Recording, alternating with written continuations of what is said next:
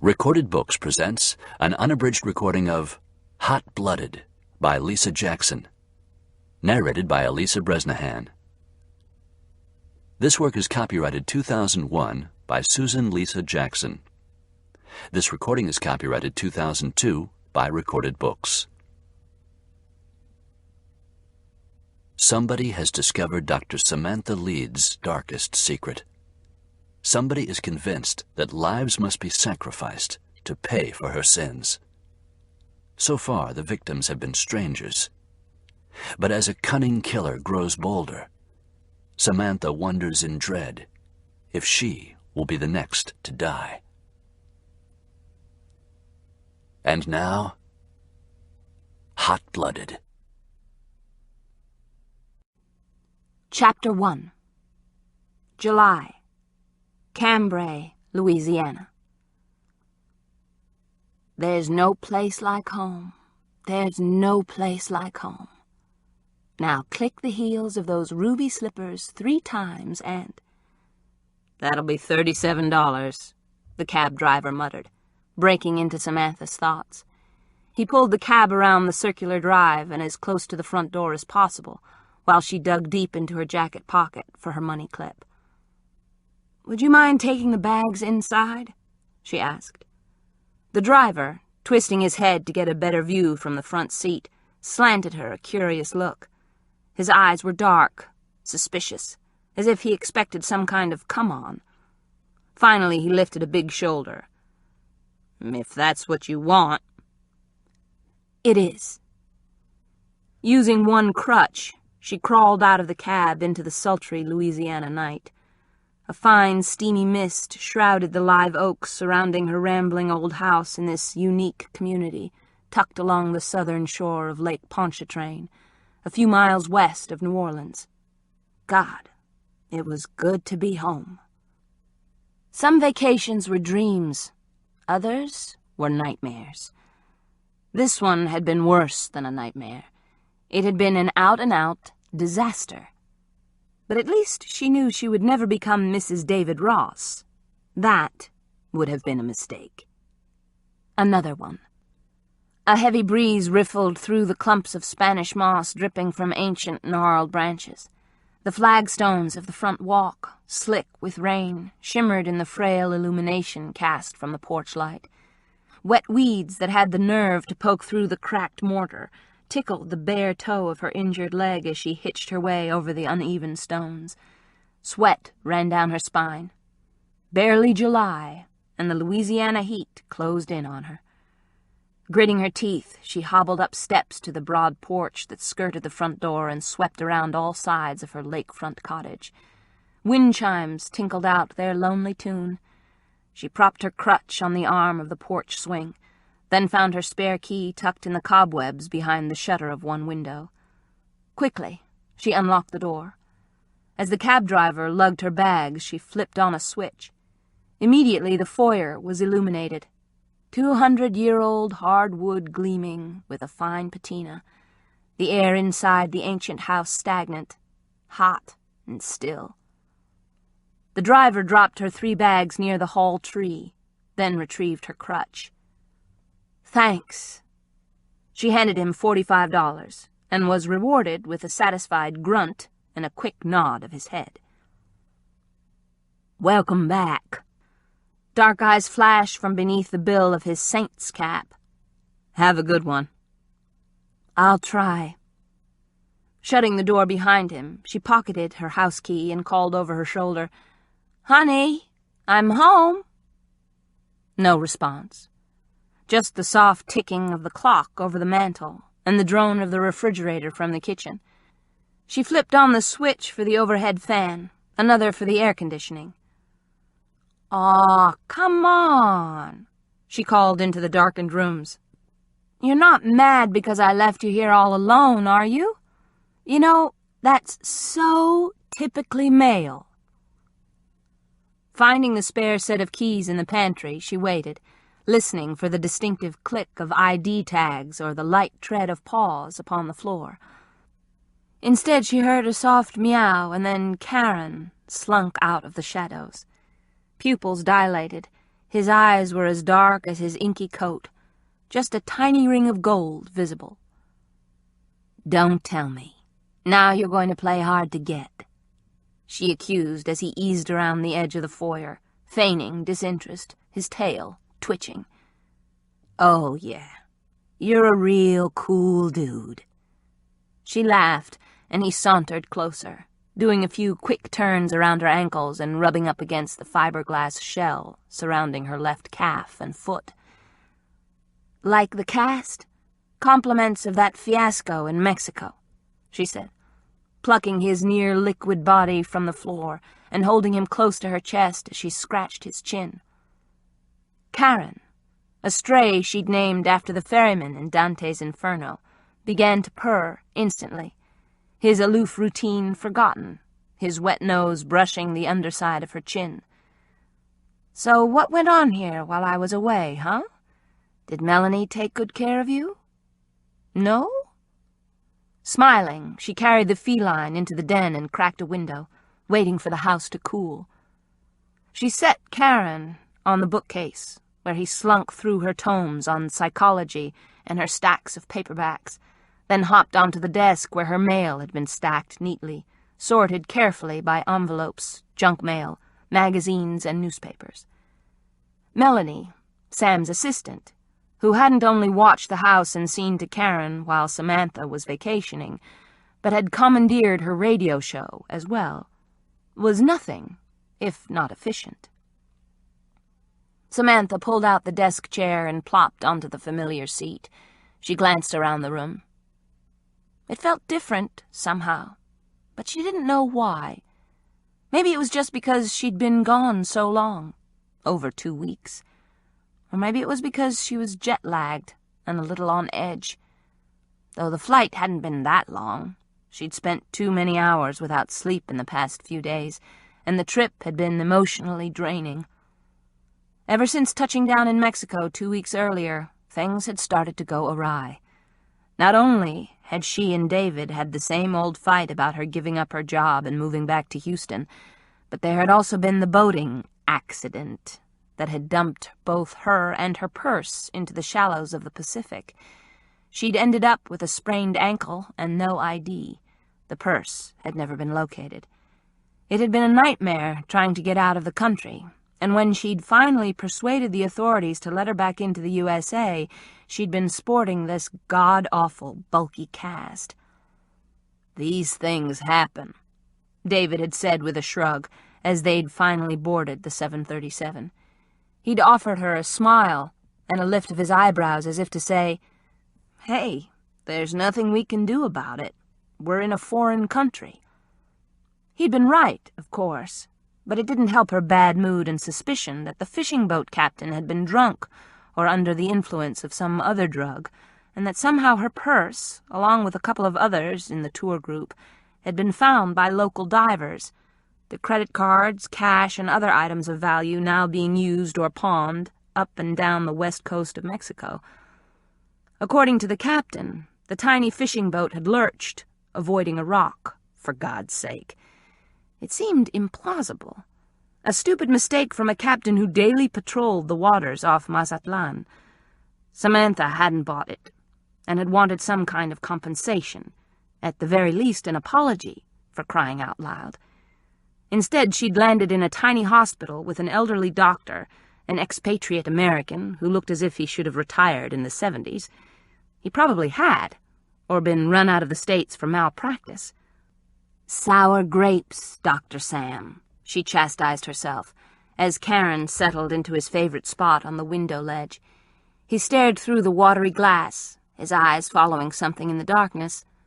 Probably a squirrel. Samantha looked through the panes and saw nothing but the dark shadows of the night. She pushed the play button on her answering machine while grabbing her letter opener and slicing through the first envelope. A bill. No doubt the first of many. The recorder went through a series of beeps and clicks before playing. The first call was a hang-up. Great. She tossed the bill onto the table. The second was a solicitor asking if she needed auto glass repair. Better yet. She thought of her red Mustang convertible. Couldn't wait to get it on the road again. but she didn't need a new windshield. "No thanks," she said, tearing into several letters.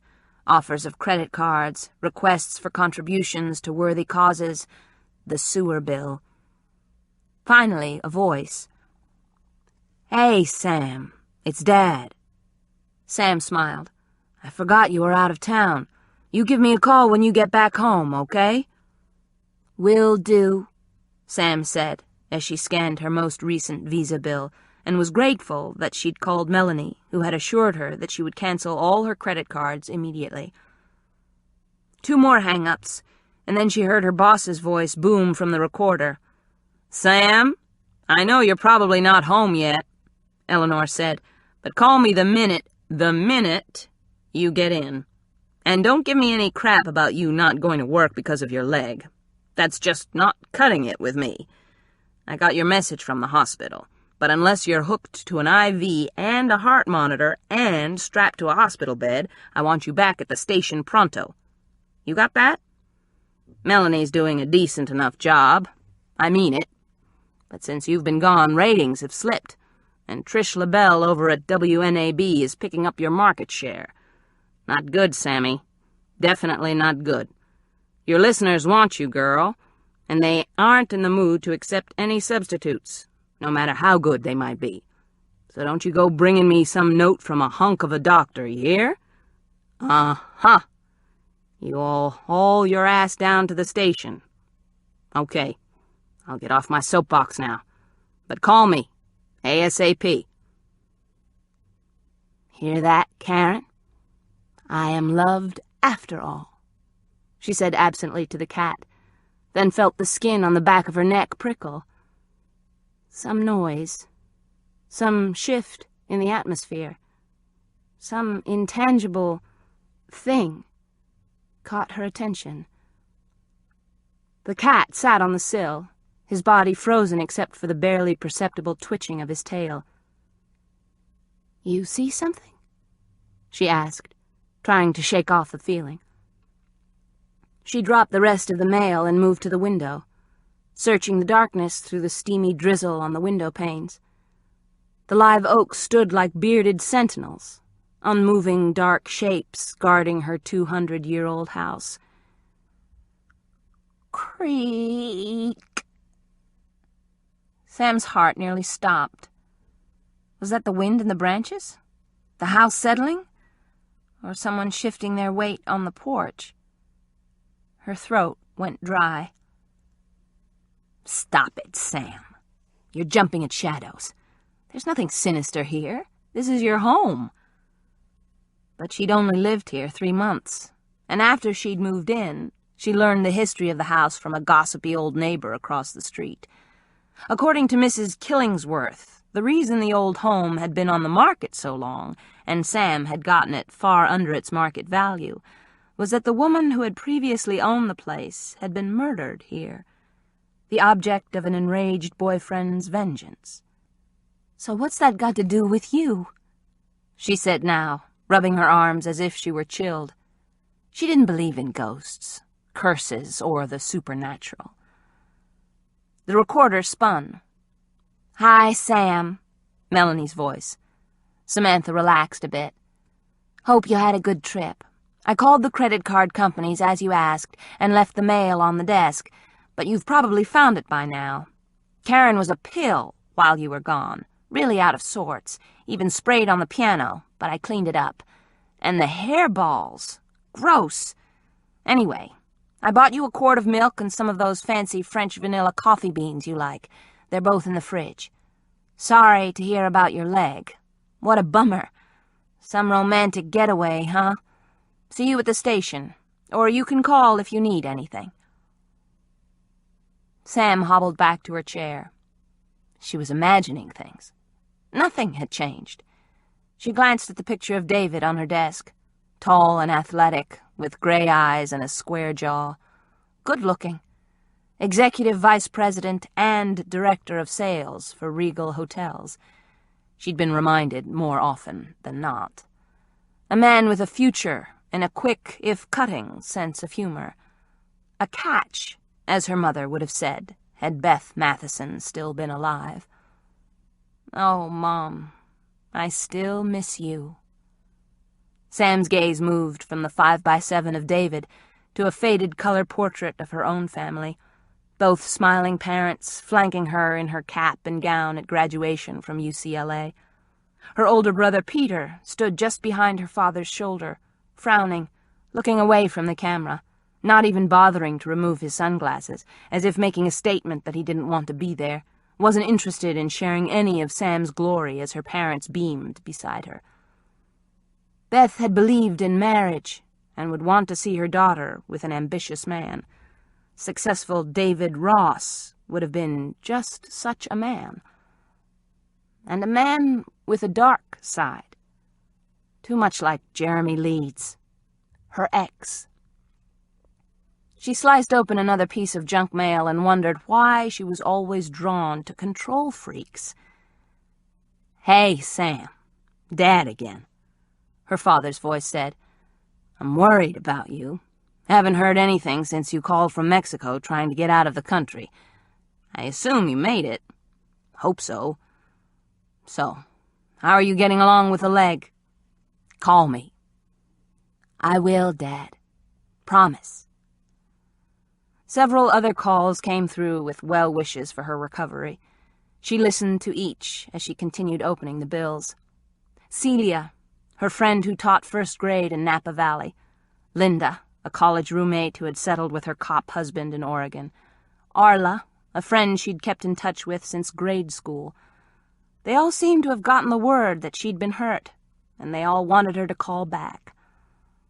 "It's great to be popular," she muttered to the cat, as the receptionist for her dentist called to remind her of her 6-month cleaning. The next call was from the Boucher Center, where she did volunteer work, reminding her that her next session was the following Monday. She reached for the final envelope, plain, white, legal-sized. No return address. Her name typed on a computer label. With a slit, the envelope opened, and the single page dropped onto the desk. Her blood froze. She stared at a picture of herself. A publicity shot she had taken several years ago. It had been copied, then mutilated. Her dark red hair swung around a face with high cheekbones, pointed chin, and sexy, nearly naughty smile. But where there had once been mischievous green eyes with thick eyelashes, there were only jagged-edged holes, as if whoever had cut them out was in a hurry. Across her peach-tinged lips was a single word scribbled in red pencil. Repent. Oh, God. She pushed herself away from the desk, repelled. For a second she couldn't breathe. She heard a scraping sound on the porch, as if someone had been watching through the window and was hurrying away. Footsteps. "Oh, no, you don't," she said, whipping around in her chair and stumbling to the window only to look out at the dark, lonely night. The tick of the clock was barely audible over the beating of her heart, and as she stared through the steamy glass, the recorder played the next message. "I know what you did," a male voice whispered in a low, sexy tone. Sam spun around and glared at the machine with its flashing red light. "And you're not going to get away with it." The voice wasn't harsh. Not at all. In fact, it was seductive, nearly caressing, as if the caller knew her personally. Sam's skin crawled. "You're going to have to pay for your sins." "You bastard!" Karen hissed and jumped from the sill. The recorder clicked off and went silent. The house seemed to close in on her, the shadowy corners of the walls darkening. Was it her imagination, or did she hear footsteps running across the yard? She took in several deep breaths, then, using her crutch, checked all the locks on the doors and the latches on the windows. It's a prank, she told herself, nothing sinister. In her line of work, she was a quasi-celebrity, one who invited the public to contact her, to help them with their problems, to get to know her. As a radio psychologist, she dealt with people's problems and phobias every night while she was on the air. And this wasn't the first time that her private life had been violated. It wouldn't be the last. She thought about calling the police, or David, or someone, but the last thing she wanted to appear to be was a hysterical, paranoid woman. Especially to herself. She was a professional, a doctor of psychology. She didn't want to risk public disdain. Not again. Her heart thundered, and she slowly let out her breath. She'd have to call the police whether she wanted to or not. But not yet. Not tonight. She double-checked all the locks and told herself to remain calm, go upstairs, read a book, and tomorrow, in the morning light, reassess what had happened to her. There was just no reason to panic. Right? No one would seriously want to do her harm. Repent? Pay for her sins? What sins? The guy was psyching her out, which was probably his point. Come on, big guy, she called to the cat. Let's go upstairs. It was her first night home. She wasn't going to let some anonymous creep ruin it. Chapter 2. If you ask me, she's faking it, Melba whispered to Tiny, then gave Sam a friendly wink as Samantha hitched her way past the receptionist's desk at the WSLJ offices a block off Decatur Street. Wasp-thin, with mocha-colored, flawless skin and a 1,000-watt smile that could turn to cold, angry disapproval if anyone tried to get past her, Melba guarded the doors of WSLJ as if she were a trained Rottweiler. Behind her was a glass case lit by soft neon lights and filled with everything from celebrity photos and awards for the station to a voodoo doll and stuffed baby alligator, memorabilia to remind any visitor that they were definitely in the heart of New Orleans. Sam rolled her eyes. You're right. I've been wearing this. She tapped her cast with the rubber tip of her crutch, just to get out of work and gain sympathy. Yeah, that's it. And that's why I'm popping ibuprofen every couple of hours. I kinda get off on the masochistic thing. Psychobabble, Melba accused. What can I say? It's my job. She relaxed. It felt good to be back at the station, at work. After a fitful night's sleep, she'd woken to the new day, told herself to quit being a chicken, checked the yard for footprints, found none, then eyed the mutilated picture of herself as a professional, from a distance. She'd listened to the ominous call again and decided not to freak out. There would be time enough for that later. Melba propped one hand under her chin. A dozen bracelets clinked and caught in the light. You know, I have a theory about all shrinks. Psychologists. Do tell, Sam encouraged. I think every one of you got into the field because of some basic character flaw. Most shrinks I know are nuts, and you radio types are the worst. I mean, who would want to sit in this damn studio all night listening to other people's problems when you know you don't help them? They just call 'cause they're lonely. Or horny, Tiny added as he passed through the glassed-in reception area. He dropped the package onto Melba's desk as light jazz whispered from hidden speakers. Right, or horny. Get your rocks off by calling Dr. Sam at 1-800-DIAL-A-SHRINK, New Orleans' own private late-night couch. Confess and be healed. Sam's head snapped up. She felt the smile slide off her face. What did you say? Get your rocks... No. What's that about confession? Well, that's what you are, Melba said as the phone rang. Kind of like a priest, or preacher, or whatever. And this whole place turns into a late-night, high-tech confessional. Even the name of the show, honey. Midnight Confessions. Need I say more? She punched a button and studied her glossy pink nails. WSLJ, New Orleans, heart of smooth jazz and talk radio. How may I direct your call? Don't mind her, Tiny said. You know she's always got a bug up her butt. She loves you. And it's great to be loved, Sam muttered, still wondering about Melba's remarks. Maybe she was just jittery, looking for hidden meanings. She hadn't gotten much sleep. Her leg had ached while her mind had spun, reviewing the damned taped message and scarred publicity shot. Her cast had been heavy and cumbersome, making getting comfortable impossible, and so far the day had been nerve-stretching. First, she dealt with the Cambrai police, talking to an officer on the phone, then waiting for him to show up. He'd assured her they would patrol the area more often and had taken the tape, envelope, and publicity shot with him. Later, still edgy, she'd called credit card companies to make sure they'd gotten Melanie's message from Mexico about her lost cards, driven with difficulty to the DMV to get a new driver's license, gone to a locksmith and asked him to come over to replace all of the locks in the house and make a duplicate set for her car. Then she'd finally stopped by the Social Security Administration to stand in line for nearly an hour to ask that a new card be issued.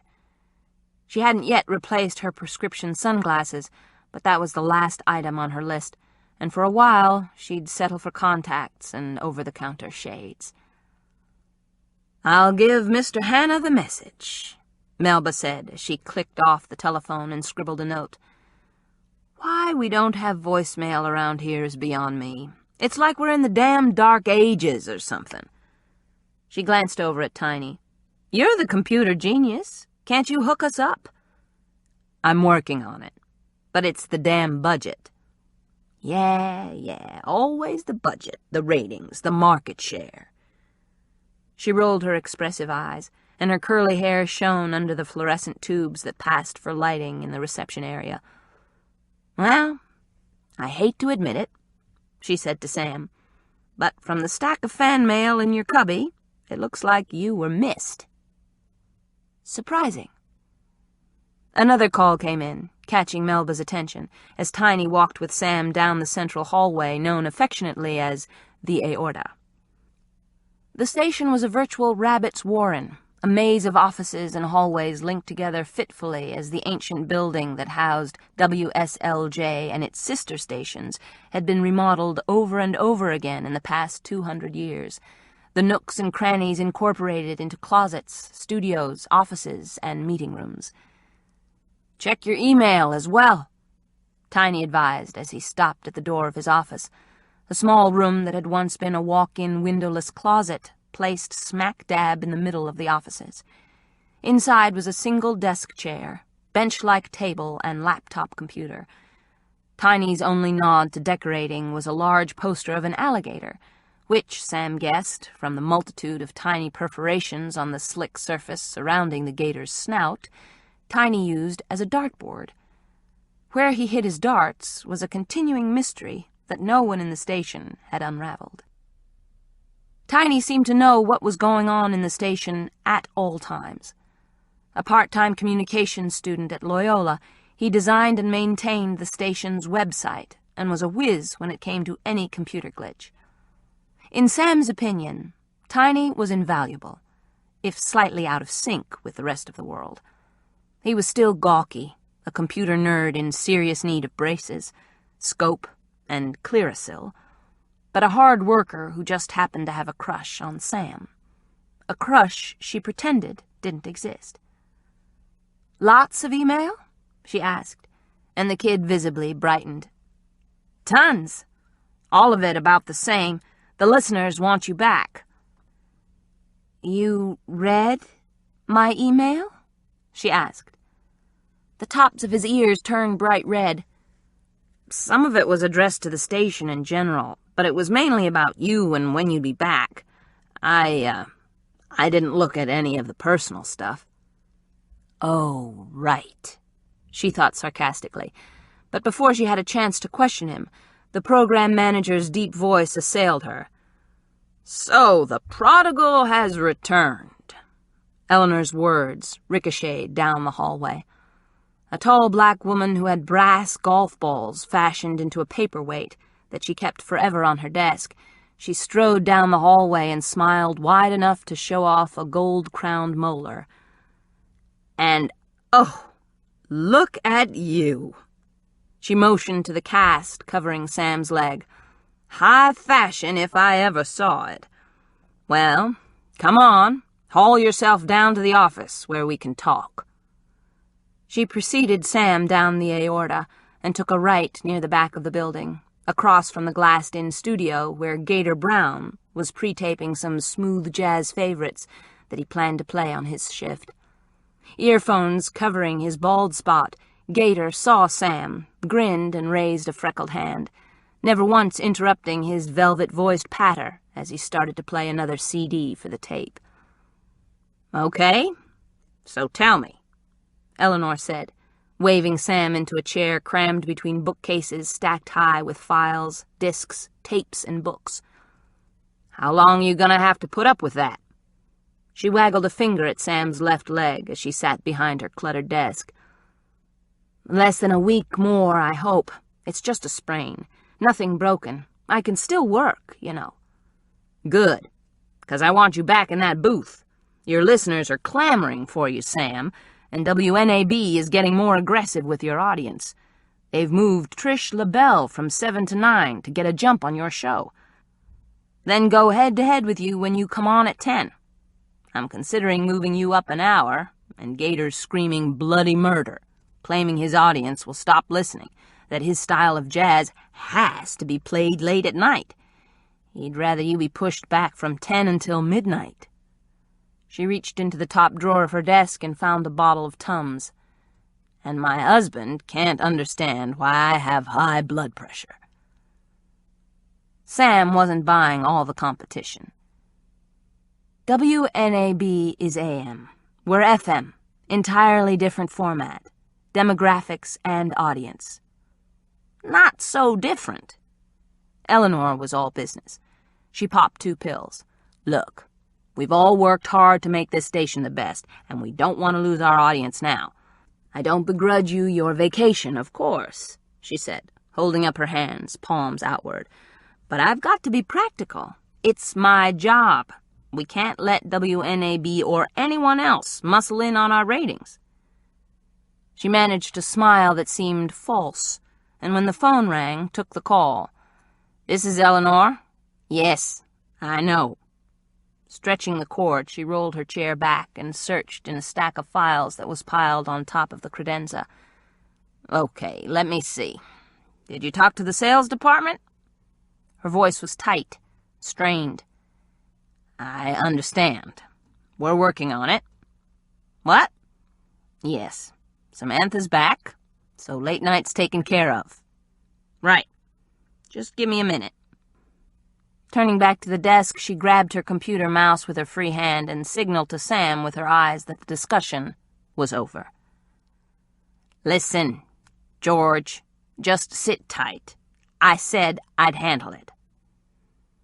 Samantha hobbled out of the room, but Eleanor's voice drifted after her. "I'll come up with something. Yes, soon. For God's sake, don't have a heart attack. Just calm down. I understand." Negotiating 2 corners, Sam entered the hallway that opened to the glassed-in studios and recording rooms. She glanced through one window and saw Gator still leaning into the microphone, talking to the tape as if he were actually speaking to the audience and every listener were his personal friend. He'd cut this tape into his regular program. On the air, his voice was a soft drawl, inviting, a real down-home boy. In person, he was much more animated and lively. Sam waved. Gator gave her a cursory nod, and she wended her way past several more studios, an editing room, the library, and finally wound up at the communal office she shared with the other DJs. Her mail was, indeed, stuffed into her cubby. Remembering the ugly missive she'd received at home, she sorted through the envelopes carefully, telling herself that the prickle of dread crawling up her spine was totally out of line. She slit open each envelope and scanned the pages. Nothing was out of the ordinary. Nothing was the least bit suspicious. offers to speak at or host charity functions, well wishes from listeners who had found out she'd been in an accident, advertisements, more bank card offers. Nothing sinister. She'd told herself that she wasn't going to bring up the letter and crank call to anyone at the station, but she would talk to the police again. The letter and voice on her answering machine were probably just pranks, nothing more.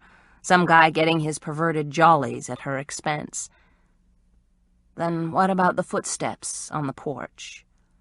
How about the way Karen had reacted? What about the way you felt last night, as if unseen eyes were watching your every move? Gritting her teeth, she reminded herself, for the 100th time, that she was letting a couple of stupid, malicious pranks get to her. She'd dealt with crank callers before. As long as she changed the locks, fixed the faulty alarm system that had come with the house, and made sure that the Cambrai police were true to their word and increased their patrols of the area, she'd be fine. Right? A few hours later, after most of the staff had gone home for the night, Sam was tossing the trash into a wastebasket when the click of high heels caught her attention. Turning, she spied Melanie breezing into the room. Her hair was windblown, her cheeks pink from the heat of the summer night. "Welcome back," Melanie greeted with a grin. All of 25, Melanie had graduated at the top of her class at All Saints, a small college in Baton Rouge, where she'd majored in communications and minored in psychology. She'd worked at the college radio station, then landed a job in Baton Rouge before accepting a position with WSLJ, not long after Sam had hired on. Melanie, like Sam, was one of Eleanor's recruits. "Thanks. I'm going to run down to the shop on the corner and pick up coffee and something totally fattening and sinful. Probably a beignet smothered in powdered sugar. Want one?" "Tempting, but I think I'll pass." Sam set the mail aside and rolled her chair back from the long counter that served as a desk. "And thanks again for taking care of the cat and leaving me the coffee and milk. You were a lifesaver." Melanie beamed under the compliment. In many ways, she was still a kid. "Just remember that when it comes time for my review and raise, okay?" "Oh, I get it. You bribed me." "Absolutely." Melanie was blocking the doorway, a hand on either side of the jam. In a gauzy purple dress, thin black cape, platform shoes, and fresh makeup, she looked ready to go out on the town, rather than work. "Hot date?" "A girl can hope." Melanie laughed and lifted one shoulder. "Maybe I'll get lucky. And—" she held up a finger. "No motherly advice about being careful. I'm a big girl now." "And I'm not old enough to be your mother." "Then no friendly or even professional advice, okay?" Sam knew when to button her lip. Melanie's past relationships had been less than stellar, and the girl was waiting to get her heart broken again. But Samantha didn't argue. After all, she wasn't exactly batting 1,000 in the love department herself. "When are you off duty?" Melanie looked at her watch. "After the show, same as you.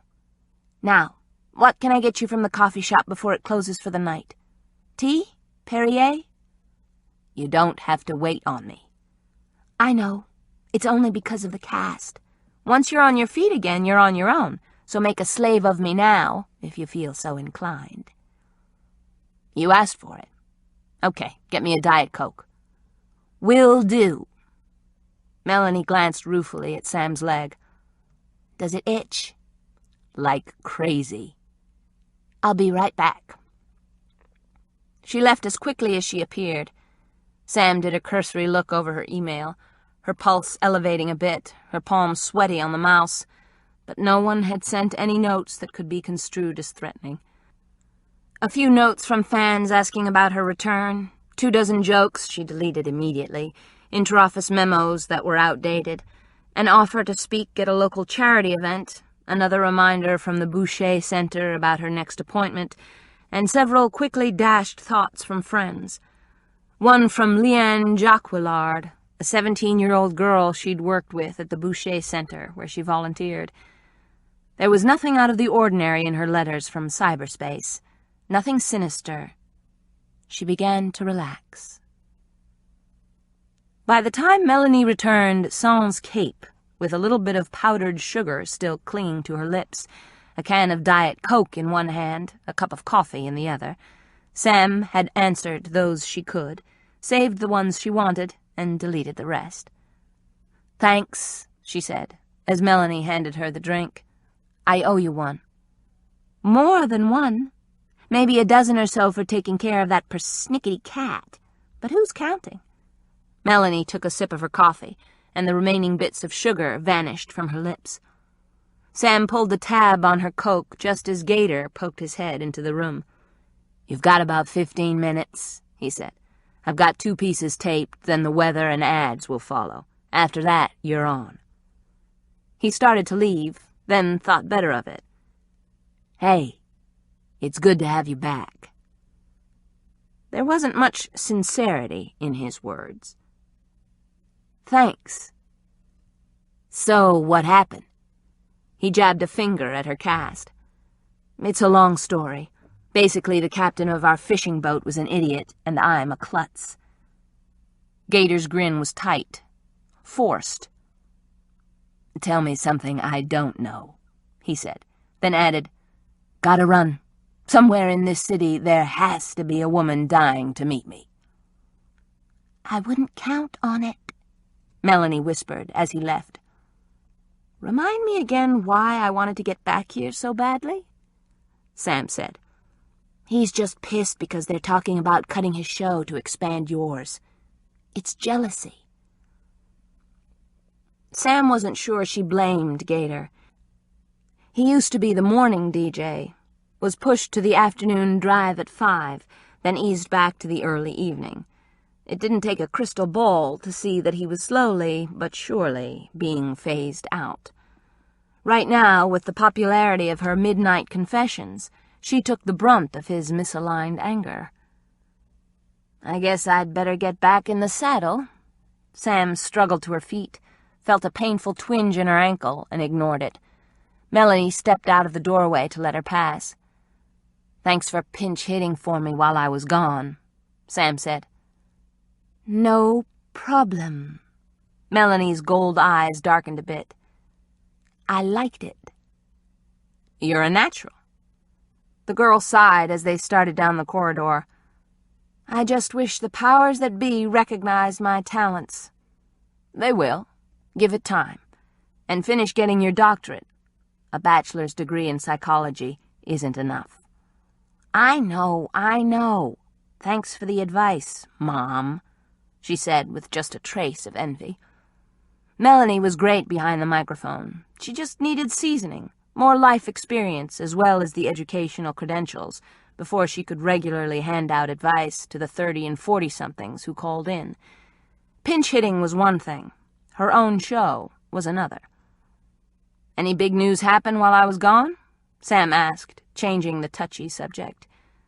"Nothing. It's been so boring around here." Melanie shrugged and took another sip of coffee. "New Orleans is never boring." "But the station is. It's the same old, same old. There's gossip about the possibility of WSLJ being sold to a big conglomerate or merging with a competitor. There always is. Then there would be major reformatting. All the DJs are freaked because they'd be replaced by computers or syndicated programs from Timbuktu or God knows where." "That never stops," Sam said. "Right, but this time there's more to it. George is talking about spending big bucks on more computer equipment, cutting staff, doing more of the taped stuff. Melba's thrilled, practically orgasmic at the thought of voicemail. And Tiny, he loves the idea. The more high-tech stuff, the better." "It's the wave of the future," Sam said cynically.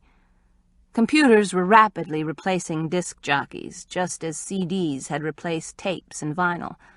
The library of LPs and 45s in the station was collecting dust in a locked glass case that only Ramblin' Rob, the crusty oldest DJ in the building, played upon occasion. "I catch hell for it," he always said, laughing, his voice raspy from years of cigarettes. "But they don't dare fire me. AARP, the governor and even God himself would shut this place down if they did." Melanie followed Samantha along the hallway. Doing the show was the only thing that was interesting around here. "Liar, liar," Melba said as she cruised past and grabbed her jacket from the rack in an alcove near the offices. "Don't let her give you any of that bull." Her elegant eyebrows lifted a notch. "There's a new man in our girl's life." Melanie blushed and rolled her expressive eyes. "True?" Sam asked as she turned a corner and slipped through the door to the studio. The information about her assistant wasn't exactly a newsflash. Melanie had a new boyfriend every other week, or so it seemed. "This one's serious." Melba tucked her umbrella under her arm. "Believe me, the girl's in love." "It's only been a couple of dates, that's all." Melanie fiddled with the chain around her neck. "No big deal." "But you like him?" "So far." "Do I know him?" "Nah." Melanie shook her head, then slipped into the adjoining booth. "I'll start screening the calls," she said, as Sam settled into her chair and adjusted the mic. She checked the computer screen. With a touch of her finger on the appropriate button on the monitor, she could play a pre-taped advertisement, the opening music, or the weather. She placed headphones over her ears as Melanie nodded, indicating that the phone lines were working and connected to the computer.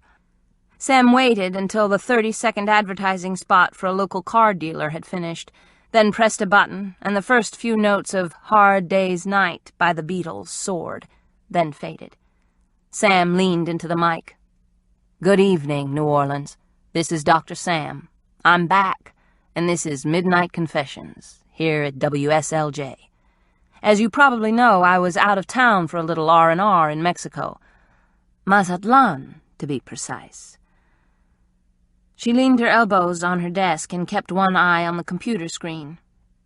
It was a beautiful place, very romantic, if you were in the right frame of mind.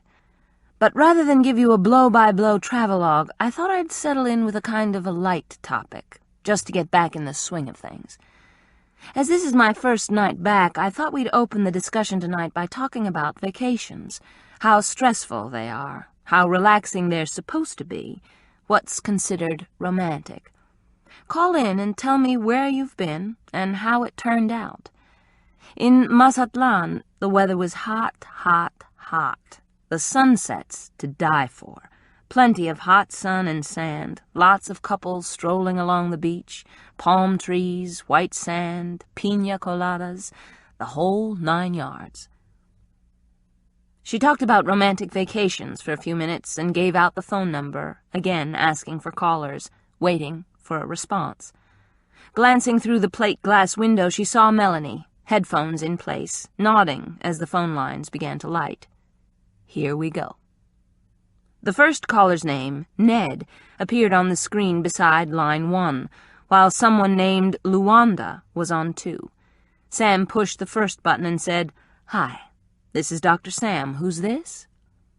"Yeah, this is Ned." The guy sounded nervous. I'm glad you're back.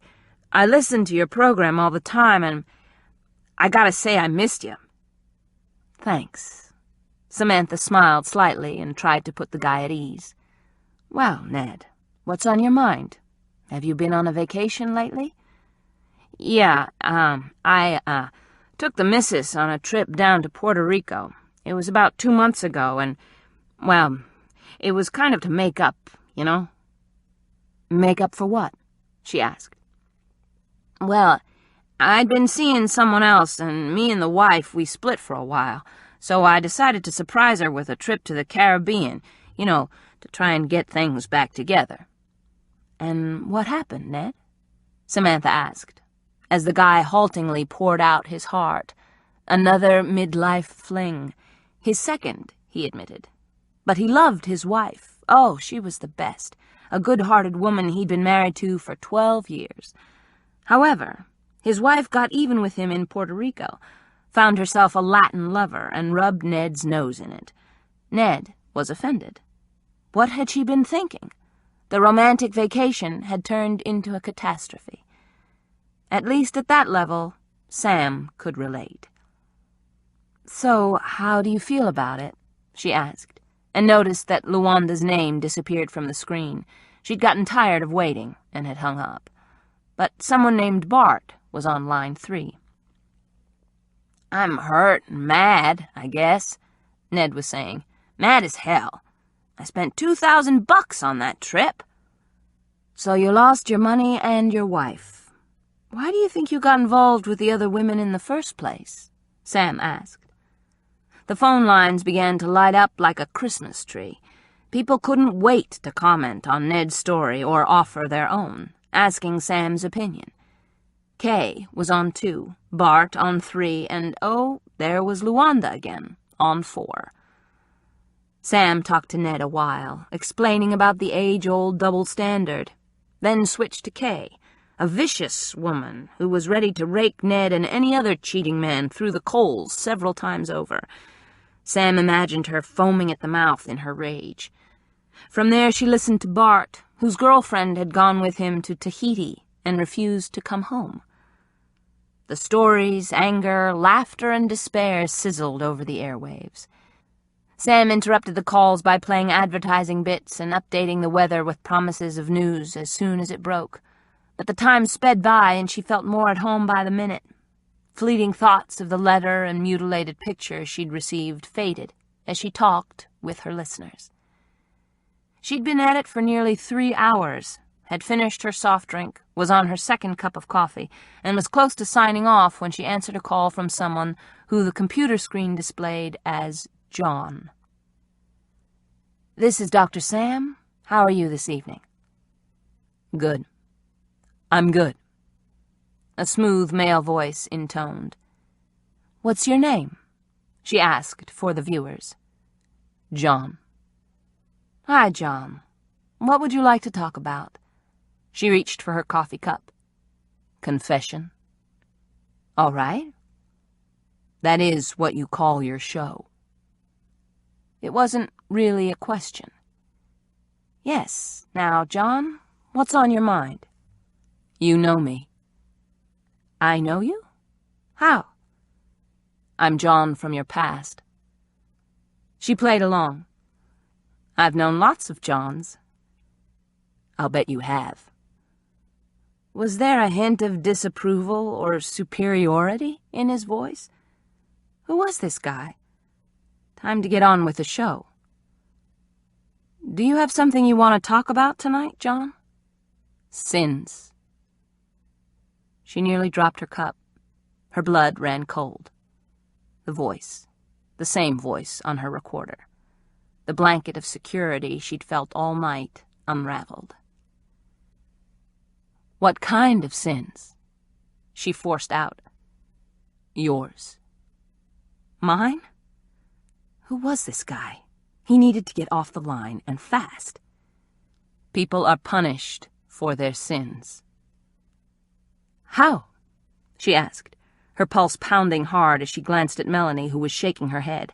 Obviously, John had asked her a different question when she'd screened the call. "You'll see," he said. Sam signaled Melanie, hoping the girl understood that she needed to get off the line. Fast. She was certain this was the same creep who'd left the message on her personal recorder. "Maybe I'll have to repent," she said, her nerves strung tight as she stalled for time. "Of course you will. Confession, Samantha. Midnight confession." Oh, God. This was the guy. "I'll take it under advisement." "That would be wise, Sam, because God knows what you did."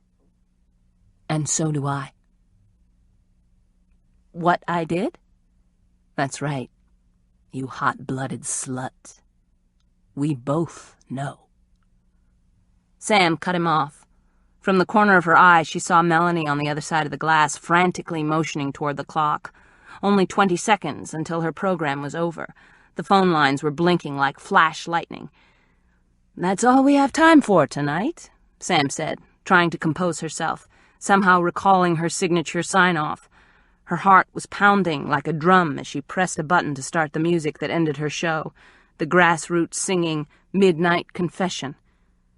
As the first few lines of the song faded, she said, "This is Dr. Sam with a final word. Take care of yourself, New Orleans. Good night to you all, and God bless. No matter what your troubles are today, there is always tomorrow. Sweet dreams."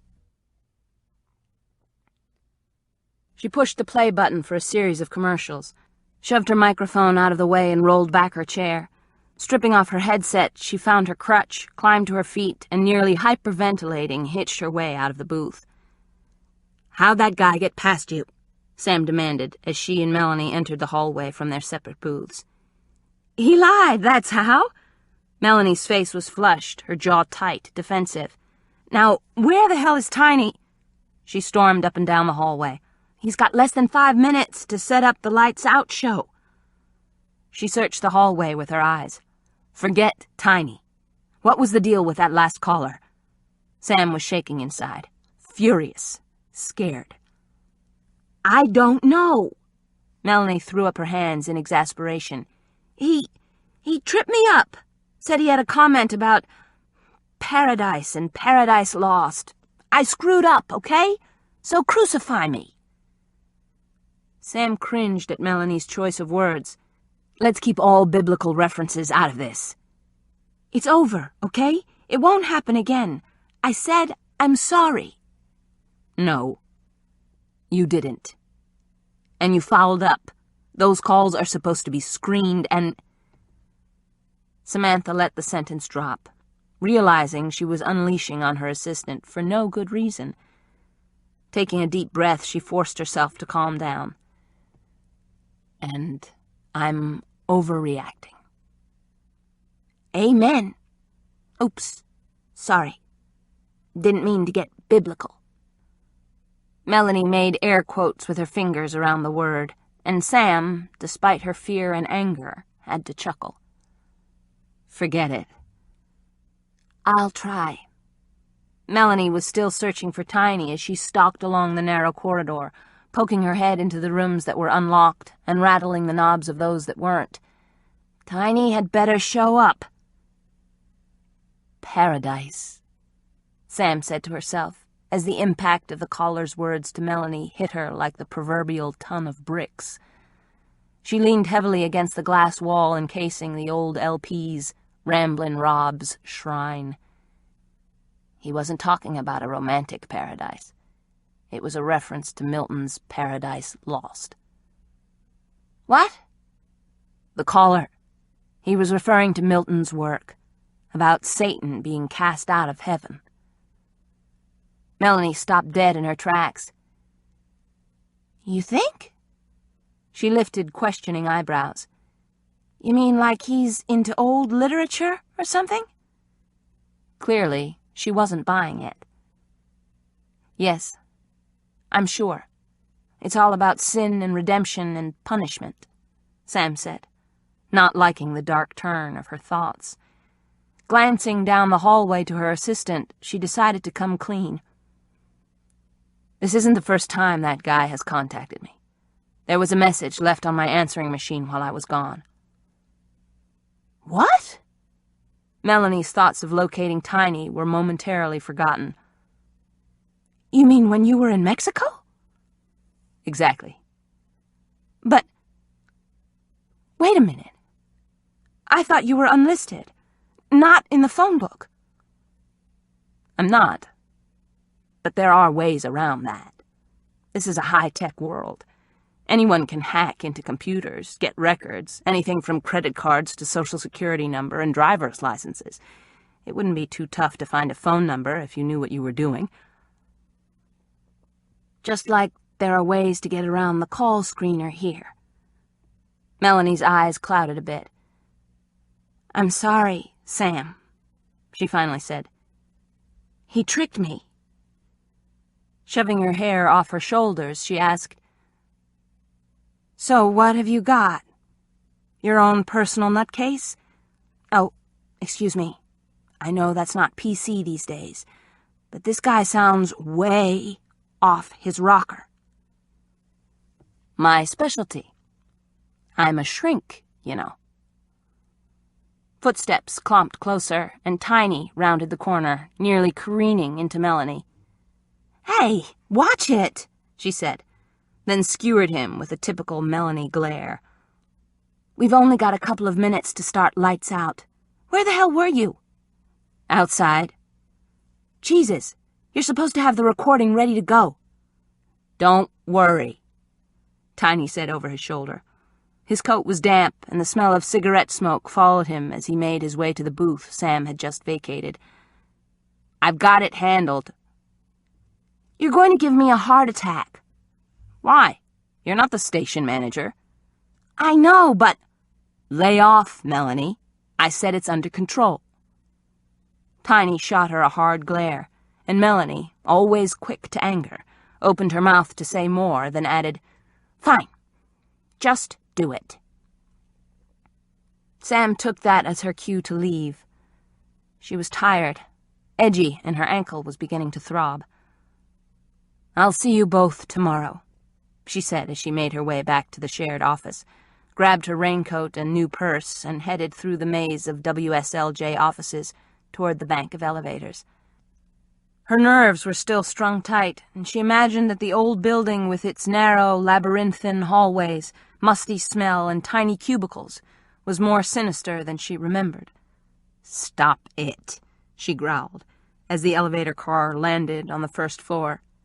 "You're imagining things."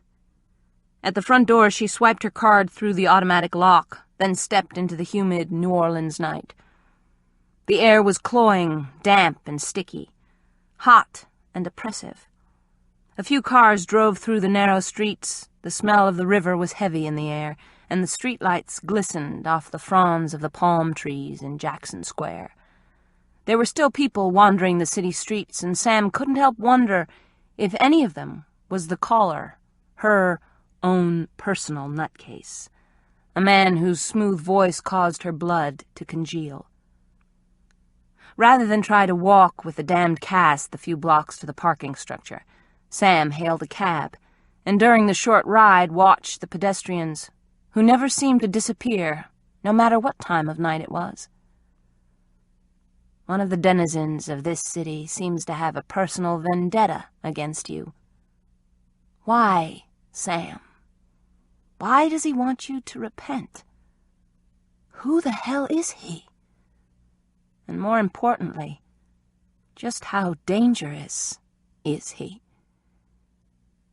She leaned back against the seat and hoped that this was the end of it. The caller, John, had finally made contact with her. Maybe now he'd leave her alone. And yet, as the darkened streets of the city passed, she thought of the mutilated publicity shot of herself someone had mailed to her, and she knew with mind-numbing certainty that this was just the beginning. Chapter 3. The moon was blocked by thick, night-blackened clouds. Rain slanted from the sky, and the wind kicked up, causing whitecaps to foam on the usually calm surface of Lake Ponchartrain as the summer squall passed over. Ty Wheeler's sailboat bobbed wildly at the mercy of the wind, sails billowing, deck listing over dark, opaque water. He ignored the elements along with the certainty that he was on a fool's mission, definitely in the wrong place at the wrong time. He should take down the sails and use the damn engine, but it wasn't reliable, and a part of him liked daring the fates. The way he figured it, this was his chance, and he damned well was going to take it. Bracing his feet on the rolling deck, he stood at the helm, legs apart, eyes squinting through the most powerful set of binoculars he could find. He focused the glasses on the back of the rambling old plantation-styled home Samantha Leeds now occupied. "Doctor," Samantha Leeds, he reminded himself. Ph.D. Enough credentials to choke the proverbial horse, and more than enough to allow the good doctor to hand out free advice over the airwaves, no matter who it harmed. His jaw hardened, and he caught a hint of movement behind the filmy curtains. Then he saw her. His fingers clenched over the slick glasses as he watched, like a damned voyeur, as she walked unevenly through her house. He checked his watch. 3:15 in the morning. And she was beautiful. Just as she was in the publicity shots he'd seen. Maybe even more so with her tousled red hair and state of undress. Dr. Leeds wore a nightshirt buttoned loosely, its hem brushing the tops of her long, tanned thighs as she walked unevenly through a room lit by Tiffany lamps and adorned with a lot of old-looking furniture, probably antiques. He caught a glimpse of the cast that encased her left foot and half her calf.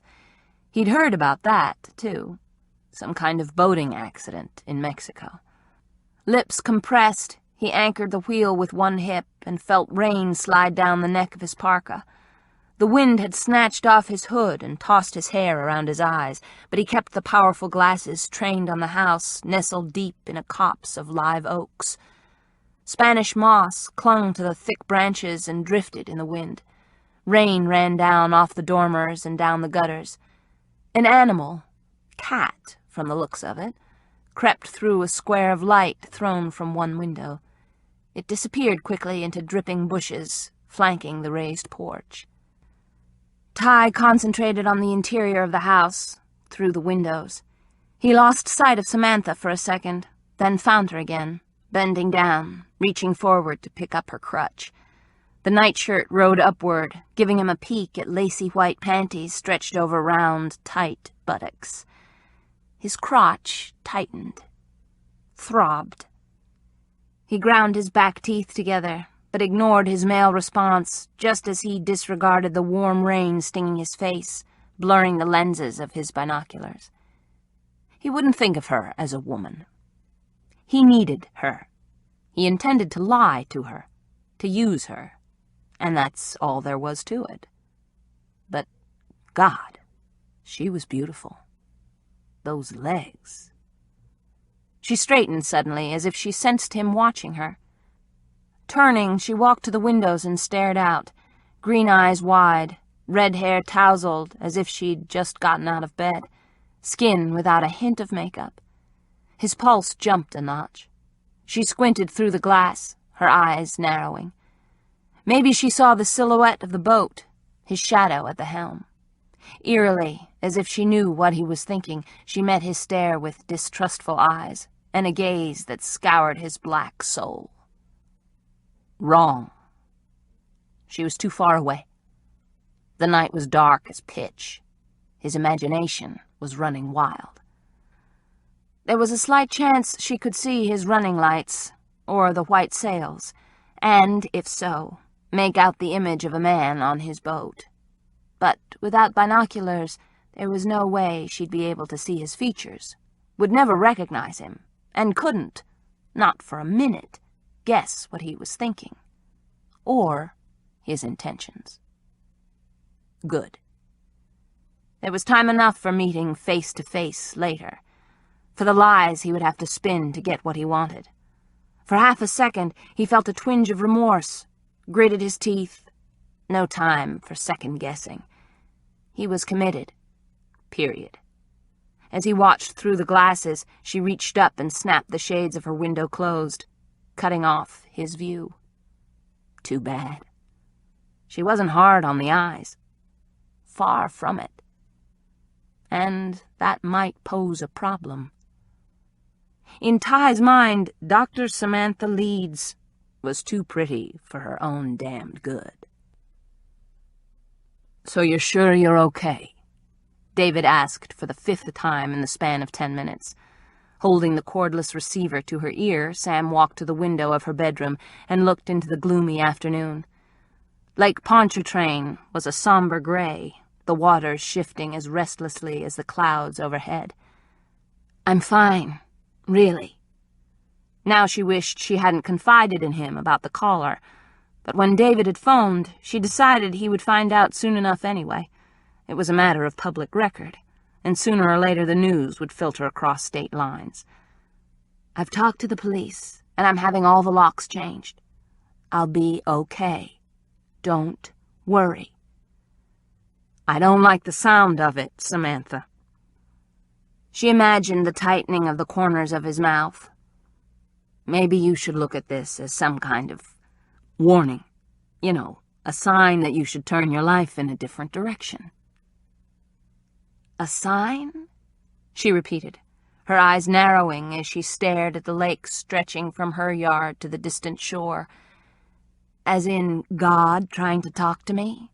You mean like the burning bush, or—" "There's no reason to get sarcastic," he cut in. "You're right. I'm sorry." She balanced her hips on the arm of a wing chair. "I guess I'm a little edgy. I didn't sleep well." "I'll bet." She didn't mention the boat. She was certain a sailboat had been drifting just off her dock, that in the barest of light from the shore she'd seen running lights and the reflection of giant sails with a man's contour against the backdrop. Or maybe it had been her imagination running wild. "So where are you again?" she asked, reaching to the nightstand and retrieving a knitting needle she'd found in the closet, part of the personal items she'd inherited from her mother. Feeling a twinge of guilt, she slipped the needle between the cast and her leg and scratched. Her doctor would probably kill her if he knew, but then he was the crusty old guy down in Mazatlan, the expatriate she'd never see again if she was lucky. "I'm here in San Antonio, and it's a deluge. I'm standing at the window of my hotel room looking over the river walk, and it's like a wall of water. Can't even see the restaurant across the river. The sky just opened up."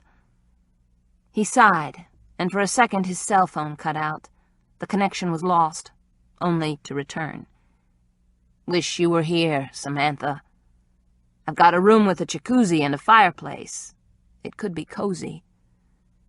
And it could be hell." She remembered Mexico, the way David had smothered her, the fights. He'd wanted her to move back to Houston, and when she'd refused, she'd witnessed a side of him she didn't like. His face had turned a deep scarlet, and a small vein had throbbed over one eyebrow. His fists had even clenched as he told her that she was an idiot not to take him up on his offer. At that moment, she'd known she never would. "I thought I made it clear how I felt," she said, watching a raindrop drizzle a zigzag course down the window. She gave up on the knitting needle and tossed it onto the bureau. "I hoped you'd changed your mind." "I haven't. David, it won't work. I know this sounds corny and trite, but I thought you and we could—" "Just be friends," he finished for her, his voice flat. "You don't have to put the just in there. It's not like being friends isn't a good thing." "I don't feel that way about you," he said, and she imagined his serious face. He was a good-looking man, clean-cut, athletic, handsome enough to have done some print work while he was attending college, and he had the scrapbooks to prove it. Women were attracted to him. Sam had been, or thought she'd been. But in the 2 years they'd dated, some of the luster had faded, and she'd never really fallen in love. Not that there was anything specifically wrong with him, or nothing she could name. He was handsome, intelligent, the right age, and his job with Regal Hotels was certain to make him a millionaire several times over. They just didn't click. "I'm sorry, David." "Are you?" he asked with a bite. David Ross didn't like to lose. "Yes." She meant it. She hadn't intended to lead him on. She just wanted to be careful, to make sure this time. "Then I suppose you don't want me to be your escort at that benefit you've been talking about." "The auction for the Boucher Center?" she said, wincing when she remembered she'd brought it up to him months ago. "No, I think it would be best if I went alone." He didn't immediately answer, as if he expected her to change her mind. She didn't, and the tension on the line was nearly palpable. "Well," he finally said, "I guess there's nothing more to say. Take care of yourself, Samantha." "You too." Her heart twisted a bit. She hung up and told herself it was for the best. It was over, and that was that. All of her friends thought she was nuts not to marry him. "If I were you, I'd set my hooks in him and reel him in faster than you could say prenup." Her friend Corky had confided over shrimp bisque less than a month ago. Corky's eyes had twinkled mischievously, almost as brightly as the 3 rings she wore on her right ring finger, prizes from previous relationships and marriages. "I don't know why you're so uptight about the whole thing. I've been married before, and I believe in the old once-burned, twice-shy routine. I thought it was once bitten." Corky had broken off a chunk of bread as she glanced out the windows of the restaurant to the slow-flowing Mississippi, where a barge covered with gravel was chugging upstream. "Samey, same. The point is, you'll never find a better catch than David, believe you me." Corky had nodded, her short blonde curls bobbing. "Then you take him." "I would, in a heartbeat, but he's in love with you." "David's in love with David." "Harsh words, Sam. Wait till you get back from Mexico, then you tell me," Corky had said with a naughty smile. As if hot sand, even hotter sun, and, she implied, far hotter sex would change how Samantha felt. It hadn't. The sand had been warm, the sun hot, the sex non-existent. It had been her problem, not his. The fact of the matter was that she just wasn't in love with the guy. Period. Something about him grated on her nerves. An only child, a brilliant scholar, David was used to having things his way, and he always wanted them to be perfect. Life wasn't supposed to be messy, which, of course, it always was. "All men are not Jeremy Leeds," Corky had said, wrinkling her pert nose as she mentioned Samantha's ex-husband. Thank God. Corky had signaled to the waiter for another glass of Chardonnay, and Sam had absently stirred the soup while trying not to conjure up images of her ex-husband. "Maybe you're still not over him." "Jeremy?" Sam had rolled her eyes. "Get real." "It's hard to get over that kind of rejection." "I know about this," Sam had assured her. "I'm a professional, remember?" "But Jeremy's flaw is he falls in love with his students and doesn't take his marriage vows very seriously." Okay, so he's yesterday's news," Corky had said, waving the air as if she could push the subject of Jeremy Leeds out the window. "So what's wrong with David? Too good-looking?" She held up a finger. "No? Too eligible? Never been married before, you know, so there's no baggage, no kids or ex-wife." She'd wiggled another digit. "Oh, I know. Too rich. Or too ambitious. Too great a job? Lord, what is he, CEO of Regal Hotels?" "Executive Vice President and Director of Sales for the Eastern United States." Corky had flopped back in her chair and thrown her hands over her head as if in surrender. "There you have it. The man's too perfect." Hardly, Samantha had thought at the time. But then she and Corky, friends since second grade in L.A., had always had different views on boyfriends, courtship and marriage. One lunch hadn't changed anything, and the trip to Mexico had convinced her David Ross wasn't the man for her, and that was just fine. She didn't need a man, didn't really want one right now. She shook herself out of her reverie and stared through the sweating window panes to the lake, where she'd imagined a mysterious man on the deck of his sailboat, binoculars trained on her house in the middle of the night, no less. She grinned at her folly. "You're jumping at shadows," she told herself, and with Karen trailing behind her, hitched her way to the bathroom, where she tied a plastic sack over her cast, sent up a prayer that the damn thing would be cut off soon, and climbed into the shower. She thought about David, about the man on the sailboat in the lake, about the seductive voice on the phone, and about the mutilated picture of herself, the eyes gouged out. Shivering, she turned the spray to hot and closed her eyes, letting the warm jets wash over her. Chapter 4. "What the hell happened here last night?" Eleanor's voice shook with rage. Her face was set in a hard mask, and as she followed Sam down the aorta of WSLJ, she was hell-bent for an explanation. "You heard about the caller?" Sam set her dripping umbrella in a corner of the compact room, then placed her crutch over it. "The whole damn town heard about the caller, for Christ's sake. It was on the radio, remember? Who was he, and how in the hell did he get past screening?" "He tricked Melanie. We were talking about vacations, and he said something about paradise." "This much I know," Eleanor said, her lips pursing, as Sam shrugged out of her raincoat. "I have it all on tape, and I've listened to it half a dozen times. What I'm asking you—" She pointed a long, accusing finger at Sam as she tucked her coat into a closet, "is do you know who this guy is and what he wants?" "No." "But there's something more." Eleanor's dark eyes trained on Sam's face.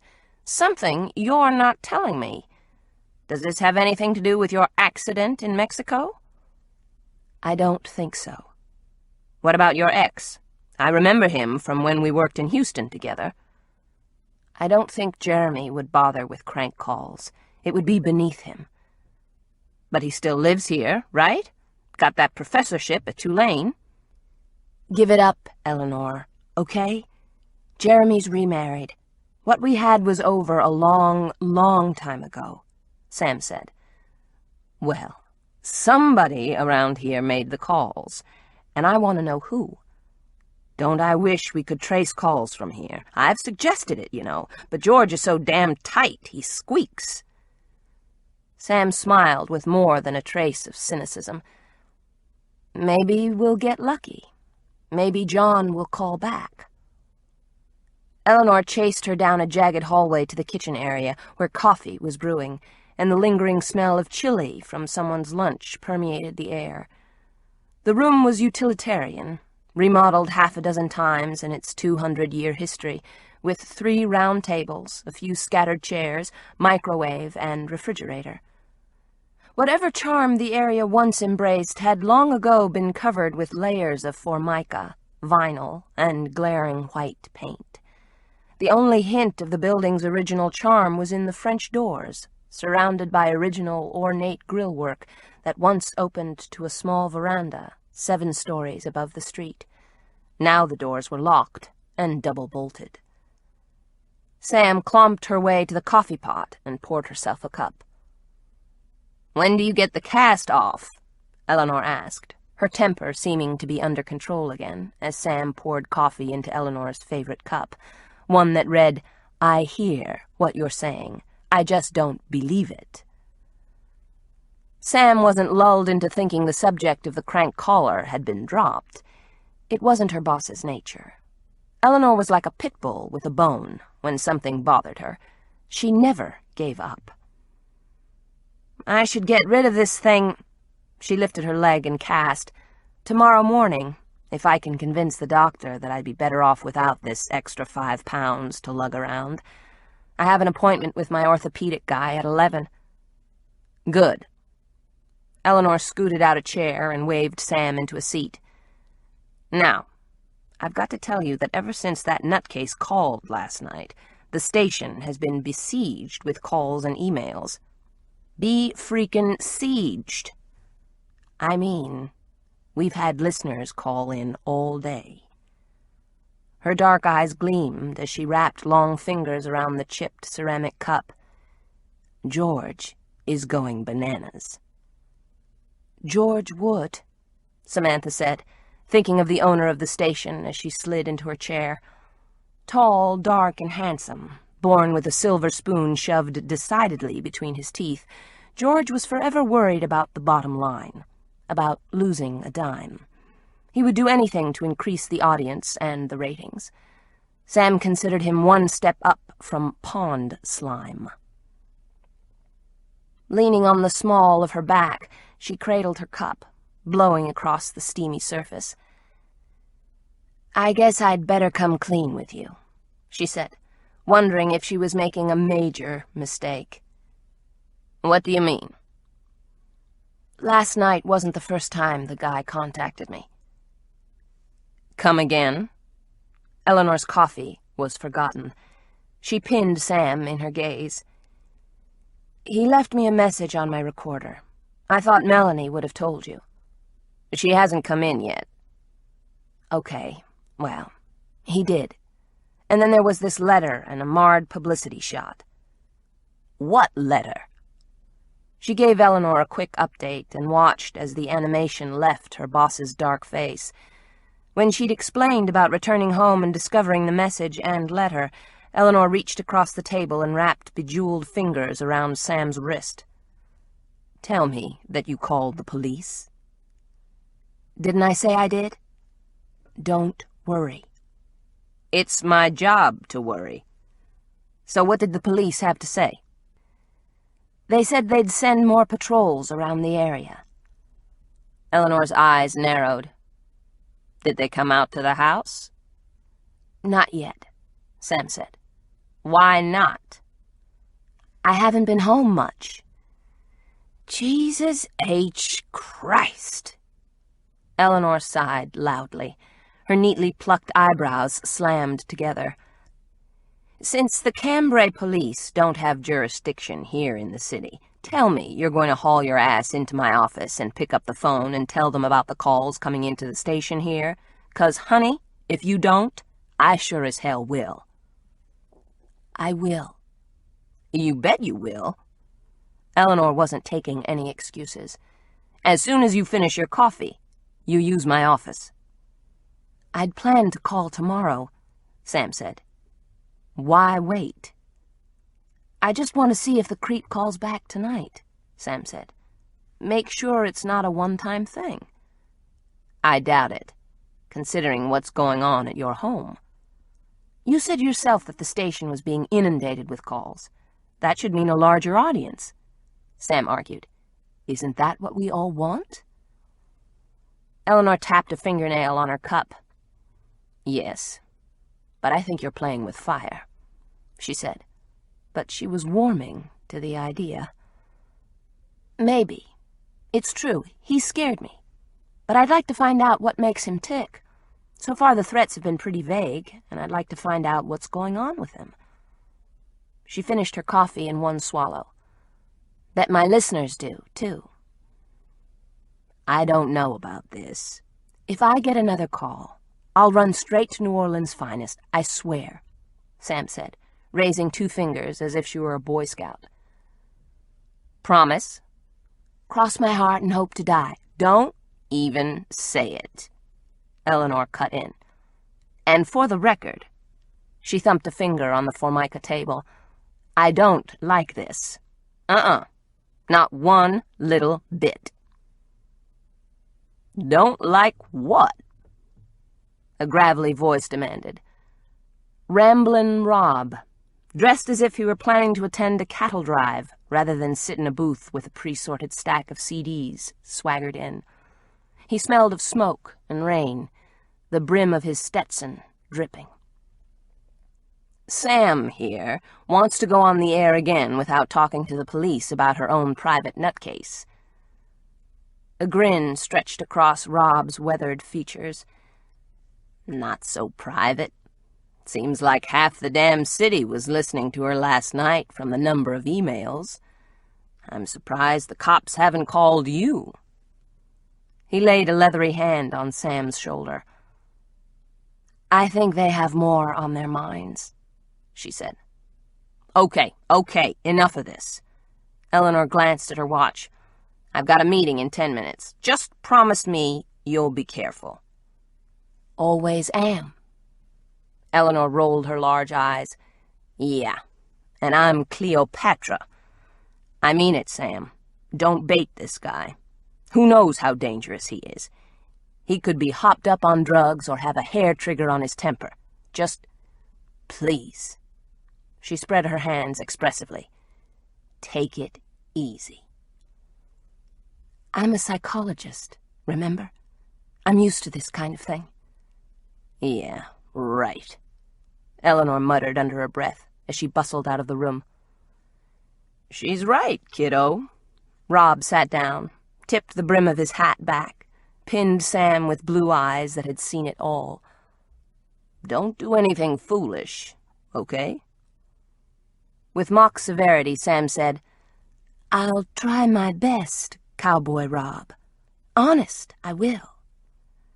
She said it lightheartedly, but the truth of the matter was that she intended to be very careful with the guy should he phone in again. If she got any hint that he was dangerous, she'd phone the police. Pronto. That night, as she walked down the hallway, a cup of coffee in her hand, the offices seemed darker than usual, the shadows in the corners deeper, the corridors more crooked than before. It was stupid, of course. The old building in the heart of the city hadn't changed at all. But despite her bold words to Eleanor earlier, Sam was edgy. She'd gone home last night and nothing had happened. She thought she'd heard someone outside, but as she'd stepped onto her back porch, she'd seen nothing through the curtain of rain, and only the whistle of the breeze and the clink of wind chimes had disturbed the night. Later, she'd spied the lone boat on the choppy waters, or at least thought she had. She'd shut her blinds and pushed him out of her mind. What was happening to make her so jumpy? It wasn't as if she was alone, for God's sake. Melanie was manning the phones. Tiny was about, making sure that the equipment was working and that the preset programs for later in the night were ready to roll. Nothing was out of the ordinary, except that someone out there, in the city, wants to scare the devil out of you. And it was working. Big time. She was tense, her stomach in knots as she closed the door to the soundproof booth, slid into her chair and settled behind the microphone. Eleanor and George had been right, she thought, as the intro music played through the speakers mounted over her desk. The email and calls the station had received in the last 24 hours had far surpassed any other similar span of time. The conversation last night between Dr. Sam and John had spurred interest in the program, and she could feel a new sense of electricity in the station, through the headset, in the voices of the callers as they phoned in. "Good evening, New Orleans, and welcome." She started out her show with her usual bit. Then, knowing she was dancing with the devil, she said, "I thought we'd pick up tonight where we left off. Last night a caller phoned in, bringing up the subject of forgiveness, repentance, and sin." Sam's fingers were a little shaky as she leaned into the mic. "I thought it was worth exploring tonight as well. I know a lot of you are listening, and I'd like to hear your interpretations of sin." The first phone line was already blinking. Lines 2 and 3 lit up almost simultaneously. Once the program was over, Eleanor would probably kill her, tell her that she was inviting trouble. But though her hands were sweaty and her pulse elevated, she wanted to connect with John again, to find out more. Who was he? Why had he called? He had to be the same man who left her the voice message on her machine, and was the same guy who had sent her the mutilated publicity shot. Why was he trying to terrorize her? The computer screen showed that Sarah was line 1, and Tom on 2. 3 belonged to Marcy, New Orleans was eager to talk about sin, redemption, quote Bible verses, and express opinions vociferously about the wages of sin. 2 men named John called, neither being the one who had phoned the night before.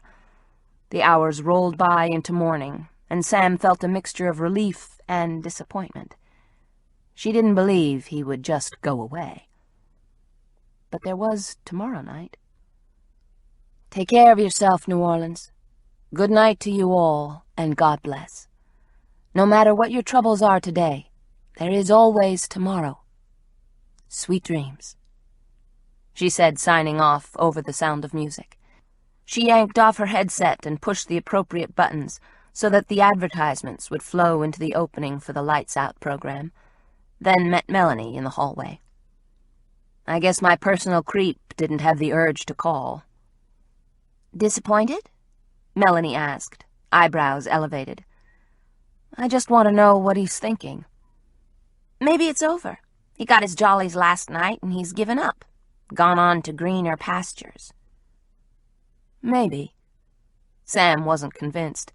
In fact, silly as it seemed, she thought he was playing a game with her, that he was listening, knowing she expected him to call, and was trying a new tactic to freak her out. Forget him. You all but begged him to call, what with the subject tonight, Melanie said. He's probably bored. Or he might be more cautious. He doesn't know that I haven't talked to the police yet. He could have thought the cops would trace the call. Melanie yawned. You know, Sam, maybe you're not as important to him as you think. She seemed irritated and added, it was probably just a kid with a deep voice playing a prank. Sam didn't think so. You really expected him to call, didn't you?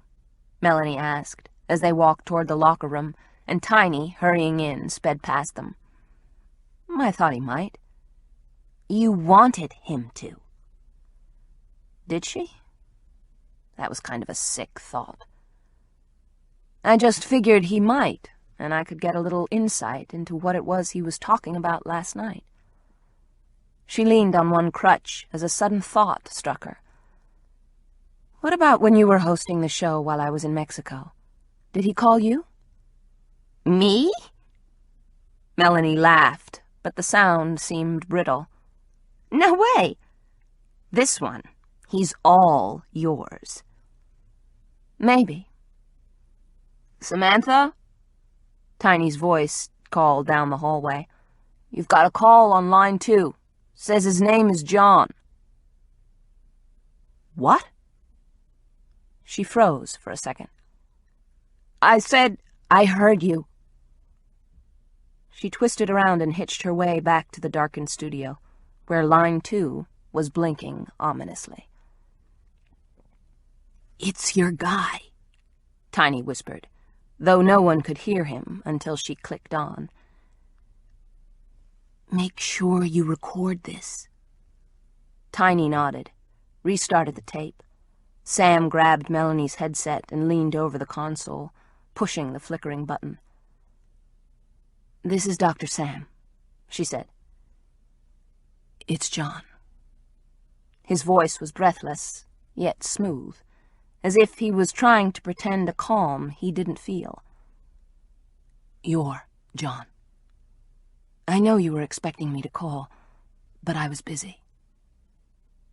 Who are you? This is not about me, he said, and his calm seemed to snap. Sure it is. What is it you want? A pause. I thought you'd like to know that what happened is all because of you. It's your fault. Yours. Her blood turned to ice. What happened? She demanded. You'll know. Click. What will I know? She asked. The line was dead. Damn! She tossed off the headset and stared at the console, willing a light to blink again. But the phone lines didn't illuminate.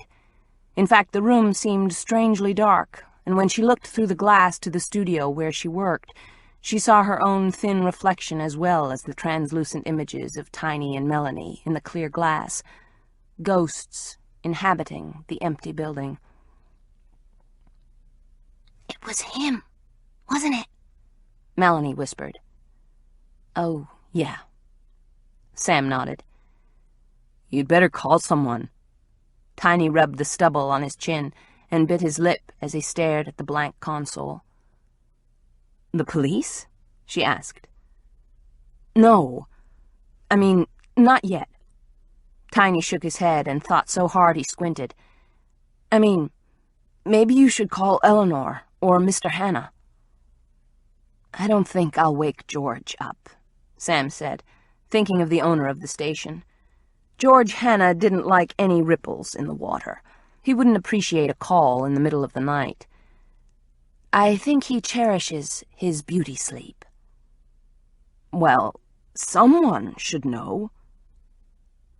"Someone does," she said, thinking of the smooth voice without a face. He knew what she looked like, where she lived, what she did for a living, how to contact her, and she was at a distinct disadvantage. So far, she knew nothing about him. Nothing at all. Chapter 5. "We've got ourselves another one." Detective Reuben Montoya leaned a muscled shoulder against the door jamb to Rick Bentz's office in the weathered stone building that housed the precinct. His black hair was glossy as a raven's wing, his goatee trimmed and neat. White teeth flashed when he spoke, and a gold earring caught the bluish glare from the flickering fluorescence overhead. "Another one?" Bentz glanced at the clock. 3:15.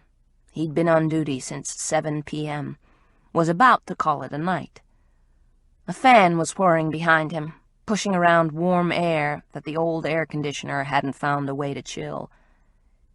"Dead working girl." The muscles in the back of Bentz's neck tightened. "Where?" "Around Toulouse and Decatur, not far from Jackson Brewery." "Hell." Bentz rolled back his chair. "Her roommate came home and found her on the bed." "Have you called the M.E.?" Bentz was already reaching for his jacket. "He's on his way." "Has the scene been disturbed? The roommate, did she do anything?" "Just screamed loud enough to wake everyone in the building, but the super swears he's closed the door and kept everyone at bay." Bentz frowned. "You know, this isn't really my baby. You should call Brinkman." "He's on vacation, and besides he's a dick, and that's not meant to be a compliment." Montoya's dark eyes flashed. "You've got experience with this kind of thing." "That was a while back," Bentz admitted.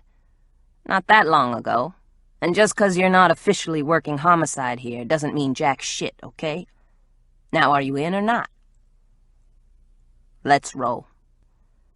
Bentz was on his feet and out the door, the lethargy he'd felt seeping into his bones half an hour ago replaced by a jolt of adrenaline. Through a room filled with beat-up desks and down one flight where their boots clattered on the old metal and linoleum, they hurried into the street, where Montoya's unmarked was parked illegally. Bentz didn't think about the consequences. Brinkman would probably be pissed, but then he always was. And Melinda Jaskill, in charge of the homicide division, had pretty much given Bentz carte blanche. Despite what happened in L.A. If she didn't like him taking charge, she could pull him off the case and call Fred Brinkman back from Disneyland. Bentz had always believed in asking for acceptance rather than permission. More often than not, it got him into trouble. Montoya snapped on the ignition as Bentz climbed into the car. Though nearly 20 years Bentz's junior, Montoya had earned his stripes, hurtling over barriers of racism, poverty, and attitude, to land at 28 as a full detective with the NOPD. He wanted to work homicide, and sometimes did a double detail just to be involved in murder investigations. He also drove through the dark city streets as if he were at Daytona. As the police band crackled, he managed to jam a Marlboro into the side of his mouth and light up while negotiating the sharp turns and keeping the wipers at the right tempo. The misty night clung like a shroud to the corners of the old buildings and mingled with the steam that escaped from the manholes in the street. Within minutes, they skidded to a stop in front of the building. Montoya flicked his cigarette onto the street, where some of the beat cops were keeping a small crowd at bay, and crime scene tape was used as a shimmering yellow and black barricade. A couple of news vans had pulled up, and Bentz cussed the reporters under his breath. Jesus, if they'd just give the cops a couple of hours to do their jobs before descending like vultures, it would help. A microphone was pushed close to his face, but before the pert Asian reporter could spout her first question, Bentz growled, "No comment," and in tandem with Montoya, took the front steps 2 at a time to a door tucked by the side of the deli, where a uniformed street cop let them inside. "3rd floor," the cop muttered, and Montoya was a step ahead of him as they took the stairs to a cramped hallway that reeked of marijuana, mold, and incense. People had gathered in the corridor, craning their necks, talking and smoking, all the while casting curious glances toward the door marked 3F. Montoya flashed his badge to a cop Bentz had seen around the precinct, but then the young buck got off on showing his ID. It gave him a rush, the younger cop had admitted on more than one occasion. Bentz had long since given up on the authority trip. If L.A. had taught him anything, it was humility. There just weren't a hell of a lot of reasons to be an asshole. A cop learned more from subtlety than intimidation, though, at Montoya's age, Bentz, too, had thought differently. Standing in the doorway, Bentz took one look into the tiny room, and his stomach clenched. Bile rose up the back of his throat, as it always did when he viewed a murder scene, but he wouldn't admit it to a soul, and it immediately disappeared as he assumed his role as detective. He smelled stale coffee and blood, the stench of death, even in the early stages, noticeable, and heard muted conversation over a radio tuned to some soft music, an instrumental piece. "I want to talk to the roommate," he said to no one in particular. "She's in the next room, 3E, pretty shook up." The uniform, Mike O'Keefe, nodded to a door with chipped paint that was slightly ajar. Through the crack he caught a view of a pale, rail-thin woman with bags under her eyes, kinky brown hair and bad skin. Her lipstick had faded. Her mascara had slid from her eyelashes to darken the natural circles under her eyes. She was smoking, swilling coffee, and looked scared of her own shadow. Bentz didn't blame her. "Keep her there. I want to talk to her." "You in charge?" O'Keefe asked, questions in his eyes. "Until someone says differently." O'Keefe didn't argue. Careful to disturb nothing, Bentz walked past a small kitchen alcove, where a glass pot was half full of yesterday's coffee, and crumbs from the toaster had scattered over a counter that hadn't seen a sponge in quite a while. The chipped sink was piled with dishes. Cobwebs hung near the ceiling light. The living area was small, occupied almost entirely by a double bed shoved into one corner. Upon the crumpled sheets, the victim lay, half-dressed in a black teddy, eyes staring glassily at the ceiling where the blades of a fan moved lazily. She was around 30, he guessed, white, with short dark hair and a little makeup. Her throat was bruised and cut with tiny nicks, where blood had crusted, as if she'd been garroted by some kind of kinky noose that cut into her flesh, like barbed wire or one of those SM dog collars turned inside out. While her legs were spread wide, her arms had been placed together, fingers interlocked, as if she were praying. The perp had taken time to pose her. Bentz's gut tightened. Time of death? Best guess, sometime after midnight, from the looks of her. The medical examiner will know more. Name? Rosa Gillette, according to the roommate and the super. 1 bed, 2 women? They just use the place for tricks. Rosa here and a couple of friends. The third, a woman named, well, get this, Cindy Sweet, sometimes known as Sweet Sin. She hasn't been located yet. They're independents, no pimp. Check this out. Montoya pointed to a small table. Tucked beneath a candle was a $100 bill that no one had swiped. Odd, he thought. The roommate would have taken the cash, or the perp would have retrieved it. Then he noticed the mutilation. Someone had taken a black felt pen to Ben Franklin's eyes.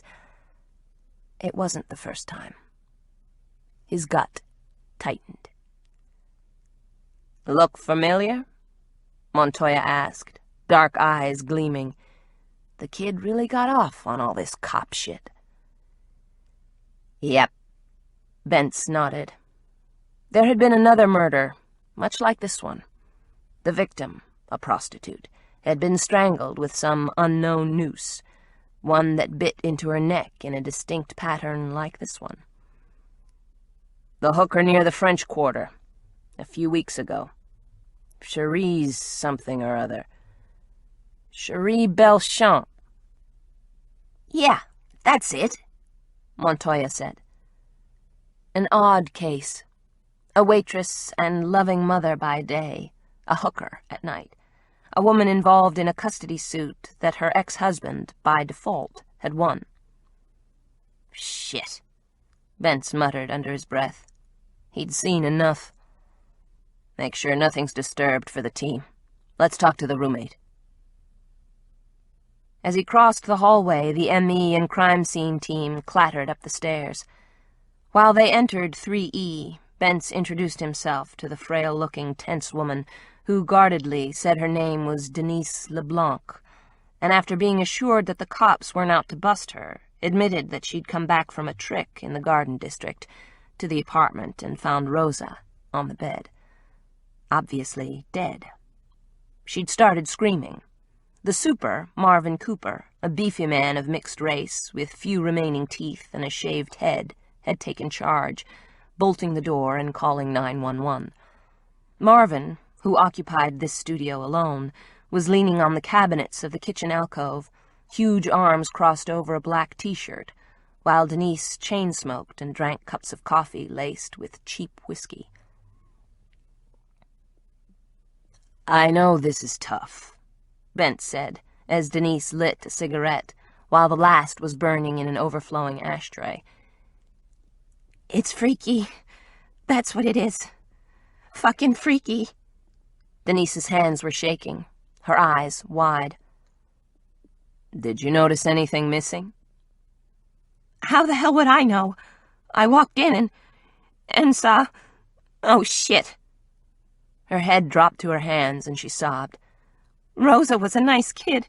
She had dreams of getting out of the business. Oh, God. Bentz waited, then said, Was anything taken? Disturbed? The whole fucking place was disturbed. The guy who did it is disturbed. Shit. Yes, it was disturbed. She was sobbing, and Bentz could coax little out of her. I just want to find out who did this to her, and you'll have to help. She's scared out of her mind, Marvin said gruffly. He sat next to Denise on the couch, and she curled up under one of his muscular arms. I saw that C-note under the bedside lamp. When Denise started screaming, I ran over there, and I saw that $100 bill all messed up. Man, whoever did this is weird, I'm telling you. Did you notice anything else? Bentz asked. You saw the body. Hell, yes, I saw her. His lips folded in on themselves, and absently he patted Denise's shoulder. I saw the way that freak messed with her, leaving her all spread-eagled and crap. So, did you see anything you thought was odd? Everything, man. This was getting nowhere. What about your other roommate, Cindy? Where's she? Dunno, Denise grumbled. She and Rosa had a fight a week or so ago. Cindy split. Haven't seen her since. She hasn't called? Bentz asked. No. Hasn't paid her share of the rent, either. I say good riddance to bad news. She was a real pain. Bentz asked more questions and didn't learn anything new.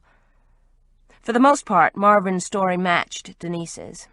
As the night hours crept quickly toward dawn, Montoya and Bentz interviewed the other denizens of the Riverview apartments.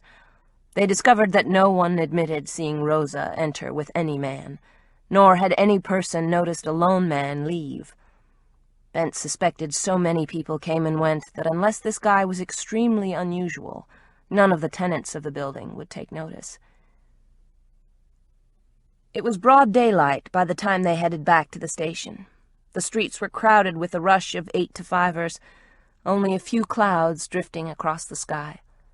Sunlight glared against the pavement and bounced off the hoods of other vehicles. Horns honked, engines thrummed, and pedestrians filled the crosswalks, spilling around parked cars as New Orleans woke up. By necessity, Montoya drove with a lighter foot, barely breaking the speed limit. Once in his office, Bentz yanked off his tie and took the time to check the files of open cases. It didn't take long to come up with a folder and computer information on Cherie Belchamp, the prostitute who had been found a few weeks earlier. She, too, had been strangled with something causing a peculiar ligature around her neck. Cherie had been posed as well, in mock prayer in her seedy apartment, left with a marred C-note on the bedside table, a loaded gun in the drawer, all the lights blazing and the radio playing. The crime scene team had collected dirt, hair, semen, and fingerprints. Whoever had offed Cherie hadn't been careful not to leave other evidence. The ex-husband, Henry Belchamp, who lived on the other side of Lake Ponchartrain, had been the primary suspect, but with an ironclad alibi and no evidence linking him to the crime, he'd been questioned and let go. The local PD in Covington was supposed to be keeping an eye on him, but so far, nothing. Henry Belchamp had suddenly become a model citizen. Bentz rubbed the stubble on his chin and twisted a kink from his neck. He'd have to check the guy out, see what old Hank had been doing earlier this evening, but it was his guess that the truck driver was clean, at least as far as the murders were concerned. And the third roommate, Cindy Sweet. He wanted to hear what she had to say, know where she'd been. In the Belchamp case, the crime team had collected dozens of fingerprints that had turned up some other suspects, all of whom said the last time they'd seen Cherie Belchamp, she'd been very much alive. Their alibis confirmed that they hadn't been in the apartment at the time of death.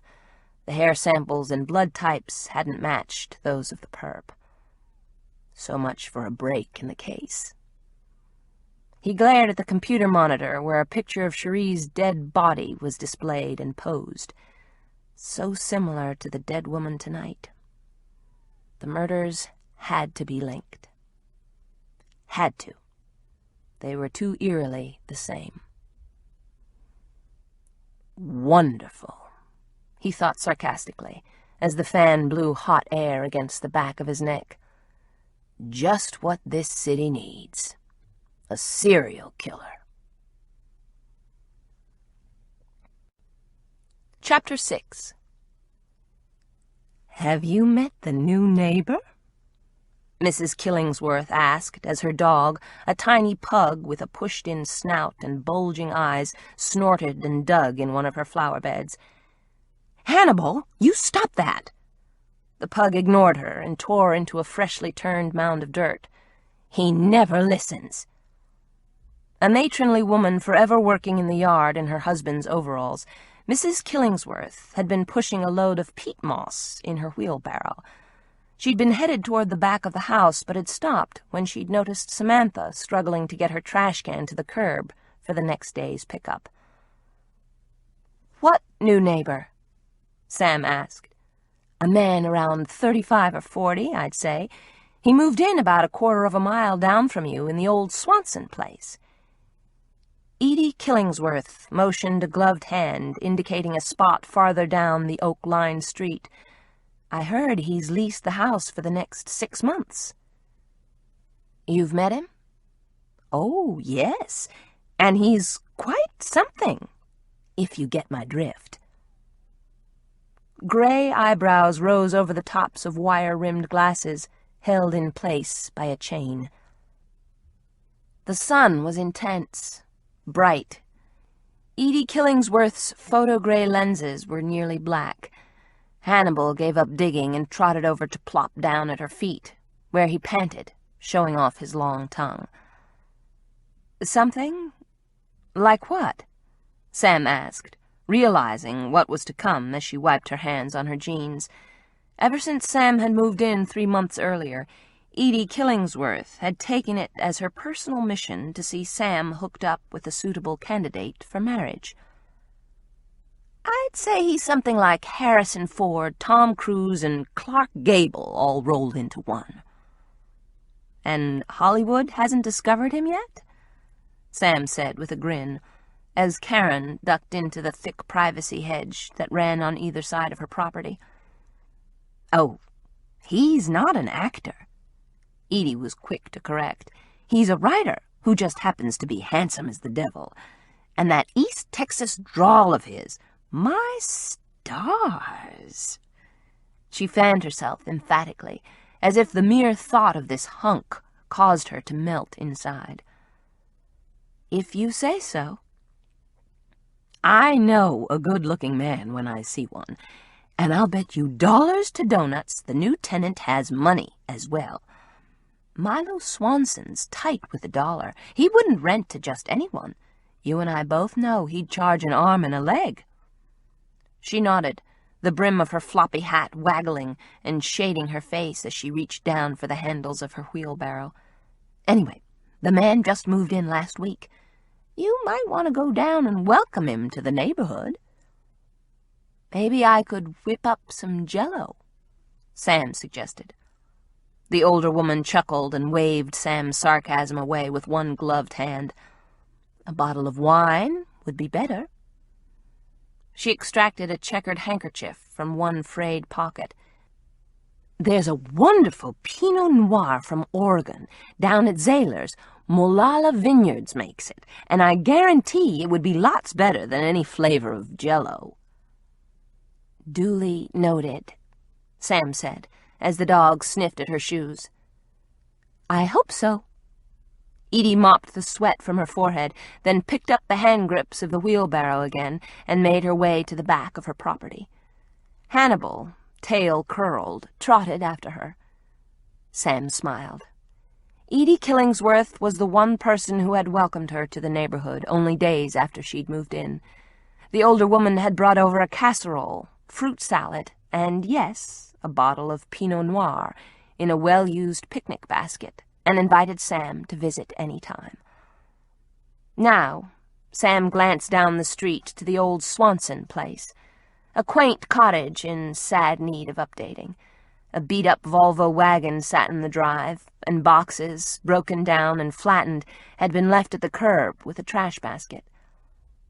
Curious, her ankle aching, she walked past the neighboring houses, all on lots shaded by live oaks and shrubs. When she was close enough to the Johansen place, she looked past the rambling cottage to the dock, and there, rising on the swells, was a sailboat, a large sloop, its sails down. For a second she thought it looked just like the one she'd imagined she'd seen a couple of nights earlier, the one with the man at the helm in the middle of the storm. But it had been a dark night. Her nerves had been stretched thin. There were lots of sailboats, thousands of them around these parts. Even if she had seen one that night, there was absolutely no reason to think it was this one. She shaded her eyes with her hand and stared at the sleek craft as it swayed on the water. Its name, Bright Angel, had been painted near the stern, but even from a distance she noticed that some of the paint had chipped. There was a box of tools lying open on the dock, as if the owner was working on the boat. So the guy drove an aging Volvo and spent his time sailing or working on his boat when he wasn't writing, whatever it was he wrote. Maybe Mrs. Killingsworth was right. Maybe a bottle of wine and a Jell-O mold were in order. I don't care what you say. I don't like it. Eleanor was reading George Hanna, The Riot Act, when Sam limped into the station the next afternoon. Soft jazz emanated from hidden speakers tucked into the neon-lit displays of Louisiana artifacts, separating the reception area from the business offices and studios. But the music did nothing to soothe Eleanor. Not today. Sweeping a glance in Sam's direction, she paused long enough in her tirade to comment, "You got the cast off. Good. Feeling better?" "Like I lost 10 pounds. Her ankle was still swollen and hurt like crazy, but at least she was cast-free and only used the crutch when she really needed it. She'd had to forego heels or even flats for running shoes, but anything was an improvement. Eleanor, despite her foul mood, cracked a smile as the phone lines jangled. "Well, you got here just in the nick of time. I was telling George that no matter what the ratings are, I'm not interested in any kind of scandal. This guy who keeps calling you, your personal nutcase, has got to stop." "You heard about last night?" Sam said. "Yeah, I heard. Tiny's got it all on tape." Eleanor, dressed in black, looked like the proverbial avenging angel as she paced in front of Melba's desk. "The way I see it, we still got us a problem here. A major one." In her usual unruffled manner, Melba was taking call after call, while George Hanna, dressed in a natty, expensive suit, was taking his tongue-lashing like a man, hands clasped in front of him, expression respectfully solemn, head nodding slightly as if he agreed with every word spewing from Eleanor's lips.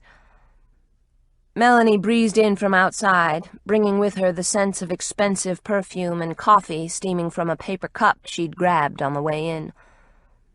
"What's weird about this is that no one else heard the conversation, none of the listeners, as he called after the show was off the air." Melanie took a tentative sip and licked her lips. "It didn't affect the ratings." "It doesn't matter." Eleanor took them all in with one sweeping, "argue with me and you'll die" glare. "There's enough interest from the program the night before." "So we should capitalize on it," George said, glancing at Samantha. He offered her a 1,000-watt smile. George Hanna, for all his faults, was charming in his own self-aggrandizing way, and always interested in the bottom line. Eleanor was having none of it. "Look, George, we've all been down that road before. You, me, and Samantha. Now, I don't want a repeat of what happened in Houston." Samantha froze, feeling as if every pair of eyes in the room had turned on her. For the first time, the station owner looked uncomfortable. "That is ancient history," George said quietly, his smile fading as he, too, remembered the tragedy that had nearly destroyed Samantha's career 9 years earlier.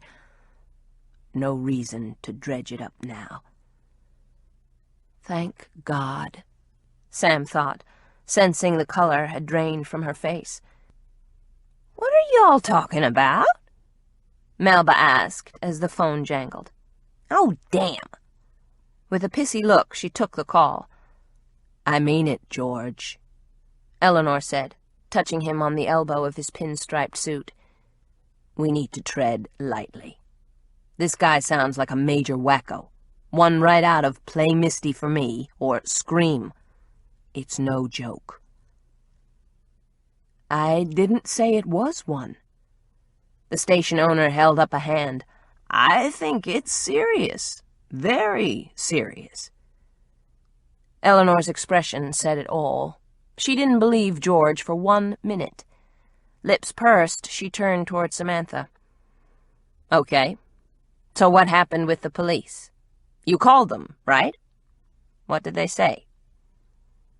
"That they were busy, that I should come in and fill out a report, that after that they'd send someone out to the house tomorrow." "Tomorrow?" Eleanor tossed up her hands. "There's something about a problem with jurisdictions because I live in Cambrai, where I received the threatening letter and a call, but I've also gotten calls here within the city limits of New Orleans. Maybe the sheriff's department will have to get involved." "Well, it doesn't matter which branch handles it. Just make damn sure someone does. Jesus H. Christ. Tomorrow." "Fine. Just fine."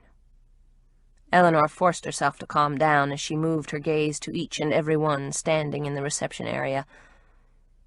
"In the interim, we're all gonna be real careful. You all got me?"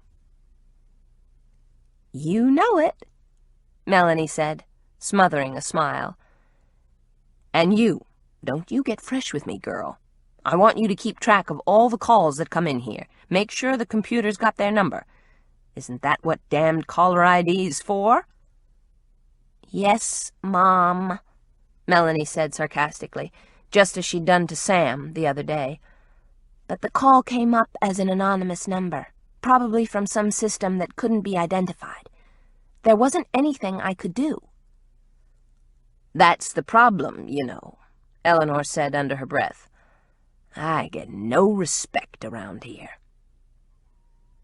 Melba pressed the hold button. "The advertising director's on line 1 for you." She caught Eleanor's eye. "Mr. Seeley called. Wants you to call him back." She handed a pink slip of paper to George. "I would have directed him to your voicemail, if we had it, but since we don't—" George lifted a dark eyebrow as Melba twisted in her chair. "And here," she slapped a couple of notes into Samantha's palm, "your dad phoned again." "We keep missing each other," Samantha explained, noting that the second caller had been David. "So he didn't think it was over. David was like a terrier with a bone. He wouldn't give it up for anything. And Sam was the prize. She should have been flattered, she supposed, but wasn't." The impromptu meeting broke up, and as Sam headed down the aorta, Melanie fell into step with her. "What happened in Houston?" she asked in a whisper. It was a bad scene and a long story. Sam didn't want to go into it, didn't want to remember what had happened to the scared teenager who had called into her show asking for advice, seeking help. Dear God, the girl's voice still haunted her dreams at night. Dark memories skated through her mind, but she wouldn't dwell on them. Couldn't yet face the pain, nor the guilt. "I'll tell you about it later," she said, knowing she was lying. "And I'll hold you to it." "Good," she said, but knew she'd never discuss what had happened in Houston. She made her way to her computer and read her email. She sifted through the usual stuff until she came to a note from Leanne Jacquillard, reminding Sam that they had group at the Boucher Center the next afternoon, and the center was a madhouse getting ready for the benefit. Sam typed a quick reply, saying she'd be there. She volunteered at the center once a week, but because of her trip to Mexico, she hadn't seen the teenage girls she counseled for the better part of a month. They were an interesting group, all in some kind of trouble, all from highly dysfunctional families, all attempting to get their lives back on track. They were some of the sweetest, most troubled and devious girls she'd ever met. Leanne was no exception. If anything, she was probably the most troubled of the lot, a ringleader by nature, street-smart, undereducated, with a hard exterior that belied the frightened girl inside. Leanne Jacquillard had become the unelected leader of the group and the only member who kept in touch with Sam between sessions. The girl was just plain needy and reminded Sam of herself at that age. The difference being, of course, that Sam had grown up in a loving, well-to-do family in Los Angeles. At any sign of trouble, Samantha's parents had reined her in, talked with her, dealt with her rebellion and anxieties. Leanne wasn't so lucky. Nor were the other girls in the group. Sam considered them her girls, as she didn't have any children of her own. Yet, she reminded herself, someday she would have a baby, with or without a man. She didn't want to think that time was running out. She was only 36, and these days women had babies well into their 40s. But the truth of the matter was her biological clock was ticking so loudly that at times she couldn't hear anything else. Her ex-husband hadn't wanted children, but David Ross had. That had been one of his most attractive attributes, one of the reasons she'd continued to see him, to try and force herself to fall in love with him. But it hadn't happened, and it never would. David Ross wasn't the man for her, and the disheartening thought was she was beginning to feel no man was. "Oh, for God's sake, Sam, quit wallowing and don't give up hope. You should take some of that advice you hand out so readily every night on the airwaves." She gave herself a swift mental kick and told herself she was lucky she hadn't made the mistake of marrying David. Damned lucky.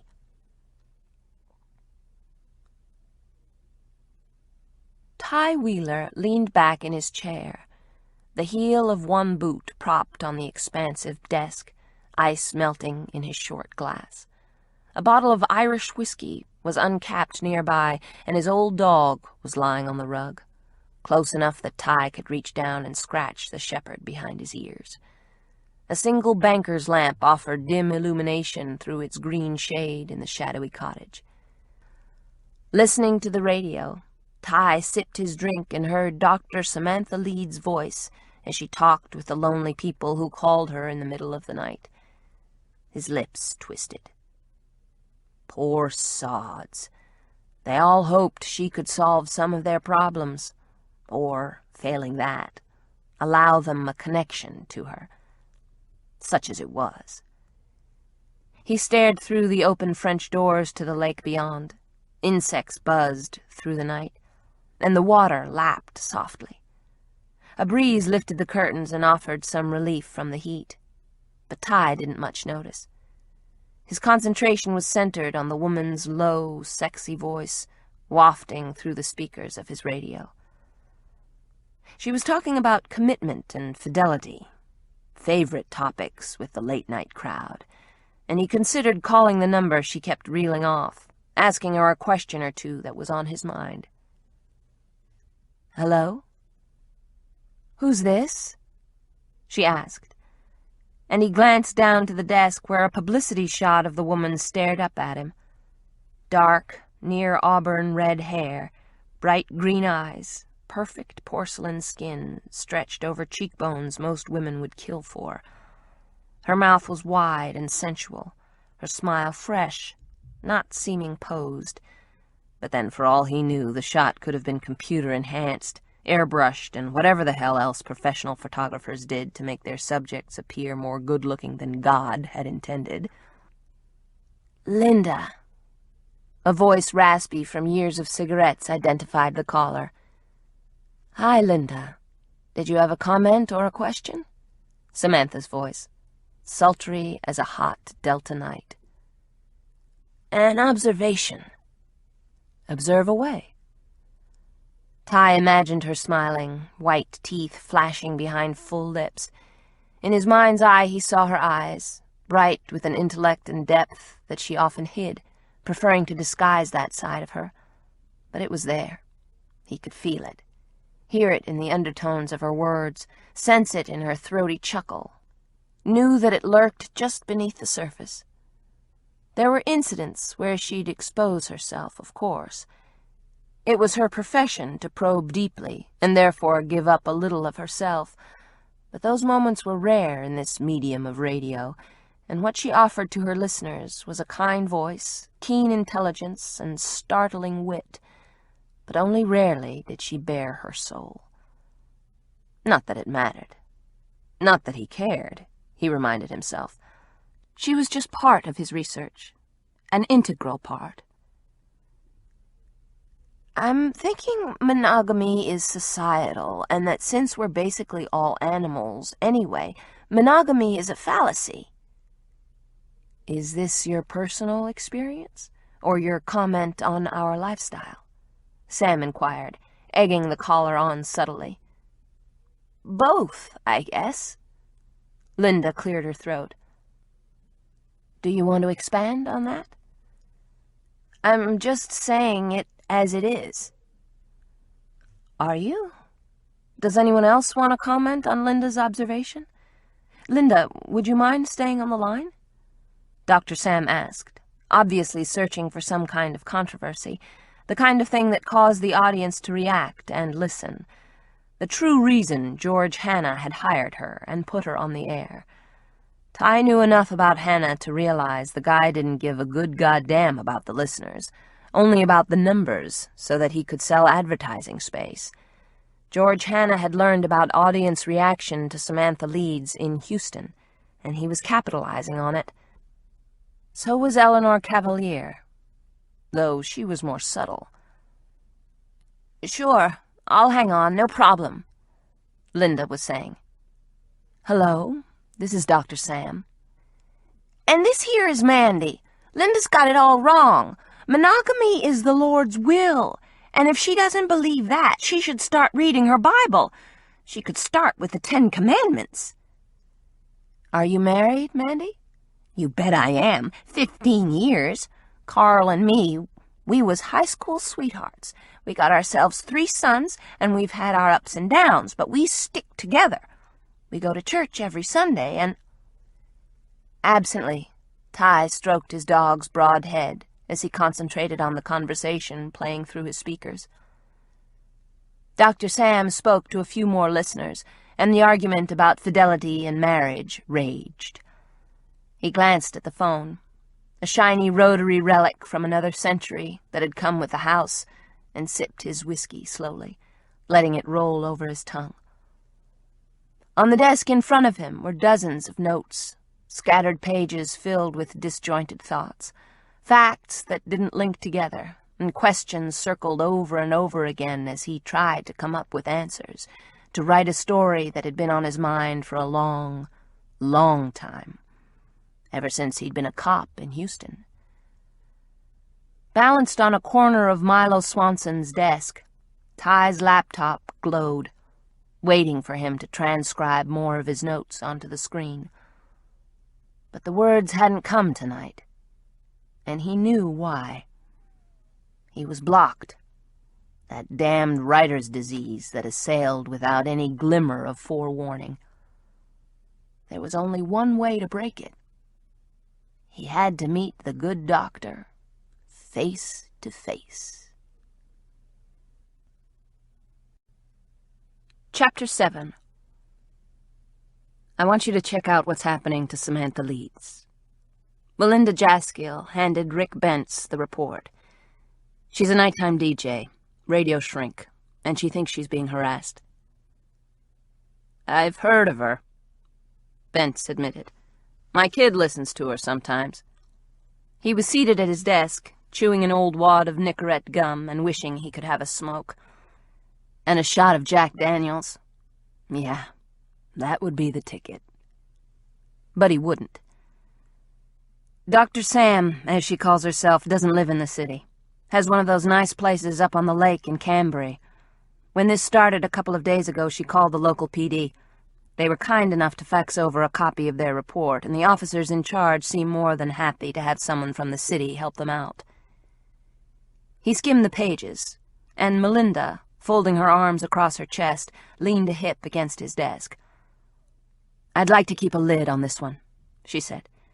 The woman's a quasi-celebrity around here. No reason to let the press get wind of it yet. They're already sniffing around, hoping we've got a serial murderer on the streets. Let's not give them anything else to stir up the public." Bentz wasn't about to argue.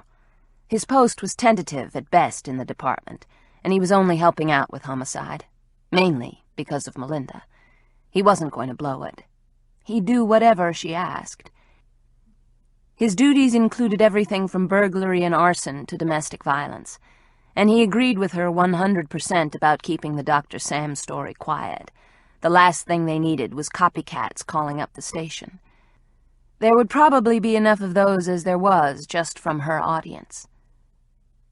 "I'll check it out," he said, and shoved the Rosa Gillette file aside.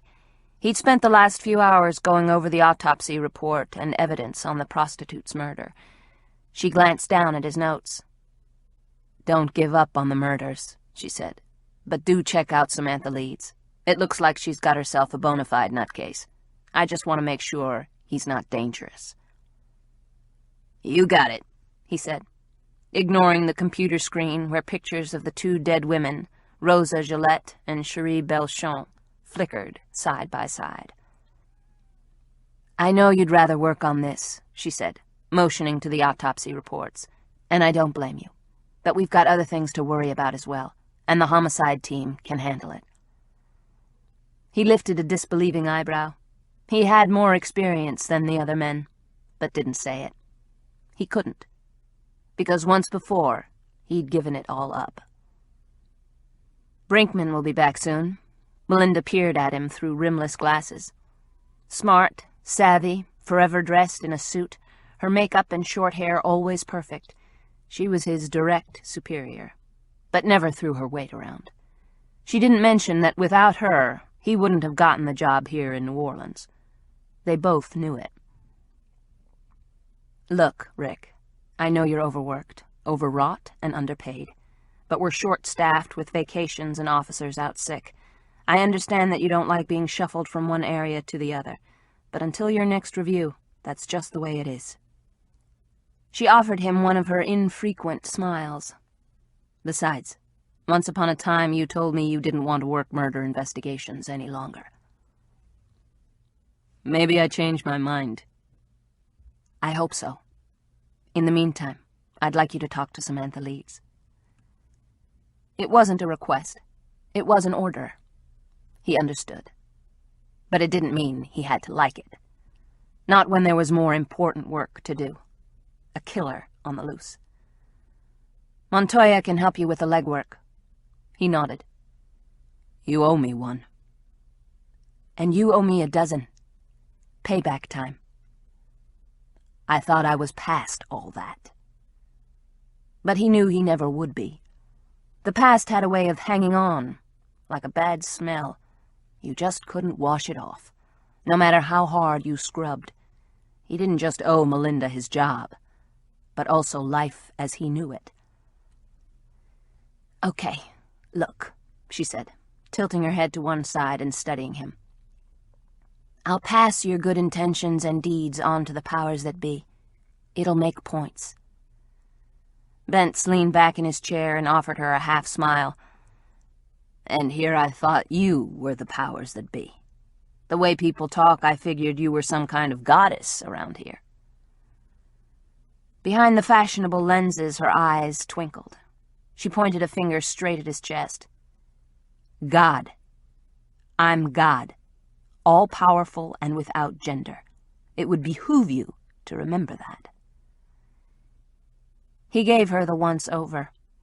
Beneath her navy suit, she hid a toned, fit body. Nice chest, small waist, and long legs. The without gender part might be hard to forget. Watch it. That could be construed as sexual harassment these days. "My ass. You're the boss. Don't forget it." His phone rang, and she added, "Fill me in once you talk to Ms. Leeds, okay?" "As I said before, you owe me one. And hell's about to freeze over." She walked away, and Bentz snagged the receiver from its cradle. "Rick Bentz." "Montoya," his partner replied. And from the buzzy connection, Bentz guessed the younger detective was talking on his cell phone while driving his unmarked, probably pushing the speed limit. "Guess what? I got a call from Marvin Cooper. You remember him over at the Riverview Apartments where we found the last victim? The Gillette woman?" "Yep." Bentz leaned back in his chair until it groaned in protest. "So he tells me that Denise, the roommate, she's asked about Rosa's ankle bracelet. Says she always wore one. It was a gift or something. So I hightailed it over to the apartment building, and Marvin tracks down Denise, and she tells me about the gold bracelet." Bentz rolled his chair back to his desk and, cradling the phone between his shoulder and ear, searched through the reports on Rosa Gillette. "She wasn't wearing any jewelry," he said into the mouthpiece as he pulled up the files on Rosa Gillette and Cherie Belchamp. "Neither was the first one."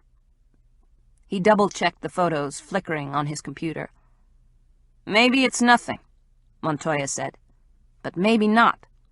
Denise thinks maybe the third hooker, Cindy Sweet, might have ripped Rosa off. I don't think so. Our perp wouldn't be the first guy to take home a little souvenir." Rick zoomed in on the images of the victims, Rosa's ankles, then both women's entire bodies. Nope. No jewelry visible. So the killer was taking trophies. Not a surprise. "Anything else I ought to know?" "Shit!" There was a blast of a car horn over the crackle of the cell phone. "Some idiot nearly pulled into my lane. Christ, doesn't anyone know how to drive in this town?"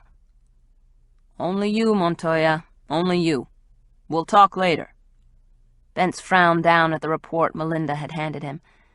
"I've got to go out for a while. Jaskiel asked me to personally look in on a radio DJ who's getting threatening calls." "Like you don't have enough to do." "Exactly." He hung up, spit out his tasteless gum, hankered for a cigarette, and grabbed his jacket. Sam ran her fingers over the bindings of the books she'd held on to since college. Though she hadn't looked at the tomes in years, she kept them on the bottom shelf of her bookcase in the den, just in case. She was certain she had a copy of Milton's Paradise Lost from some required English literature course she'd had to take during her years at Tulane University. "I know it's here," she muttered to Karen as he hopped onto her desk. Then she saw it. Aha! Smiling, she pulled out the hardback and tucked it under her arm. Voila! Come on, you. Let's go down to the dock for a little R&R. She stashed the receiver to her cordless phone, the book, a can of Diet Coke, and her sunglasses in a canvas bag that was already bulging from her beach towel. Then, wincing against the pain in her ankle, walked outside and down a brick path to the dock. The sun was high, sending rays of light glancing over the water. Dozens of boats skimmed the lake's surface, and water skiers and fishermen were out in abundance. Sam loved it here. The house had already started to feel like home. Though David had argued relentlessly that she could have had as much success in Houston, she loved New Orleans and this spot that she called home. For the first 6 months, she'd lived in an apartment closer to the heart of the city. Then she'd found this cottage and fallen in love with it, despite its morbid history. David had really blown a gasket over that one, that she'd actually bought a place and put down roots in a house where a murder had been committed. A solved murder, she told herself, a crime of passion. She settled into a chaise under the table umbrella, popped her can of soda, and flipped open the pages of the musty-smelling book. Maybe this was a long shot. Maybe John's calls had nothing to do with Milton's epic. But she couldn't ignore the feeling that there was some connection, if only a feeble one. Pelicans and seagulls flew overhead, and a jet cut across the clear blue sky as Sam skimmed the text wherein Satan and his army have been thrown into hell and the fiery lake. It is better to reign in hell than to serve in heaven, she whispered, reading Satan's words from the text. Now there's a line. She glanced at the cat stalking a butterfly that flitted out of his reach over the water. Yeah, I know. I'm probably way off base here. Quickly scanning the pages, she wondered if she'd misinterpreted the caller's intent when he'd phoned. She lost herself in the words as she sipped her drink while basking in the warmth of the sun. Bees hummed, a lawnmower chewed blades of grass somewhere down the street, and Mrs. Killingsworth's pug started barking wildly, probably at a squirrel or a kid on a bike. A boat engine coughed, echoing across the water, sputtering and gasping. Sam didn't pay any attention, just kept reading, her mind conjuring up the images Milton had scribed over 300 years earlier. The sun had lowered considerably when she looked up and saw the sailboat. Not just any sailboat, but the same sloop she'd seen docked at Milo Swanson's house.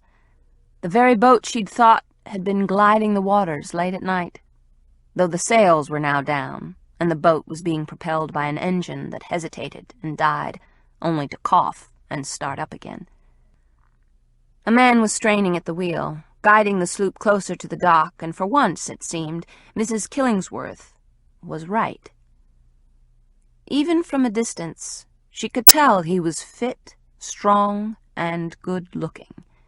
His shirt was open, flapped in the wind, and offered a view of a broad tan chest gleaming in the sunlight. Cut-off jeans hung from his hips, fraying over athletic thighs that strained as he kept his footing. His body glistened with sweat. Thick, dark hair blew across a high, tanned forehead. Dark glasses covered his eyes, and sitting at his feet, nose to the wind, was a dog, some kind of German shepherd mix, she guessed. With difficulty, he guided the dying craft into Sam's slip, then threw his line over a mooring and tied up, as if he knew her, as if it was his right. The engine gave up a final growl, then died. Sam straightened in the chair and set her book aside, as she studied an angled face with strong cheekbones and a square jaw covered with a couple of days' worth of shadow. Nope. She didn't recognize him as he scrambled over the deck and started working on the engine. He didn't so much as cast a glance her way. She pushed herself upright and got to her feet. "Can I help you?" No response. He was too engrossed in his work. "Hello?" She walked along the dock. The dog gave off a sharp bark, and finally he glanced over his shoulder. "Sorry," he said, still working on the engine. "Got a problem here. Thought I could make it home, but... oh, damn." He slanted her a self-deprecating grin, then turned his attention to the engine. This darned thing decided to give up the ghost. "Can I help?" He stared at her from behind dark glasses, anchored over a slightly crooked nose. "You a mechanic?" "I have been on a boat before." He considered, looked her over once again. "Sure. Come aboard. But it's not just the engine. The damn keel's been giving me trouble, and the sails are ripped. I shouldn't have taken her out today." Frustration lined his forehead, where thick, coffee-colored hair caught in the breeze. He straightened and slapped the boom with an open palm. "I knew better." Barefooted, she climbed carefully onto the deck, wincing just a bit when she put all her weight on her bad ankle. "I'm Samantha," she said. "Samantha Leeds." "Ty Wheeler. I live right around that point." He gestured to the small jetty of land, then squatted near the engine and fiddled with a wire or two. Satisfied, he tried the ignition. It ground. The engine sputtered, wound down pitifully. Ty swore under his breath. "Look, it's no use. Probably the fuel line. I need to run to the house and grab some more tools." He swiped the sweat from his forehead and scowled up at the boat. "She's not mine. Not yet. I'm just trying her out. He shook his head. "Now I know why she's such a bargain. Bright angel, my ass. More like Satan's revenge. Maybe I'll rename her if I decide to buy." Sam didn't move a muscle. She couldn't breathe for a second, and told herself she was overreacting. It was a coincidence he'd mentioned Satan. That was all. So she was skimming through the pages of Paradise Lost. So what? There was nothing to it. Nothing.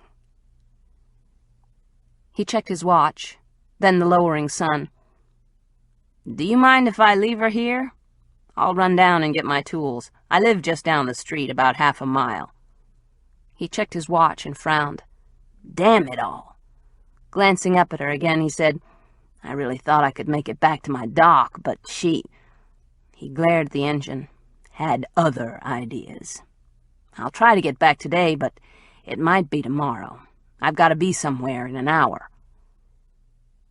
"I suppose that would be okay," Sam said, and before she could second-guess herself, he was out of the boat, dog at his heels, marching toward the house. Shading her eyes, she watched as he crossed the broad expanse of lawn, passed under one of the shade trees, rounded the porch, and headed for the gate near the front of the house, as if he'd known exactly where it was. Though that wasn't such a big leap. The gate had to be on one side of the house or the other. He had a 50% chance of figuring it out. He'd just gotten lucky. She settled into her deck chair again and opened the book. But she couldn't concentrate, and soon she heard Hannibal barking madly, then thought she heard a car pull into the drive over the rise of the wind. Slamming the book shut, she got up too quickly, felt a pain in her left ankle, and muttered to herself at her own stupidity.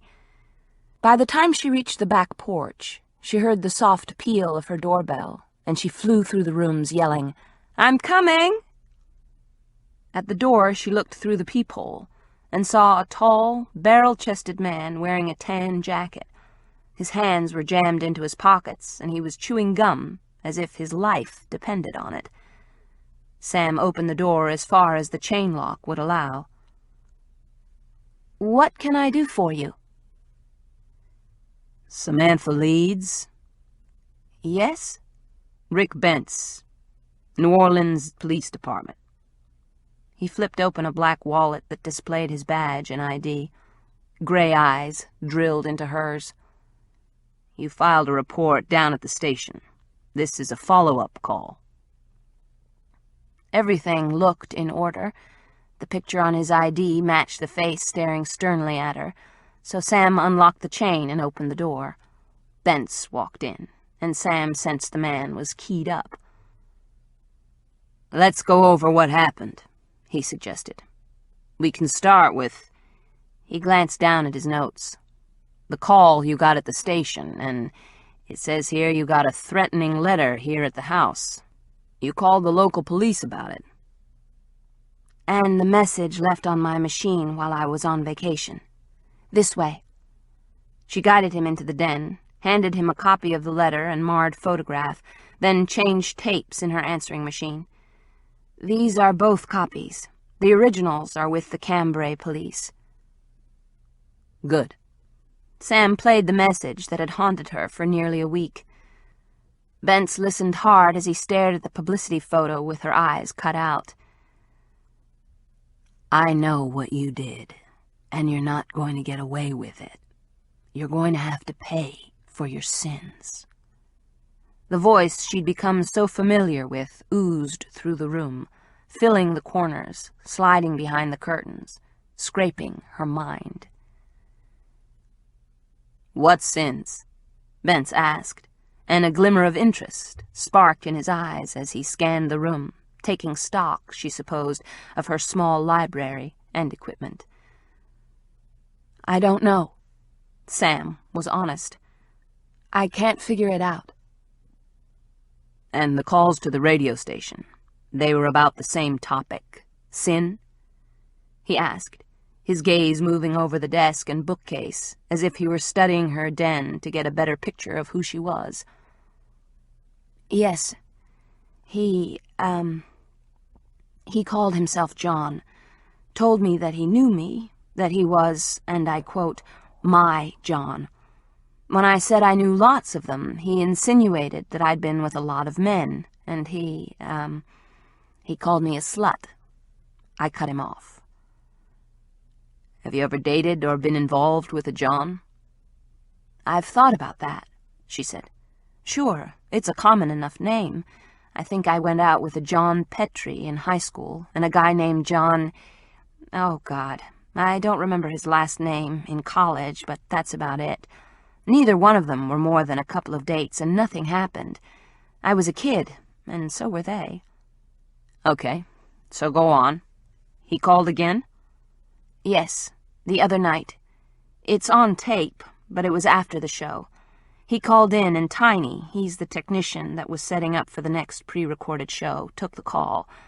The caller asked for me, said he was my John, and that he hadn't called in earlier during the show because he'd been busy, and that what had happened was my fault. What had happened? I don't know. She shook her head. It was eerie and sounded sinister, but then I was jumpy. I thought I might come home and find my house burned down or ransacked or something, but everything here was as I left it. You sure it was the same guy who called here? Positive. But my number's unlisted. Bentz scowled down at the photo as he leaned against a corner of her desk. This is a publicity shot, right? There were dozens of them made, handed out. Yeah. She nodded. And this is a copy from one of those. She swallowed hard. I assume that he must have an original. Why do you think he cut out your eyes? He asked. His eyes thinning. To scare the hell out of me, she said. And, for the record, it's working. Did he ever mention your eyes or something you saw when he called? No, not that I remember. I'll need a copy of the tapes from your program. I'll get them to you. I'll get the original letter, picture and message tape from Cambry. Fine. But you don't mind if I take these until I see the originals? No. Carefully, he placed the letter, envelope, and picture in a plastic bag, then asked if he could look through the house. What he was looking for, she wasn't certain, but she gave him the tour and they ended up in the living room as dusk was beginning to settle outside. She turned on the Tiffany lamp near the window and listened to the sound of crickets and mosquitoes as he sat on the couch and she took a chair on the other side of the coffee table. The paddle fan turned slowly overhead.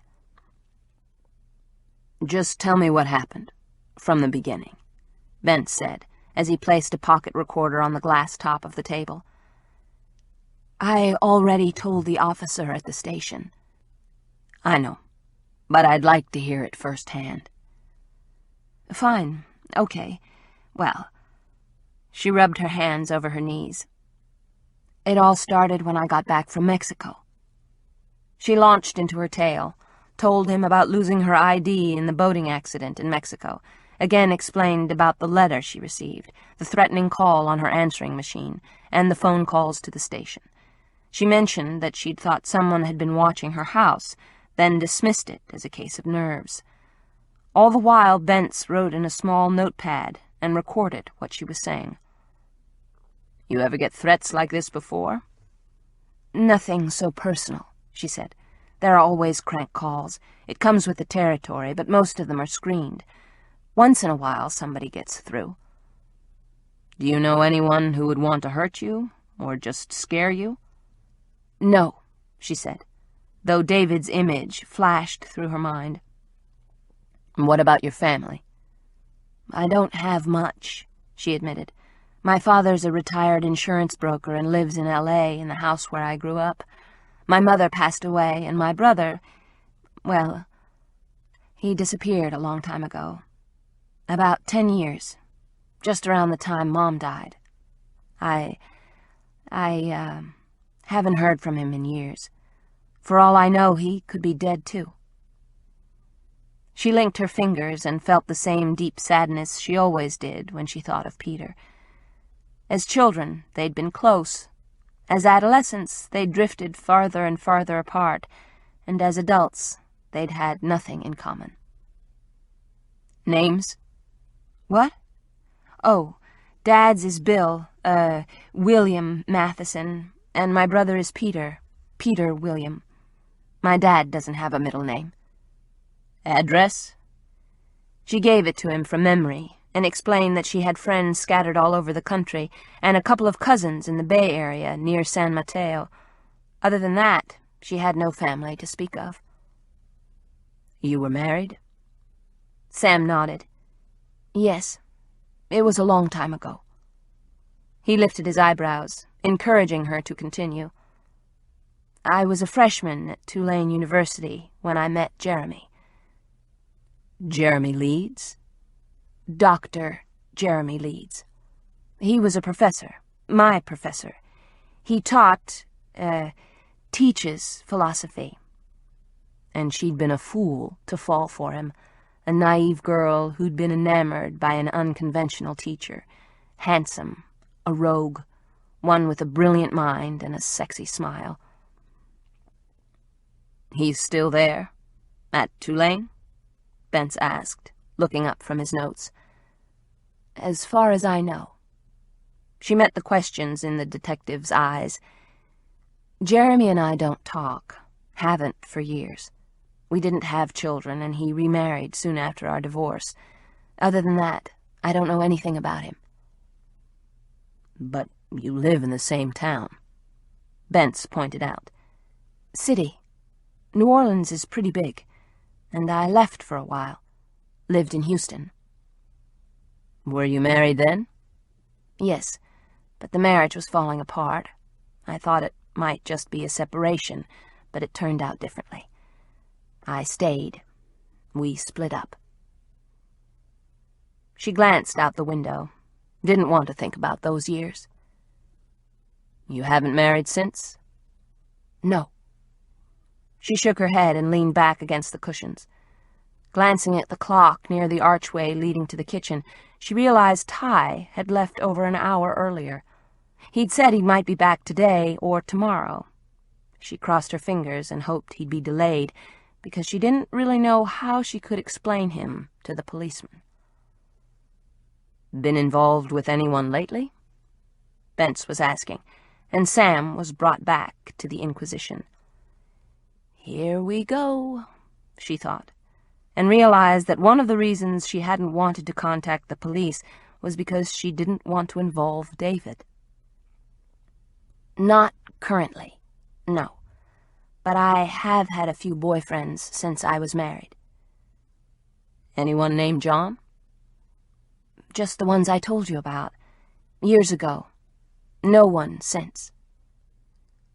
He scratched another note as Karen wandered into the dining room from the kitchen, a black shadow that hid beneath the table and peered through the legs of the chairs. The cat belongs to you? Yes, 3 years now. And the boat?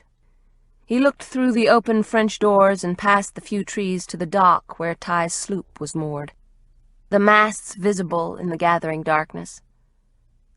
No, that's a friend's. Well, actually a neighbor's, she explained, and the cop stopped writing, just stared at her as if she'd announced she'd just flown in from Jupiter. So he's a stranger? Well, yes, but he said he'd come back for the boat later today or possibly tomorrow. He just lives down the street and had some trouble with the sails and his engine. Bentz frowned. Lines creased his forehead. Listen, let me give you some advice, okay? Lock your doors, use your alarm system, don't go out alone, and don't acquaint yourself with strangers, even neighbors. He ran stiff fingers through his hair, pushing brown curls off his forehead. He seemed about to say more, as if he intended to give her a lecture, then thought better of it. Okay, you get the picture. Now, do you have anyone who would consider you an enemy? Enemy? is a pretty harsh term." He shrugged. "The only person I can think of is Trish LaBelle, and I wouldn't call her an enemy, more of a rival. She works over at WNAB, hosts a show similar to mine. There's been talk of some kind of feud between us, but generally we just avoid each other when we're at the same social or charity function. I wouldn't really call her an enemy, and I don't think she's behind anything like this. In fact, it wouldn't make much sense, because though the calls scare the hell out of me, they increase ratings. Listeners are intrigued with it. It's the same mentality as a crowd gathering around a building that's on fire, or other motorists rubbernecking at an accident scene." "So you're thinking that it would make more sense for someone at the station to be behind it, to try and boost ratings?" "No way. That's sick. Who would terrorize an employee to improve the listenership?" "You tell me." "It's not what I was thinking. It just makes more sense than blaming Trish." He didn't comment, but asked, "Any other people jealous of you? Want your job? Or hold a grudge against you?" Again, she thought of David. Damn, why did she feel that she had to protect him? "Not that I know of. Nothing recent."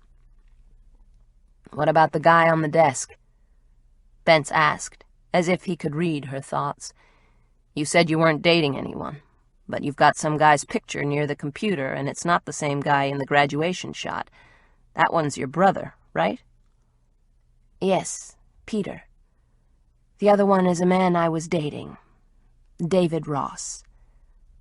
"But you broke it off, or did he?" "It was my idea not to see each other anymore." "He go along with that?" Clearly, Bentz was skeptical. "He had to," she said bluntly. Bentz rubbed his chin. "But he didn't like it?" "No. He thought we should get married." "You were engaged?" "No." "He give you a ring?" She felt her cheeks burn. "He tried. Last Christmas. But I couldn't accept it." "So that's when you told him it was over?" "That's when it started falling apart. I dated him for about 5 or 6 months, then decided to take the job here, in New Orleans. George Hanna had left the station in Houston and moved to New Orleans a few years ago, then convinced Eleanor, my boss, to work for him at WSLJ. It was George's idea to resurrect the Dr. Sam show here, and Eleanor agreed. Eleanor had to do some fast talking for me to join on, but I figured it was time. To move from Houston? And to get behind the mic again. I'd given it up 9 years ago. There was a difficult incident at the station, and I went into private practice for a few years. But Eleanor convinced me that I belonged in radio, and the truth was that I missed it. I felt that I helped a lot of people. But you gave it up for a while. Maybe that was a mistake, she admitted. I let one bad incident sway me, and I decided to give it another shot. It was time for a change in my life, and I knew someone who would take over my practice, that my patients would be in good hands. That was glossing over her rationale for leaving radio 9 years ago, but she saw no reason to go into the details of that horrid time in her life right now. Did David Ross agree? Bentz asked, taking notes. That you belonged in radio? Hardly. She still remembered the pinch of David's lips when she told him her decision. His shock. It was almost as if he thought she was betraying him. He didn't like the idea at all, but my mind was made up, so I moved here last October, and he tried to give me the ring at Christmas, and then we just saw less and less of each other. Until Mexico. He bought the trip as a surprise, and I decided to go, just to see if I'd made a mistake by trying to break it off. Had you? No. But you still keep his picture?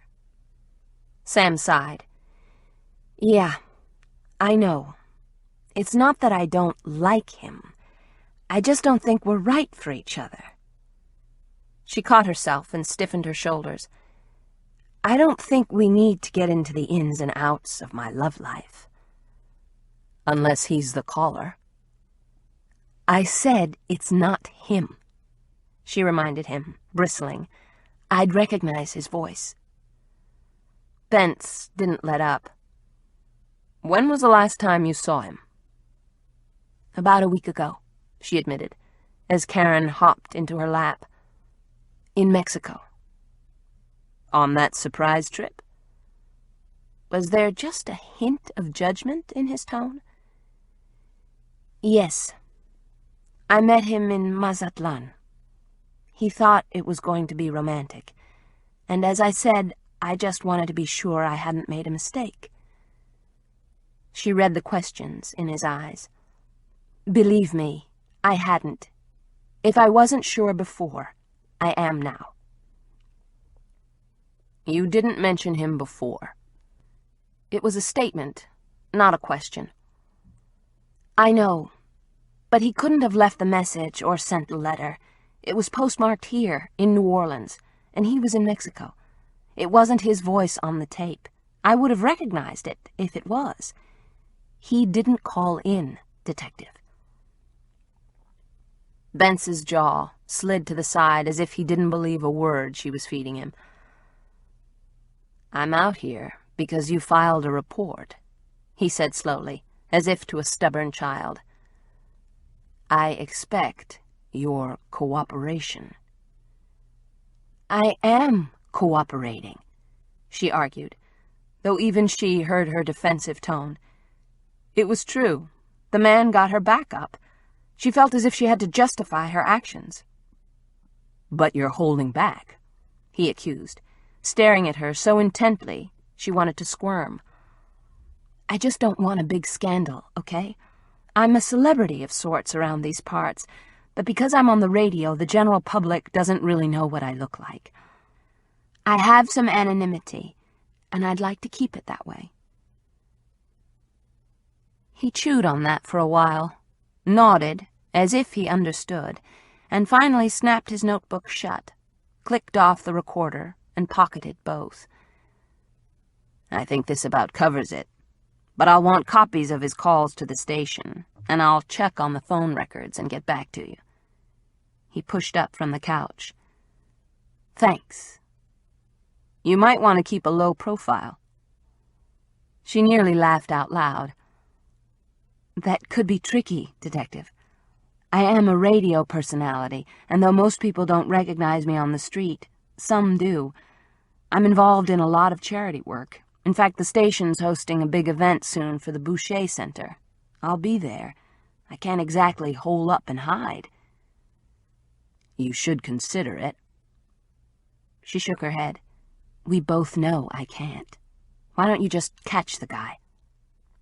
We will. But in the meantime... He glanced at the cat, purring contentedly on her lap. You might consider trading in Kitty for a Rottweiler or a Doberman. You know, a mean sumbitch. Karen's pretty tough, she said, as the cat stretched and started licking himself as if to prove her wrong. The hint of a smile touched the gruff man's lips.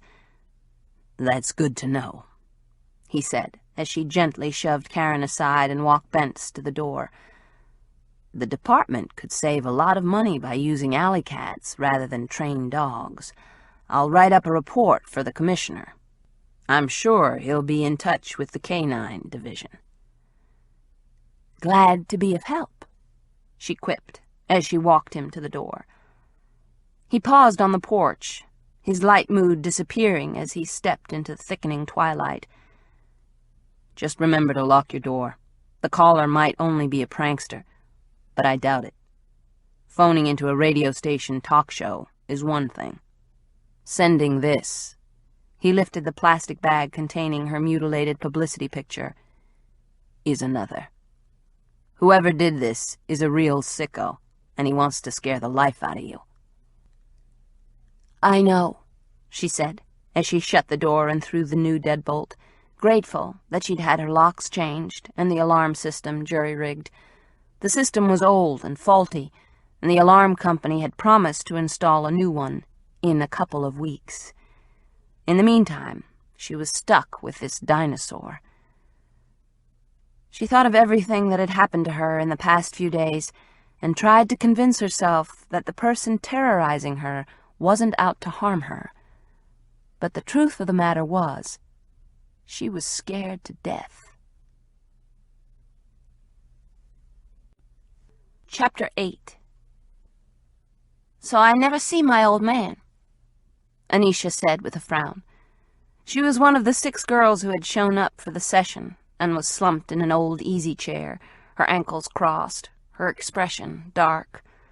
Nervously, she twirled a lock of curly black hair around her finger. "I guess I shouldn't expect to." "Have you tried to contact him?" "In jail?" Anisha snorted through her nose. "Why should I?" Her smile was far too cynical for her 15 years. "I got me a stepdaddy. My 3rd one." And so it went. 6 troubled girls, all with problems, all with chips the size of oil tankers on their slim shoulders, all to varying degrees, trying to get their young acts together. The session was housed in an old camel-backed shotgun house not far from Armstrong Park. It was early evening. The sun was just beginning to set. The small room was hot, the jalousie blinds half open, allowing the barest of breezes and the sounds of traffic from Rampart Street. The back of Sam's blouse was sticking to her, despite the fan rotating from a table in the corner. The girls were flopped on old chairs and a couch, talking about getting back into school, or staying in, or taking night classes as some of the teenagers had babies of their own. Some brought up the benefit for the center. They were excited. They'd been asked to attend and were looking forward to it.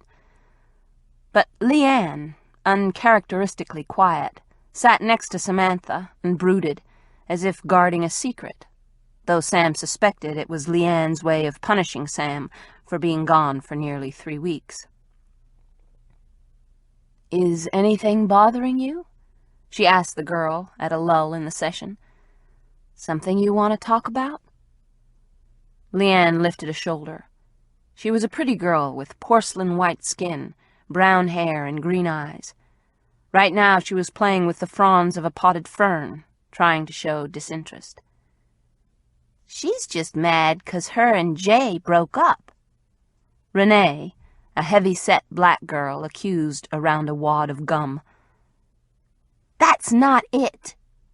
Leanne shot back, but quit fiddling with the plant long enough to skewer her friend with a harsh glare. A telltale blush crept up the back of her neck to ears studded with 6 pieces of metal. "She's using again," Renee added, lifting a dark, knowing eyebrow. "Are you?"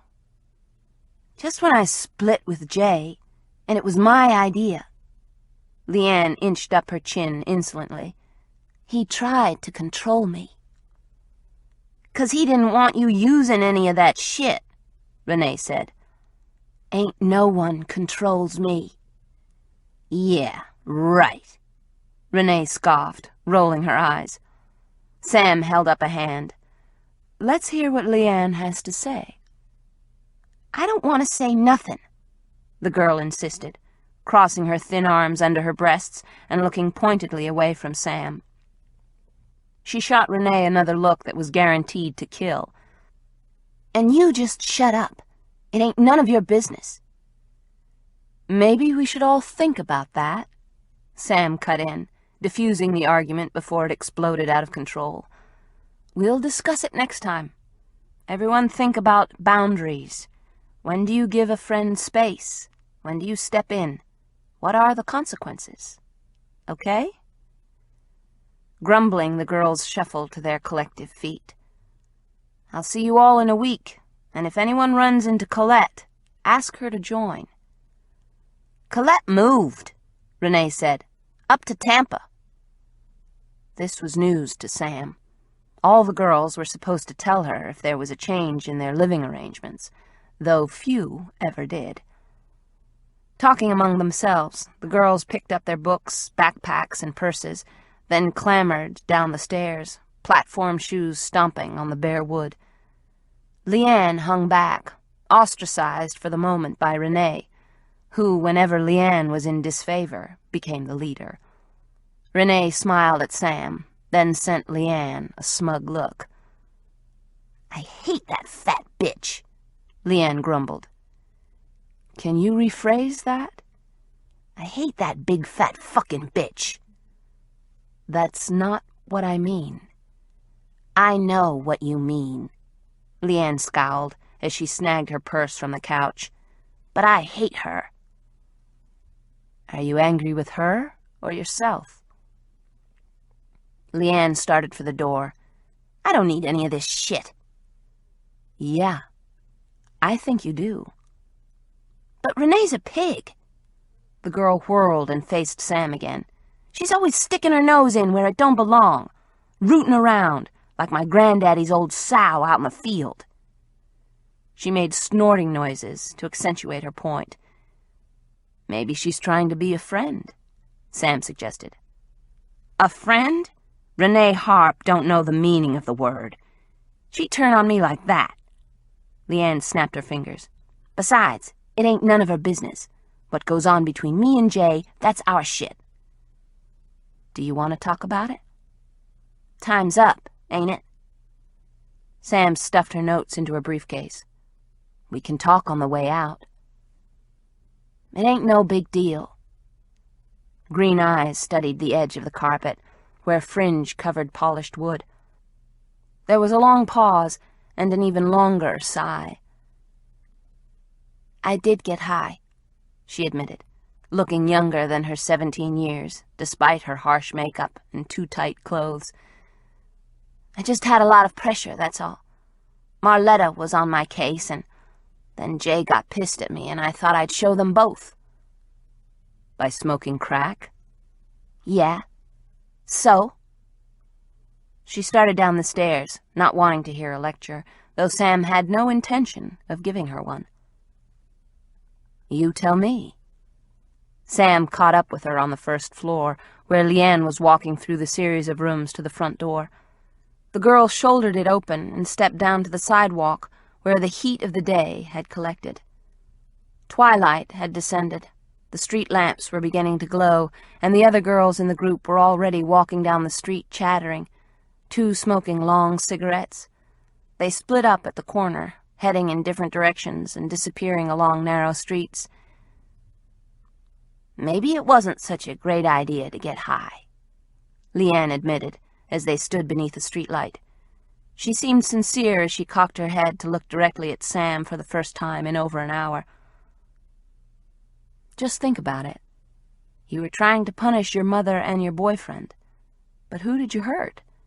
What did you accomplish?" Leanne rolled her expressive eyes. "Myself. I know."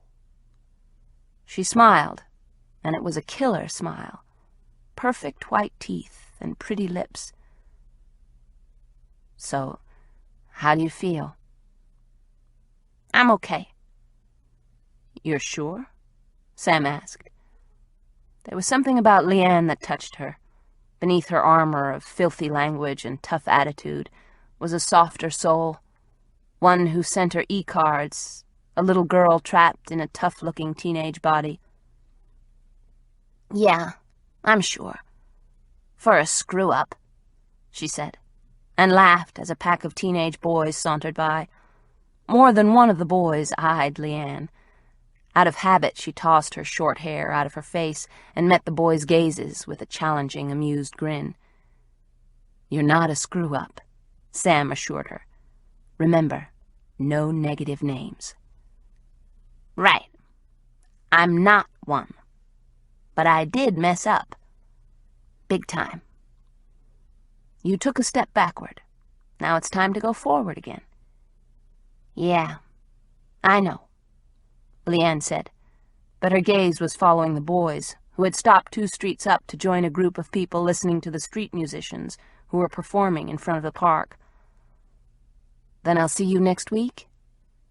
"Okay, sure." With a wave, Leanne dashed across St. Peter, pausing at the next corner to light a cigarette. She was a smart girl, whose mother, Marletta, had been arrested not only for dealing drugs but prostitution as well.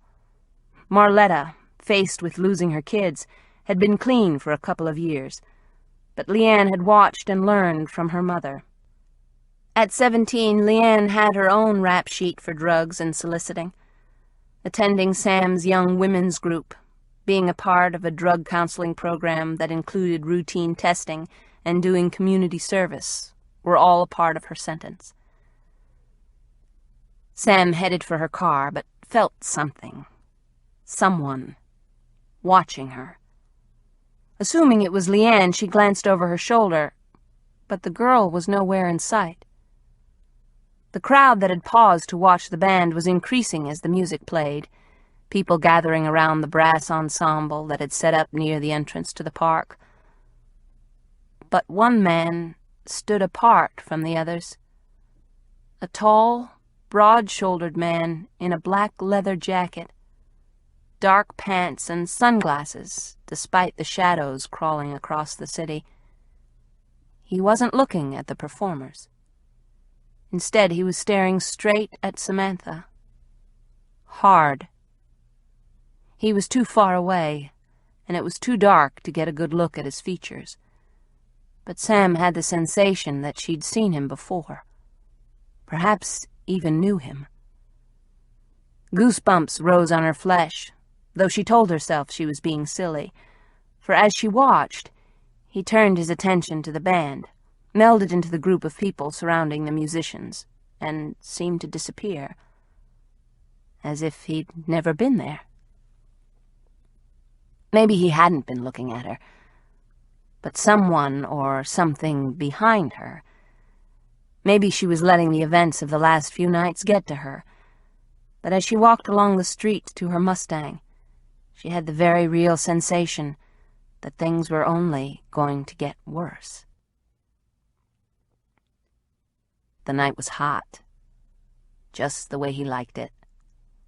The air heavy against his skin as he paddled through the cypress to the tiny cabin on stilts hidden here, deep in the bayou. No one knew about this place. No one could ever know. He docked and climbed up a ladder to the bleached white porch surrounding the one-room shanty. The smell of the swamp filled his nostrils. The feeling he was free here, safe, made his tense muscles relax. He loosened his fly and took a piss over the railing, not only relieving himself, but letting the other creatures of the night know this was his place. His. He heard the bats in the trees as he zipped up, boots ringing hollowly. He made his way inside the cabin, where he lit a kerosene lantern. The ancient wood walls, filled with knotholes and gaps between the boards, glowed warmly. Mosquitoes droned, fireflies flickered through the open doorway, and the sluggish water lapped against the old pilings.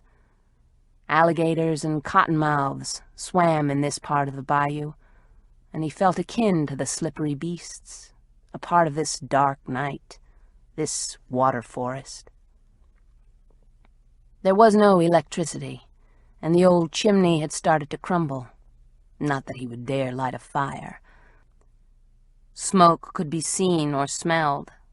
No. He would keep in the relative darkness, only chancing the lantern. He opened the single cupboard and peered inside.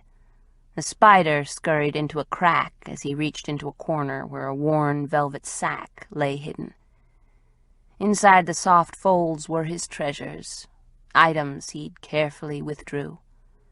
A cross suspended from a necklace, a fine gold chain just big enough to fit around a woman's slim ankle, an old locket from another lifetime. Just the beginning. Carefully he placed his treasures on the rickety table next to his battery-powered radio. He surrounded the necklace, locket, and ankle bracelet with his rosary, creating a perfect circle with his souvenirs squarely in its center. Then, satisfied, he checked his watch, waited 45 seconds, and pressed a button on the radio. Then she was with him. Over the hoot of an owl and crackle of static, he heard the sound of the fading intro music and her voice, clear as if she were standing next to him. "Good evening, New Orleans. This is Dr. Sam, ready to take your calls at WSLJ. As you know, we've been tackling a series of tough subjects about love, sin, and redemptions. Tonight, we'll discuss forgiveness." He smiled inwardly. Forgiveness. She was purposely baiting him, engaging in his game, expecting him to call. He conjured up her face in his mind, remembered seeing her only a few hours earlier on the street near the park. She must have felt his gaze, been drawn to him, for she'd looked straight at him in the twilight. Blood pumped furiously through his body, ringing in his ears, bringing an erection. "Let me know what you think. How forgiveness has touched your life, or conversely, how it hasn't. Is it always possible?" She asked in that smooth, coaxing, sexy voice, the voice of a Jezebel, a seducer, a whore. Sweat broke out between his shoulder blades, and he stood, walking restlessly, concentrating on the words, her words, touching him, caressing his mind, just as if she was speaking to him, only to him. What is it that constitutes forgiveness, and can we always give it?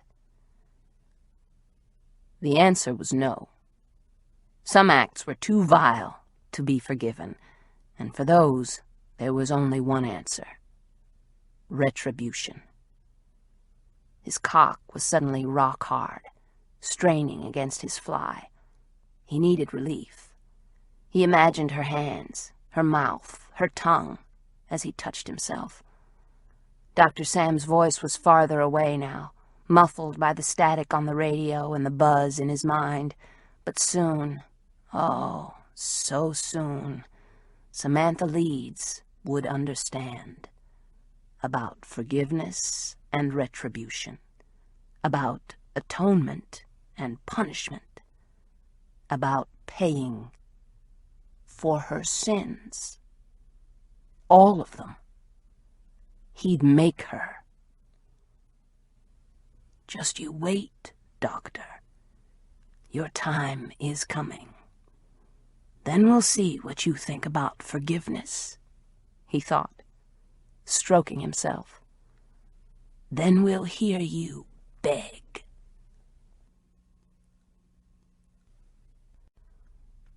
Chapter 9. "I don't like it, Sam," William Matheson was saying from his condo in Santa Monica the next morning. The phone connection was clear, and her father sounded as if he was in the next room, rather than over 1,000 miles away. "I don't like it at all." "Neither do I," Sam admitted, balancing the receiver against her shoulder as she laced up her Nikes. "But it's all part and parcel of the business." "Then give it up. Open a private practice. All this radio stuff is just fluff. Doesn't do anyone a whole lot of good, and it sounds dangerous." "I shouldn't have told you," she said, straightening and tossing her hair from her eyes. "I would have found out." "I know. That's why I thought I should give you the straight scoop." He sighed, and she sensed his frustration. Life hadn't turned out the way her father had planned. Not for him, not for his wife or children. "I just don't want to see you go through a replay of that nasty business in Houston." "I won't," she said, but felt a chill deep in her heart. "I don't have to remind you it all started with a phone call to the station." "No, Dad, you don't. I remember it all very well, as if it were yesterday." she added silently as she walked from the living room into the kitchen. Goosebumps rose on her arm when she remembered the plaintive, worried call from a desperate girl. "Well, just keep it in mind, will you? I worry." "I know you do. Enough for both of us. Or maybe enough for a small city. Don't worry about me, Dad. I'm fine. Everyone at the station is alerted. And I've talked with the police. My guess is that whoever called has moved on. He had his twisted fun, and now he's off to torture small animals or scare kids in the park." "It's not funny." I know, Sam said. "I was just trying to lighten the mood." Her father hesitated. "I don't suppose you've heard from Peter." Sam closed her eyes, mentally counted to 10. Always. Dad always asked about her brother. "Of course I haven't." "I didn't expect it." "But you keep asking, after 10 years. "It's just that once you're a parent for life. You'll understand when you finally have kids of your own." "I imagine I will." Now comes the part where he tells me I'm not getting any younger, that Cousin Doreen has 2 kids in school and another on the way. "You know, Samantha, just because you had one marriage already doesn't mean you have to swear off the institution. Your mother and I were married 34 years, and we experienced our ups and downs, but it was worth it, let me tell you." "I'm glad, Dad," she said, though she sometimes didn't believe him. He'd survived his son's disappearance, his wife's death, and focused on his only daughter, one who never seemed to listen to any of his advice. "You know I love you." "I love you too, sweetheart."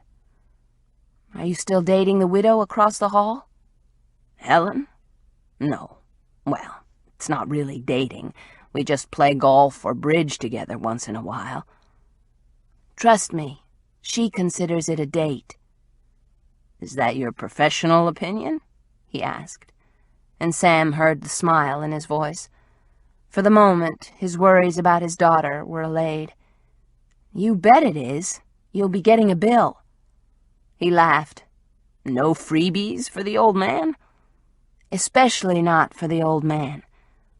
Look, Dad, I've got to run, but I'll call you again. Soon." "Do that, and Samantha, be careful, would you?" "Promise, Dad." "Good girl."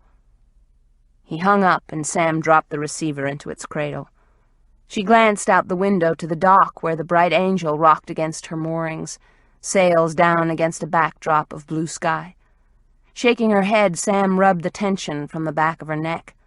No matter what she did, no matter how successful she became, how she proved herself, her father would always think of her as his little girl. Nor would he give up on Peter, despite the fact that whether it was a biological truth or not, in Sam's mind, her older brother was as good as dead.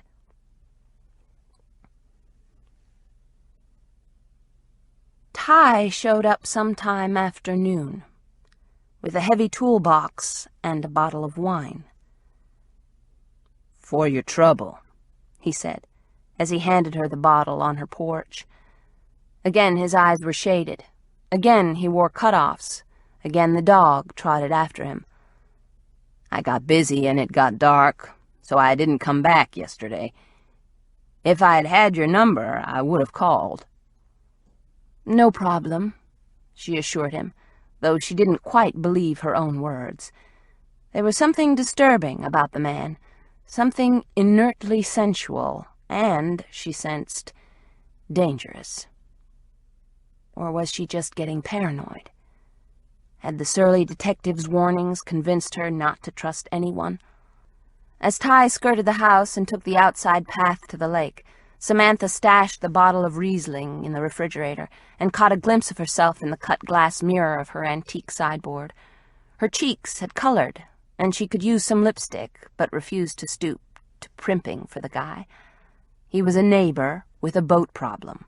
Nothing more. Nothing.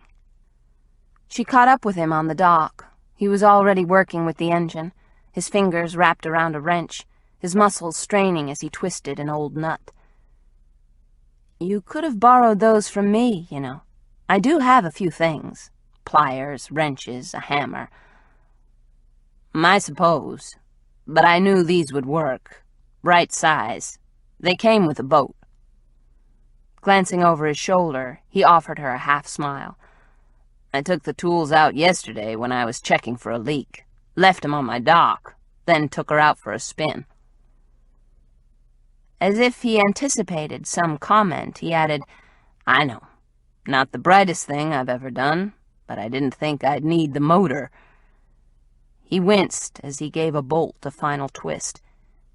"You don't have to say it. I know I'm an idiot." "Simple mistake," she said. "Simple man," he muttered under his breath, but she didn't believe him for a minute. She guessed there was nothing simple about Ty Wheeler. Nothing simple at all. From the dock, the dog hopped lively into the boat, took up a spot near the helm and lay down, head on his paws, brown eyes quietly assessing. Overhead, white clouds rolled slowly across a wide cerulean sky, where a hawk circled lazily, and the boom on the mainsail slipped a little. "Damn!" Ty glanced at the mast, then back at her. "Want to help?" "Sure. But I'd better warn you, I'm not much of a sailor." Ty slanted her a look. "Neither am I." His shirt sleeves were bunched over his elbows as he rocked back on his heels. "Think you can keep the boom steady for a couple of minutes?" he asked. "It keeps slipping." "I'll give it my best shot." "It's heavy." "I was a weightlifter in college." His gaze swept up and down her body, and he swallowed a smile. "Yeah, right.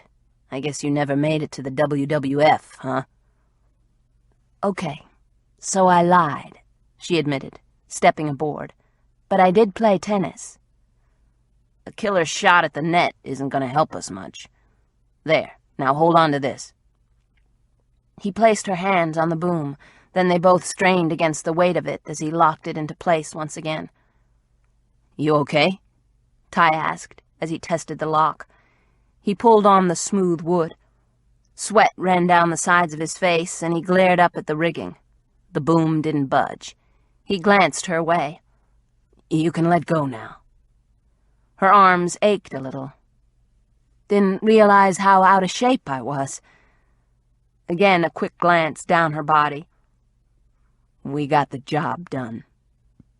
He removed his sunglasses long enough to swipe the sweat from his forehead, and for the first time since she'd met him, she was looking into dark hazel eyes, green-brown, that shifted in the sunlight. "Thanks." He shoved the shades up to the bridge of his nose again. "You're more than welcome. Anytime you need to, pull in for repairs." White teeth flashed. "Let's hope it's not too often." His gaze swept the deck of the Bright Angel. "Maybe God is telling me I'm not cut out to be a boat owner. You know the old saying, what's the second happiest day of a boat owner's life?" "I give. What?" "The day he buys the boat." "And what's the happiest day of his life?" She waited. "The day he sells it." She threw him a smile and motioned to the sloop. "And I always thought you guys had love affairs with these things." "Some do, but a boat is just like a woman. You've got to find the right one. Sometimes you make a mistake, other times you get lucky." He was staring at her through the dark lenses. Hard. "And they say men are like cars, never perfect, never coming with all the right options." "And what are those?" he asked. "I don't think I know you well enough to say," she teased as she climbed off the sloop. Pain shot up her bad ankle, and she winced. "Are you okay?" "Just an old war wound kicking up." The pain lessened as she watched him fiddle with the engine. With pliers, wrenches, and other tools she didn't recognize, He worked on the motor, tried to start the boat, wasn't satisfied with the sputter that commenced, and leaned over the engine again. His old dog waited patiently in the shade of the wheel, brown eyes watching Ty. Sam tried not to study the way his back curved, or the fluidity of his tanned shoulders as he worked. Corded muscles flexed, then relaxed, and his cut-offs gaped enough that she saw a slice of white just under his waistband. "Don't go there," she silently warned herself. "You don't even know this guy." But she couldn't help noticing the way his thin lips flattened over his teeth, or the narrowing of his eyes as he worked. He tried the engine again, and it sputtered unsteadily. "I suppose that's as good as it's gonna get until I take her in for major repairs," he grumbled as he reached under a seat, withdrew a rag, and wiped his hands. His smile was irrepressible as he slapped the boom. "Yep, one hell of an investment." "Could I get you anything? Some of the wine, or a beer? If I look hard, I think I could even scrounge up a can of Coke." Detective Bentz's warnings about dealing with strangers and changing her locks echoed through her mind, but she steadfastly shoved the policeman's admonishments out of her head, at least for the time being, until she learned more about this man. He climbed off the boat. "I'd better take a rain check." He looked about to say something, then glanced toward the lake, where a fish jumped, silver scales catching in the sunlight, and seemed to think better of it. "What?" she asked, intrigued. "I probably shouldn't tell you this, but I ran into one of our neighbors the other day, the old lady across the street." Sam groaned inwardly. "Don't tell me. She thought you should knock on my door with a box of chocolates or a bottle of—" She let her voice fade, remembering the Riesling cooling in the fridge. "Oh, that's why." "Yep." He raised his hands, palms outward, sucked in his breath. "Guilty as charged." "And the boat?" "Really did break down." He shook his head. "I couldn't fake that." "Well, that's something," she said, a little stung. Not that he'd really lied, but— "For the record, Edie told me that you were a cross between Meg Ryan and Nicole Kidman, and that I'd be out of my mind if I didn't meet you." Sam wanted to drop right through the dock as his shaded eyes met hers. "So that's why I pulled in here, rather than at the dock next door. I had to see for myself." "And?" "Hey, anything I say now is going to get me into deeper trouble, I think." He rubbed the back of his neck and glanced away. "If I tell you you're prettier than either Meg or Nicole, you'll laugh at me and tell me to get lost. It'll sound like a come-on line. And if I say, 'Nah, the old lady needs her glasses readjusted,' you'd be offended. Either way, I lose." She thought of her nosy neighbor likening Ty to Harrison Ford, Tom Cruise, and Clark Gable. "Edie Killingsworth watches too many movies." "Nah, she's just one of those women who can't stop themselves from matchmaking. She was probably already working you." "Maybe. She told you I was single?" "Implied as much." He glanced at her ringless left hand. "No hardware." "Not for a long time. I'm divorced," she admitted. "And you?" His lips tightened, just a fraction, as if he didn't want to talk about it, as if he didn't want to give up too much of himself. "Single." From the boat, his dog whined. "Hush, Sasquatch. And no, I didn't name him." He added, as if reading her mind while thankful to change the subject. "My sister's prize German shepherd bitch had a litter that was supposed to be purebred. However, when the pups were born, it was obvious that she had managed to jump the fence before they brought in the show dog to do the honors and father the litter. Anyway, my sister ended up with 6 paperless pups, and I got the runt. This guy here. He threw a smile at his dog. Sarah had already named him. She lives up in Bigfoot country, up around Mount St. Helens in Washington State. And that was 12 years ago. Ty gave a sharp whistle.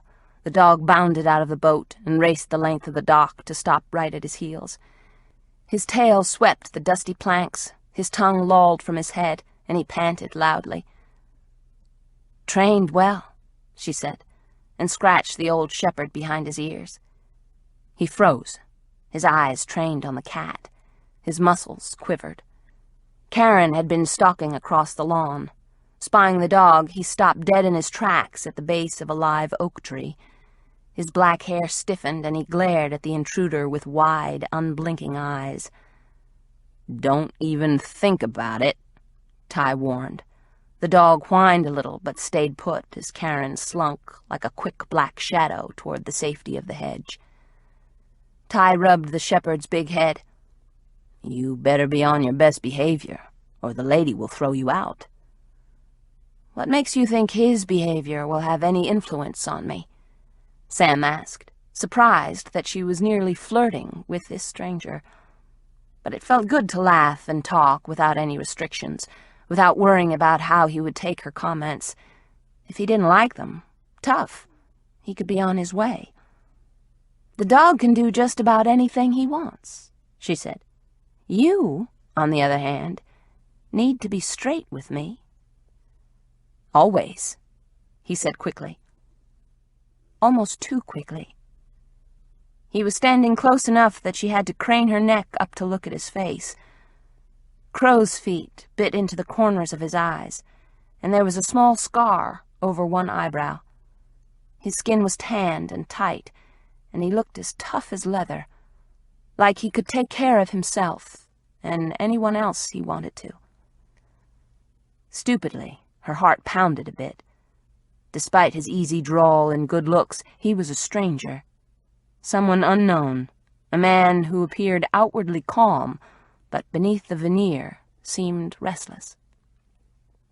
She reminded herself that somewhere lurking in the streets of New Orleans there was a man who had decided to terrorize her, knew her name, her address, and where she worked. A man she didn't know, one she wouldn't recognize.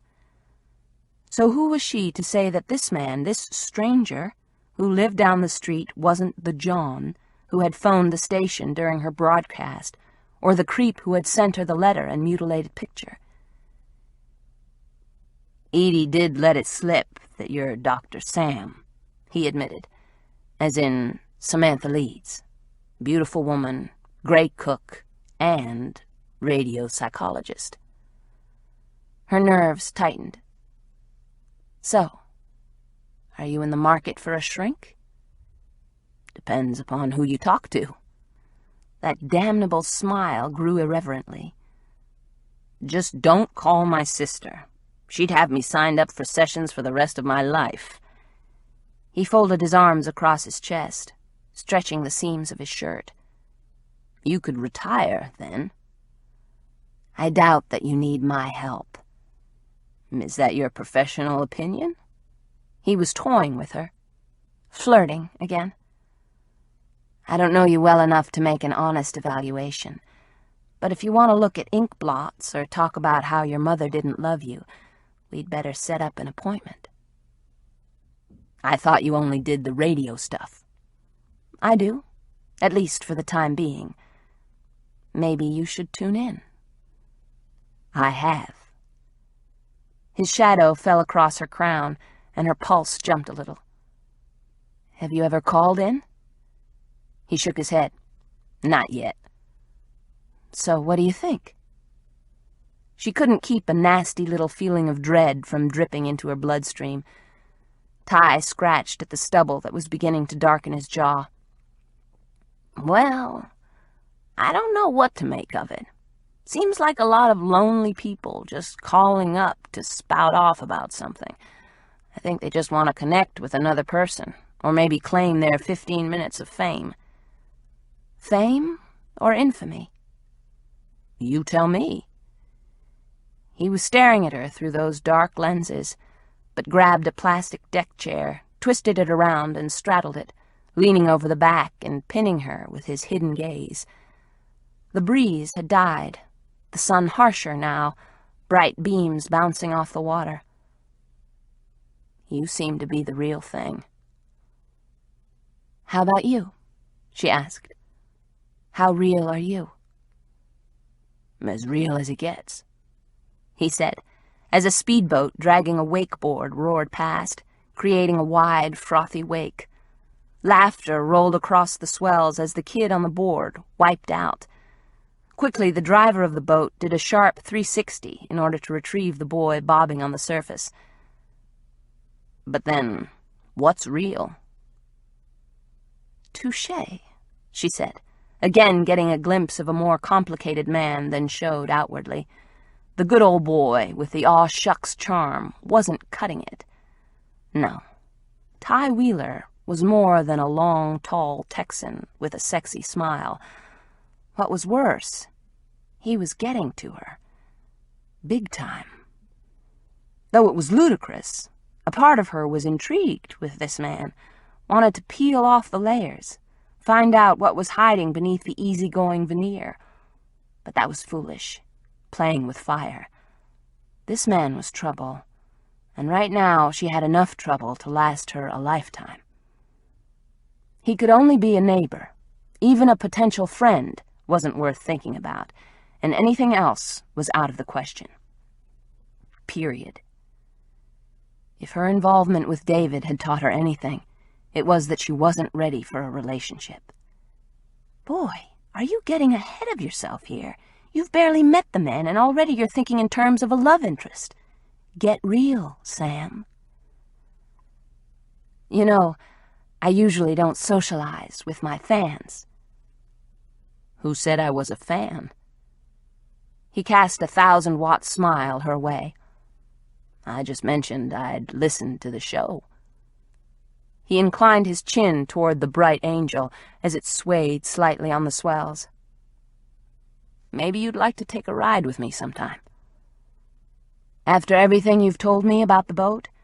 After I've helped you fix her?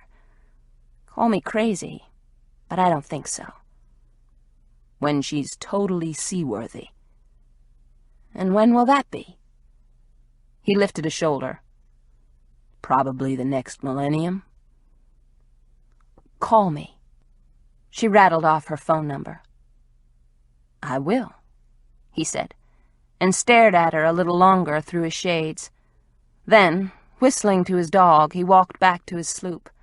With a final wave, he cast off, leaving Sam barefoot on the dock, arm raised to shade her eyes as she watched him motor off. "The man's trouble," she told herself again. "If you're smart, Sam, you'll forget him. Right now, before this flirtation goes any further." But she had the sinking premonition that it was already too late. Chapter 10. "So what do you think he meant, 'it's all your fault'?" Montoya asked as he crushed his paper coffee cup and tossed it over Rick Bentz's desk to land in the wastebasket in the corner. 2 points, Rick said automatically. 3, man. That was a tray if I ever saw one. I parked that sucker from downtown." "If you say so." Rick was flipping through the reports on Rosa Gillette and Cherie Belchamp. "So, what did the caller mean?" Montoya asked. "I don't know." Rick scratched at his chin as he thought about his interview with the lady psychologist. "You shouldn't even be thinking about it, you know. We've got enough to handle as it is." "I do what Jaskiel tells me to do." He shoved the reports aside. "Look, Montoya, you and I both know I'm lucky to have this job. That I ended up with an office is unbelievable." "You earned it, man. You put in your years." "In L.A. And you got into some trouble. Big deal. The bottom line is you know your shit. Otherwise you wouldn't be here, right?" Montoya was right. 20 years with the LAPD should have counted for something. But as it was, he was lucky to land a job anywhere. To say the recommendations of his superiors in the City of Angels hadn't been stellar would be a gross understatement. Everyone here knew it, including Montoya. Not everyone understood the reasons. He cringed as he thought of them. Of an unlucky boy who happened to point what turned out to be a toy gun at his partner. Bentz had reacted, and a 12-year-old was dead because of it. His family had sued, rightfully so, and Bentz had been put on probation. He might have regained his badge if he hadn't poured himself into a bottle for a couple of years. The powers that were at the LAPD decided he was far more trouble than he was worth. A media catastrophe. "Yeah," he said now, in answer to the younger cop's question. "I know my shit. All of it. And it stinks. So don't give me any crap about you lucking out and getting the job. Jaskiel hired you to work on the cases she assigns because she trusts you, and she knows you'll work your ass off, round the clock. The way I see it, you don't want any free time anyway. Old man like you. What you got to go home to?" Montoya asked. "Now that your kid is about off to college, you won't have any reason to go home at night, right?" "Christie's still at home," Bentz argued, thinking of his daughter, the only family he had left in the world. Christie's mother, Jennifer, was dead. She'd divorced Bentz long ago, and everyone thought it was the job, which was a big part of it. But there was more, of course, and Bentz was left with one great kid and a secret he'd never share. He glanced at the double-fold frame that sat on his desk. One picture was of Christie at 5, upon entering kindergarten. The other was her senior picture, taken just last September. It seemed impossible that she was 18, and soon would be moving up to Baton Rouge. "She's not off to All Saints until next month." Montoya parked a hip on Rick's desk, picked up a letter opener, and twisted it in his fingers. "So you think the stalker who's calling the lady shrink? He's dangerous?" Rick considered the mutilated publicity shot, handed a copy of it to Reuben. "Looks that way." Montoya's jaw tightened. "Whoever did this is one messed-up mother." "Yeah. If this is all on the up and up, I'd say, yeah, the guy is dangerous." "But," Reuben encouraged, "but it could be all for show. Publicity. Ratings of the Midnight Confessions have soared since the first incident, and the station's been in financial straits for a couple of years. George Hanna bought WSLJ, thought he could turn it around, and didn't. Maybe this is a publicity ploy." But Rick didn't think so. Montoya's face screwed up as he glanced down at the photocopy. "It's still sick-assed shit." "Yep. I'm waiting for a report on the note and the picture. I got the originals from the Cambrai PD, then sent them to the lab." He held up the photo. "You know what this reminds me of?" Bentz was one step ahead of his younger partner. The $100 bills with the eyes blackened. "Could be the same guy." "I considered it, even put it in my report. But wouldn't he have just marked out the eyes with a felt pen, like he did on the bills?" "You'd think, but maybe this creep is smarter than we think." "It's a long shot." One Bentz was considering. "But a possibility, or you wouldn't have thought of it," Montoya said. Bentz reached for his coffee cup. The coffee was tepid and weak. "I'm not ruling anything out." The truth of the matter was, the photo with the cut-out eyes bothered him more than the calls to the station. He had a bad feeling about this one. Real bad. Was the guy a prank, or was he going to raise the stakes? And what about the psychologist? Samantha Leeds should be freaking out, not letting strange neighbors moor their damned boats at her place. Reuben dropped the copy of the mutilated picture onto a stack of files. "So, What have we got on your serial murderer?" "A little more. Semen was left behind on both women. The lab says it's the same blood type. Same with hair samples. No surprise there. And it's the same M.O., from the looks of it. Both working girls, both strangled, by some kind of bumpy noose, both posed afterward.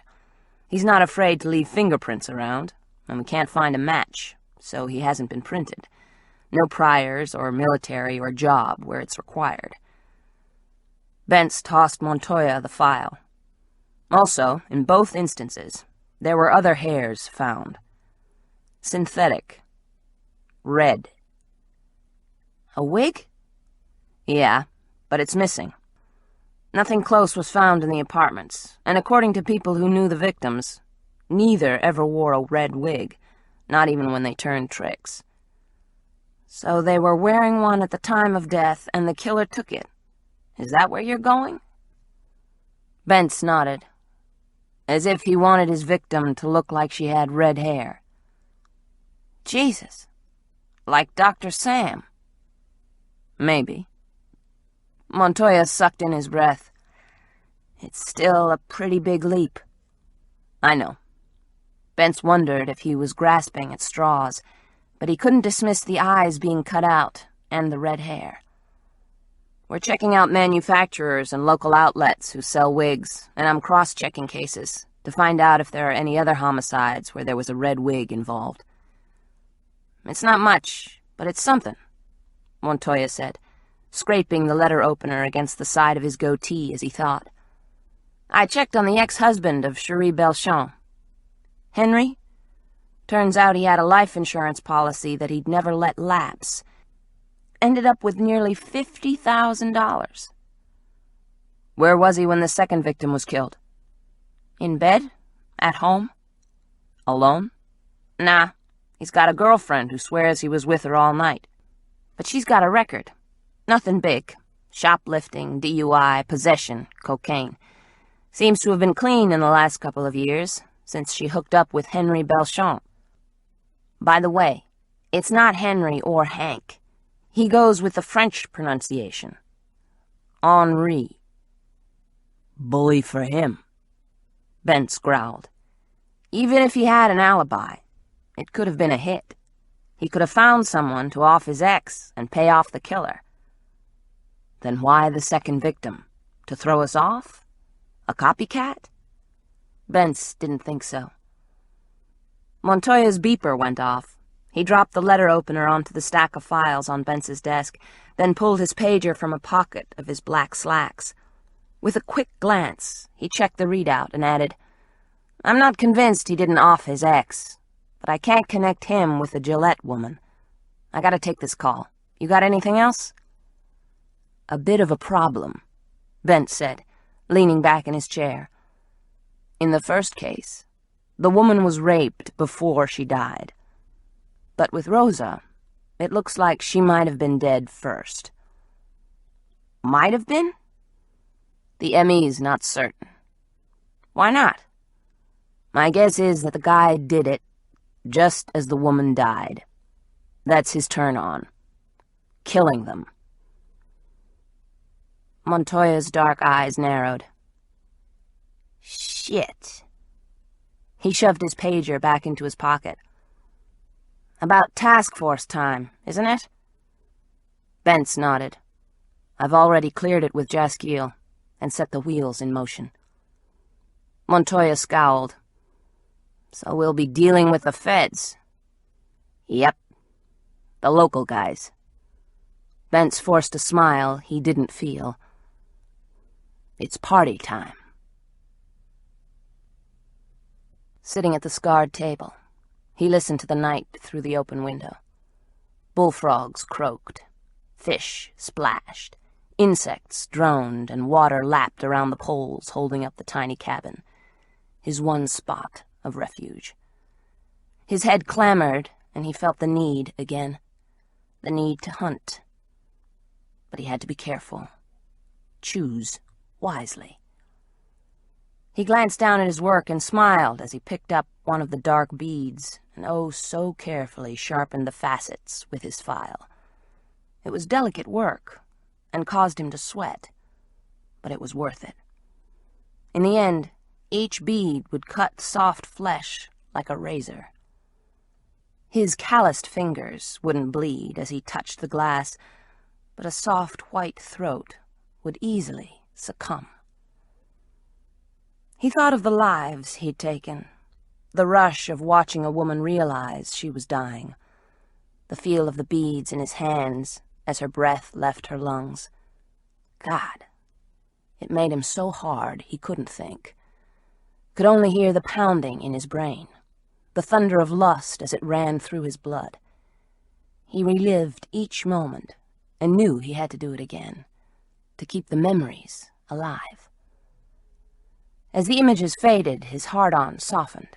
He turned his attention back to his work, filing, sharpening, and polishing the beads until it was time for the program. Then he snapped on the radio at just the right moment. The music was fading, and Dr. Sam's voice whispered over the crackle of interference. "Good evening, New Orleans, and welcome." Her voice was so erotic, so sexy. The bitch. He stopped working for a minute, listened to the first caller's complaints, then reached into his toolbox.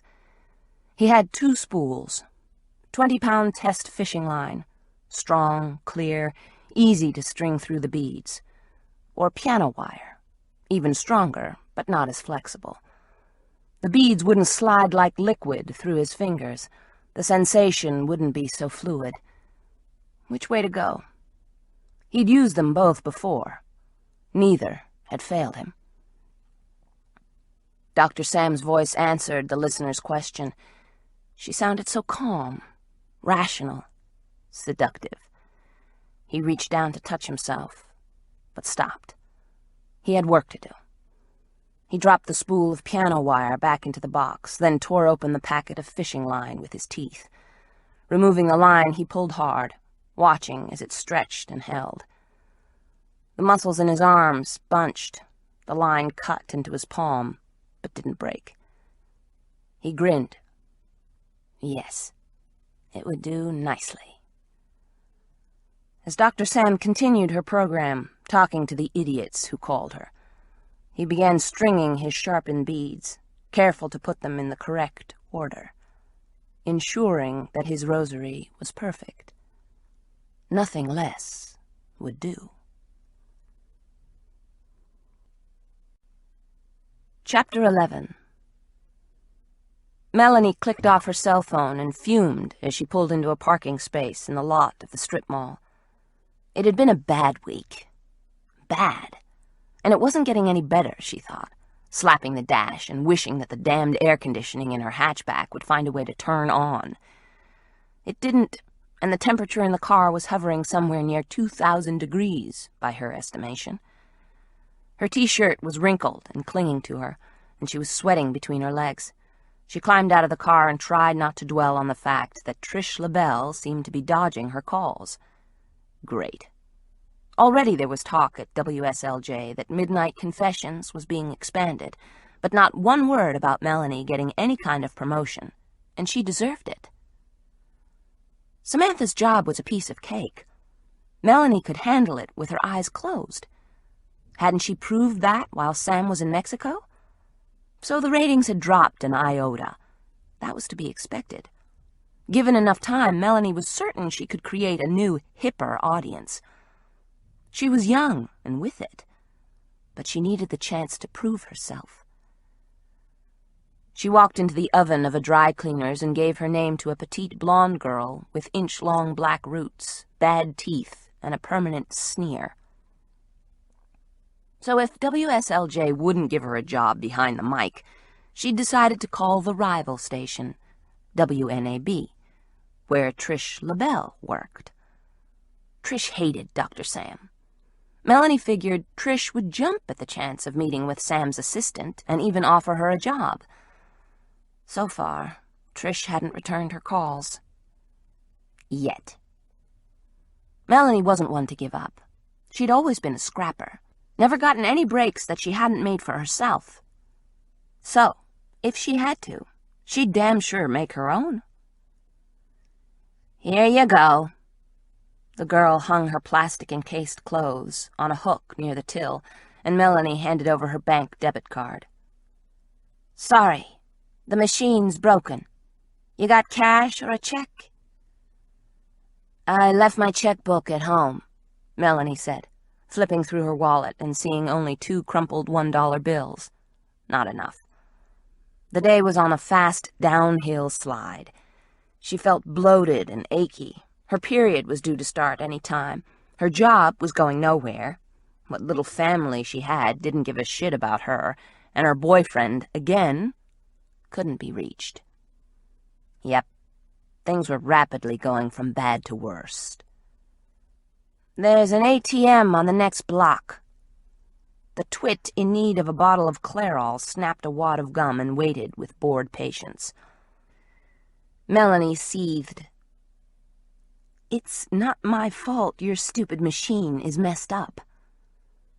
The girl shrugged her skinny shoulders and gave Melanie a bored look that said, Tell it to someone who cares.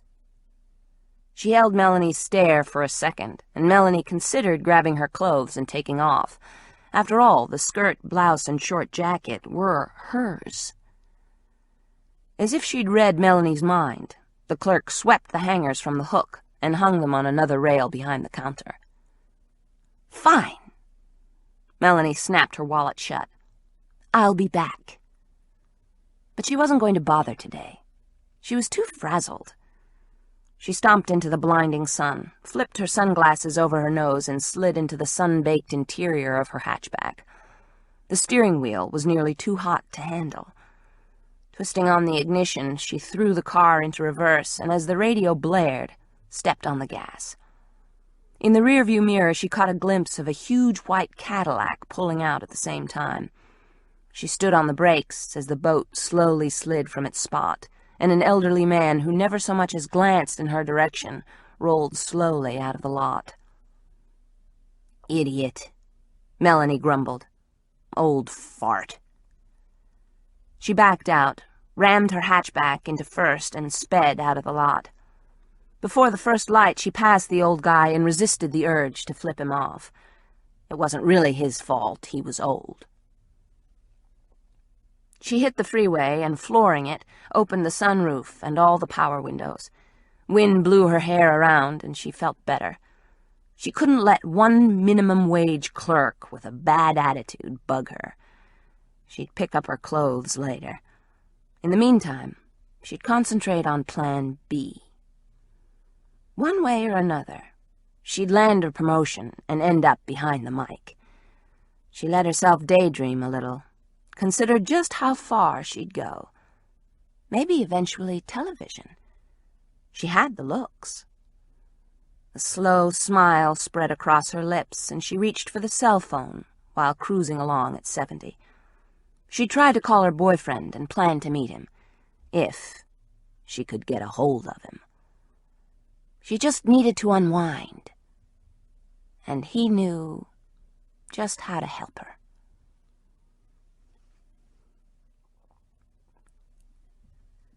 Sam's palms were sweaty, and her heart raced, but she told herself, as she entered the booth, that she was being apprehensive and silly. Nothing had happened. For nearly a week. Though each night she'd experienced the same case of nerves as she'd started her program. John had remained silent. Had he given up? Was he bored with his joke, if that's what it was? Was he out of town? Or was he waiting for just the right moment? Stop this, Sam. It's getting you nowhere. Be grateful he's gone. Still, she was tense, as was everyone at the station in varying degrees. Gator and Rob kidded about her boyfriend. Eleanor stewed. Melanie thought it was exciting. And George Hannah hoped that the ratings would continue to climb. They hadn't. Without John's calls, the listenership's numbers were falling back to where they'd once been, which, Sam thought angrily, had been good. George, his silent partners, and even Eleanor had been satisfied. But no longer. Eleanor told her, "Not to worry, honey. At least the pervert's gone. That's good enough for me. As for George, he can think up some legitimate way to attract a bigger audience. Let's just hope John never calls back." Right, Sam thought. But a part of her wanted to talk to him again, if only to find out what it was that made him tick, why he'd decided to call her, who he was. From a psychologist's viewpoint, he was interesting. From a woman's viewpoint, he was terrifying. She closed the door to the booth behind her. Slipping on the headset, she settled into her chair, then adjusted the controls, checked the computer screen, and glanced through the glass window to the adjoining booth. Melanie was seated at her desk, fiddling with knobs, then gave her a thumbs-up gesture, indicating that she was ready to screen the calls for the night. Tiny was with her, taking his seat, saying something to Melanie that Sam couldn't hear. They laughed, seemed relaxed, and Tiny cracked open a can of Diet Coke. Over the past few nights, Sam had steered the subjects of her nightly discussion away from sin, punishment, and redemption, and back to relationships, which, of course, was the basis for the show. Things were getting back to normal, the way they were before John had first called. So why had the electricity she'd felt every time she sat in this chair not abated, but in fact heightened? Melanie signaled through the glass, and the intro music filled the booth. John Lennon's voice singing "It's Been a Hard Day's Night" boomed from the speakers, then faded. Sam leaned into the microphone. "Good evening, New Orleans, and welcome. This is Dr. Sam with Midnight Confessions here at WSLJ, and I'm ready to hear what you think." She started talking, relaxing, cozying up to the microphone as she invited her listeners to call in. "I just spoke to my dad a couple of days ago, and even though I'm over 30, he thinks he can still tell me what to do," she said as a way of connecting with her audience, hoping that someone would identify with her and phone in. "He lives on the West Coast, and I'm starting to feel that I should be closer to him, that he might need me now that he's getting up in years." She went on for a while, talking about the relationship between parents and children, when the phone lines started to flash. The first was a hang-up. The second, a woman whose mother was suffering the after-effects of a stroke. She was torn between her job, her kids, her husband, and her feeling that her mother needed her. The third was from a hostile teenager who resented her parents trying to tell her anything. They just didn't understand her. Then there was a backlash from parents and kids who thought the teenage caller should listen to her folks. Sam relaxed even more, felt at ease behind the mic, sipped from a half-drunk cup of coffee. The debate waged on, and finally a woman called in on line 3. She was identified as Annie. Sam pressed the button for the call. "Hi," she said. "This is Dr. Sam. Who am I talking to?" "Annie?" A frail, high voice whispered, a voice that was vaguely familiar, but Sam couldn't place the name with a face. She was probably a regular caller. "Hello, Annie. What is it you want to discuss tonight?" "Don't you remember me?" the girl asked. Sam felt the warning hairs on the back of her neck rise. "Annie? I'm sorry, if you could remind—" "I called you before." "Did you? When?" she asked, but the raspy voice hadn't stopped, just paused to draw a breath and keep right on whispering through the studio, on the airwaves. "Thursday's my birthday. I would be 25. "Would be?" Samantha repeated, and a chill swept through her blood. "You remember? I called you 9 years ago, and you told me to get lost. You didn't listen, and—" "Oh, God," Sam said, her eyes widening. Her heart stopped for a second in a horrid nightmare of déjà vu. "Annie, Annie Seeger?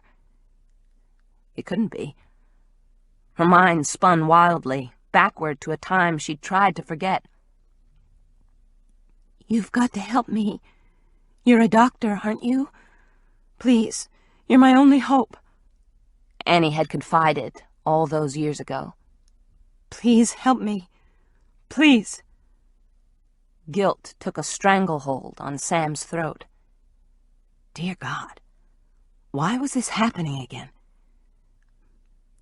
Who is this? Sam forced into the microphone. From the corner of her eye, she glanced at the adjacent booth, where Melanie was listening, shaking her head, her palms turned toward the ceiling as if the caller had, once again, gotten past her. Tiny was staring hard through the glass, his eyes trained on Sam, the can of soda in his big hand forgotten.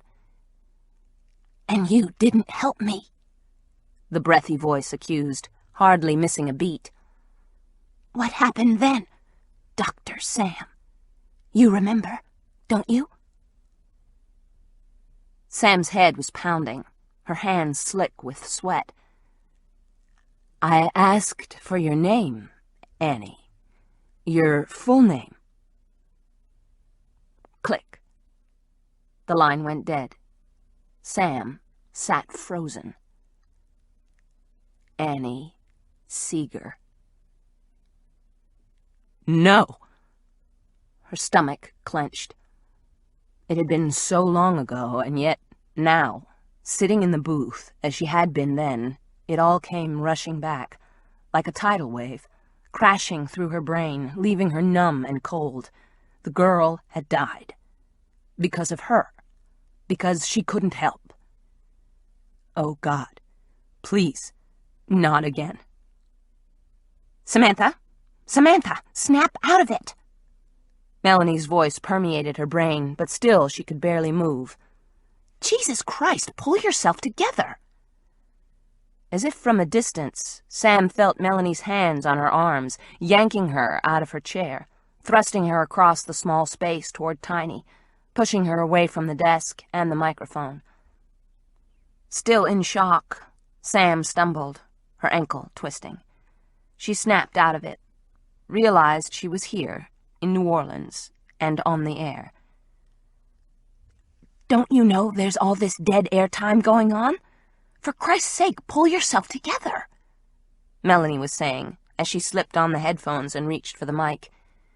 Get her out of here, she ordered Tiny. Wait a minute. I'm okay. Sam wasn't about to budge. Prove it.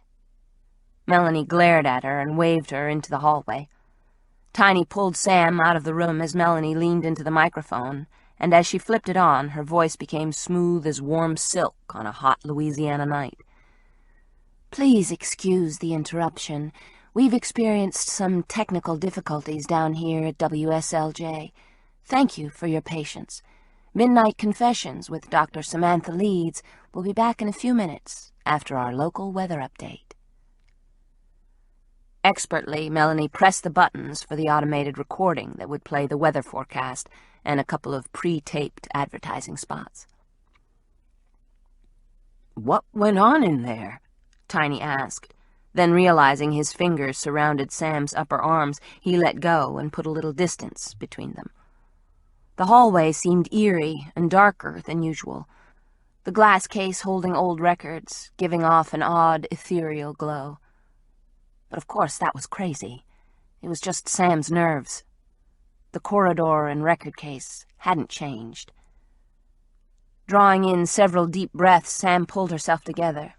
She couldn't allow another prank to rattle her so. Who was that girl on the line? I don't know, Sam admitted, leaning against the wall.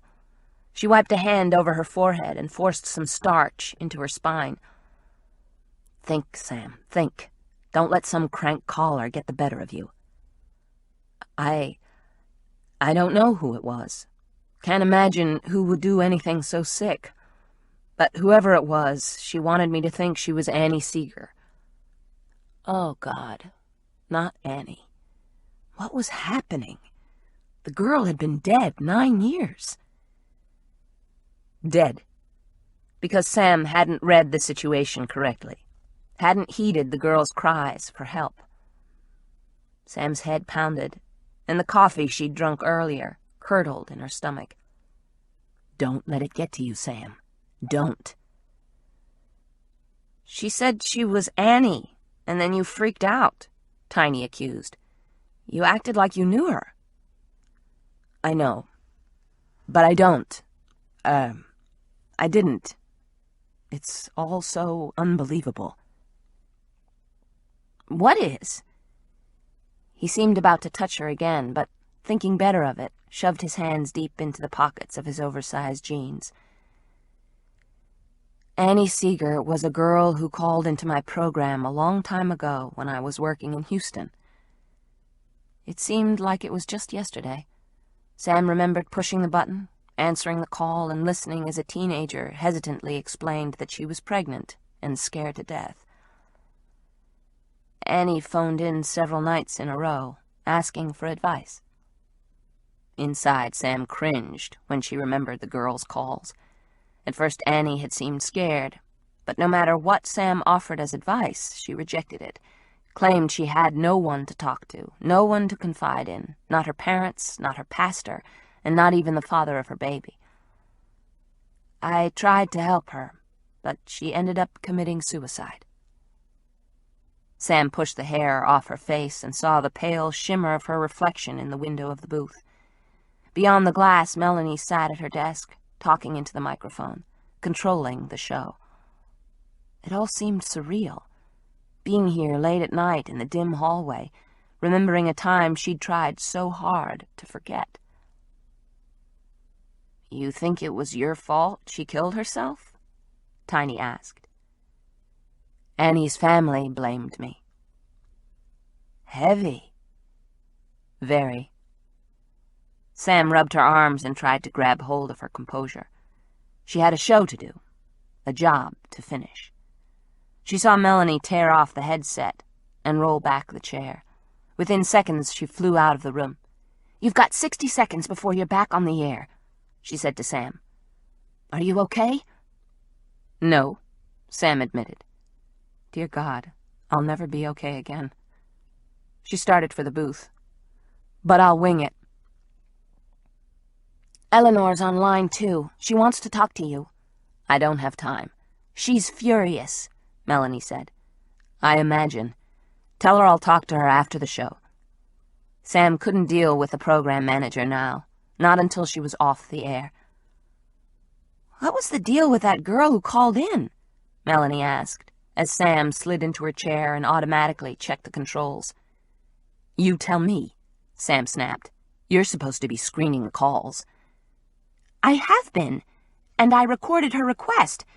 She didn't talk in that stupid falsetto voice either. She just said that she had a problem with her ex-mother-in-law and wanted your advice." Melanie glowered at her boss. "So are you going to pull yourself together and take charge or what? Otherwise, I'll take over." Her voice softened slightly and her defensive attitude slipped away. "I can do it, you know. Easy as pie. Tiny can run the call-in booth, just like when you were in Mexico." "I can handle it, really. But thanks." Melanie flashed a smile that seemed to hide some other emotion. "I'm a shirt-tail relation to Jefferson Davis, you know." "I've heard." "I can step up to the plate if I have to. It's in my genes." "Well, thank God for your genes. But I'm okay." Sam wasn't going to let another crank call spook her out of her job. "I'll handle it. You two," she motioned to Tiny and Melanie, "just screen the calls and tape them. We've only got another 15 minutes. Tell Eleanor to sit tight." She adjusted her headphones and pulled the microphone close to her mouth, adjusting the angle as the advertisement for a local .com company faded. "Okay, this is Dr. Sam. I'm back in the saddle. Sorry for the interruption. As you probably already heard, the station's experiencing some technical difficulties tonight." It was a bald-faced lie, and she probably lost a few credibility points with her listeners, but she couldn't deal with the issue of Annie Seeger right now. Okay, so let's pick up where we left off a few minutes ago. We were talking about our parents interfering in our lives, or needing us, or telling us what to do. My dad is the greatest, but he can't seem to accept that I'm a grown woman. I'm sure you've had similar experiences. The phone lines were already blinking like mad. If nothing else, the crank calls were drawing interest. The first caller, on line 1, was identified as Ty. A lightning-quick image of a tall man with a killer smile and flinty, unreadable eyes seared through her brain. Her stomach tightened, though she told herself the caller wasn't necessarily her new neighbor. "Hello," she said. "This is Dr. Sam. Who's this?" "Ty," he said, and she felt a mixture of relief and wariness as she recognized his voice. She wondered why he'd been listening to her program, how he'd managed to be the first caller after the woman who had claimed she had been Annie had been on the line. "What can I do for you, Ty?" she asked, and tried not to notice that her palms were suddenly damp. "Are you having trouble with your parents? Your kids?" "Well, now, this is a little off tonight's subject. I was hoping you could help me out with a relationship problem." "I'll try," she said, silently questioning where this was leading. Was he telling her that he wasn't available, that there was already a woman in his life? Then why the flirting just the other afternoon? "What's the problem, Ty?" "Well, I just moved into a neighborhood and I've met this woman that I'm interested in," he said in his soft drawl, and some of her apprehension fled. "Is the feeling mutual?" Sam couldn't help but smile. "Oh, yeah, I think so. But she's playing it pretty cool." "Then how do you know she wants to get to know you better? Maybe her being cool isn't an act." "That's what she wants me to believe, but I can see it in her eyes. She's interested, all right. More than interested. Just too proud to admit it." Samantha's grin widened, and heat washed up the back of her neck. "She's that transparent, is she?" "Sure is. Only she doesn't know it." "Great. Maybe you should tell her." "I'm giving it some serious thought," he said slowly, and Sam's heartbeat accelerated into overdrive. She wondered how much of the undercurrents in the conversation Melanie and Tiny were hearing, or, for that matter, if everyone tuned into WSLJ caught the subtleties. "But prepare yourself, Ty. This woman might not be as captivated with you as you'd like to think." "I guess I'll just have to find out now, won't I?" "I'll have to make a move." "Oh, God." Her lungs tightened. "That would be the logical next step." "But you and I both know that sometimes logic doesn't have a whole lot to do with what happens between a man and a woman." "Touché. So, what are you going to do, Ty?" There was just a half a beat of hesitation. "I'm gonna find out just what the lady likes," he drawled, and Sam's mouth went dry. "And how are you going to do that?" Rapid, sensual images of Ty Wheeler with his broad shoulders, dark hair, and intense eyes flitted through her mind. She wondered what it would be like to kiss him, to touch him, to make love to him. His laugh was deep. "I think I can figure it out." "So you're going to try and take your relationship to the next level?" she asked, her throat tight. "Definitely." "When?" "When it's least expected." "Then you'd better not tip your hand." She was having trouble breathing. "I won't." "Good luck, Ty," she said. Same to you, Dr. Sam. Same to you. Her heart was pounding so hard she could barely hear herself think, and as she saw other phone lines blink to life, she wondered if any of her listeners had caught the undercurrents of the conversation. Thanks for calling in, Ty. She forced herself to check the display board and saw the calls were stacking up like jets over O'Hare. Anytime. And, oh, Dr. Sam? Yes? Sweet dreams. Chapter 12. Ty's voice had been as low and sexy as a Delta night. Samantha's mouth was suddenly desert dry, and she was tongue-tied for the first time in all her years of radio. Heat rushed up her neck. She tried to get her bearings. The same to you, Ty, she finally managed, her voice sounding throatier than usual. Sweet dreams. Quickly, before she lost her train of thought completely, she pressed a button, read the computer screen, and said, Hello, this is Dr. Sam. You're on the air. Hi, this is Terry. Hey, who was that guy you were talking to? Do you know him? Sam sent a scalding glance toward Melanie. Wasn't she screening the calls, for God's sake? Did you have a question about a relationship? And that Annie earlier, what was that all about? Melanie was shaking her head. I don't know. Now, did you have a reason to call? Well, I was going to ask you how to handle my teenage son. What about him? Terry turned her attention back to her boy, but as soon as the next call came in, it was back to questions about Annie. The phone lines never quit blinking. The questions about who the breathy girl on the phone kept coming. Finally, the show was over.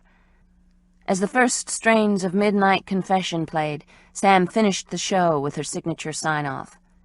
There is always tomorrow. Sweet dreams.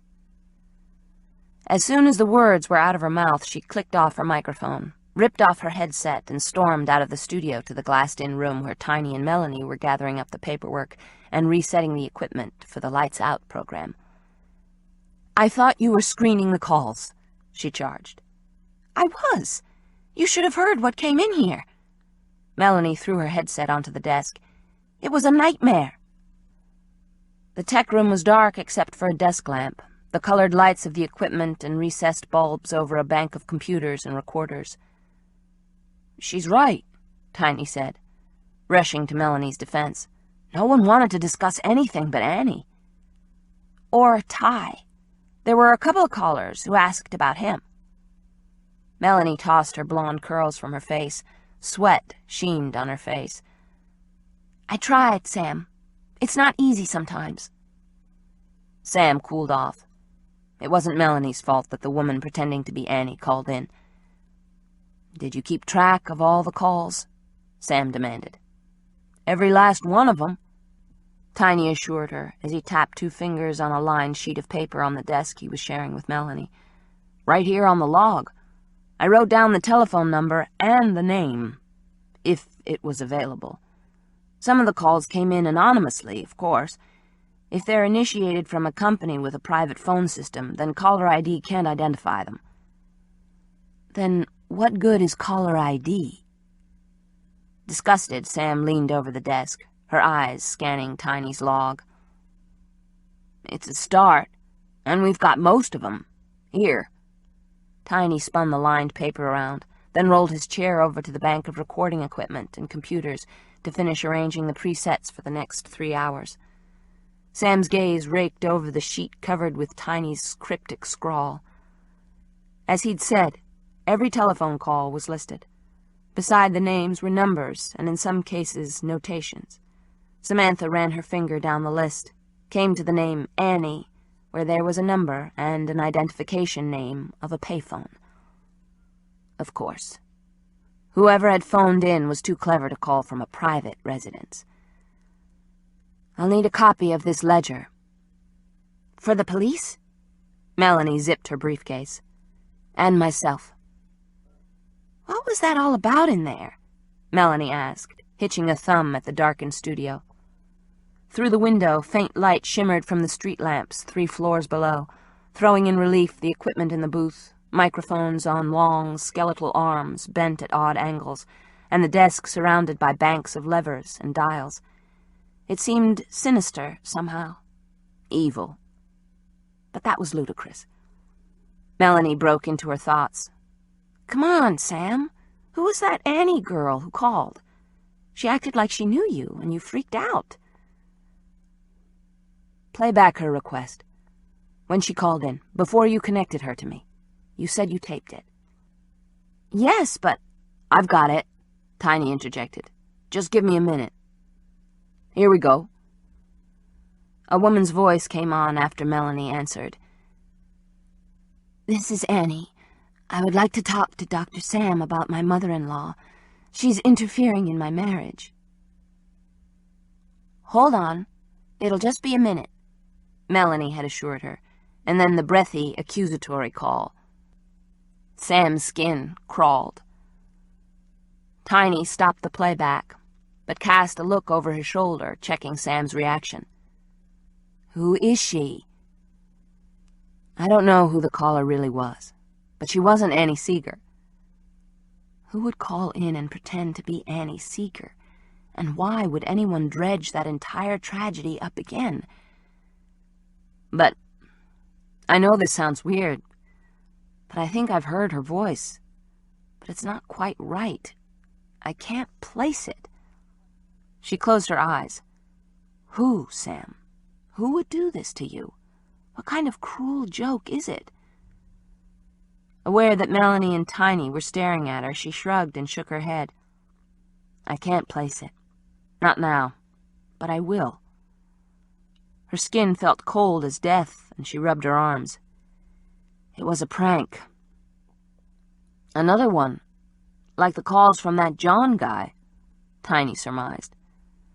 Oh, this is different, she said, thinking back to those horrid lonely nights when Annie Seeger had called in to the station in Houston, when the show's ratings had skyrocketed, when Dr. Sam's name had become a household word, when a young pregnant girl had taken her life.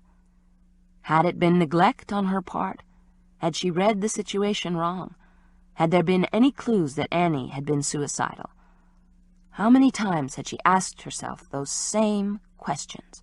How many nights had she lain awake, replaying the desperate phone calls in her mind, feeling guilt settle over her like a shroud, wondering if there was anything she could have done to help the girl? Of course it's different. The caller was a woman this time. Melanie looked from Sam to Tiny, who was frowning as he adjusted the volume of a pre-recorded track. Then Sam realized Melanie didn't know the story, had been in the booth when she'd told Tiny about Annie Seeger. Samantha said the woman was pretending to be a girl who had called in while she was in Houston, and the kid ended up dead, Tiny said, as if making sure he'd gotten all the details straight. What? Melanie drew back, appalled. Dead?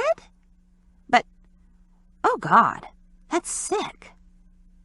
Beyond sick. Tiny folded his arms over his chest. My specialty, Sam pointed out, finally recovering a bit of her composure. Remember, I'm a shrink. The phone jangled and they all jumped. Line 2 flashed impatiently. I'll get it. It's probably Eleanor. Sam punched the button for the speakerphone. Hi, this is Samantha. Glad I caught you in. She froze. Her heart missed a beat. Who is this? She said, but recognized the smooth, sexy voice immediately. John. Out there lurking somewhere. He hadn't given up. He was just biding his time, waiting for her to feel relaxed. Don't play games, Samantha. You know who I am. You're the one who's playing games. Am I? I suppose I am. Are we having fun yet? Sam wanted to slam down the receiver, but couldn't sever the connection, not if she ever wanted to nail this creep. Motioning frantically to Tiny and the recorder, she kept talking. I wouldn't call it fun, John, she said, hoping that Melanie and Tiny would catch on. Not fun at all. I caught your program tonight. Spurred into action, Tiny pressed the right buttons and gave her a quick nod as the recorder began taping. Melanie stared at the speakerphone, as if mesmerized. But you didn't phone in. I'm calling now, he pointed out in his well-modulated voice. Had she heard it before? Had he called her without claiming to be John? Was it someone she knew? Think, Sam, think. This creep acts like he knows you, as if you've met. I wanted to talk to you alone. What we need to discuss is personal. I don't even know who you are. His chuckle was deep and rumbled through the room. Melanie bit her lip. Tiny's eyes bulged behind his glasses. The booth seemed close and dark and dangerous, the sound emanating from the speaker pure sin. Sweat prickled on Sam's scalp. Sure you do, Doctor. You just don't remember. Aren't you putting 2 and 2 together yet? You with your degree and all. What is it you want? She asked, taking a seat and staring at the speaker as if she could will a vision of his face to appear. Why are you calling me? She could barely think, but she knew she had to keep him on the line. She grabbed a pen from a cup on the desk, flipped over the log and scratched out a quick note, "Call police," that she shoved under Melanie's nose. Because I know you for what you are, Samantha. I know that you're a hot-blooded cunt. A phony. That degree you're so proud of isn't worth the paper it's printed on. He was getting angry now, his well-modulated voice becoming agitated. Women like you need to be punished. His words reverberated through the speaker more rapidly as Melanie hurried out of the room and into the studio next door. Through the glass window, Sam saw her hit the lights and pick up the headset. She glanced over her shoulder and nodded as she punched a free line, quickly dialed and nodded back to Sam and Tiny. The corresponding light for line 3 flashed to life. Keep him on the line, Sam. Just keep him talking. Maybe he'll slip up. Maybe the police will arrive. Maybe there's a way to trace the call. You're a whore, Dr. Sam, John charged. A $50 an hour hooker. I don't know what you're talking about. Try to remain calm. Keep him on the damned line. Find out more about him. Record it for the police. Her palms were sweaty, her heart thundering. It's all in your past, Dr. Sam. That past you hide from the world. But I know. I was there. I remember when you were selling it on the streets. You're a hooker, a fake, and you'll pay. The wages of sin are death, he reminded her coldly. And you're gonna die. You're gonna die soon. She swallowed back her fear, her fingers clamping around the pen in her hand. Who is he? Why is he so angry? What does he mean he was there? Where, damn it? Why are you threatening me, John? What did I ever do to you? Don't you know? Don't you remember? He nearly yelled. Annie's words earlier. Don't you remember me? No. Why don't you tell me? Where did we meet? She said, her voice somehow steady, though she could barely breathe. Her skin was hot, her insides cold as death. John didn't say a word. That was creepier still, knowing he was there, listening, not speaking. Through the glass window, Sam caught Melanie's gaze. She was talking and nodding, gesturing with her hands as if the police could see through the phone lines. "John? Are you still there? Are you on a speakerphone?" he asked suddenly. "It's echoing." "Listen, John. Why are you calling me?" The phone rang loudly, and line 4 flashed impatiently. Sam ignored it. "What is it you want from me?" "You are, you lying cunt. You're on a speaker. I thought I told you I wanted this to be personal." "It is, believe me. Now, tell me, John, what is it you want from me?" "Retribution," he said. "I want you on your knees. I want you to beg for forgiveness." "For what?" But the line went dead, as if he'd heard the incoming call and gotten scared. "Damn!" Sam swore, trembling inside, feeling weak, vulnerable, violated. Don't let him do this to you. Don't let him get to you. But the hatred she'd felt, the rage he had against her, was horrifying. "I got it all," Tiny assured her, as she hit the button for line 4. "WSLJ?" "Damn it, Sam, is that you? What the hell's going on over there? You were supposed to call me back." Eleanor's voice bellowed from the speakerphone. "Are you all okay?" "We're fine." "That was some weird stuff on the phone tonight," Eleanor said. "I couldn't believe it when that girl saying she was Annie Seeger called." There was a pause as Eleanor drew in a breath. "Sam, tell me you're okay." "I think I already did." "Yeah, but I remember what happened. I was there, you know, in Houston." Suddenly self-conscious that Tiny was hearing every bit of this conversation, probably was recording it, Sam cut Eleanor off. "Look, we're all tired. Let's not go into it now. I'll come into the station early tomorrow and we'll talk. There are other things we're going to have to go over." "Other things?" Eleanor's voice was instantly wary. "The other prank caller, the guy who calls himself John, phoned in after the program again. I just hung up." "After the show? What's that all about?" "I don't know, but it's the second time he called once the program's gone off the air, as if that somehow makes it more personal, I guess. The first time he said he was busy, and I was to blame. This time he didn't offer up any excuses for not calling during the show. Got really upset when he realized I was using a speakerphone and became threatening.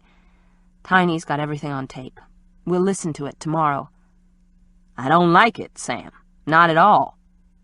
"Neither do I." "We'll have to call the police again." "Melanie just did." She glanced through the window and saw Melanie nodding, still gesturing as she talked into the microphone. "It's handled." "My ass. This has gone way too far, you hear me? Way too far. Now, I don't want any of you walking outside alone tonight, okay? Go in a group to the parking garage. Be sure Tiny's with you or take a cab. Y'all hear me?" "Loud and clear," Sam said, as Melanie hung up in the other room. "I'm serious, Sam. I don't like this garbage." "Me neither." "You tell the police they'd better figure out how to catch this bastard, or they'll have to deal with me." "That'll get them shivering in their boots." "Hey, I have no time for jokes. This is serious." "I know, Eleanor." "Good. And tomorrow, we're going to get to the bottom of it. All of us. Tiny, Melanie, and you are going to meet me in my office at 1 in the afternoon. She let out a breath. "Mother of God. Be careful. I'll see you tomorrow." "We'll be there," Sam said, and hung up as Melanie charged into the room.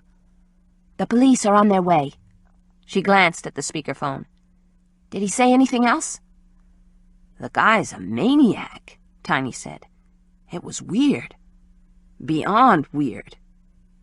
"You've got that right."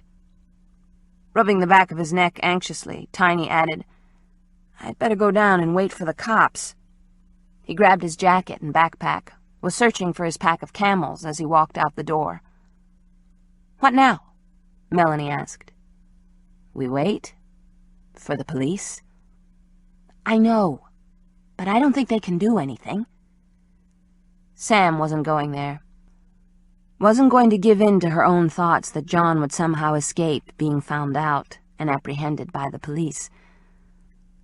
Let's just hope they catch this guy, and soon. "And if they don't?" Melanie asked. Sam didn't answer, didn't want to think about it, but the caller's threats echoed through her mind as surely as if he was whispering in her ear. "The wages of sin are death, and you're gonna die. You're gonna die soon."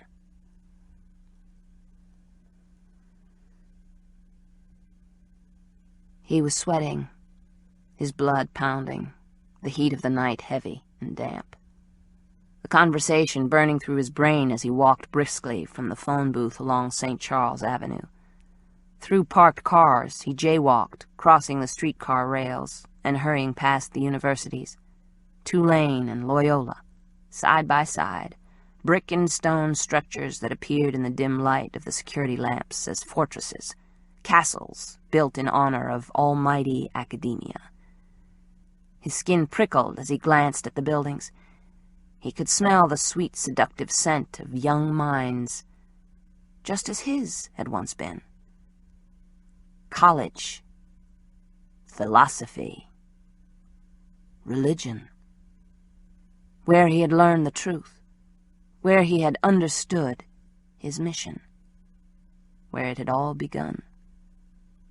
Oh, his mentor would be proud. A few students wandered the great expanse of lawn, talking, laughing, smoking, probably getting high.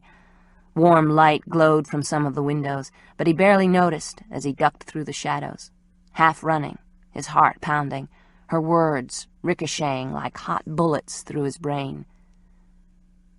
"Why are you threatening me, John? What did I ever do to you?" She didn't remember. Didn't recall the horror that had changed his life. Ruined it. Rage screamed through his blood, and he broke into a jog, running faster toward the heart of the city, toward the siren song of Bourbon Street, where he could blend into the crowd that forever walked the city streets, where he could hide in the throng and yet be nearer to her.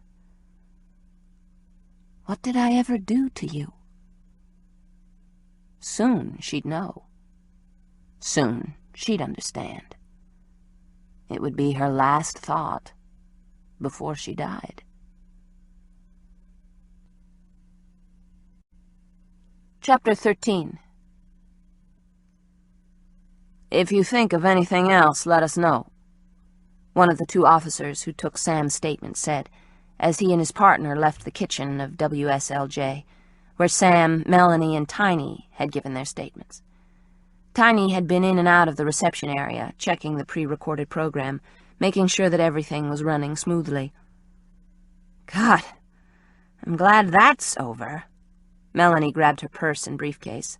"What a marathon." "They're just being thorough." "Think they'll catch anyone?" Tiny asked as he rummaged in the cupboards, found a bag of popcorn, and set it inside the microwave. "I can only hope," Sam said around a yawn. Bone-tired, she didn't want to think about either of the callers for the rest of the night. It was nearly 3 a.m. All she wanted to do was drive home, fall into bed, and close out the world. Her head was beginning to ache, her ankle starting to throb. "I think that popcorn belongs to Gator," Melanie said, as Tiny pushed the timer. "He'll never miss it. Are you guys all right to walk out of here alone?" "We'll manage," Sam said dryly. She couldn't imagine Tiny as any kind of a protector. "Come on, let's go, Melanie." She gathered her things, and the popcorn kernels started exploding over the hum of the microwave. The smell of butter filled the kitchen as she and Melanie made their way downstairs and outside the building. Ty was waiting for her.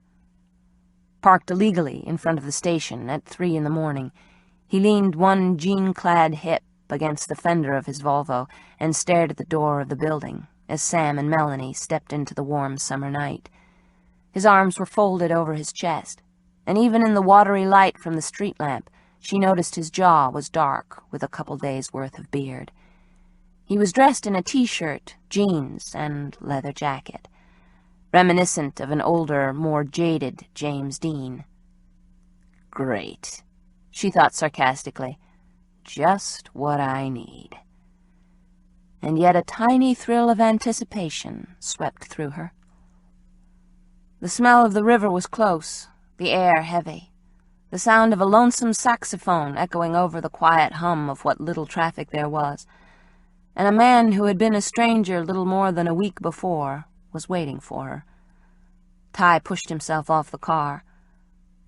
I thought I'd come down and see that you were okay. I'm fine. Just dead on my feet, she said, but couldn't help feeling a little glow of warmth for him. To Melanie he said, Ty Wheeler. I'm Sam's neighbor. Sam belatedly found her manners as a car cruised past. Through the open window the sound of heavy bass thrummed from huge speakers. Oh, right. Ty. This is Melanie Davis, my assistant. Melanie. Ty. He's a writer who owns an old dog and buys broken-down sailboats. Melanie gave him a quick once-over and offered a curious, friendly smile. A writer? Like a journalist? Nothing so noble, I'm afraid, he drawled. Novels. Fiction. Really? Melanie was impressed. You're published? Ty's smile flashed white in the darkness. Hoping to be. What's your book about? Kind of a horse whisperer meets The Silence of the Lambs. It's got a farm theme running through it. Give me a break, Sam said, and Melanie chuckled. Actually, I thought I'd come down and see that you... He touched Sam on the elbow. We're all right.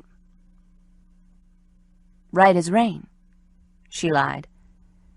His fingers tightened before he dropped his hand, and again she felt that ridiculous little glow. So where's the car?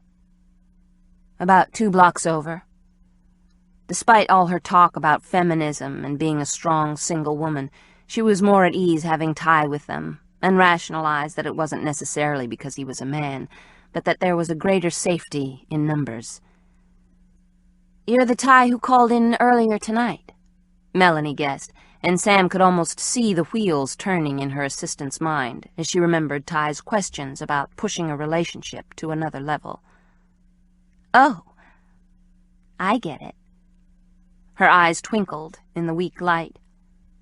Yeah, I did call in, he admitted. Didn't like what I was hearing on the airwaves, so I phoned the station to change the tone of things. After I hung up, I decided maybe Samantha would like a ride home. When I got here, I saw the police car. Melanie didn't comment, just lifted a curious eyebrow, as if trying to get a bead on Ty's connection to Sam. I think I'd better drive, Sam said. I don't want to leave my car here and then not have a way into the city tomorrow. I'd drive you, he offered, but Sam didn't want to bother him, nor be dependent. And I'd feel better having my own wheels. Whatever you want, he shrugged, but I'll walk you to your car and you can drive me back to mine. You really don't have to, Sam said, but Melanie had different ideas. Hey, he came all the way down here in the middle of the night to see that you were safe. Give the guy a break. Let him walk you. Us. She sounded almost envious, and Sam wondered where her boyfriend was, the one she never talked about. Maybe they'd broken up. It certainly wouldn't be the first time Melanie had fallen head over heels in love, only to change her mind a few weeks later. I'd feel better about it, Ty said, as he fell into step with them. As I said, I was listening to the program and caught that weird call from Annie, whoever she was. It freaked you out. That wasn't the half of it. Though Sam would have preferred to tell Ty about John's call later, at another time, Melanie was fairly bursting at the news and couldn't hold her tongue. As they passed the wrought iron fence encircling the thick shrubs of Jackson Square, Melanie eagerly explained that John had phoned the station once Sam had signed off. So he'd rather talk to you alone, Ty said solemnly as they crossed in front of St. Louis Cathedral. Lamplight splashed against the white facade. 3 sharp spires knifed into the blackness of the night sky, reaching upward to heaven. The cross atop the highest steeple barely visible as it pierced the inky heavens. What does he want? Retribution, Melanie said. For what? Ty's jaw tightened. Sam shook her head. I don't know. Your sins. Melanie was reaching into her purse, jingling coins as she searched for her keys. He's always talking about your sins. It's like he's some priest or something. They reached the parking structure just as Melanie extracted her key ring. A dozen keys jangled. I'm here on the first floor. Unerringly, she zeroed in on her little hatchback and unlocked the door. Want to ride up? She asked. I'm just on 2. Sam didn't need her assistant acting as if she were a wimp, and said sarcastically, I think I can make it. I'll walk her, Ty added. And though a part of Samantha still wasn't sure about her new neighbor, she really didn't think he would do her any harm. He'd had plenty of opportunities when they were alone, and no one had known they were together. It seemed unlikely, even if he was the caller, which she doubted, that he would risk attacking or kidnapping her when Melanie had seen them together. Besides, truth to tell, she felt safe with him. Comfortable. Fine. Melanie was in her car in seconds. She switched on her headlights and engine, then backed out of her spot. Waving with one hand, she honked her horn, and it echoed loudly as she tromped on the gas. The little car zoomed to the exit in a cloud of exhaust. Flamboyant, isn't she? Ty observed as they took the stairs. And melodramatic, and extremely efficient. Sam's red Mustang was the only car parked on the second floor of the gloomy lot. Half of the security lamps were burned out, the few remaining concentrated around the elevator and stairs. Right out of a Hitchcock movie, Ty said, his boot heels ringing on the dirty concrete. That's a little overly dramatic, don't you think? I just hope you never walk here alone, Ty said, scowling. Sometimes, but I'm careful. His gaze swept the empty spaces. I don't like it. She bristled a bit. She hardly knew the guy. He didn't have to automatically step into the role of protector, or big brother, or whatever. I can handle myself. Oh, yes, Sam. Like you handled yourself when the woman claiming to be Annie phoned in. You lost it, Doctor. Big time. If you say so. I've made it this far. She already had her handbag open and had found her keys, the duplicate set she'd had made since her trip to Mexico. Look, I appreciate your concern. Really, it's nice. But I'm a big girl. An adult. Is that a nice way of saying get lost? No, she said quickly. I mean, I just don't want you to feel obligated somehow, or that you need to take care of me because I'm one of those pathetic, weak, porcelain doll kinds of women. One side of his mouth lifted. Believe me, that's the farthest thing from my mind. Good. Just so we understand each other. I think we do. He stepped closer, and she smelled the scent of his aftershave, saw the way his eyes had darkened with the night, noticed that he was staring at her lips. Oh, God. Was he going to kiss her? Her skin tingled at the thought of it. Her silly pulse kicked up a notch, and as he leaned closer, she braced herself, only to feel his lips brush chastely against the side of her cheek. "Take care," he said, then stepped away as she unlocked the car door and swung it open. Her heart was pounding, her mind leaping ahead to vibrant images of deeper kisses, of bodies touching, of skin rubbing against naked skin. She started to slide behind the wheel seat when she noticed the piece of paper. An envelope on the bucket seat. What the devil? She picked it up, saw her name scrawled across the envelope, and without thinking, slid out the card. "No," she whispered as she read the words. The inscription, "Happy 25th birthday," had been circled in red, then slashed through the middle at an angle. Sam dropped the card as if it burned her fingers.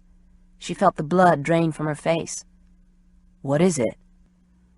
Ty bent down and picked up the folded sheet. "Jesus, what?" He opened it and saw a single word spelled out in red letters. "Murderer."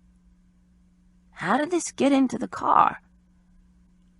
I don't know." Sam closed her eyes for a second, remembered the horror that had happened in Houston, the girl who had killed herself. Her head pounded and she sagged against the back fender. "Are you okay?" Ty's arm was around her shoulders. "This has something to do with the woman who claimed she was Annie. She said something about it being her birthday, Thursday." "Yes. Annie Seeger. Who would do such a thing? Why? It had been 9 years. 9 years. She shivered inside. I don't get it. Why is someone trying to terrorize me? And how did they get into your car? It was locked, right? Yes. She nodded. He looked over the window and door, pointed out the scratches on the paint. Was this here before? No. Looks like it was forced. Does anyone have a spare key? My extra key is at the bottom of the Pacific Ocean, she said, shaking her head. I lost the entire set when I was in Mexico. So you only have the one key? I had a duplicate made. It's in my drawer at home. Some of her fear was seeping away as she stared at the scratches on the door and realized Ty's arm was around her. David had one, but he gave it back while we were in Mexico. It was in my purse when it went overboard. There were questions in Ty's eyes, and she added, It's a long story. You don't think this David had a copy made? He wouldn't do that, she said, but heard the doubt in her words. Besides, he's in Houston. You think? He's not a part of this, she said, shaking her head emphatically, as if to convince herself. Clearing her throat, she stepped out of Ty's embrace. She didn't need to be falling apart and into his arms. Her knees were no longer weak, and the horror she felt was slowly being replaced by anger. She wouldn't let some anonymous creep threaten her or ruin her life. It's over between David and me. Has been for quite a while. Does he know it? Yeah.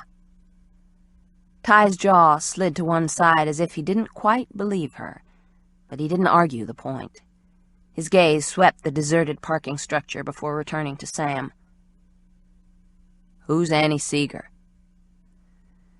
A girl who called into my radio program in Houston 9 years ago. She's the same one who phoned you tonight? She claims to be. But Annie's dead, he deduced. And this pervert, whoever he is, blames you? Is that what you think? Yes, she nodded. It must be the guy who calls in, John, or whatever his real name is.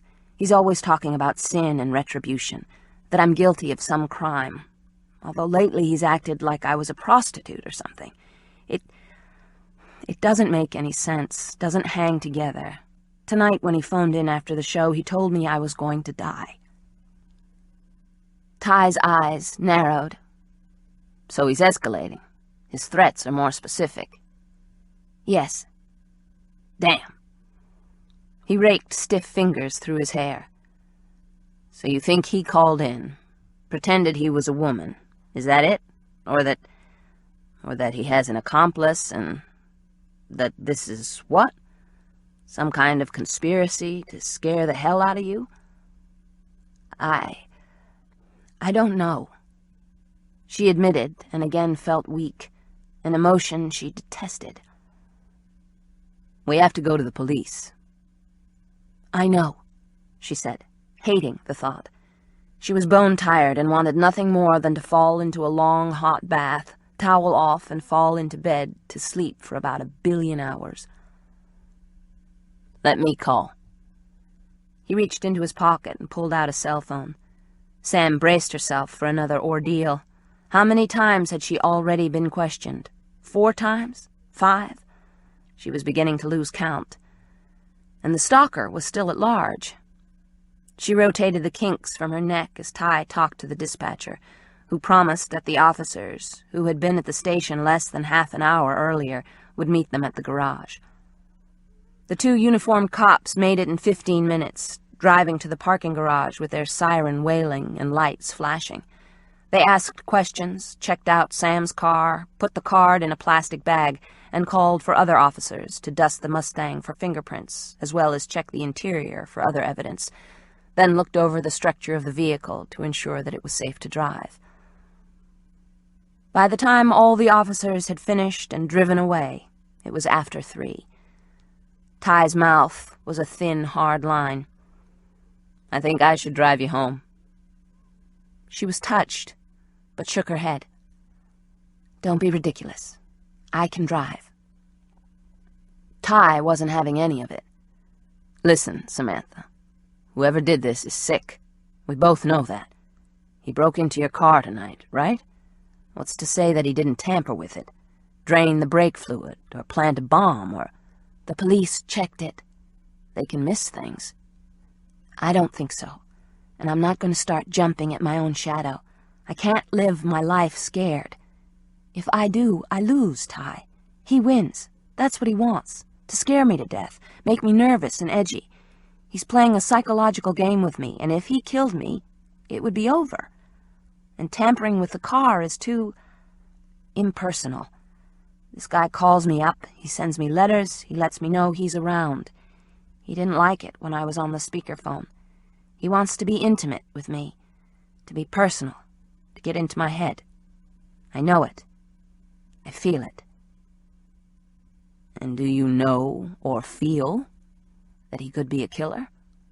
For God's sake, Samantha, he's threatened to kill you. Sam was thinking hard now, rubbing her arms despite the heat, biting her lip and starting to understand the man who called himself John.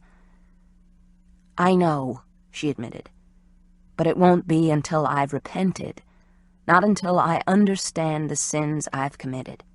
He's into some kind of religious thing. Sin, retribution.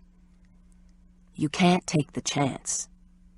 Isn't this enough proof that the guy's unhinged? That he's going to do you major harm? Ty asked. He's accused you of murder.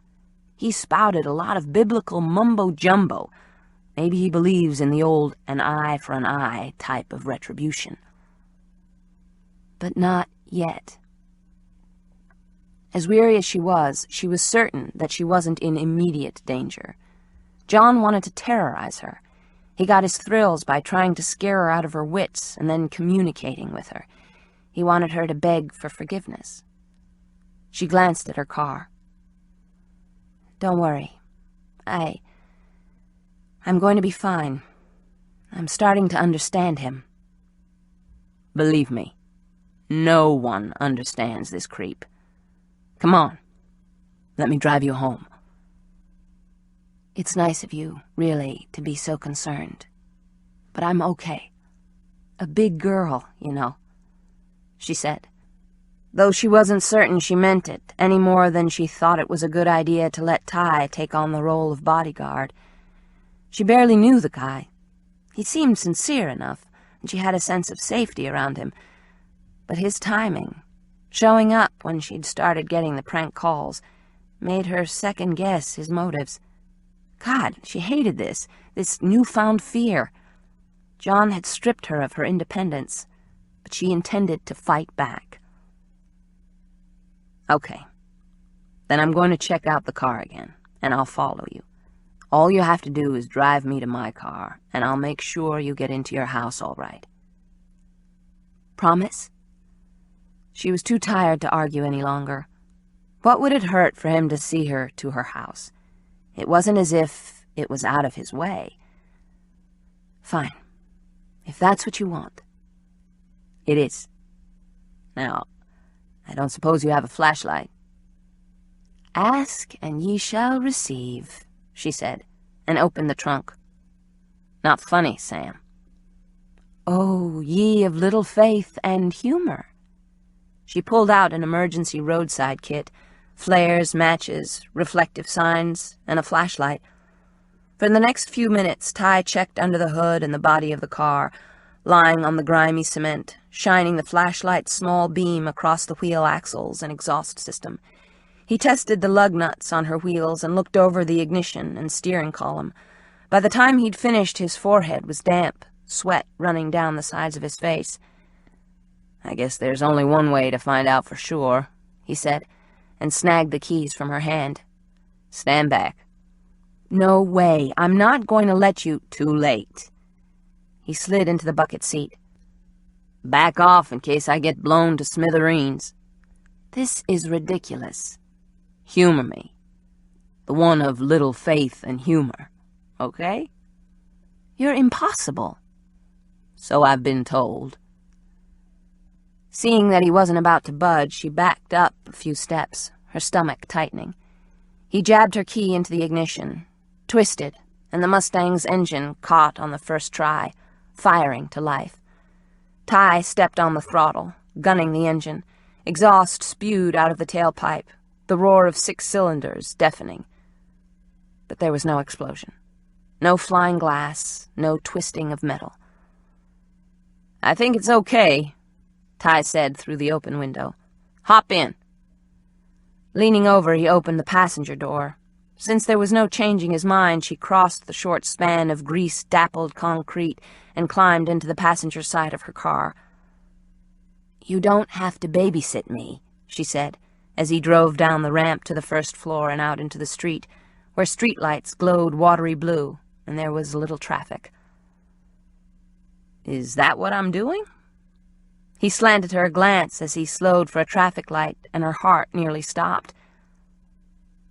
There was something about him, something she didn't quite understand, that warned her to be wary. Yet she couldn't resist him, couldn't help but trust him. As the interior of the car glowed red in the reflection of the stoplight, she caught his eyes, saw promises in his gaze she didn't want to understand. I'm babysitting? He asked again. Seems like. Forcing her accelerating heartbeat to slow, she held up one finger. You called the station after I got the weird call from Annie. Another finger jutted upward as the light changed and she watched his profile. Strong jaw, deep-set eyes, high forehead, bladed cheeks, razor-thin lips. In an instant, she wondered what it would feel like to kiss him, to touch him. The car shot forward, and she realized she hadn't finished her thought. You waited for me at the station door. A third finger joined the first two as Ty rounded the final corner and pulled into a spot behind his Volvo. You walked Melanie and me to the parking garage. Her pinky straightened. You checked out the car and drove me here. And... Her thumb raised, and she splayed her fingers in front of his face as her car idled. And you're going to follow me home. He grabbed her hand, hard, warm fingers wrapping around hers. And, he vowed solemnly, when we get back to your place, I'm gonna walk you inside. You don't have to. I want to. Okay? His eyes, dark with the night, held hers, and his fingers tightened. I would never forgive myself, Samantha, if something happened to you. Now, we can sit here and argue semantics all night, but I think we should go. It's late. She swallowed hard, retrieved her hand. Fine. One side of his mouth lifted. I'm holding you to it. Then he was out of the car, jogging to the Volvo and sliding inside. His brake lights flashed as Sam crawled over the gear shift and landed behind the steering wheel. After she adjusted the position of her seat, she punched the accelerator, watching in her rearview mirror as the Volvo pulled away from the curb and followed her. Ty Wheeler seemed to have appointed himself her bodyguard, whether she wanted him to or not. Chapter 14. On the way home, Sam punched the first button on her radio, caught the end of the Lights Out program, and drove through the deserted streets toward the lake and the small community of Cambrai. She met a few cars, the oncoming headlights bright, but for the most part her attention was focused in the rear-view mirror and the twin beams from Ty's Volvo. What was he thinking? Why was he making her problems his? What did he want from her? She turned onto her street, and she couldn't help but second-guess him. Did his boat really break down? "Stop it," she growled as she pulled into her driveway and pushed the button on her automatic garage door opener. She was tired, her nerves shot, paranoia taking hold. As the garage door cranked upward, she pulled inside. It had once been a carriage house, but had been converted to house a horseless carriage sometime in the 1920s. Later, a breezeway had been added, attaching the garage to the kitchen. As she climbed out of the car, Ty's car wheeled into the drive. He was out of his car in seconds and following her into the house. "No arguments," he advised, when he noticed she was about to protest. "Let me check the place out." "It's been locked." "So was the car." He walked ahead of her through the door and strode along the glassed-in breezeway as if he'd done it all his life. Inside the house, Sam shut off the alarm that she'd activated for once. She'd forgotten it time and time again, just wasn't used to setting it. Thankfully, tonight, the troublesome thing seemed to be working, but Ty wasn't satisfied. He walked slowly through the kitchen and dining area, where, perched on one of the chairs, Karen watched with wide, suspicious eyes. "It's all right," she mouthed to the cat. With Samantha on his heels, Ty did a room-by-room search of the house. He didn't bother to ask her permission as he opened doors to cupboards and closets, even tested the locked trap door of the crawl space tucked under the stairs. Then he took the steps 2 at a time to the second floor. Without a word, he walked into the guest room, with its lacy curtains, daybed, and antique dresser, through the shared bath, and finally ended up in her bedroom. Following after him, she felt uneasy and exposed. Naked. All the private corners of her living space bared. He slid one glance at the oversized canopy bed, then proceeded into the walk-in wardrobe where her clothes, shoes, and handbags were strewn haphazardly. Within seconds, he emerged. Sam was leaning against her armoire. "Satisfied?" she asked. "No boogeymen?" "Not so far." He tested the lock on the French doors leading to her balcony, gave the lever a shake, then grunted as if he finally was convinced that the house was safe. "Okay, so I guess I can give you the all-clear." "Good." She stretched and started for the door, but Ty didn't follow. "Why don't you tell me about Annie Seeger?" he asked, leaning against one of the bedposts. "I know you're tired, but it would help me to know why someone is blaming you for her death."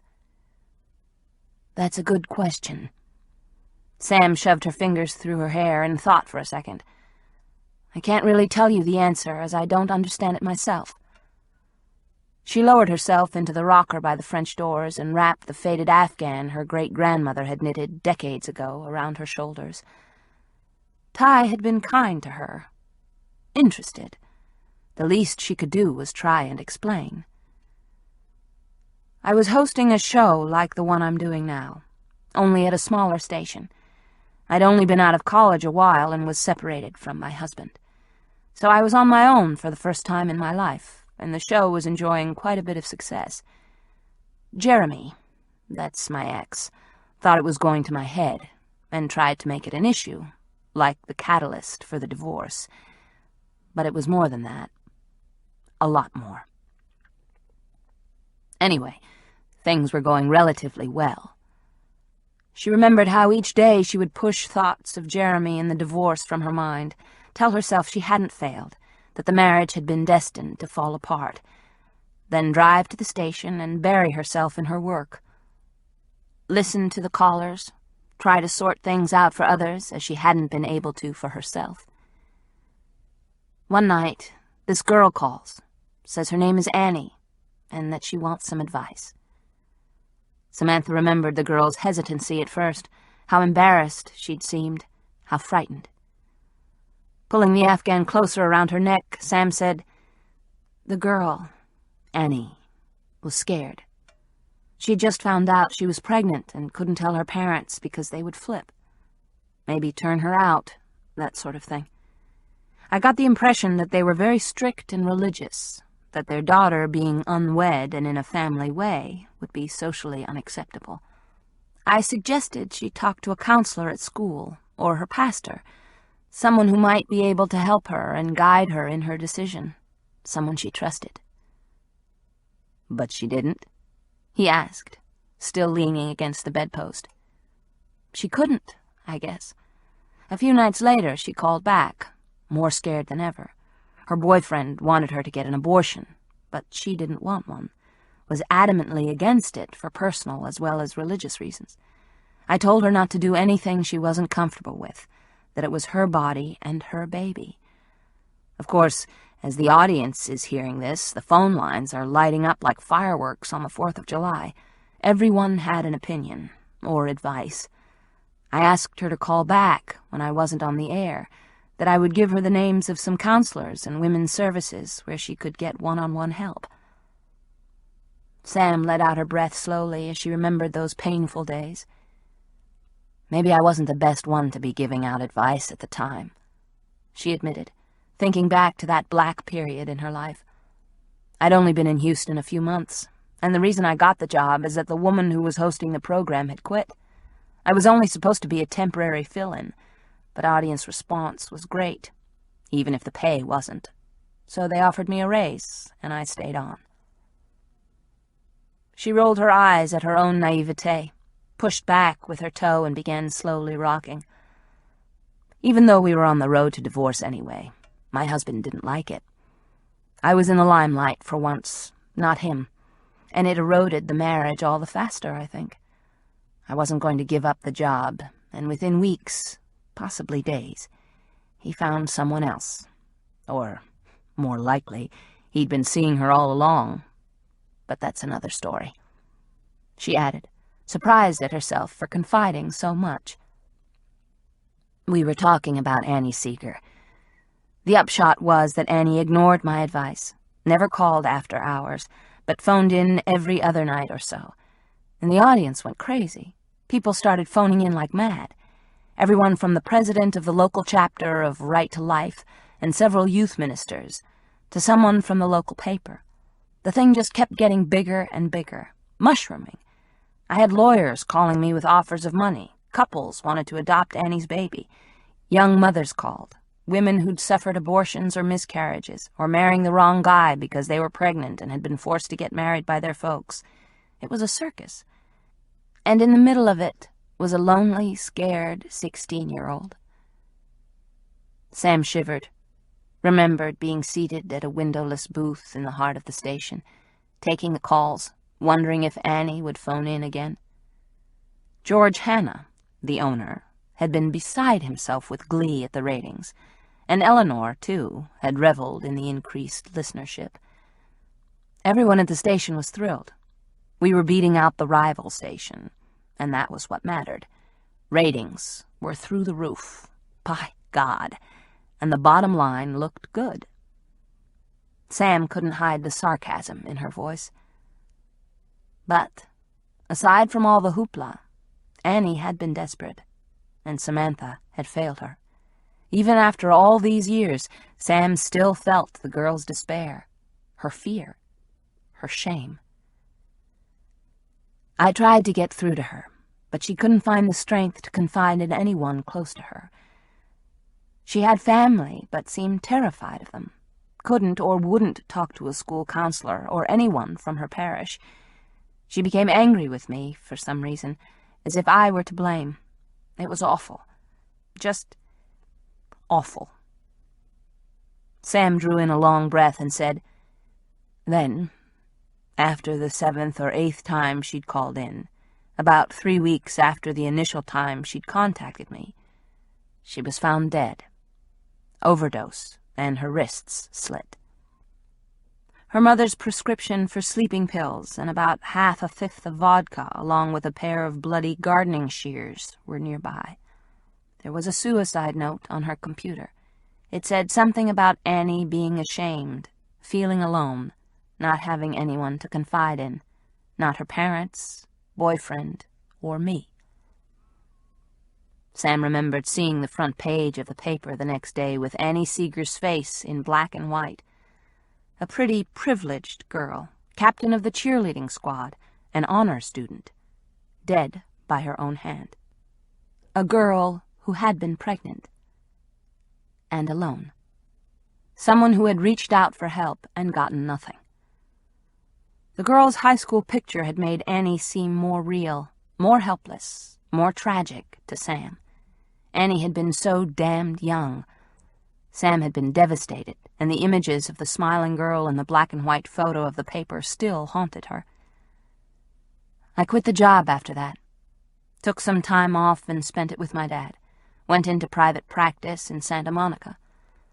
It was all Eleanor could do to persuade me to get behind the mic again and host another program. She plucked at the Afghan with her fingers. And now it's all happening again. So, Thursday would have been Annie's 25th birthday? I guess. Sam lifted a shoulder, felt cold to her bones, tightened the blanket around her, though the temperature in the room was probably over 80 degrees. I just don't know why anyone would bring it all up again. Neither do I, he said, and held her gaze for a second longer than necessary. Listen, if you hear or see anything that bothers you, anything at all, give me a call. Pulling a pen from his pocket, he crossed to the nightstand and wrote on the notepad by her phone. Here are my numbers. Home and cell. Don't lose 'em. He tore off the top page, walked to her chair, and handed her the information. Wouldn't dream of it, she said, and had to stifle a yawn. Ty glanced again at the bed with its fluffy duvet, decorative pillows, and slatted canopy. Go to bed, champ. You've had a long day. Very long, she agreed, thinking it had lasted forever. To her surprise, Ty reached forward, pulled her, Afghan and all, out of the chair and drew her into the circle of his arms. You will call me, he said, leaning down so that his forehead touched hers. All thoughts of sleep vanished.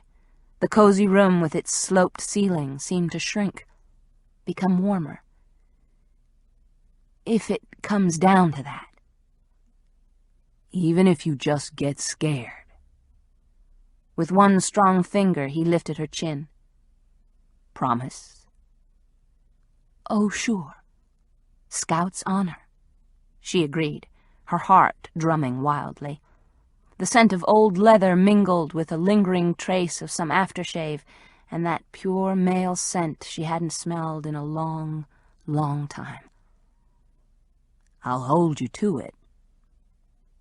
He glanced down at her mouth, and in a second she realized he was going to kiss her. Oh, God. Her throat went dry. Her skin tingled in anticipation, as if he knew exactly what she was feeling, what kind of response he'd already evoked from her. He had the audacity to smile, that irrepressible, cocky half-grin that made her breath stop. "Good night, Sam," he said, and he brushed a kiss across her forehead before releasing her. "You keep your doors locked, and give me a call if anything bothers you." You bother me, she thought, as he released her and walked out the door. Damn it, Ty Wheeler. You bother the hell out of me. 2 hours later, Ty flipped through his notes as he sat at the keyboard, the dog at his feet. The windows opened to let in the breeze. Ice cubes melting. A drink sat on his desk, nearly forgotten as he flipped through his notes on Annie Seeker. He knew the info by heart, yet studied it as if he'd never heard Annie's name before. Which was ridiculous, as he was related to her in a roundabout way. His third cousin, which was the reason he'd been thrown off the case. He perused the yellowed newspaper clippings, reading over the facts that he'd memorized long ago. Too frightened to tell her parents that she was in a family way, she'd sought solace in a local radio psychiatrist, Dr. Samantha Leeds, and couldn't heed the doctor's advice. She'd felt she had nowhere to turn, and when the father of her child had told her that he didn't want to raise a family, she'd gone into her bedroom, turned on her computer, written a note, and when sleeping pills and vodka hadn't done the trick, slit her wrists. It had been a scandal that had rocked a wealthy section of Houston. Soon the Dr. Sam show had gone off the air, but not because of poor ratings. Contrarily, the popularity of her program had soared to new heights, and her fame, or infamy, had skyrocketed. But Samantha Leeds hadn't been able to live with herself, or so it seemed. She'd quit the show and the radio station and gone into private practice until the past 6 months, when the same people who had worked with her in Houston had lured her to New Orleans. Ty took a sip of his drink, crushed the ice between his teeth. He remembered the entire scenario with Annie Seeker. He'd been one of the first to arrive at her house and had witnessed the devastation of not only her, but her entire family. Annie had been a pretty girl with a few freckles dusting her nose, short reddish hair and blue-green eyes that had sparkled in life. A waste. A shame. Carrying his drink, Ty walked outside to listen to the lapping of the lake against the dock. Sasquatch followed him outside, and nose to the wind trotted off the veranda to the yard, where he lifted his leg on a stately old live oak. Crickets chirped, and a solitary frog croaked as his dog wandered between the trees and sniffed the ground. Ty glanced at the bright angel, sails down, gently rocking against her moorings. Somewhere far off a siren wailed plaintively, muted by distance. Far into the horizon, the first gray light of dawn was breaking. Ty thought of Samantha Leeds, only a quarter of a mile away. A beautiful woman, an intelligent woman, a damned fascinating woman, a woman he imagined he could make love to over and over again. Telling himself he was a fool, he fantasized about what it would be like to take her to bed, to feel her ragged breath as she lay beneath him, or the feel of her skin, soft as silk, against his body. No doubt about it, she was getting to him, and he was letting her, which was a colossal mistake. He tossed back his drink and whistled to the old shepherd as he walked into the house. The last thing, the very last thing he could do was lose his sense of purpose, his objectivity. He'd made a promise to himself, and no one, especially not Annie's radio psychologist, was going to stop him. Why didn't you help me, Dr. Sam?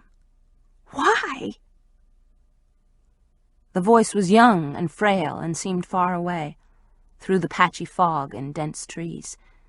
Samantha followed the sound, her heart pounding, her breath tight as she tried to peer through branches dripping with Spanish moss and blocking her view.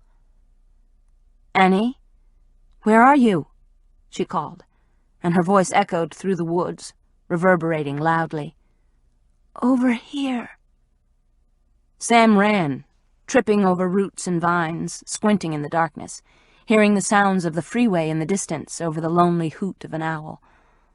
Why had Annie lured her out here? What did she want? "I can't find you." "Because you're not looking hard enough." "But where?" She broke through the trees and saw the girl, a beautiful girl with short red hair, big eyes, and fear cast in her every feature. She was standing in the middle of a cemetery with headstones and raised coffins, a filigreed iron fence separating her from Samantha. In her arms she held a baby wrapped in tattered swaddling clothes. The baby was crying, wailing horridly, as if in pain. "I'm sorry," Sam said, walking along the fence, searching for a gate, trying to get closer. "I didn't know. I called you. I asked for your help. You turned me away." "No, I wanted to help you. I did." "Liar!" Sam dragged her fingers along the posts, hurrying faster, trying to gain entrance, but no matter how many corners she turned, how far she ran through the rising mist and shadows, she couldn't find the gate, couldn't get close, could never reach the girl and the baby whose muffled cries tore at Sam's heart. "Too late," Annie said. "You're too late." "No, I can help." She saw the girl move then and shake out the blanket.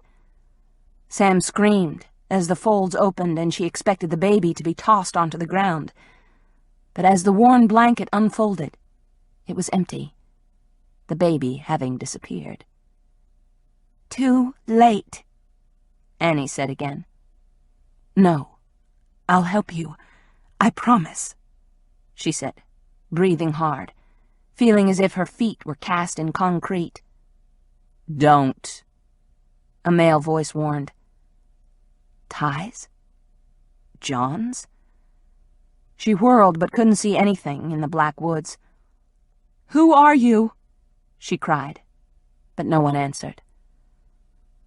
Somewhere far off, someone was singing American Pie. The fog grew denser. Sam ran faster. Her legs felt like lead, but she had to reach Annie, talk to her before... Before what? Sam's eyes flew open. The clock radio was still playing the last chords of the song that had followed her through the dream. Sunlight streamed through the French doors, and overhead, the paddle fan stirred the morning air in her bedroom. She was home, in her bed, safe. The dream faded into the dark recesses of her mind where it belonged, but she was in a sweat, her head pounding, her heart racing. It had been so real, too real, and she knew it would be back.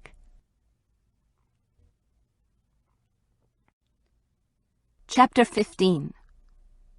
"We need to talk," Eleanor said. Seated at her desk, she waved Sam into her office. "Sit down. Oh, just a minute." As Sam took a chair on the opposite side of the desk, Eleanor reached for the phone, punched a number, and said, "Melba, hold all my calls, would you? Sam and I don't want to be interrupted except for Tiny and Melanie. They're supposed to be here in..."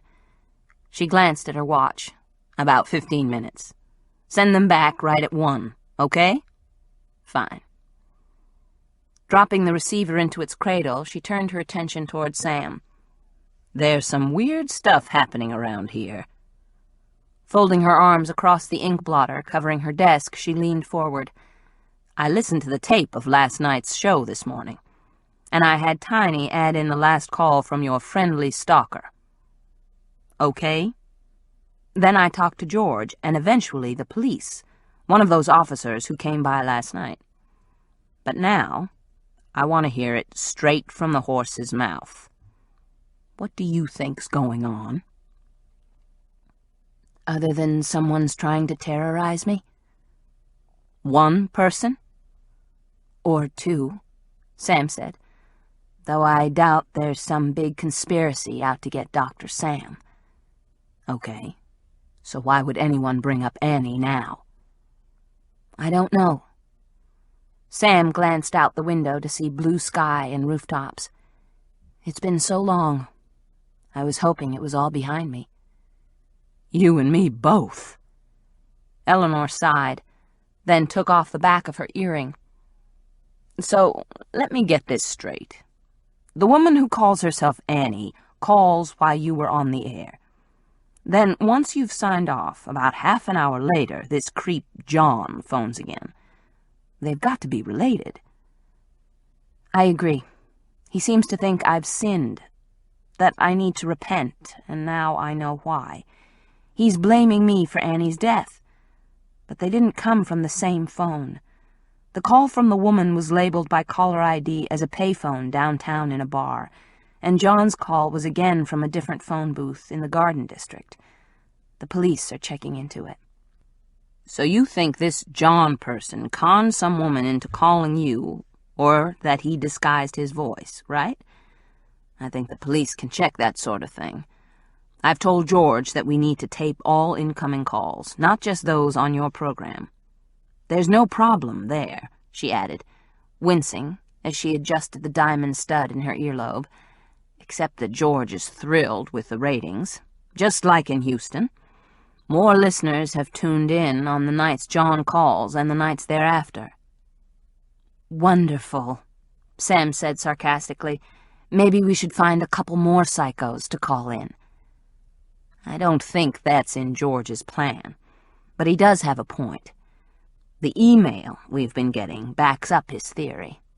The result is, she said, lines furrowing across her smooth brow, that George is seriously considering expanding your program. Not just Sunday through Thursday, but including Friday and Saturday nights as well. So much for my social life, right? We'd work it out. Initially, it would be your baby, of course, but then we could incorporate guest hosts or pre-taped segments or figure out which nights were the most popular. You're for this? Samantha asked. I'm for anything that keeps the ratings up as long as it doesn't prove dangerous. Now, so far, I don't like what the caller's saying, not one bit. And this business about Annie Seeger, I don't get it. Her dark eyes flashed. For the record, I don't like it either. I want security beefed up, and you to be doubly careful, and we'll play this by ear. Let's just give it a little time. Okay. But there's something else you should know. Oh, great. The lines over her eyebrows deepened. Now what? I received a greeting card last night. Sam described the birthday card. It was in my car. Inside your car? But didn't you lock the doors? She asked, then waved off her own question. Of course you did. You're not an idiot. As I said, I already talked to the police last night, but I want to know what you think. What the hell is this all about? I don't know, but I intend to find out, Sam said. I've already talked to the police. You had a busy night last night, Eleanor observed. I'll tell George I want a guard not only at the front door of the building, but here, on the premises, at all times. No two ways about it. Until this all dies down. It's one thing for the nutcase to make calls to the station, another one to threaten you personally. The intercom line beeped, and Eleanor took the call. Send him back, and thanks, Melba, she said. Tiny and Melanie are going to join us. Maybe they have a different spin on this. Within minutes, there was a sharp rap on the door. Melanie breezed in, with Tiny dragging at her heels. They dropped into a short couch wedged between a file cabinet and a bookcase. Okay, Sam's filled me in on what happened last night, but I'd like your impressions. Sam's got a maniac stalking her, Tiny offered, rubbing his hands together nervously and avoiding Sam's eyes. I think he's dangerous. He's probably just getting his rocks off by scaring her. Melanie disagreed. She tossed her blonde curls off her shoulder and added, He's probably some tightly wound religious nut. Even so, he could be dangerous. I listened to the tapes 3 times, and I think Tiny's right. This guy is definitely off balance. I want everyone to be extra careful. Don't go out alone at night. It seems he's just targeting Sam. So far, Eleanor said, because it's her show. But it's personal with him. And a game, Samantha added. Tiny's right. The guy could be dangerous. But Melanie's got a good point. The creep is getting his jollies by scaring me. So be careful. Get a watchdog. Carry mace. Don't go out at night alone. Check your car before you get in. Whatever it takes until we find who the son of a bitch is. Eleanor's dark eyes focused on each of them. I already talked to George about adding security and upgrading our equipment so that we can trace our calls. So far, I haven't heard back. I don't even know if it's possible. But if we have to call in the police or hire a private detective or whatever, I'm willing to do it. This has got to be monitored. You mean stopped, Sam corrected. Of course, stopped. Eleanor pointed a polished nail at each of them. And I want to hear about it the second something out of the ordinary happens. Don't wait until the next day. You call me directly. You all have my cell number. You can catch me any time. The phone rang and she glanced at her watch. Damn. Well, I guess we were finished here anyway. I just hope we don't have any more trouble. We've got that charity gig coming up for the Boucher house, and we've invited all the media. I wouldn't want them to get wind of this. We are the media, Sam reminded her. You know what I mean. The phone jangled again, and Eleanor reached for the receiver. The meeting was over. Tiny and Melanie had already made good their escape. Sam was halfway to the door when she heard her name. Wait, Sam, Eleanor called after her. Samantha looked over her shoulder as Eleanor ignored the third ring. You get in touch with the police again, and you put the fear of God into them, you hear? Tell the officer in charge he'd better nail this sucker's butt, or else there's gonna be hell to pay. Oh, that'll make things move along faster, Sam mocked. It damn well better.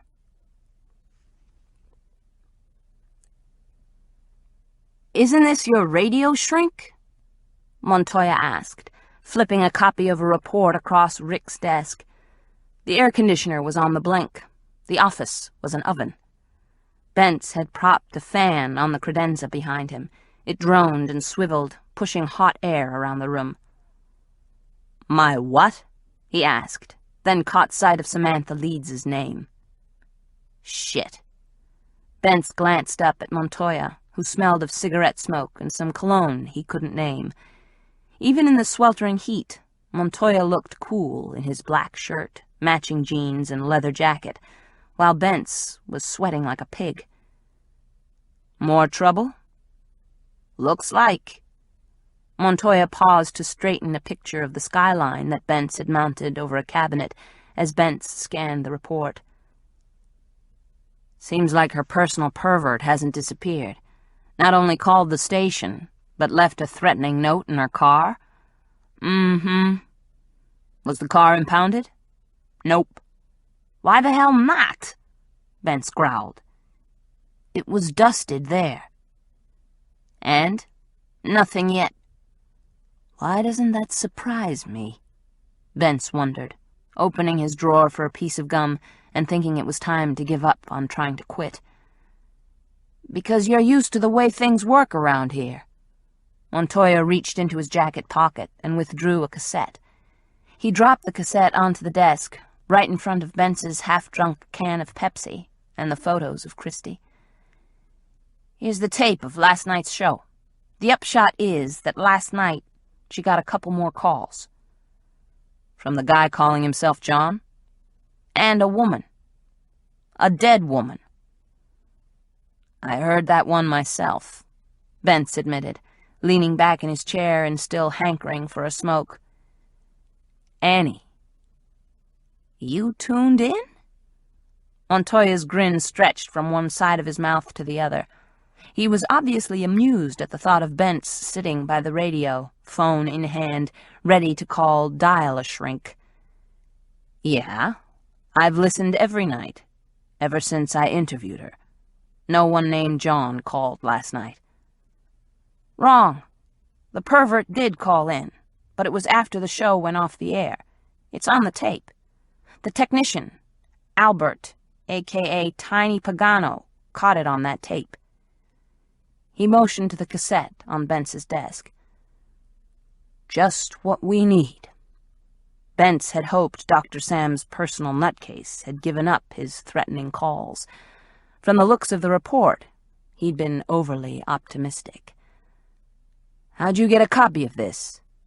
He found the gum and popped a piece into his mouth. From O'Keefe. He was one of the officers on duty last night and knew you were assigned to the case. He and another guy interviewed Dr. Sam at the station, then were called to meet her at the parking garage because of the note in her car. According to O'Keefe, the doc was pretty shook up. Do you blame her? Hell no. Scratching thoughtfully at his goatee, Montoya asked, So what do you make of it? Nothing good. Bentz chewed on the flavorless piece of gum. Annie Seeger. Who the hell is she? He asked. Don't know. I suppose we should leave it to the harassment boys. It's really not your case. No one's dead. Yet. I figured you'd have that attitude. Thanks. He had more work to do than time to do it.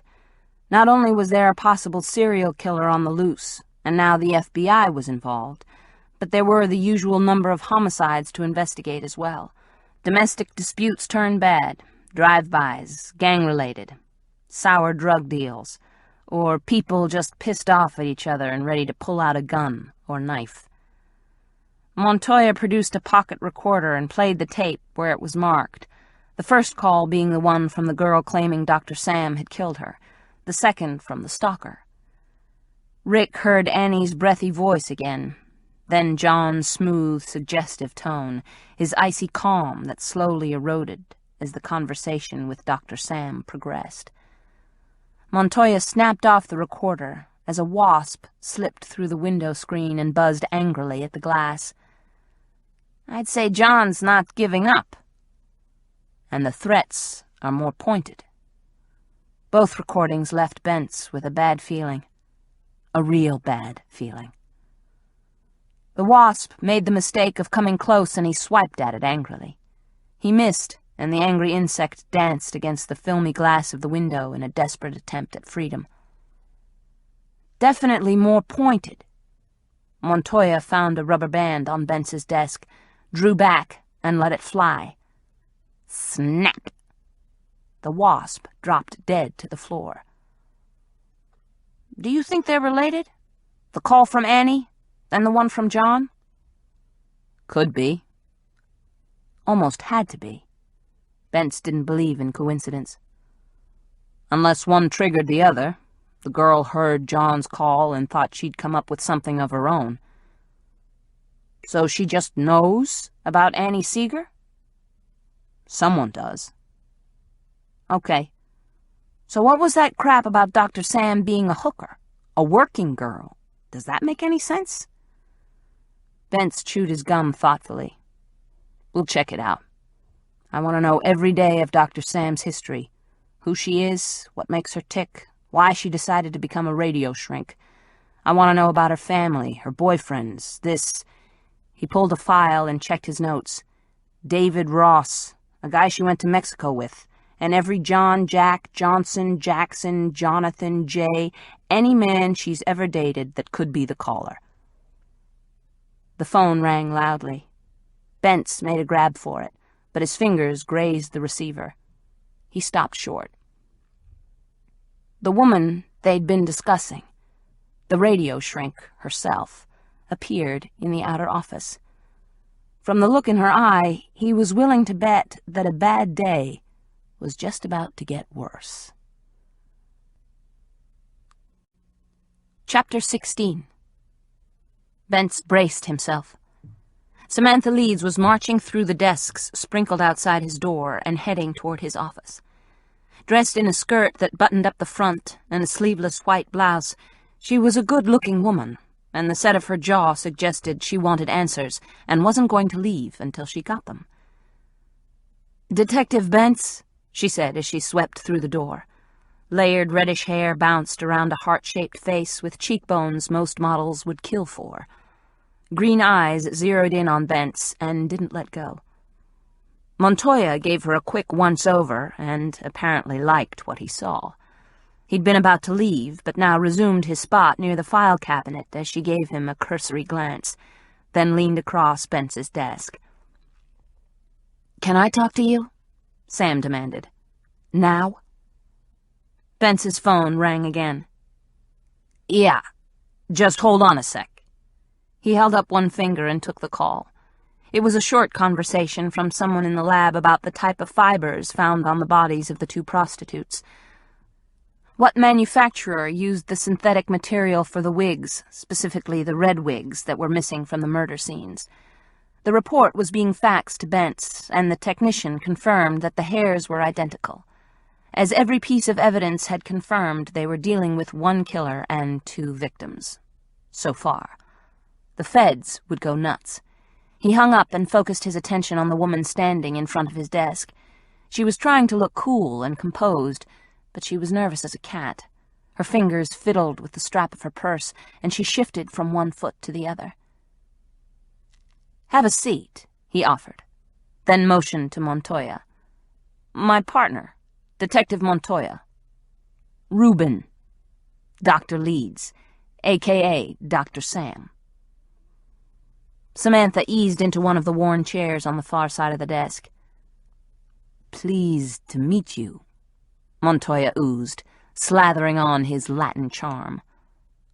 "Thanks," she nodded.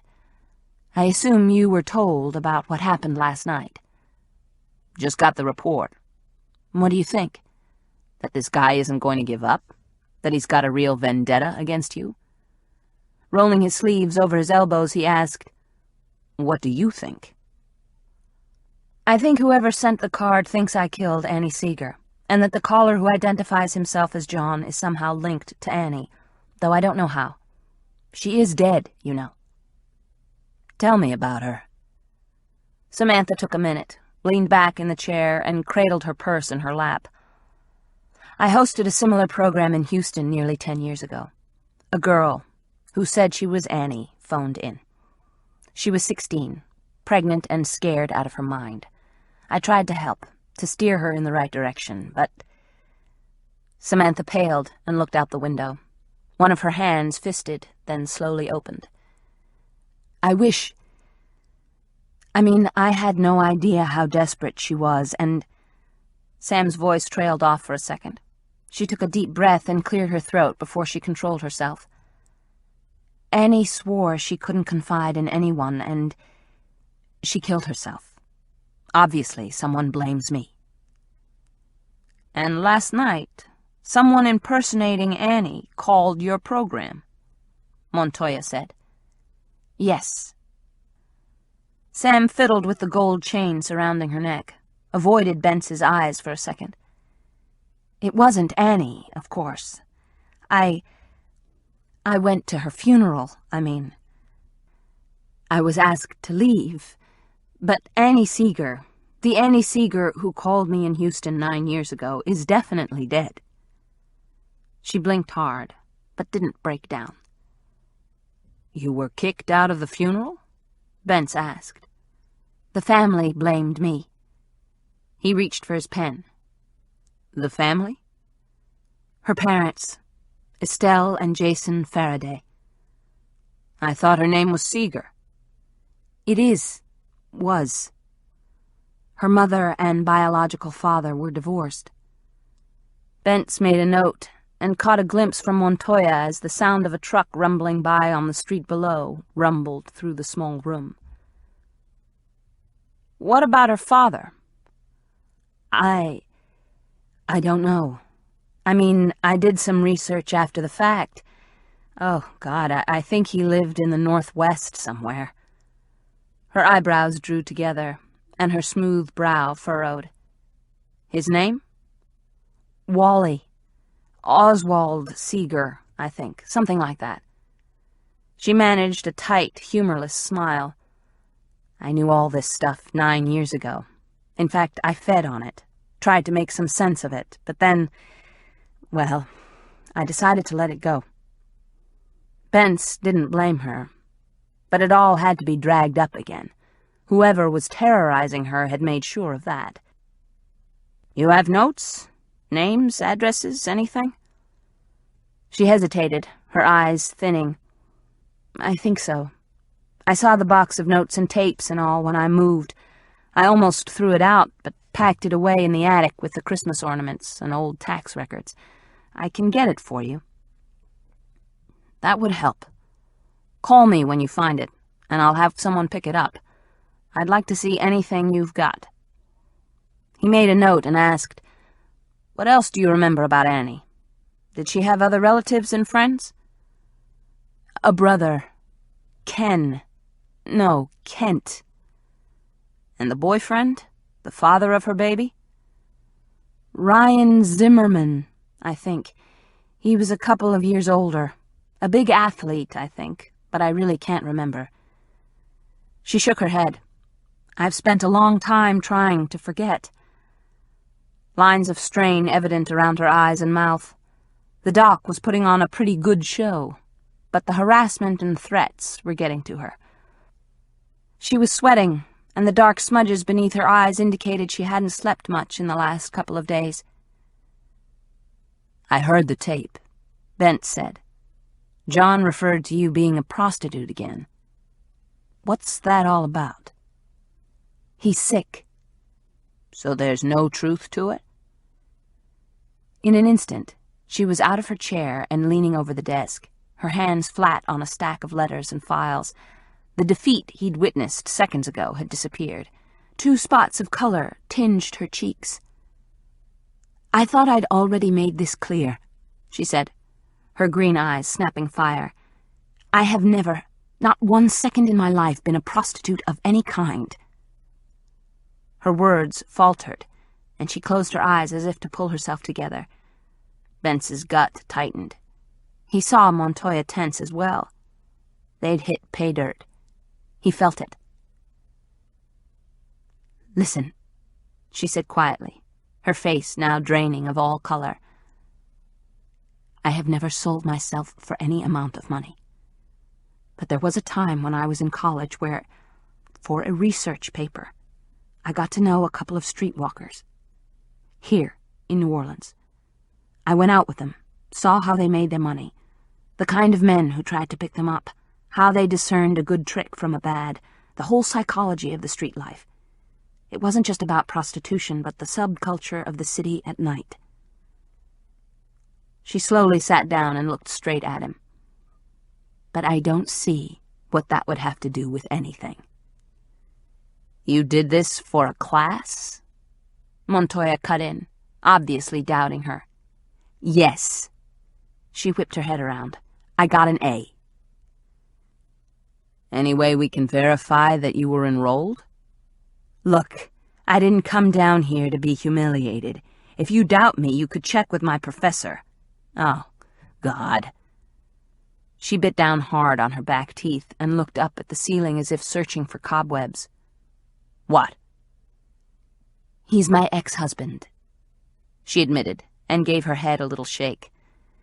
"I, was his student. But you can call him. Dr. Jeremy Leeds at Tulane." "We'll look into it." She seemed suddenly tired, nearly wilted in the chair, as if her outburst had taken all the fire out of her. But she'd get it back. Bentz knew people, And this woman, he was certain, was a fighter. Who knows where you park your car? Everyone at the station. We all use that garage, and some of my friends, I guess. It wouldn't be hard to figure out, as it's the closest garage to the building where I work, and my car is pretty distinctive. A 1966 Mustang.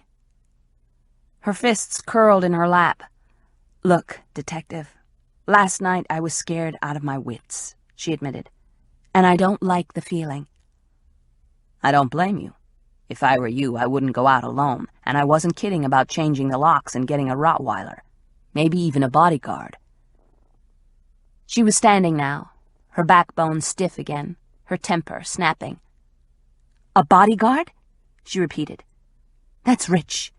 You know, it really ticks me off that this guy is winning, that he knows where I live, where I work, and what I drive. I shouldn't have to change my lifestyle because of some creep. You're right. You shouldn't have to. But you do. Rick said evenly, holding her gaze, hoping to get through to her. In my opinion, Ms. Leeds, this guy is dangerous. He's escalating his threats, becoming bolder, and since we don't know who he is and what makes him tick, you have to be extremely careful and take extra precautions, whether you like it or not. I'll call the PD in Cambrai and make sure your street is patrolled frequently, and we'll take care of the neighborhood of your offices when you're at work. We'll try to nail this guy's ass, but we can't do it without your help, okay? That's why I'm here, she said. And we'll do the best we can. Thanks. She stood, offered both him and Montoya her hand, then swinging the strap of her purse over her shoulder, she walked out the door, unaware that Reuben was watching her hips sway beneath her skirt, or the fact that she slightly favored one leg. He gave off a soft whistle. If she decides she needs a bodyguard, you let me know, 'cause I would love to guard that sweet lady's ass. I'll keep it in mind, Bentz said dryly, and wondered at the connection of the caller to a dead girl in Houston. Let's find out everything we can on Annie Seeger. Who she hung out with, where she lived, her family, boyfriend, the whole 9 yards. Check out everyone associated with Dr. Sam. He tapped a pencil eraser on the edge of the desk. This case is getting weirder by the minute. Maybe it's supposed to, Reuben offered, scratching at his goatee as he stared thoughtfully at the path through the desks Samantha Leeds had taken. What do you mean? You've tuned in, haven't you? Aren't you interested? It's part of the case. I know, Reuben said, his eyes narrowing thoughtfully. But I'm just willing to bet that ratings are up on Dr. Sam's show, and that's got to be good for business. So bring on the weird. In fact, the weirder, the better. You think it's a setup? I think it could be. He flashed his sly smile.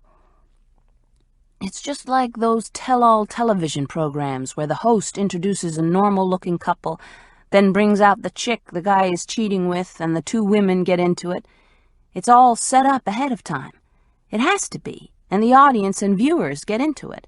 The next thing you know, another guy comes out, the husband's brother or sister, and it turns out the wife has been banging him or her.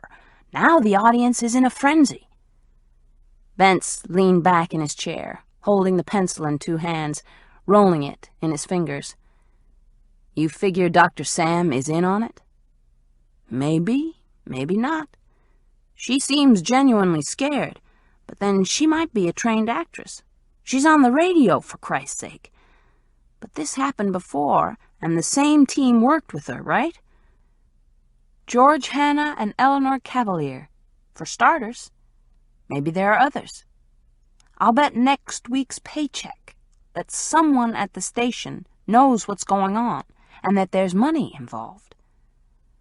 You always think money's involved, Bentz grumbled, though he'd had similar thoughts himself. He'd met George Hanna, Thought the guy was a pompous ass at best, a downright cheat at worst. The station manager, a sharp black lady, was known as a ball breaker. And Montoya was right. They'd both worked with Dr. Sam in Houston. That much Bentz did know. He cracked his knuckles and thought. What bothered him most was that he had a gut feeling that somehow the guy who called in to Dr. Sam in the middle of the night was connected to the murders of the prostitutes.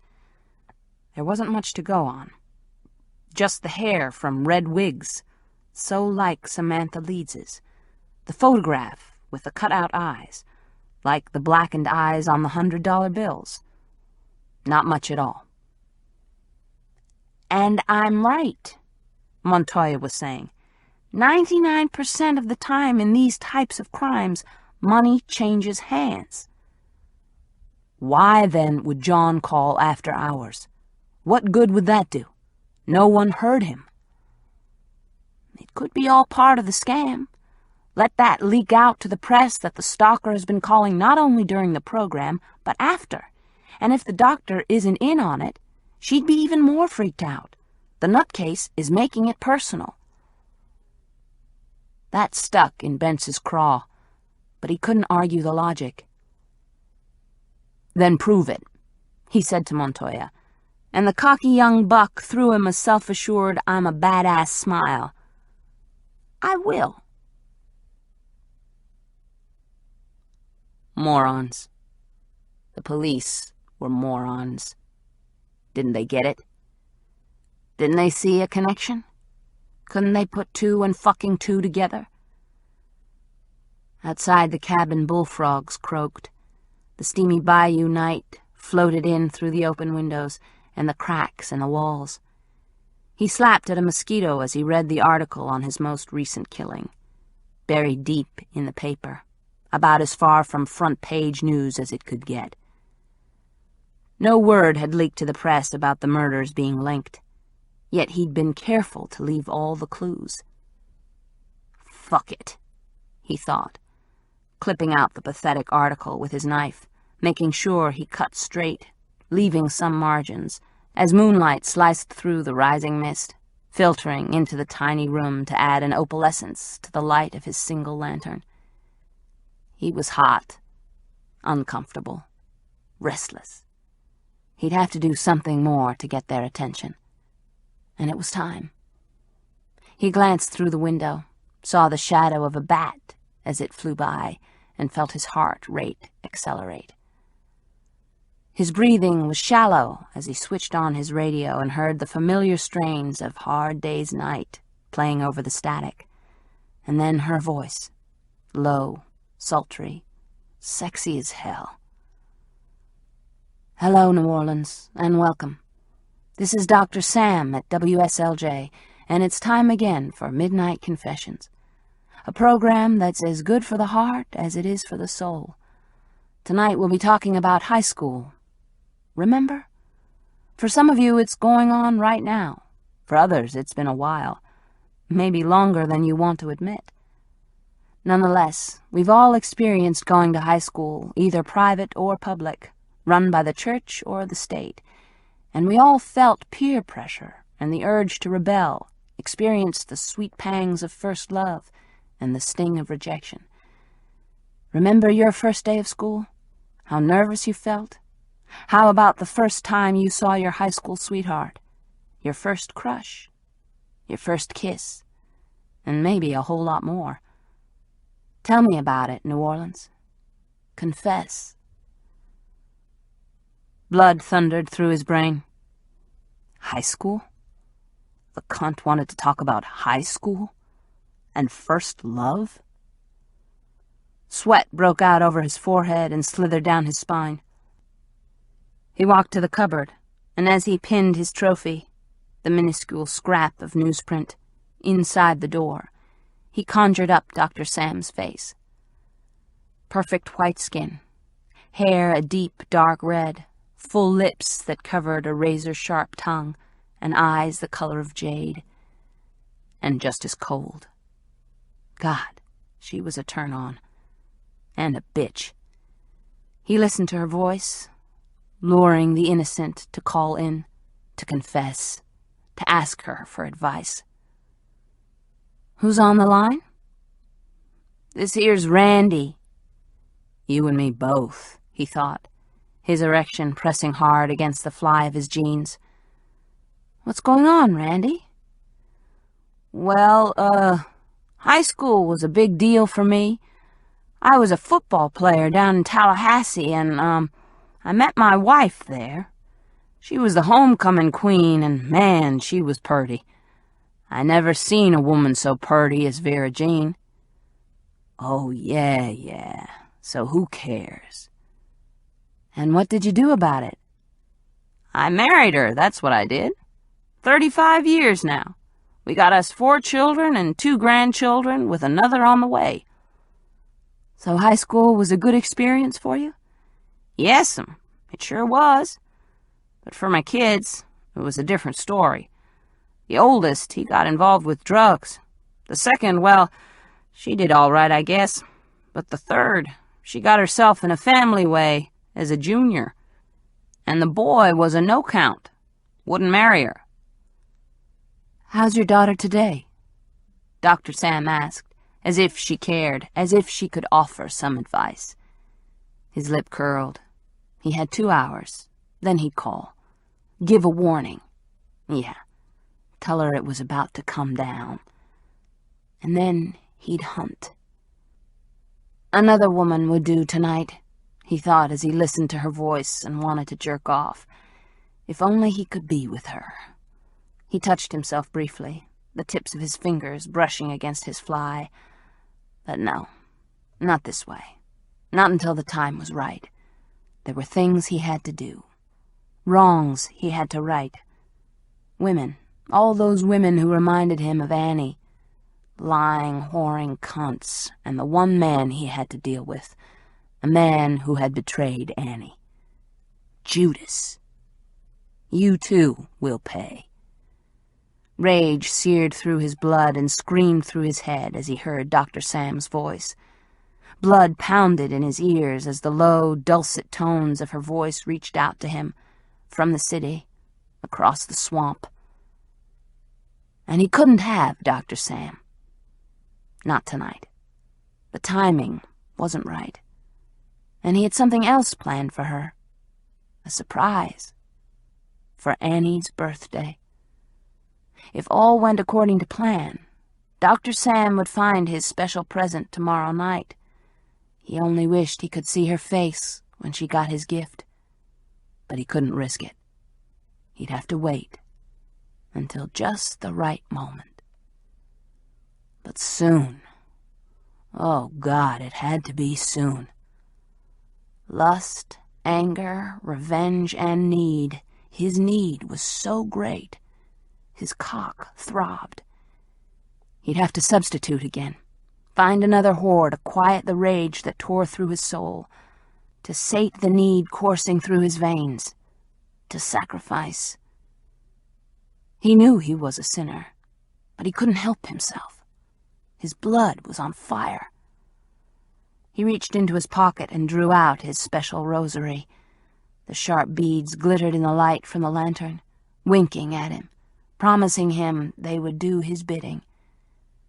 Then he fell on his knees and began to pray. As Dr. Sam spoke to him through the little radio, he fingered the sharp beads and whispered, "Glory be to the Father, and to the Son, and to the Holy Spirit." Chapter 17. Sam nearly jumped out of her skin when she saw the man on her porch. Then she realized it was Ty. She hadn't expected to see anyone, but smiled to herself. There was something right about him reclining on the front porch swing, jean-clad, legs outstretched, a bottle of beer cradled between his hands, his face cast in shadow where the weak light of the single bulb on the porch didn't quite reach. He seemed at home there, calm, rocking gently to the music of the wind chimes and cicadas. And yet there was a restless quality to him, a darkness she didn't understand. a danger that lured her as much as it frightened her. "Don't make more of it than it is," she muttered to herself, but her heartbeat kicked up a notch as she pressed the electronic opener and nosed the Mustang into the garage. So what does he want? She wondered, as she switched off the ignition and tossed her keys into her purse. Why is he here?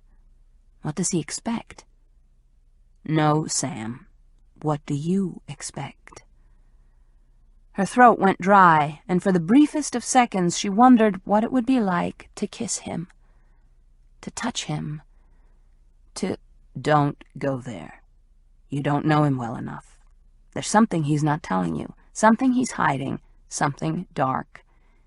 It's the middle of the night, for crying out loud. Why is he waiting for you alone? This is no good. No good. But a drip of anticipation ran through her blood. Silently arguing with herself, she slid out of the car, walked through the breezeway and into the house, where Karen greeted her by crying and rubbing against her legs. "I missed you too," she said to the black cat as she tossed her purse onto the counter and quickly disengaged the security alarm.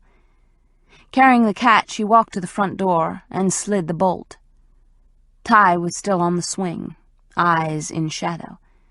He glanced up at her, and she felt a tingle, like the cold breath of winter, against the back of her neck.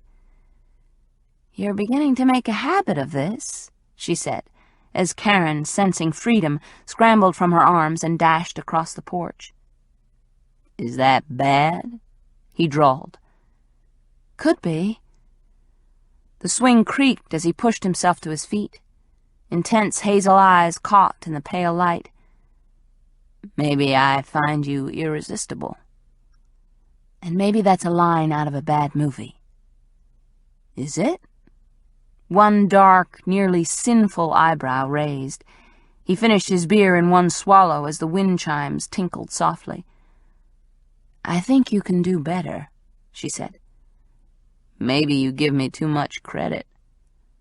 "I'm sure I do." "That could be a mistake." "Probably." Leaving his empty bottle on the rail, he walked to the door where Sam stood. Arms folded over her chest, one shoulder propped against the jamb. The faint odor of musk tickled her nostrils. Night-darkened eyes regarded her slowly, and she felt a nervous sheen of perspiration on her skin. He leaned closer, placed his bent arm over the top of hers on the doorframe. His nose was nearly touching hers, his breath warm against her face. "You know, I just thought I'd make sure you got home safely. Most women would want to thank me."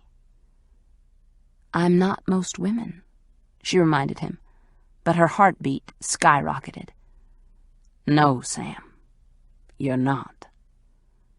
He was close enough that she could feel his heat. Her heart pounded wildly, and she read the dangerous promises in his eyes.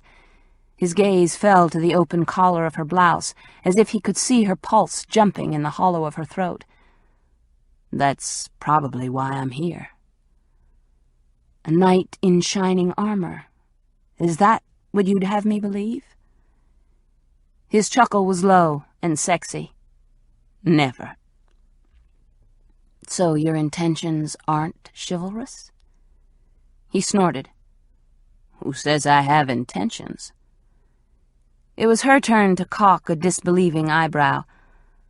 "Peddle that to someone who believes it. What would you have done if I hadn't shown up here?" "I would have checked with someone." "Who?" she asked, and noticed his smile grow slowly from one side of his beard-shadowed jaw to the other. "Whoever I had to."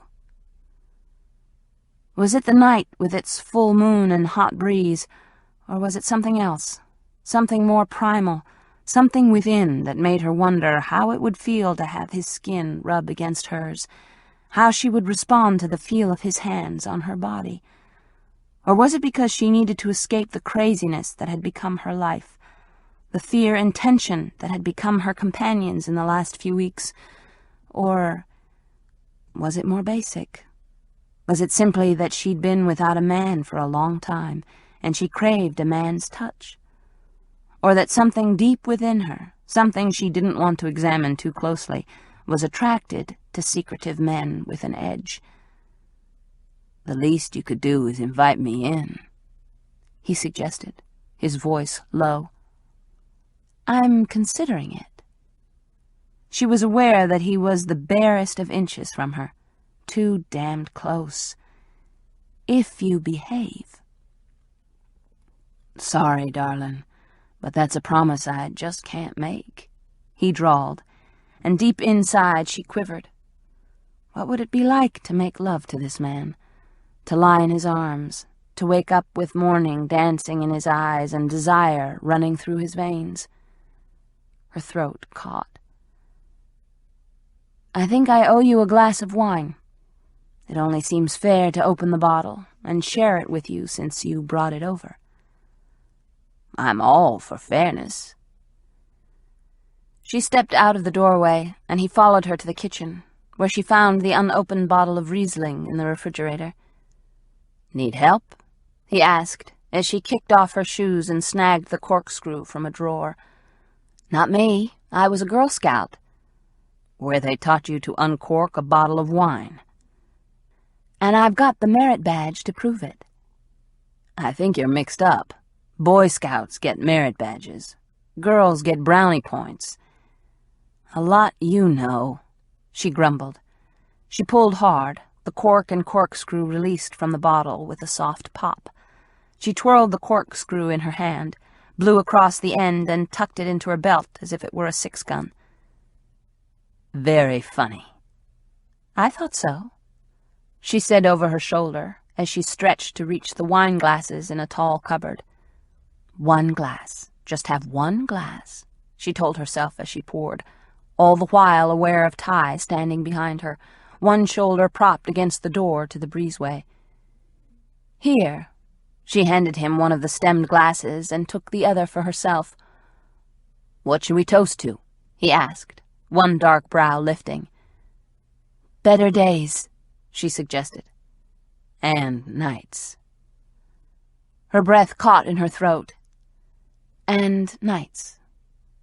She touched the rim of her glass to his. She sipped her wine and watched as he took a swallow from his glass, noticed the way his Adam's apple worked over the open collar of his shirt, remembered all too vividly the sinewy muscles of his arms and chest. What was she thinking? Why was her mind running to thoughts of hot kisses and hotter caresses? She didn't know this man, couldn't trust him. Shouldn't be thinking about making love to him, for God's sake. And yet, as she finished her wine, she knew that he cared enough to wait up for her. He cared enough to show up at the station and drive her home safely. He cared enough to risk his own life. If he'd wanted to harm her, he'd already had plenty of opportunities. "This is all getting to you," he said, as if reading her mind. "I suppose." "It would get to anyone." Hazel eyes held hers, and she noticed the striations of green and brown in their depths. "Come on," he said, removing the corkscrew from her belt. "Let's forget this for a while." Linking his fingers through hers, he grabbed the neck of the bottle with the hand holding his glass and propelled her through the living room. "Hey, wait. Where are we going?" she asked. "You'll see. Hold this." He handed her the bottle and glasses, unlocked the French doors, and led her outside to the backyard. Moonlight spangled the dark water of the lake and cast a silver glow on the grass, shrubs, trees, and the masts of Ty's sailboat. Of course. His car hadn't been parked in the driveway, and Sam had thought he'd walked to the house. Instead, he'd used the boat. "Wait a minute. What have you got in mind?" she asked, as he took hold of her hand again and pulled her toward the dock. "You took a rain check, remember?" he said, jogging. Barefoot, she had to run to keep up with him. "I think it's time I collected." The bright angel loomed before them. "And I think you're nuts." "Your professional opinion, no doubt," he said, as they reached the dock and he helped her onto the sloop. "No doubt," This was just plain crazy. And wonderful. As she clutched the glasses and bottle to her chest, he untied the moorings, started the engine, switched on the running lights, and pulled away from the dock. In deeper water, he unfurled the sails. "Isn't this illegal?" she asked, as the sails snapped and billowed in the wind. The sloop cut through the water, and the shore slipped away, blending into the darkness, a few sparse house lights glowing warm and bright. "What? Isn't what illegal?" He was squinting into the darkness, hands on the wheel, legs braced on the deck. "Sailing at night." "Don't know. But if it is, it shouldn't be." She inched forward and was standing next to him at the helm, the breeze fingering through her hair as the prow of the boat cut through the dark water. It was exhilarating and freeing after all the nights alone, the hours she'd spent worrying and tense.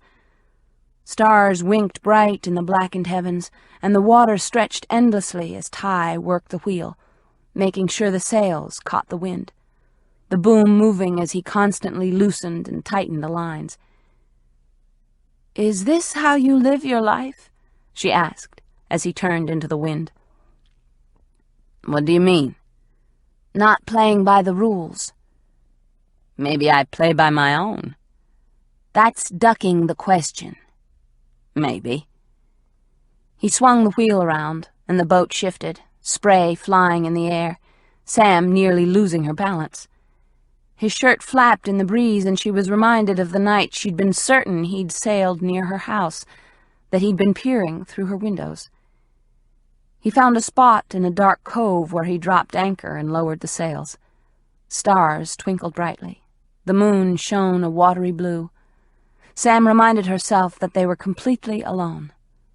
One man, one woman, practically strangers. No one knows you're here. No one knows you're with Ty. Somewhere from the shore an owl hooted over the breeze. "Maybe you should tell me about yourself," she suggested. "And bore you to tears?" "I won't yawn." "Promise?" "Scout's honor," she said, holding up 2 fingers as the breeze tugged at her hair. "Right. The Girl Scouts," he chuckled. "As I said, it's a long and boring story." "Something tells me that nothing you'd say would bore me." He laughed, and the sound was low and sexy as it echoed across the water. "You just want me to spill my guts so you can psychoanalyze me." "No way. I've had enough for the night." She leaned against the mast. "It's your turn. You know a lot about me, probably more than you should. Let's even the score." "And I would do that by spilling my guts," he said, sipping from his glass and gazing at her with those intense eyes. "That's right. Tell me all," she said boldly, grabbing hold of the boom with one hand and leaning closer to him, "including your deepest, darkest secret." He slid her a glance. "Is this like Truth or Dare?" "The kid's game," she said, remembering back to when she was 14 with Peter and a couple of his friends sleeping outside on the trampoline, a flashlight spinning between them, the unlucky victim having to either tell the truth about a very deep secret or accept a dare from the other players and do something awful the other kids came up with. "Yeah, it's kind of like that," she said. "So shoot." She twirled her half-empty glass in the moonlight. "I choose dare." "You can't." "Sure I can." His gaze held hers. "I choose dare." She felt a wicked little shiver of anticipation as water lapped at the sides of the sloop. "Dare me to do something, rather than tell the truth." Even in the darkness, she saw the challenge in his eyes, and despite the rational side of her mind telling her she was making a mistake of monstrous proportions, she took a gulp of her wine and said, "Okay, I dare you to tell the truth." That's cheating. You lose your turn. He finished his wine and closed the distance between them, the toes of his shoes nudging against her bare feet. "Wait a minute, that's not how we played," she objected, but felt his arm slide around her waist. "I can't lose a turn." "My boat," he said. "My rules." Through the cotton of her blouse, she felt his hand splay over the small of her back. Heat seeped through the fabric, and she was suddenly having trouble drawing a breath. He was too close, his touch far too sensual. She was out in the middle of a vast lake, and no one knew where she was. Yet she couldn't resist him. "It's how I used to play the game," he whispered, his lips close to her ear. "So tell me, Samantha, truth or dare?" I don't know." Her heart was racing, her blood on fire. "Sure you do." She swallowed hard, knew the wine was affecting her. "Okay.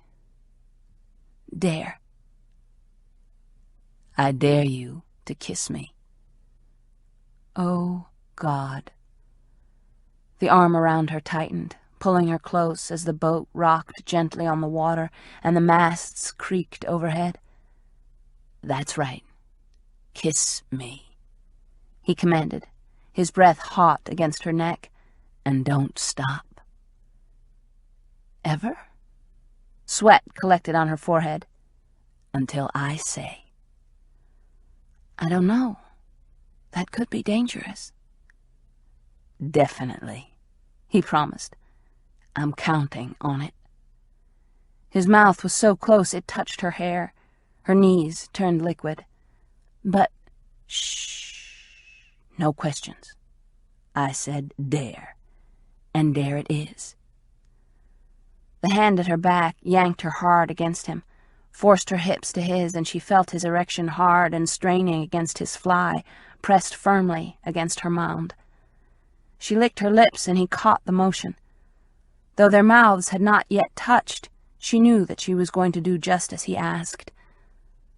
"Come on, Sam," he said, and her skin tingled. "I dare you. Kiss me." Water lapped, the wind sighed. Dark desire stole through her veins. She leaned forward. Closing her eyes, she wrapped her fingers around his neck, drew his head down to hers, and molded her mouth to his. She parted her lips, and he groaned, moved against her, pushing his legs between hers, stretching the seams of her skirt as his tongue plunged past her teeth. He was hard and hot, his muscles straining as he kissed her. "Don't do this, Sam. Don't go this far. You don't know him." He found the curve of her neck and nipped. Inside she pulsed, wanting, feeling the buttons of her blouse slipping open, the air against her bare skin, the feel of his lips and teeth against her breasts as his hand slipped beneath the waistband of her skirt, probing, touching, hot fingertips against her bare skin. She throbbed for him, her fingers scraping off his shirt, her hand on the fly of his jeans as he pulled her onto the deck. He was breathing hard, his hands and lips everywhere, and she couldn't stop. A dim thought that he could be the person terrorizing her sizzled through her mind, but was quickly gone. Lost in his musky scent and the taste of salt upon his skin, his hands were everywhere, stripping, touching, caressing, finding erotic spots on her body she hadn't known existed.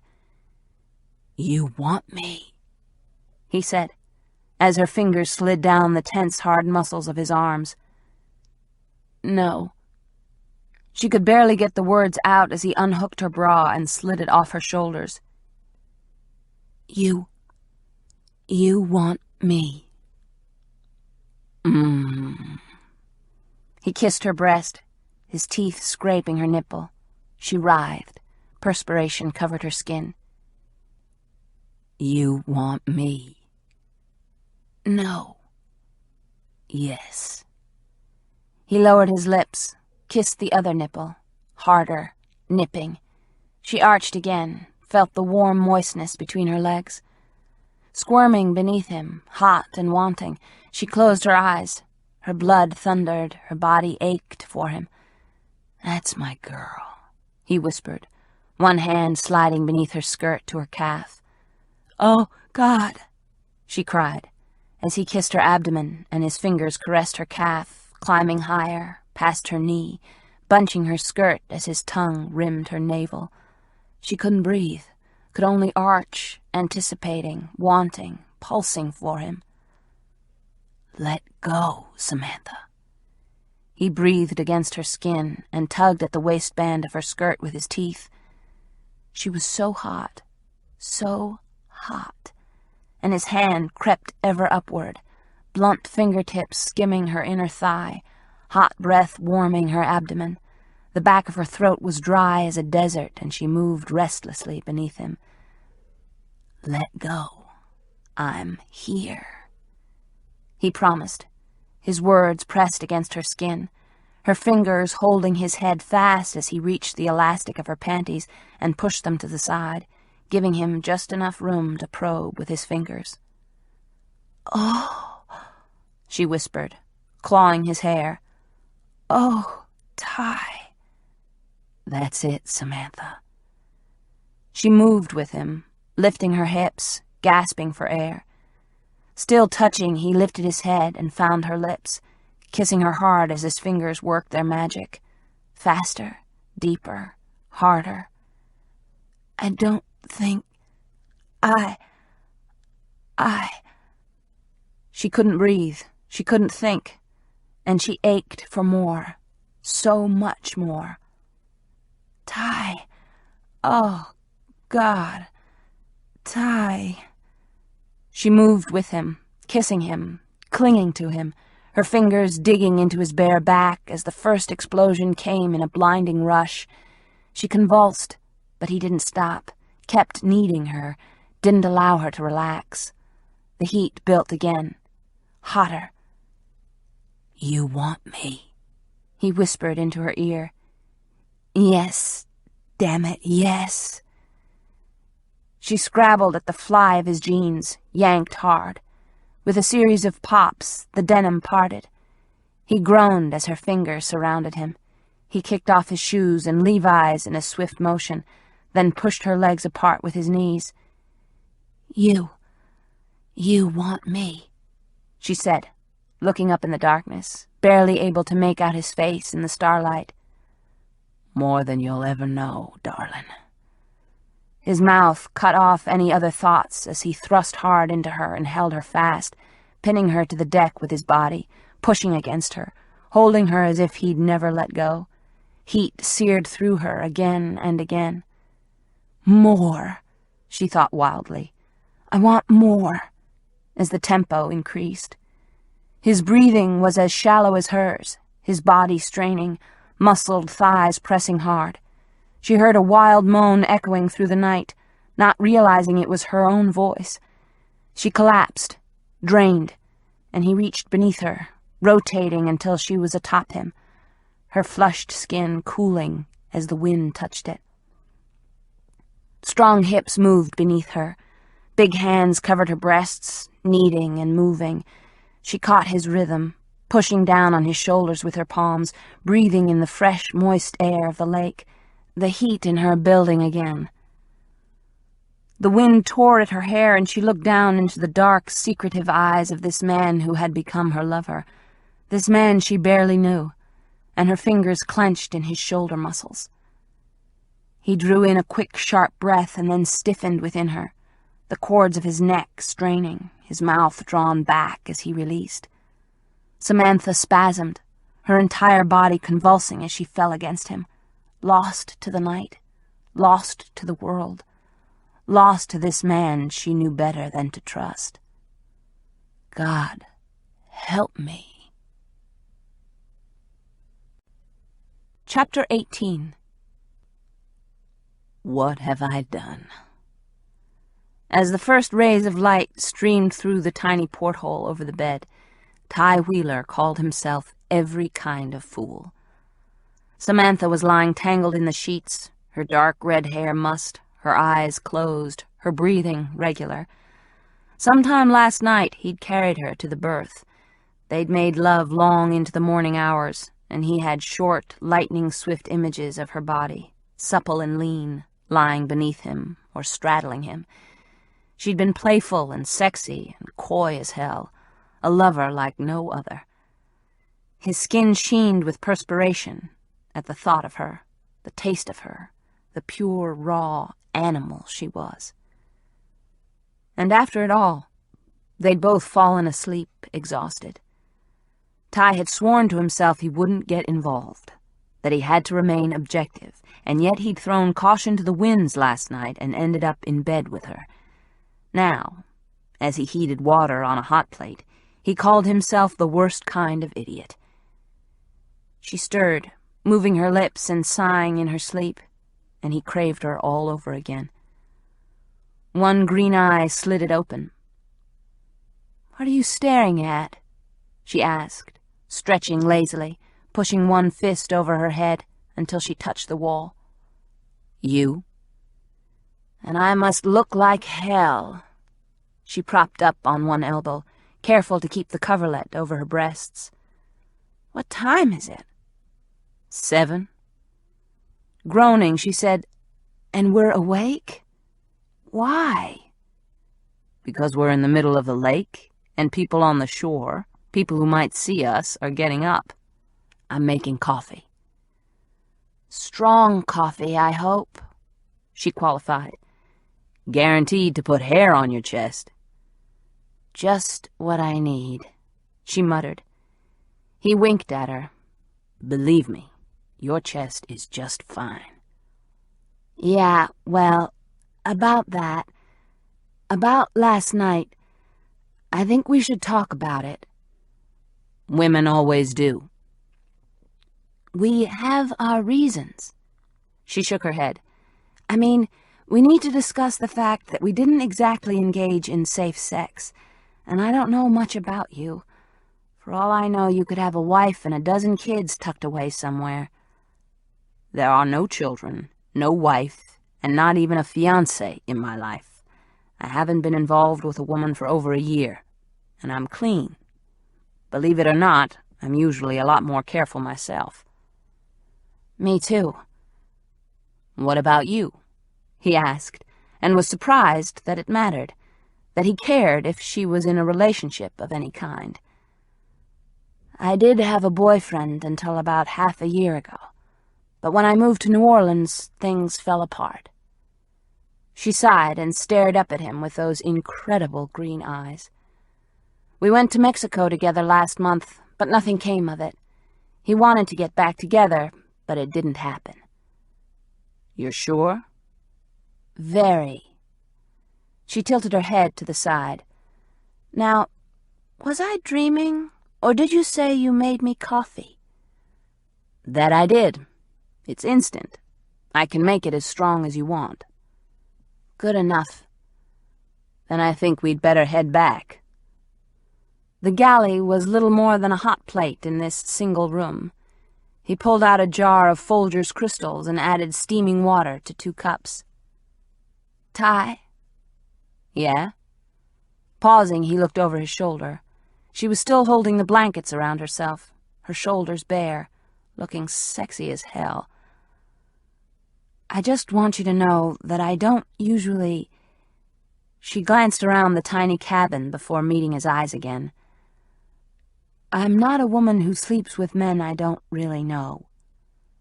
She shoved her hair from her face with one hand. "I don't know what got into me last night."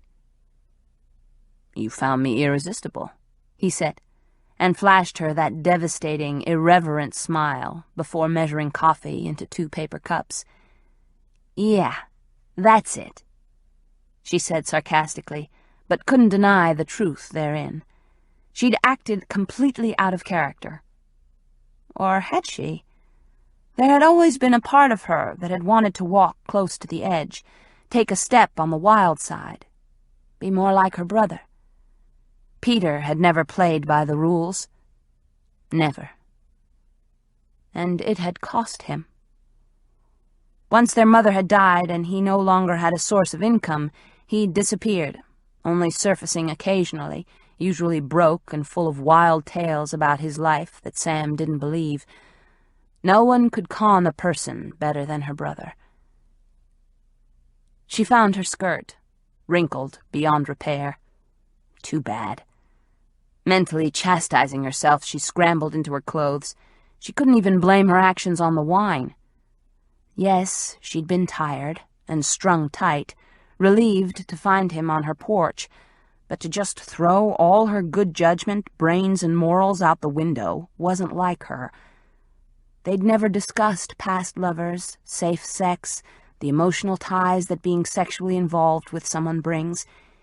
If one of her listeners were to call in and admit they'd fallen into bed with a near stranger on a dare, by playing some silly kid's game not unlike Spin the Bottle, Dr. Sam would have read that Call Her the Riot Act. She just stood and zipped her skirt when Ty turned, 2 cups of steaming coffee in his hands. "Here you go, sunshine," he said, handing her a cup. "Now, I think I'd better go topside and we'd better shove off. Oh, one more thing." He touched the rim of his cup to hers, as if toasting. "Here's to truth or dare." Laughter danced in his eyes, and she felt a tug on her heart. He took a sip and started for the stairs. "Maybe next time we can play post office. Or Spin the Bottle. Or doctor." "You know them all," she accused as she followed him to the deck, where the wind had kicked up and only a few rays of sunlight had pierced the thick cover of clouds. Ty worked quickly, pulling up anchor, unfurling the sails and guiding the sloop across the gray water. The ride was rougher this morning. Coffee sloshed as Sam tried to drink it and maintain balance. She recognized the shoreline of Cambrai as they approached, smiled as she picked out her house with its sun-bleached dock, stately live oaks and vibrant bougainvillea trailing across the roofline over the veranda. "So tell me about your book," she said, as he slowed and lowered the sails. "What did you tell Melanie it was? The Horse Whisperer meets Silence of the Lambs. It was a joke. Actually, I'm writing about some cases I dealt with as a cop." "You were a police officer?" she asked, surprised. "In one of my former lifetimes." "So your book is actually true crime?" He hesitated. "More like fiction based on fact." Easing the craft into shallower water, he frowned, and she sensed there was something he wasn't telling her. Something secret. "So, how's it coming?" "Okay, I guess. I've come across a couple of obstacles, but I'm working through them." Vague. "Where were you a cop?" she asked. "Texas." "A ranger?" "Detective. Grab that line, would you?" He motioned to a coil of rope, and he set out the bumpers so that the sloop wouldn't scrape against the wood of the dock, then tied up. "I'll walk you inside." "You don't have to. I'm fine. This is my house, and it's broad daylight." "I'd just feel better about it," he said, and was already striding toward the back porch, not listening to any arguments she could come up with. The French doors were unlocked, just as they'd left them, the alarm system not activated. Samantha hadn't thought about it the night before, had been too caught up in Ty, and hadn't really expected to be gone for any length of time. She'd been wrong, she realized too late. Karen was hiding beneath a dining-room chair, and there was something odd about the house. Something that didn't feel right. Samantha's scalp prickled.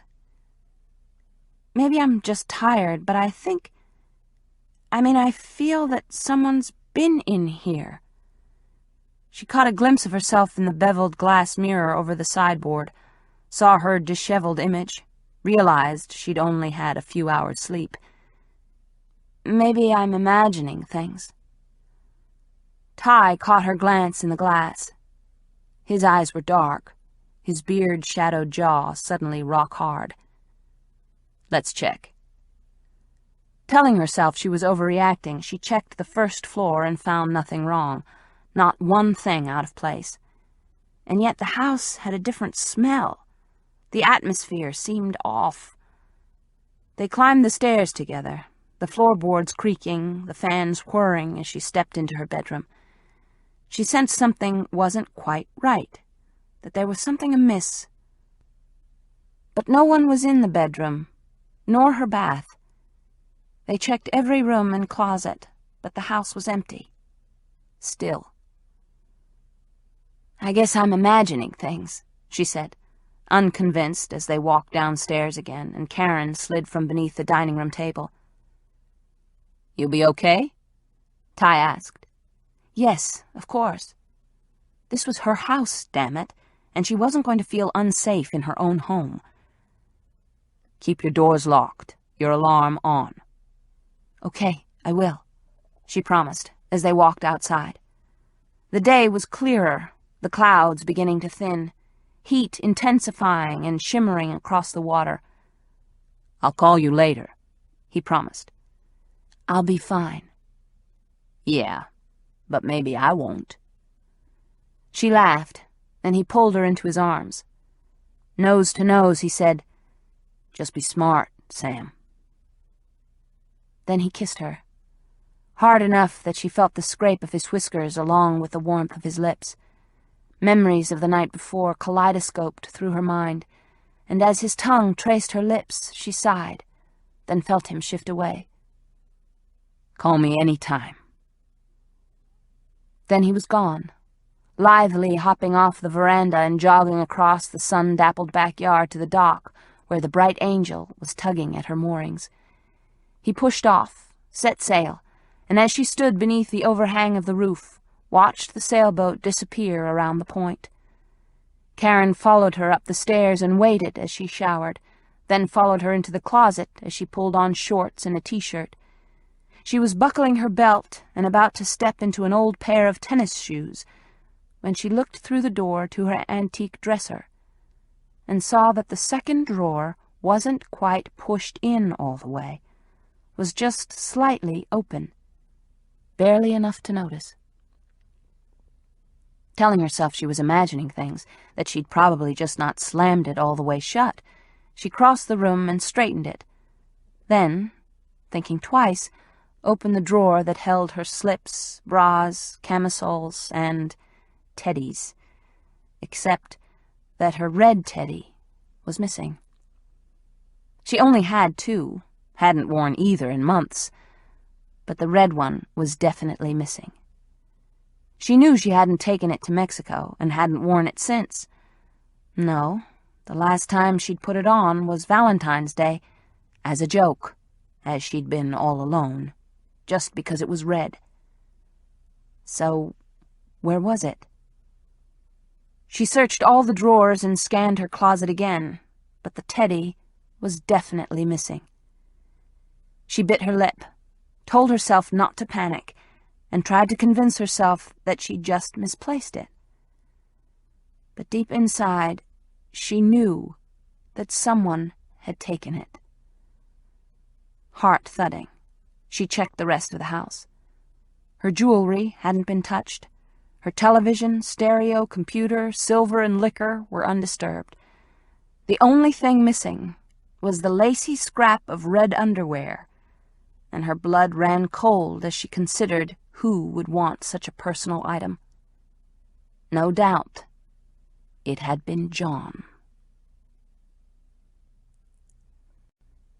Chapter 19. Jeremy Leeds, Ph.D., was a prick. Bentz was sure of it, as he sat in the tiny alcove that was the professor's office at Tulane. But Leeds wasn't just a normal, in-your-face kind of prick, but a self-righteous, sanctimonious, self-serving egomaniac, the sort that smiled condescendingly as he firmly but complacently put you in your place. Bentz shouldn't have been surprised. Weren't all shrinks certifiable in one way or another? It was just damned hard to imagine Samantha Leeds being married to the guy. That thought soured Bentz's stomach. It was something the detective didn't want to think about too much as he eyed the crowded niche Jeremy Leeds claimed as office space. Filled floor to ceiling with shelves of books on relationships, sexuality, complexes, and the like, the stuffy little room boasted one dusty window and a withering Christmas cactus that should have been thrown out a decade or so ago. Basically, the office was what Bentz had expected, but the man wasn't. Tall and lanky, with longish hair and hawk-sharp eyes, Dr. Leeds didn't look the part of the rumpled, eccentric college professor that Hollywood always conjured up. His steely gray hair curled a bit, but was obviously cut and styled professionally, his beard neat and fashionable, his jacket smooth black leather, his wire-rimmed glasses trendy as they sat on the end of a straight, aquiline nose. No ratty herringbone jacket with suede patches on the elbows for this professor, and there wasn't the hint of a pipe rack nor the lingering scent of pipe tobacco, though a glass humidor showcased hand-rolled cigars that were certainly Professor Leeds's only visible vice. "Like one?" Leeds asked as he noticed the detective's gaze upon the glass. "No, thanks. They're Cuban, but don't tell anyone. Hand-rolled. This part of the conversation is off the record, right?" "Only this part." Leeds extracted a long cigar from the humidor and inhaled deeply as he slid it under his nostrils. All for effect, but the scent of aged tobacco wafted through the warm room. Bentz wasn't interested in the professor's theatrics. He just wanted to get through this interview, for that's what it was, though the spark in Jeremy Leeds's eyes led him to believe that the doctor was enjoying the meeting, happy for the chance to match wits with a slob from the police force, playing a game. Earlier, Bentz had phoned the university, asked about Dr. Leeds's office hours, then upon receiving the information, had shown up here. Unannounced. The professor had been on the phone, deep in some kind of heated conversation, but had glanced up when Bentz had filled the open doorway. Leeds, startled a bit, had ended the call quickly with, Yes, I know. I said I'd get back to you, and I will." He'd hung up, hadn't bothered to hide his irritation, then, with a dismissive wave at the telephone, had asked, "Is there something I can do for you?" "Only if you're Jeremy Leeds." Bushy eyebrows had shot up. "Professor Jeremy Leeds," Bentz had qualified. "I prefer doctor." "I'll just bet you do," Bentz had thought, as he'd introduced himself and flipped his ID under the man's prominent nose. Leeds had reached for his glasses, eyed the badge, and sighed through his nose. The corners of his mouth had pinched. "Officer Bentz." "I prefer detective." The professor's eyes had sparked. "Fine, detective." He'd leaned back in his padded chair. "I suppose this is about my ex-wife. I heard that she was having trouble again." "Again?" Bentz asked as Jeremy Leeds indicated a small love seat wedged between a corner and the desk. Bentz had clicked on his pocket recorder and was taking notes. "Surely you know about Houston?" Leeds didn't elaborate, except to say, "That was a hell of a fiasco. But then Samantha asks for it." Glancing out the half-opened window, he'd knotted his mouth in irritation. "That sounds harsh, I know. But I don't put much stock in radio psychology. It's glitz, you know. Nothing serious, just a medium for a lot of people to sound off. Gives the profession a bad name. Words like psychobabble and airwave shrinks and all. It's degrading and... oh, well." He threw up his hands as if in exasperation. "Excuse me for ranting. A personal pet peeve, I suppose." He turned his attention to Bentz and managed to smooth the lines from his brow with an easy, if false, smile. "What is it you wanted? Specifically?" "Specifically, you're right. I'm here about Samantha Leeds. You were married to her about 10 years ago? Briefly. She was one of my students, and we got involved. His smile faded and his eyebrows drew together pensively. Tenting his hands beneath his chin, he admitted, "It wasn't one of my stellar moments, you know. I was married to my first wife, separated, of course, and, well, you've met Samantha. She's beautiful, quick-witted, and when she wants to be, charming. As things were falling apart with Louise, my wife, I turned my attention to Sam. And then, even though my first marriage was dead and I was talking to an attorney about filing for divorce, word got out. It was something of a scandal, and we eloped." "After the divorce was final, I take it." "Of course." He looked peeved. "I'm not a bigamist, just... well, I have 2 weaknesses. One is tobacco from La Havana. He was still holding one of his cigars as he motioned toward the humidor. "The other is beautiful women." "Was Louise one of your students, too?"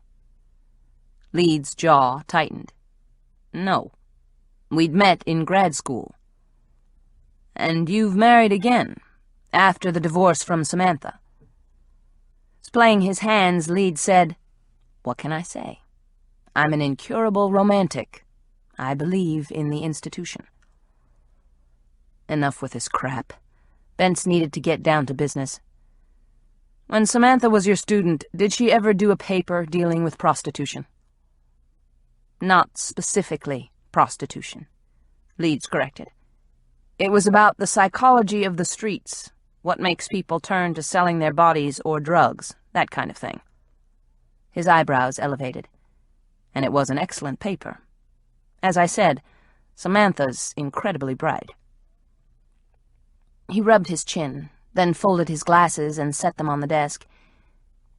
"It's too bad it didn't work out." "What?" Bentz had a guess, but he wanted it clarified. "The marriage." "Why didn't it?" Again the catty smile. "I could say we grew in different directions. But I wouldn't buy it." "She followed her career." "And you found someone else?" A trace of irritation marred Jeremy Leeds's otherwise complacent expression. "Man is not by nature a solitary creature, Detective. I'm sure you know that." "So you're sorry that you aren't still married to Samantha?" The eyebrows narrowed, as if he expected a trap. "I just said I was sorry things didn't work out for us." Bentz didn't believe it. Not for a second. This guy was too phony, too into himself. The man's fingernails looked as if they'd been professionally manicured, his thick hair neat and recently trimmed, not an ounce of fat on his frame. The narrow, full-length mirror hanging near the coat rack said it all. Bentz asked a few more questions, didn't get a good hit off the guy, then got Leeds's back up when he pried into the professor's personal life, asking where he'd been on the nights that John had called the radio station. "Come on, Detective. Don't tell me you think I'm involved." His eyebrows lifted. "If you presume to think that I had anything to do with what's happening with Samantha, guess again, Detective. I wish her no harm. Don't even care that she's back here in New Orleans." He leaned over the desk, all personal, as if they were buddies. "Look, I admired her as a student, fell in love with her. She has charm, charisma, for lack of a better word, and she was certainly one of my brightest students." "Because she got involved with you?" A muscle ticked near Leeds's eye. "Because of her innate intelligence and inquisitive mind. That's what attracted me to her. But, okay, shoot me for being a red-blooded male, as I'd be a liar if I didn't admit I thought she was gorgeous, and that had a lot to do with my attraction." His smile was nearly wistful, and phony as a whore's whisper of sweet nothings. an act. It was over between Samantha and me a long time ago.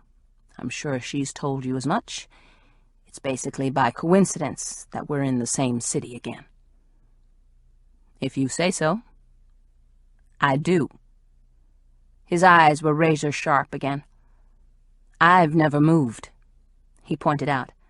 I'm still with the same university. Samantha and I had separated when she took that job in Houston.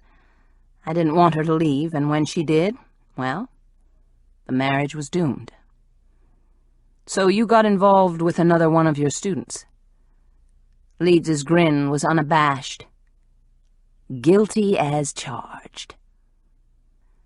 They talked a few more minutes. Bentz learned nothing more, but had the distinct feeling that though Dr. Leeds seemed irritated to have his phone call interrupted and his office hours filled up with the questioning, the professor enjoyed being a part of the investigation, that he found it amusing to be interviewed by the police. His answers were clear, but there was an edge of condescension in his voice. He, of the high IQ, disdained others not as naturally intelligent as he. Which was pure, unadulterated bullshit. As Leeds walked him out of the office and into the revered halls of the university, he said, "Drop in any time, officer. If I can be of help, any help at all, just let me know." More bullshit. The guy was playing games. Bentz walked outside to the oppressive heat. Storm clouds had rolled in, blocking the sun, threatening rain.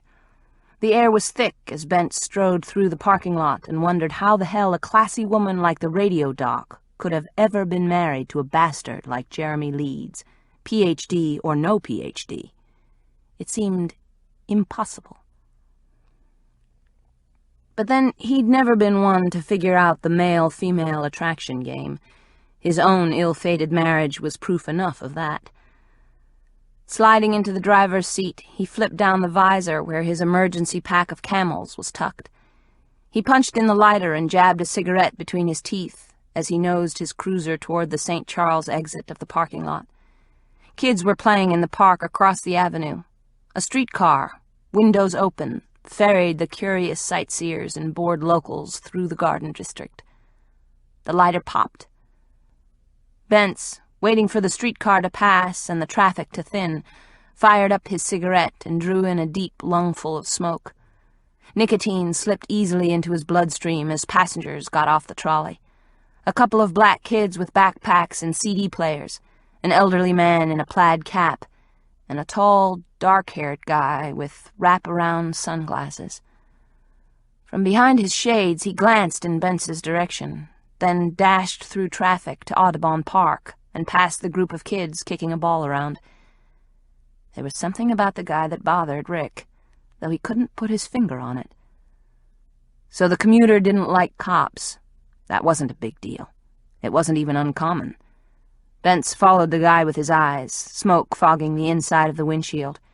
He watched as the man jogged across the clipped grass to the trees and lagoon beyond. The streetcar started up again, gaining speed. Bentz turned on his siren, cut across traffic and the double tracks in the median, turning toward the business district. At the sound of the siren, the jogger glanced over his shoulder, but didn't increase his pace, just disappeared into the trees. Probably a paranoid druggie with an ounce of weed on him. Nothing more. Flipping off his siren, Bentz pushed the jogger from his mind as he maneuvered through heavy traffic, all the while considering the fragments of the Samantha Leeds case. Nothing seemed to fit. Who the hell was John? How was he involved with Annie Seeker? Why was a woman pretending to be a girl 9 years dead?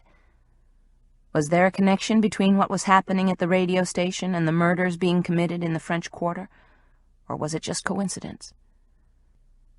Bentz had already talked to the feds, even phoned Norm Stowell, a man he'd worked with in L.A. who'd once been a profiler at Quantico when he'd worked for the FBI.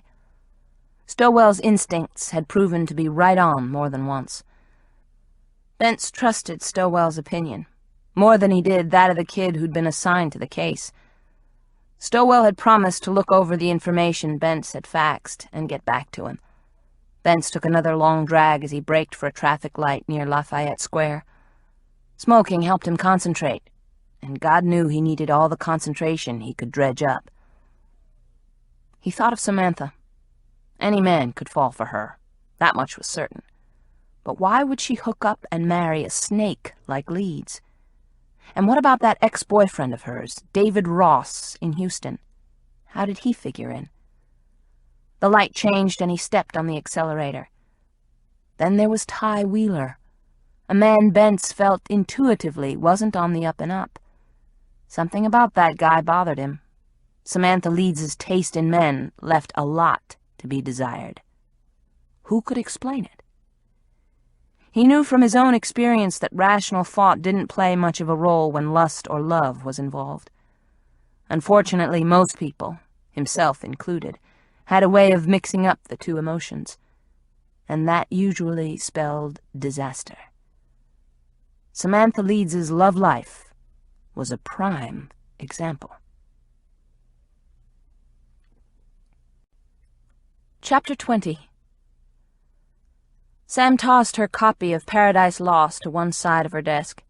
She'd spent the past 2 hours in the den and had managed to skim most of the text, but decided that she'd been wrong. Her belief that John, whoever he was, had made reference to the work hadn't panned out. At least, she couldn't find any link. A headache was beginning to form behind her eyes as she snapped on the desk lamp. Outside, evening was stretching across the lake and her yard, shadows deepening, the twinkle of the first star visible. So who was John? She picked up a pen and twirled it between 2 fingers. What did he want? To scare her? Was it all just a game to him? Or was it something deeper? Did he actually mean her bodily harm? She was reaching for a text on the psychology of stalkers when the phone rang so loudly she jumped. She caught the receiver on the second ring. "Hello?" she said, but didn't expect an answer. Twice earlier she'd answered, and no one had responded. She'd been jumpy ever since, especially since today was Thursday, Annie Seeger's birthday. "Hi, Sam," a cheery voice called. "Corky." It was so good to hear her friend's voice. Leaning back in her chair, Samantha smiled as she stared out the window and watched a squirrel leap from one thick branch of an oak tree to another. "What's up?" "I thought I'd check in on you. My mom called yesterday from L.A. She'd run into your dad at the country club, and he said you'd been having some trouble, that you'd hurt your leg in Mexico, and now there was some kind of creep stalking you or something." "Good news travels fast. Like the speed of lightning when my mom hears it. What's going on?" Sam sighed, imagining her friend's face and wishing Corky lived closer. "It's a long story." "I've got some time to kill, so talk." "Remember, you asked." Sam brought Corky up to date, telling her about John, Annie, the phone calls, the mutilated picture. "Mother of God, Sam! And the girl's birthday is today?" Corky asked, and Sam imagined the concern in her friend's eyes. She would have been 25. "Maybe you should hire a bodyguard." "It's been suggested," Sam said dryly, "as well as upgrading my cat for a pit bull." "How about moving in with David?" Sam sighed through her nose and glanced at the framed photograph of David still sitting on her desk near the answering machine. Handsome, yes. Husband material, no. Even if David lived in New Orleans, it wouldn't happen. To prove her point to herself, she grabbed the damn picture of David from the surface of her desk and shoved it into the bottom drawer of the desk. "It's over." "But you went to Mexico with him." "I met him there, and it turned out to be a nightmare. After everything, I'll be lucky if David and I end up friends. The odd thing about it is that the police even think he might have something to do with the calls I've been getting." "David Ross?" Corky laughed. "No way. Obviously, they don't know the guy. And he's in Houston. Okay, so not David. How about someone else? Come on, Sam. Don't you have some big, strong friend who could move in for a while? Ty Wheeler's image came quickly to mind. No. Besides, I don't need a man to... What about Pete? Sam glanced at the photograph of her graduation, her parents, and her brother. You're kidding, right? No one's seen Pete in years. I have. I ran into him the other day. What? She couldn't believe her ears. You're talking about my brother? Yes. But... A dozen emotions ripped through her, and tears sprang to her eyes. Until that moment, she didn't realize that she'd thought it a very real possibility that he'd been dead. I'm sorry, Corky, but this is huge. He doesn't even bother to call on Christmas or Dad's birthday. Is he okay? Looked fit as the proverbial fiddle. So why hasn't he called? Where has he been? What's he doing? Hey, whoa, slow down. One question at a time, Corky said, and Sam forced herself to rein in her galloping emotions. Okay, you're right, she said. Let's start over. Where did you see Pete? Here, in Atlanta, at a bar. Last weekend. I couldn't believe it. Me neither. Sam's chest tightened. How was he?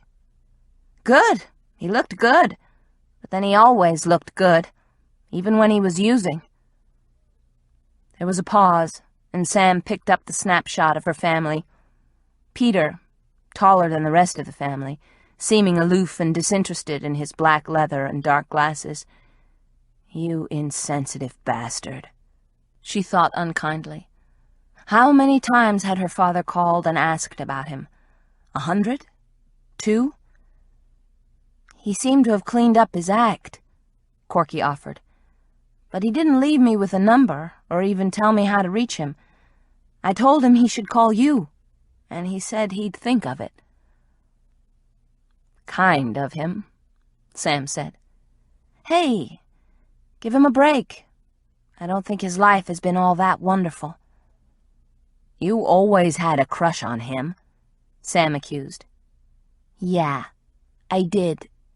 Past tense. But who wouldn't? He's still drop-dead gorgeous. If you say so. I do. But okay, I'll admit it. I'm an incurable romantic. And always getting yourself into trouble. Corky laughed. Yeah, I suppose. Especially with good-looking men. She sighed loudly.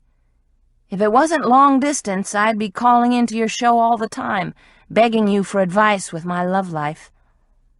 Sure you would, Sam said, but laughed. God, she missed Corky, and in some ways, she missed her brother. Unlike you, I haven't given up on love. Unlike me, you're not a realist, Sam countered, as Karen hopped up on her lap and began to purr. Pete asked about you, Sam. Did he? A dozen emotions rifled through her, none of them particularly good. Samantha still had issues with her brother. Big ones. What about Dad? Did Pete ask about him? You know, Dad hasn't heard from him in years. Well, no, he didn't bring up your father. It figures. Sam felt a stab of disappointment, which was totally uncalled for. Why in the world was she ever hopeful that her brother would develop some conscience about family ties? So what's Pete doing?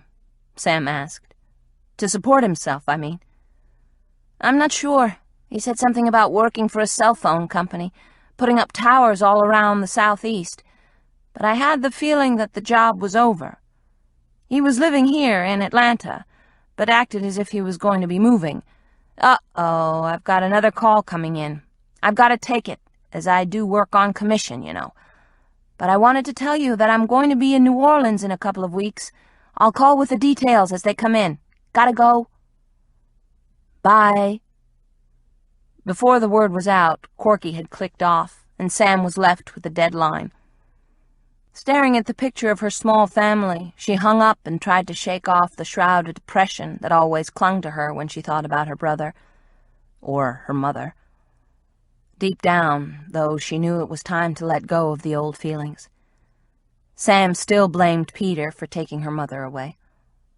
Picking up the snapshot, she traced the contours of her mother's face with the tip of her finger, and felt the old sadness well up as it always did when she thought of her mother. It hadn't been long after the picture had been taken that Beth Matheson had been killed senselessly in an automobile accident that could have been avoided. Oh, Mom. Sam swallowed hard. It had been so long ago, on that rainy night in L.A., when, frantic to find her son, Beth had climbed into her sedan and driven off. Not 2 miles down the road, she'd hydroplaned, hadn't been able to stop for a red light, and been killed instantly by another driver turning in the intersection. All because of Pete's love affair with cocaine. Addiction, Sam reminded herself, trying to diffuse some of the rage that sometimes overcame her when she thought of her mother's premature death. Peter was an addict. It was a disease. Beth Matheson had been careless and hadn't only died herself that night, but the driver of the van that had hit her was in the hospital for 6 weeks. Water under the bridge. Sam replaced the photograph. She should call Corky back and try to track down Pete. For her father. For you too, Sam. He's your only brother. You have to get over faulting him. But he never calls Dad, nor me. Acts as if his family doesn't exist. Rather than dwell on a brother who didn't care if she thought he might be dead, Sam reached for the phone again. From memory, she dialed David's work number and was informed that he was out for a few days. Wonderful. It wasn't that she wanted to talk to him. She just wanted to assure herself that he wasn't involved in any of the calls to the station or the calls here at the house. Not David, she told herself. The first call came in when you were in Mexico. He was there. It's not David. The police are barking up the wrong tree. Still, she dialed his home number, waited until the answering machine clicked on, and hung up. So he wasn't in Houston. So what? She couldn't sit around and wonder what he was doing. He was out of her life, and she didn't have to remind herself that she wanted it that way. Things were better without. She'd never really loved him, but when she'd first met him, he'd seemed the right choice for a husband and father of the children she'd wanted. Thank God she'd woken up before she'd given up on love and married him because of his suitability. You're as bad as Corky, she muttered at herself. She turned to her computer and accessed her email. Most of it didn't interest her, but she saw another electronic missive from the Boucher Center and found a note from Leanne. DS. Things aren't going great here. Mom's mad all the time, and Jay won't call me back. I think I need to talk to you about something. When you have the time, call or email me. Oh, honey. Sam fired off a quick note, suggesting they meet for coffee, then tried Leanne's home number. It rang busy, so she couldn't leave a message. Leanne had emailed her before with similar missives, but Sam had the feeling the girl was in some kind of trouble. Maybe she'd call into the show tonight. Just like Annie Seeger did? Stop it, she muttered out loud. She was just anxious because it was Annie's birthday and she'd gotten the threatening calls and notes. It had nothing to do with Leanne's plight. Telling herself she'd call Leanne later, Sam nudged Karen off her lap and climbed the stairs to the second floor. Inside her closet, she parted her long dresses, then bent down and opened the door to the attic, hidden under the eaves. Flipping on the light switch, she heard an angry hum, then saw the hornet's nest tucked into one corner of the sloped ceiling. Shiny black bodies reflected the light of the single dusty bulb as they crept over the thin paper of their home, Besides the hornets, she spied spiders skulking in cobwebs that draped from the ancient exposed rafters. She wondered about bats, saw some droppings, but no furry little winged bodies hanging upside down. The attic smelled of must and mildew. This was no place for her important papers. She'd have to build cabinets in the den or second bedroom. Gritting her teeth, she crawled carefully across the rough plank flooring and glanced down at the dust. Was it disturbed? The top of the boxes, it seemed to be cleaner than it should, as if someone had wiped them to look at the tags. But she shook her head. What was wrong with her? No one had been in her attic, and the boxes were relatively clean because she'd sorted through them 6 months ago, when she'd hauled them to the attic. She'd been in here 6 months ago. No one else had. And yet she couldn't ignore the niggle of doubt that crept through her mind. Had someone been in her house? She bit her lip and silently told herself to be rational. Carefully, she read each label, sorting through boxes of old tax records, school papers, reports, and patient files, until she found the box with Annie Seeger's information in it. Dragging the crate into the closet, she heard the hornets buzzing. One mad insect followed her through the long skirts of her dresses, landed on her head, and as she swatted at him, stung her on the side of the neck. Damn! She shut the door to the attic, latched it firmly, and carried the box into the bedroom, where she dropped it unceremoniously on the floor. Her neck throbbed. She'd have to do something about the nest, and soon, before the hornets found their way into her closet, bedroom, and the rest of the house. In the bathroom, she doused a washcloth in cold water, then using a mirror, inspected and washed the sting. A red welt had already risen on her skin, and the only medication she had in the cupboard was years-old calamine lotion, which she dabbed on the side of her neck. "Stupid thing," she muttered, and heard Mrs. Killingsworth's dog start to bark. She walked toward the front of the house to investigate and heard footsteps on the front porch. Expecting to hear the doorbell chime or a rap of knuckles on the door, she started downstairs. The telephone rang, and she yelled, "Just a minute," in the direction of the door as she dashed into the den. She swept up the receiver before the third ring. "Hello?" she called into the mouthpiece. No answer. "Hello?" Again, no response. And yet someone was on the other end of the line. She was certain of it, could sense that someone was there. "Who is this?" she said, irritation and a drip of fear in her voice. "Hello?" She waited 30 seconds, then said, "Look, I can't hear you." Was there someone breathing on the other end? Or was it a bad connection? It didn't matter. Without saying goodbye, she hung up and tried to convince herself it was nothing. Or was it? She checked caller ID. Unavailable. Just like the calls to the station. Don't even think that way. It was a bad connection. Whoever it was will call back. She walked into the foyer, to the front door, and realized that the bell had never rung, nor had anyone knocked. Odd. She looked through the peephole, and through the fisheye lens saw no one. Leaving the chain in place, she opened the door a crack and snapped on the exterior light.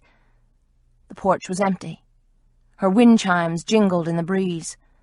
Across the street, Hannibal was staring at her house and putting up a ruckus, barking his fool head off. Unhooking the chain, she stepped outside. She was alone.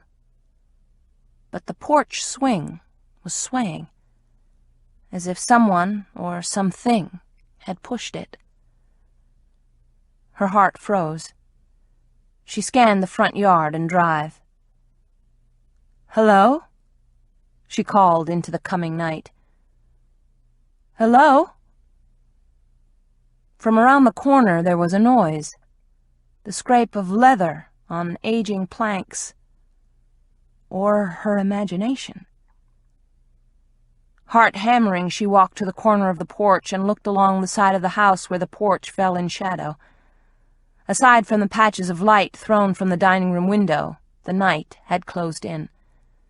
Squinting, she was certain she saw a movement in the hedge separating her house from the neighbors, but it could have been the breeze filtering through the leaves, or a squirrel scrambling over the branches, or even a cat slinking through the shadows.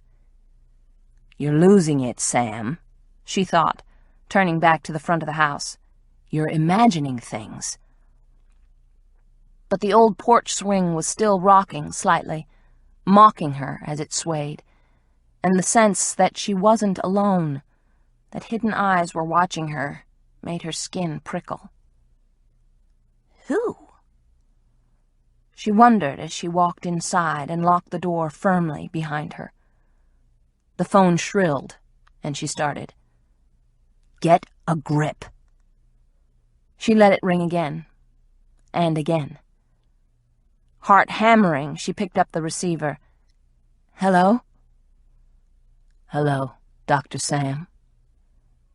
John's voice intoned, and she leaned against the desk for the support. "You know what day this is, don't you?" "It's the 22nd. Annie's birthday." "So you say. Who was the girl who called in the other night?" "Have you thought about your sins? That you should repent?" "Repent for what?" she asked, sweat dripping down her back. She glanced out the window, wondered if he was outside, if it was his footsteps she'd heard on the porch, if he was calling from a cell phone. She stepped to the window and drew down the shade. "You tell me." "I'm not responsible for Annie's death." "Not the right attitude, Sam." "Who are you?" she demanded, her muscles tense, her head pounding. "Have we met? Do I know you?" "All you need to know is that what happens tonight is because of you, because of your sins. You need to repent, Sam. Beg forgiveness." "What are you going to do?" she asked, suddenly cold as death. "You'll see." "No, don't." Click. The phone went dead. "Oh, God, no!" Sam wilted into her chair, dropped her head into her hands. She'd felt the evil in his voice, the cruelty. Something was going to happen, something horrid, and she was to blame. "Pull yourself together. Don't let him beat you down. You have to stop him. You. Think, Sam, think. Call the police. Alert Bentz, and then do whatever you can." She dialed the police in New Orleans, and nearly went out of her mind when she was told Rick Bentz would be paged and he'd have to call her back. "Tell him it's an emergency," she insisted before hanging up. What could she do? How could she stop whatever evil John had planned? She jumped when the phone rang again, picked up the receiver, expecting another threat. "Hello?" she said, her knees nearly giving way. "This is Bentz. I got a message you called about some emergency." "John just called me," she said. "Here at the house." "What did he say?" "He wanted me to repent, that if I didn't, I would pay for my sins, the same old thing. But then he added that if I didn't, something bad was going to happen.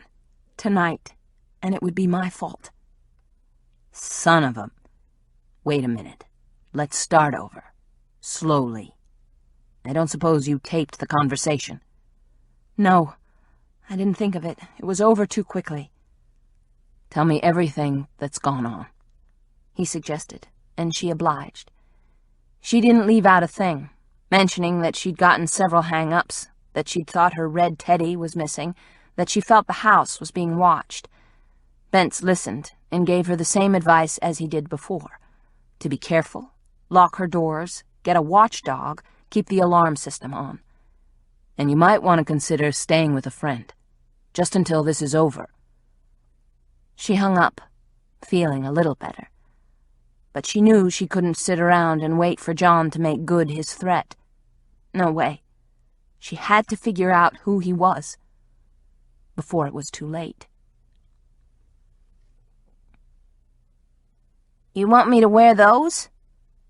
the girl asked, staring at the man she'd picked up near the river and motioning to a wig of long red hair and a lacy scarlet teddy, both of which were dangling from his fingers. "That's right." He was calm and weird, and the sunglasses covering his eyes only made it worse. She'd turned a few tricks before, when she'd been desperate and she'd been asked to do some sicko stuff, but this seemed more bizarre than usual. But then what did she know? She just wanted to get through it and get the cash. He walked to the window and made sure the shades were drawn in this crummy little hotel room, a room he wasn't happy about paying for. He'd been hyped up, and the scratch on his face bothered him. He kept looking in the mirror tacked to the back of the door and tracing the welts with his fingers. Welts she'd made. She'd been sitting on a bench in the park near the wharf, watching the boats chugging along the lazy river, deep in thought, wondering what she was going to do. She hadn't heard him approach. He'd appeared out of nowhere. The park had been nearly deserted when he'd propositioned her. She'd explained that she didn't have anywhere they could go, and he'd gotten pissed off. She'd thought it was finished, but he'd been persistent. He'd offered $100. She would have taken 50. So he'd brought her to this smelly little room just outside of the quarter. She'd been second-guessing herself ever since his requests, but it was good money. What did it matter if she had to put on a red teddy and cover her own short carrot-red locks with this longer red auburn wig? The sooner she did as he asked, the sooner she'd be on her way to score some crack. So okay, it was no big deal. She'd done worse things than wear some other woman's things. She wondered if the teddy belonged to his wife or his girlfriend. Just what kind of freak was he in his dark glasses? So now he was looking at her again with those dark, hidden eyes. Worse yet, he rubbed a rosary between his fingers, and that really creeped her out. She wasn't particularly religious, but she'd been brought up in the church, and it seemed morally wrong, just plain spooky, that he'd brought the rosary along. Sacrilegious. But whatever. She needed a hit, and she'd get it if she could just get through the next half hour or so. She glanced at the bedside table, saw the $100 bill. It was weird, too. Blacked-out eyes on Ben Franklin. The John was fiddling with the radio on the bedside table, pushing buttons and glowering at the electronic display until he found a talk station. One she recognized. She swallowed hard as she heard Dr. Sam's voice. Can't we listen to music?" she suggested, feeling a new stab of guilt. It was as if Sam was in the room with them. "No, But just get dressed," he ordered, his lips compressing, his thumb and finger rubbing the rosary as if his life depended upon it. The dark glasses and scratch on his cheek convinced her to shut up. Sliding out of her platform sandals, she stood barefoot on the worn carpet near the bed, then wiggled out of her tube top. In a few minutes, this would be over, and then she could leave. Dr. Sam's voice floated through the speakers. "So let's hear about it, New Orleans. Tell me about the love letters or the Dear John letters you've received." The guy froze, muttered something under his breath, then whipped around, glaring at her. He didn't say a word as she kicked off her shorts and struggled into the lacy teddy. Adjusting the straps, she thought fleetingly that the guy was handsome in an eerie way. She'd concentrate on that, his good looks, and wouldn't listen to Dr. Sam. She'd pretend, just like she always did, and she'd just get down to business, get him off, and then be on her way. Stuffing her hair under the wig, she angled up her chin and looked at him defiantly. "How's that?" For a moment he just looked at her, studying her like one of those fruit flies under a microscope in that stupid biology class she'd flunked. She tossed her head, and the long hair of the wig swished against her shoulder blades. "Perfect," he finally said with a hint of a smile. "Just perfect." He approached her and touched her ear, playing with the series of earrings running up from her lobe. Good. He was finally going to get down to it. He nuzzled her neck, and she forced out a moan she didn't feel, just to get it over with. Lolling her head back and closing her eyes as if she was really getting hot, she sensed something odd, something cold slide over her head to circle her neck. What was this shit? She leaned back away from him and realized that the rosary was around her throat, the sharp beads tight against her skin. "Hey, wait a minute," she said, and saw him smile for the first time. It was cold. Deadly. Razor-thin lips drawn back over straight white teeth. She tried to pull away, but he yanked hard, and with a flip of his wrist twined the strands together. The beads cut into her neck, bit into her flesh, cut off her breath. Panic spurted through her. This wasn't right. She tried to scream. Couldn't drag in a breath of air. Flailing her arms, kicking at his knees and crotch, she fought him, but he sidestepped her bare feet, and her hands did little damage against a rock-hard chest. She tried to scratch his face, but he only pulled tighter. Sweat dotted his brow, his teeth clenched with the effort, his lips curling. "No. Oh, God, no. Please. Somebody help me." Her lungs were on fire. She thought she would burst. "Please, please, help me. Please, someone. Hear what's going on in here and help me." She flung a fist at the glasses, and he jerked back his head. She saw her own terror twice in the dark lenses as the distorted reflection of her face came into view. She was going to die. She knew it. And the baby within her, the one she hadn't wanted, it was going to die, too. He twisted around to her backside, and she felt a second's relief. Her knees buckled. She gasped, tried to run. She dragged in one final breath, tasted blood, stumbled forward, half believing she could escape. Then he wrenched the unholy noose again.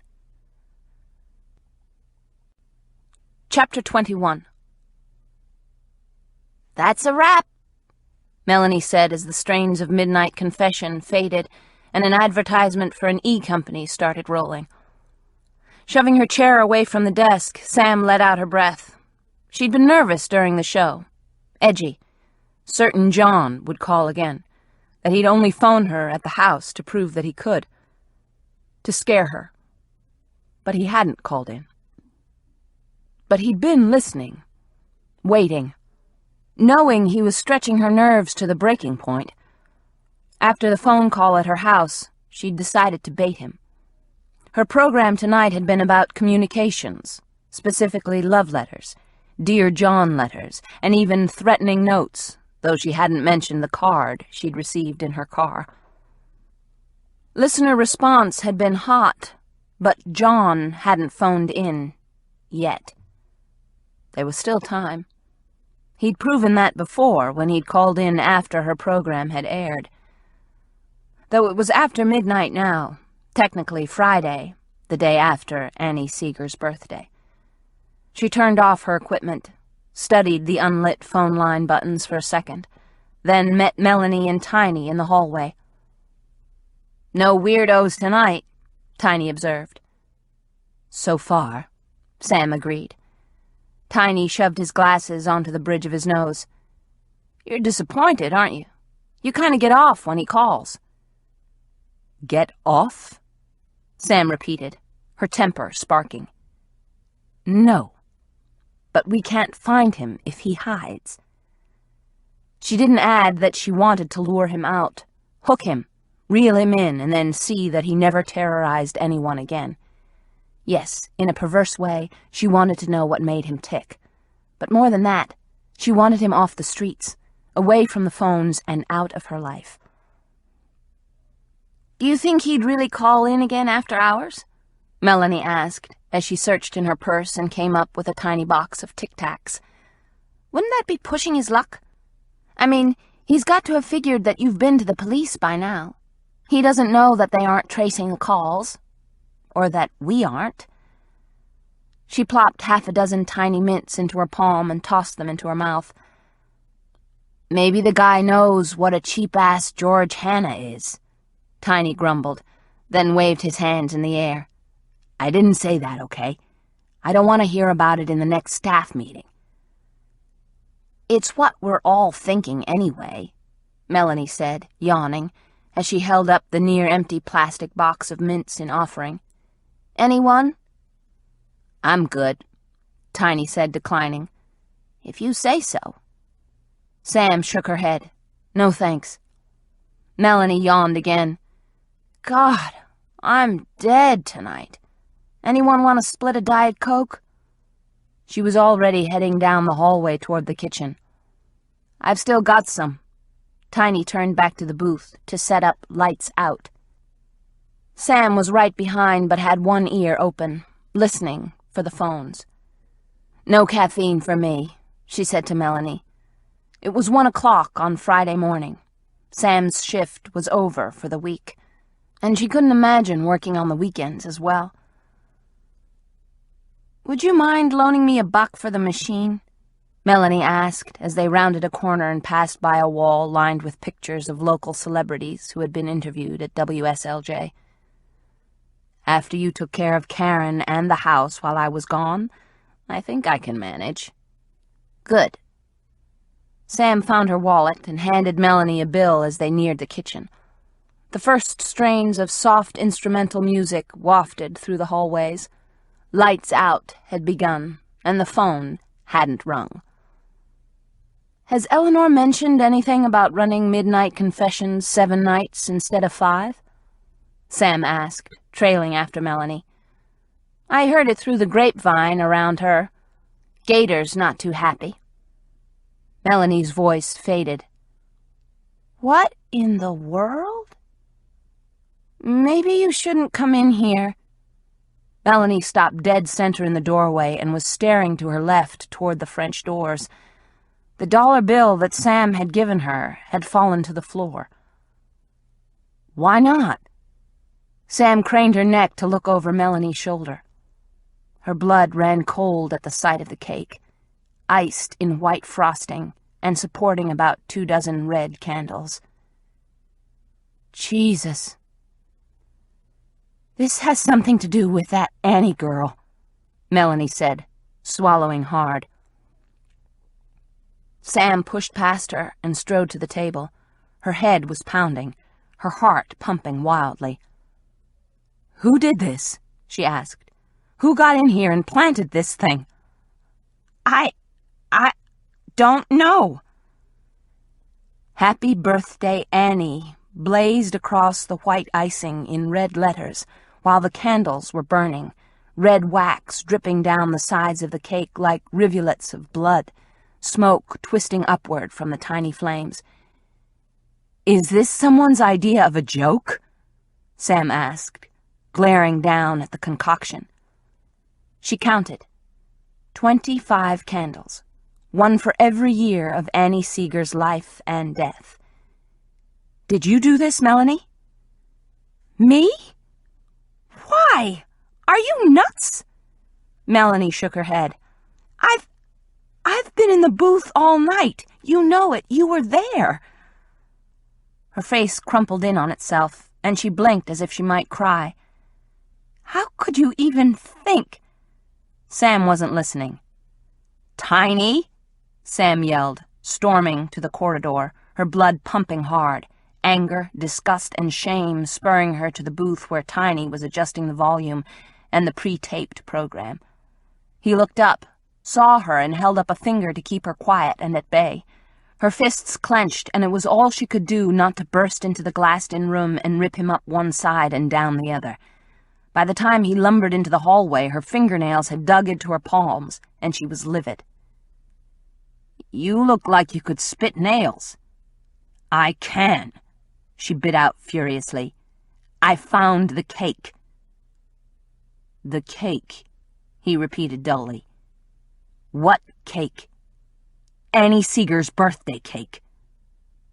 "Her what?" "The girl who called in the other night? What the hell are you talking about?" He seemed genuinely perplexed. "Don't you know?" "For God's sake, Sam, you're talking like a lunatic." His face was red now. Anger? Shame? Regret? Melanie had followed Sam halfway down the hall. "I think you'd better see for yourself." Jesus Christ, now what? Lips compressed, beads of sweat appearing on his pockmarked skin, Tiny strode through the maze of hallways and into the kitchen. Sam was right on his heels, following him step for step. Around the corner into the kitchen, to stop dead in his tracks. "What the... shit!" "My sentiments exactly," Sam said. "But who would do this? How could they?" he asked, turning.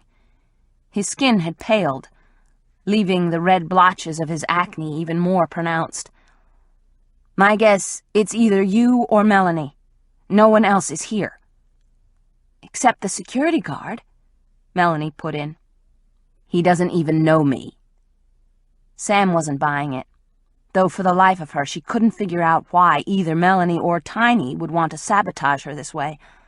Melanie was her assistant and friend, a person she'd trusted to look after her job, house, and cat while she was away, and Tiny was half in love with her from the minute she'd walked into WSLJ. He was too smart to be reduced to schoolboy antics to garner her attention. But then who? Melanie said, "The guard could have been put up to it." Tiny seemed genuinely disgusted. "Are you accusing me, Sam? You really think I'd do something like this to you?" he asked, a wounded look crossing his eyes behind his thick glasses. "I don't know." It did seem far-fetched, irrational. If whoever was behind it had wanted to rattle her, mission accomplished. "And Gator was here not an hour ago, and so was Ramblin' Rob. I saw him at the record case looking for some moldy oldie to play tomorrow," Tiny said. "The boss was here earlier, too. I saw George in his office on the phone," Melanie added. "Great. So half the staff could have done the job." "Don't you trust me?" Tiny asked, his lips folded in on themselves, and he glared at Sam as if she was named Judas. "Of course." "Then knock it off." He looked like a wounded bear. "And don't look at me," Melanie said, backing up, palms outward. "I've been with both of you all night." Tiny shook his head and held up a finger. "You took a break." "To go to the bathroom, for God's sake," she said. "For the first time in my life, I wish George was perverted enough to have some surveillance cameras installed." "You and me both," Sam said, then felt the tickle of a breeze against the back of her neck, and noticed the muted sounds of the city filtering into the room. Traffic, a solitary trombone, the wind sighing through the palms in Jackson Square. Heart in her throat, she walked to the French doors that opened onto the unused balcony. They were unlocked, just slightly cracked. Someone was in here, she whispered, goosebumps rising on her skin. They came through here. She pushed the doors open, and the sound of traffic and voices drifted in with the warm breath of the wind, laughter and the moan of the trombone. They? You think it was more than one guy? Tiny asked, following her onto the balcony. I wish I knew, she whispered harshly, crooking her neck to see around the corner of the building and searching the night-dark streets of New Orleans. Who had broken into the office, and how had he done it? Wrapping her fingers around the decorative railing, she stared across the square to the cathedral, splashed with light, the clock face glowing as bright as a full moon, the tall spires black and jutting toward the dark sky. In front of the cathedral was the park, where palm trees blocked her view of the statue of Andrew Jackson and his rearing horse. The park was supposed to be empty now. Pedestrians were locked away from the circular sidewalks at night. Had her tormentor scaled the fence, and was he lurking there, hiding in the shadows, watching her now with hidden eyes? Despite the humidity, she felt cold from the inside out. You bastard, she whispered, her eyes scouring the depths of Jackson Square before she swung her gaze south, past the stately old buildings, along the narrow streets to the levee and the dark river beyond. Was he skulking in a doorway, secreting himself on a small terrace such as this, taunting her silently with his presence? I'm calling the security guard, Melanie said from inside the building. Good. Sam's gaze swept the railing and floor of the never-used balcony. In the weak light, she saw nothing other than pigeon droppings and dirt. I'll phone Eleanor on another line. If I don't, she'll be ticked. You, she turned and pointed a finger at Tiny's chest, phone the police and make sure that Lights Out is on track, and that no one else calls in. You really think John's gonna call again, don't you? He accused hotly. Was there just a hint of jealousy in his voice? She glanced at the table where the cake was still displayed. No, Tiny, she admitted, walking inside and staring down at the rapidly burning candles. I think he already did. Bending down, she blew out every one of the 25 damning flames just as the phone jangled. Sam jumped. I'll get it, Melanie said, but Sam was already halfway to the nearest phone available at the front desk. Line 1 was blinking wildly. Bracing herself, Sam leaned over Melba's desk and grabbed the receiver. She punched the button. WSLJ? Samantha? She nearly wilted at the sound of Ty's voice. Hi, she said, rounding the computer extension and falling into Melba's chair. It was so good to hear from him. What's up?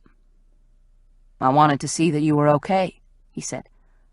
I listened to the show and wondered if you'd like me to pick you up. At that moment, the security guard, a beefy man of about 35 with a shaved head and beginning of a pot belly, walked through the door. I'll be fine, she said into the phone. We did get a little surprise down here, and I was about to call the police.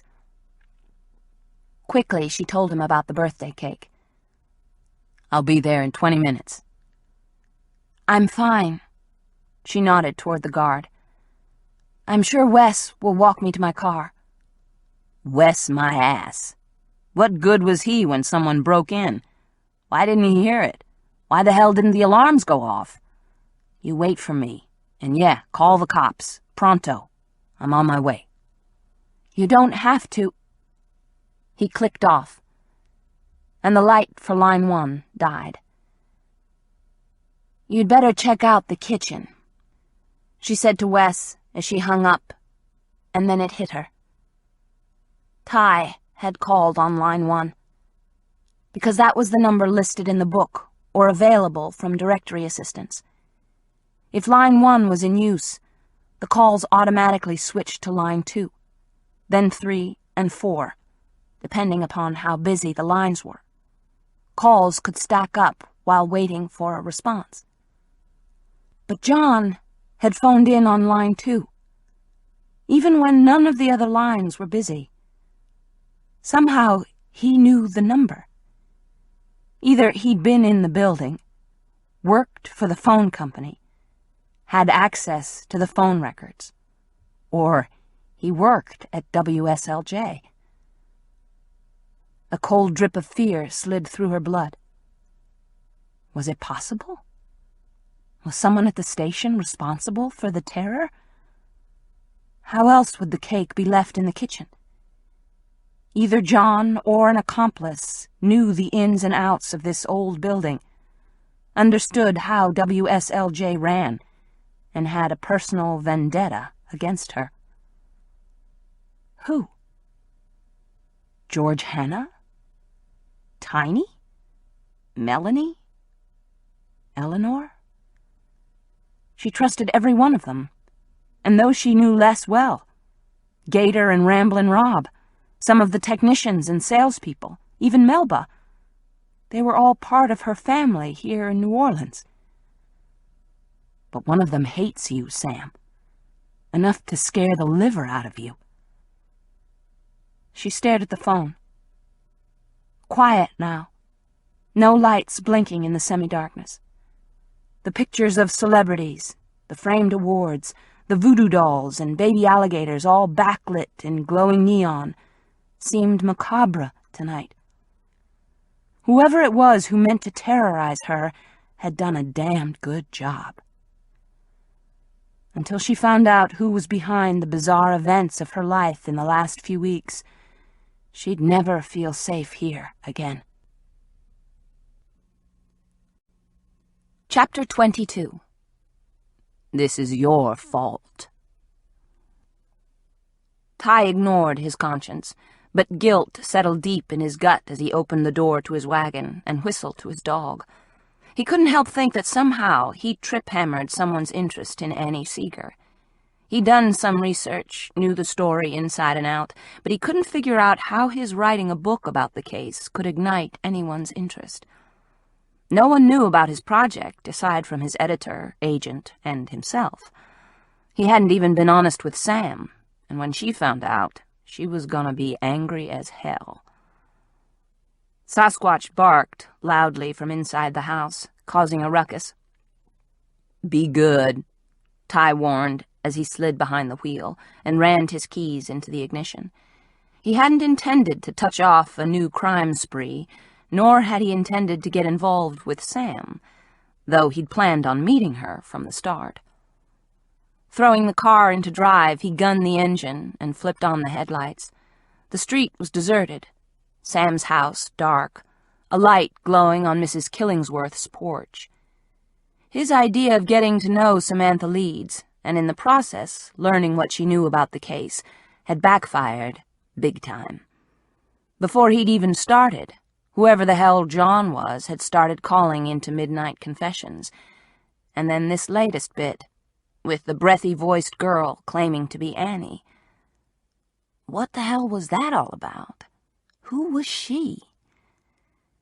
He slowed for a stop sign, then took the corner, heading through the outskirts of the tiny lakeside community of Cambrai and rimming the lake, heading toward the bright lights of the city, visible in the distance.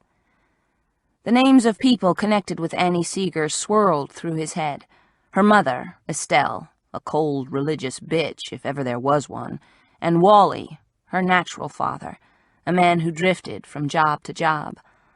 Then there was her brother, Kent, a year and a half older and not as popular as his sister.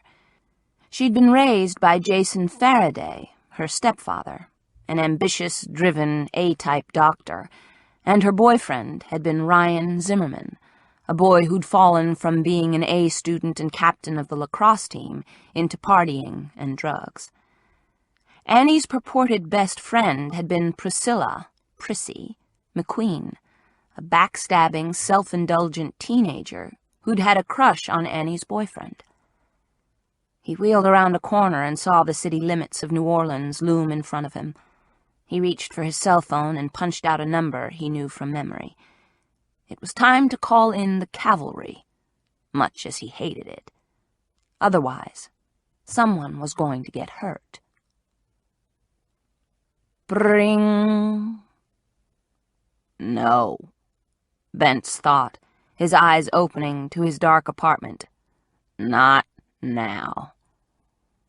The phone jangled sharply again. Rolling over, he glanced at the clock and groaned. 2:30 in the damn morning. He'd been asleep less than 2 hours. No doubt it was bad news. No one called in the middle of the night just to chat. Snapping on the bedside lamp, he snagged the receiver before the damn telephone could ring again. "Bentz," he said, wiping a hand over his face, trying to wake up. "Looks like we got ourselves another one." Montoya sounded much too alert for this god-awful time of day. Hell. Bentz swung his legs over the side of the bed. His mind instantly cleared, and he thought about the warning Samantha Leeds had received. Where? Near the Garden District, Montoya said, giving off the address. 2nd floor. Same M.O.? Similar, but not identical. You'd better get over here. Montoya rattled off the address. Give me 20 minutes. Don't let anyone disturb anything. Would I? Montoya asked before clicking off, and Bentz wondered why he hadn't been called first. He hung up, grabbed a pair of jeans he'd thrown over the end of his bed, and kicked his shoes from beside the dresser. He didn't bother with socks and yanked on a t-shirt. In one swoop, he gathered his keys and ID, then grabbed his shoulder holster and Glock from the bedside table. Stuffing his arms through a jacket and shoving a saint's cap on his head, he took the stairs to the front door of the apartment building. Jesus, it was hot. At 2:30 in the morning. Not the dry heat of the desert, but that moist, cloying warmth that brought a sweat to his skin at 70 degrees. He jogged to his car, unlocked it, and had fired the engine before he strapped on his seatbelt. Another woman dead. Silently, he berated himself. He shouldn't have paid so much attention to Dr. Sam and the damned threatening notes. Not when there were murders being committed. Murders he needed to solve. But killings that just might be connected to the radio shrink. His tires squealed as he took a corner too fast, and he clicked on the police band, only to hear that there had been trouble down in the French Quarter. He heard the address and recognized the building, realized it housed WSLJ. Was certain the trouble involved the lady shrink. His gut tightened. John had warned her, then struck again. This was turning into one hell of a night. He drove like a madman, found the address Montoya had given him, and parked between two cruisers.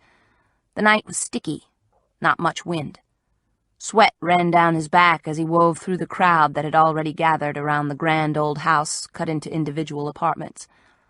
On the 2nd floor, he found the apartment and stepped inside. The place was already crawling with the crime scene team.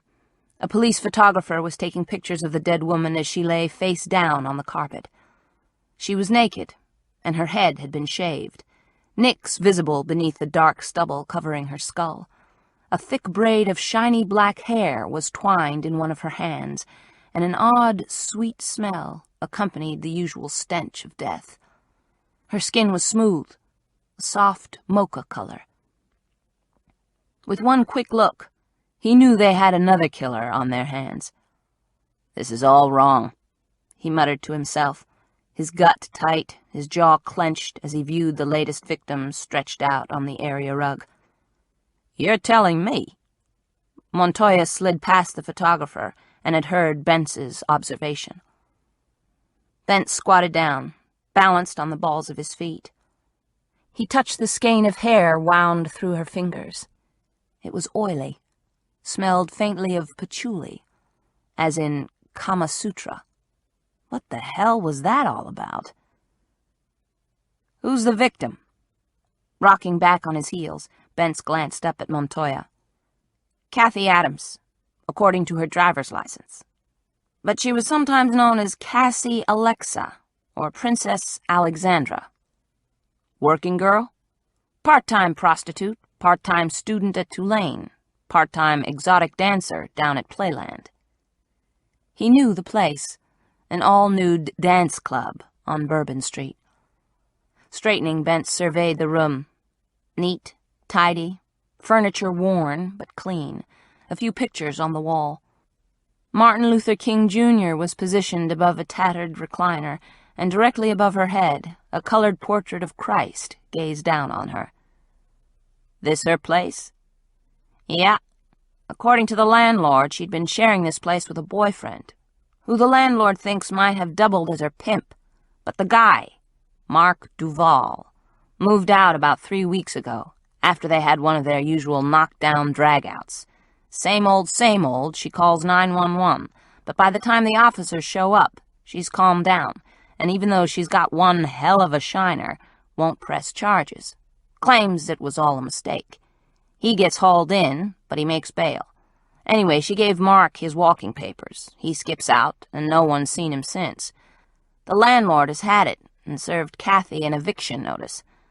I've got an APB out for Mark, but my guess is he's not only out of town, but probably the country. Bentz was still surveying the crime scene.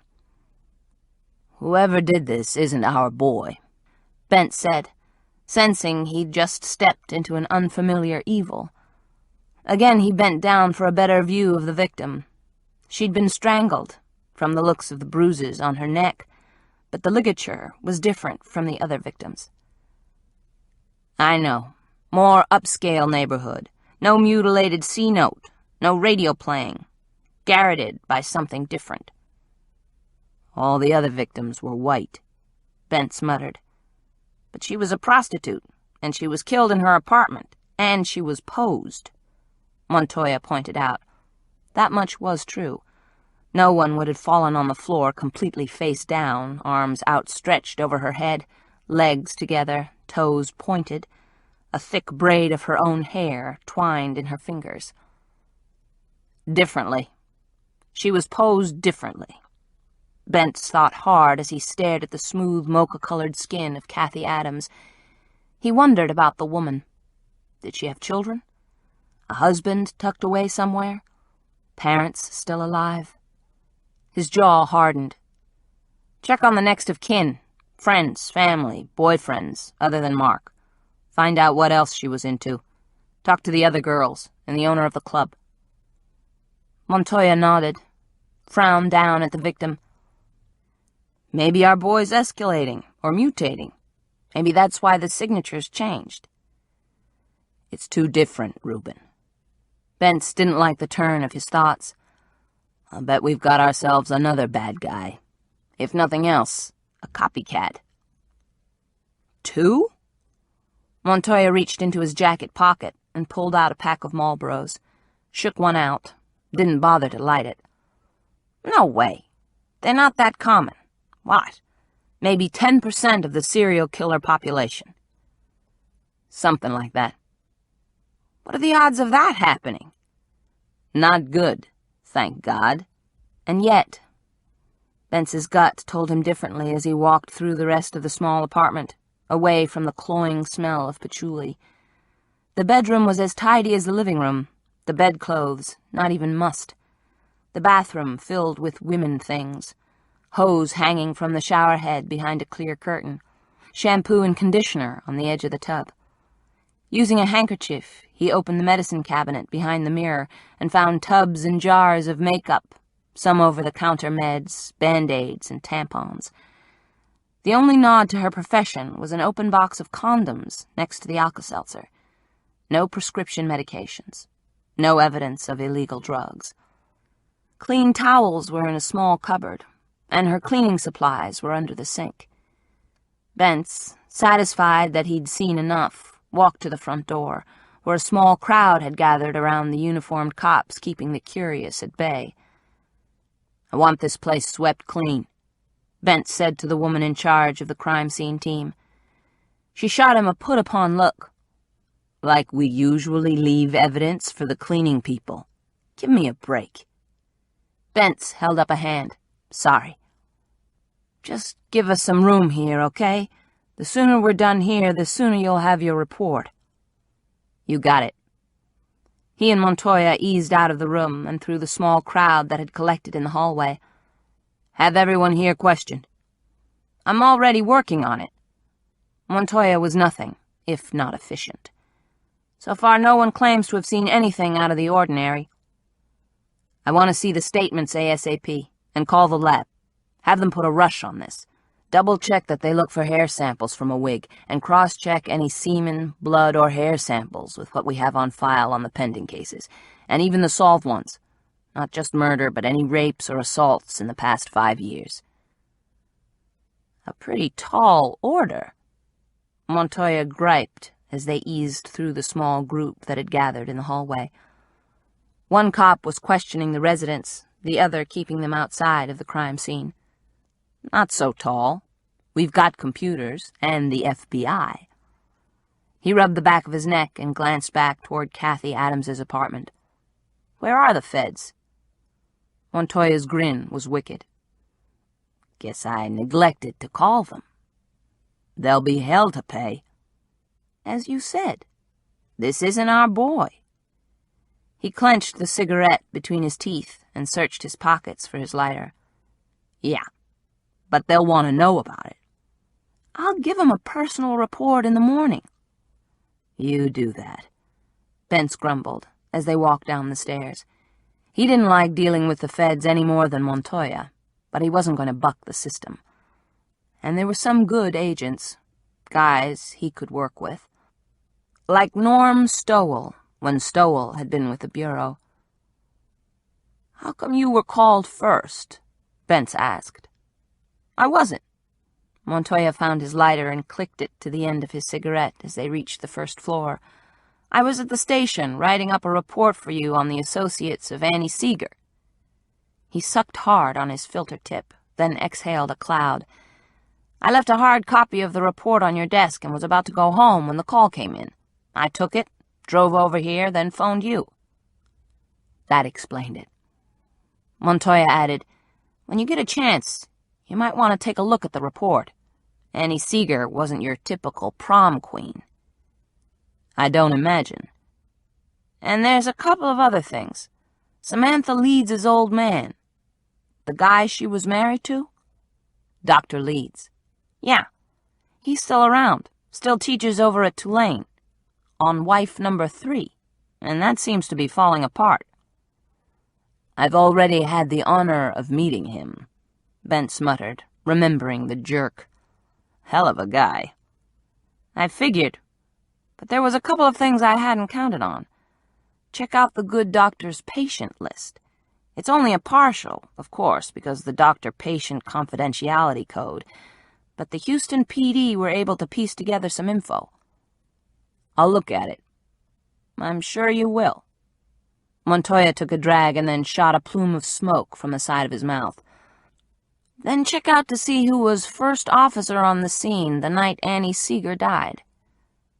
Someone we know?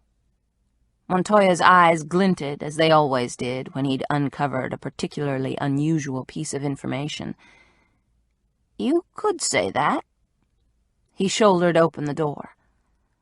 Outside, a crowd had gathered. The night people who wandered the streets, interested neighbors, people who listened to the police band and got their kicks out of being a part of the action. And maybe one of them is the murderer. Serial killers were known to watch the results of their havoc.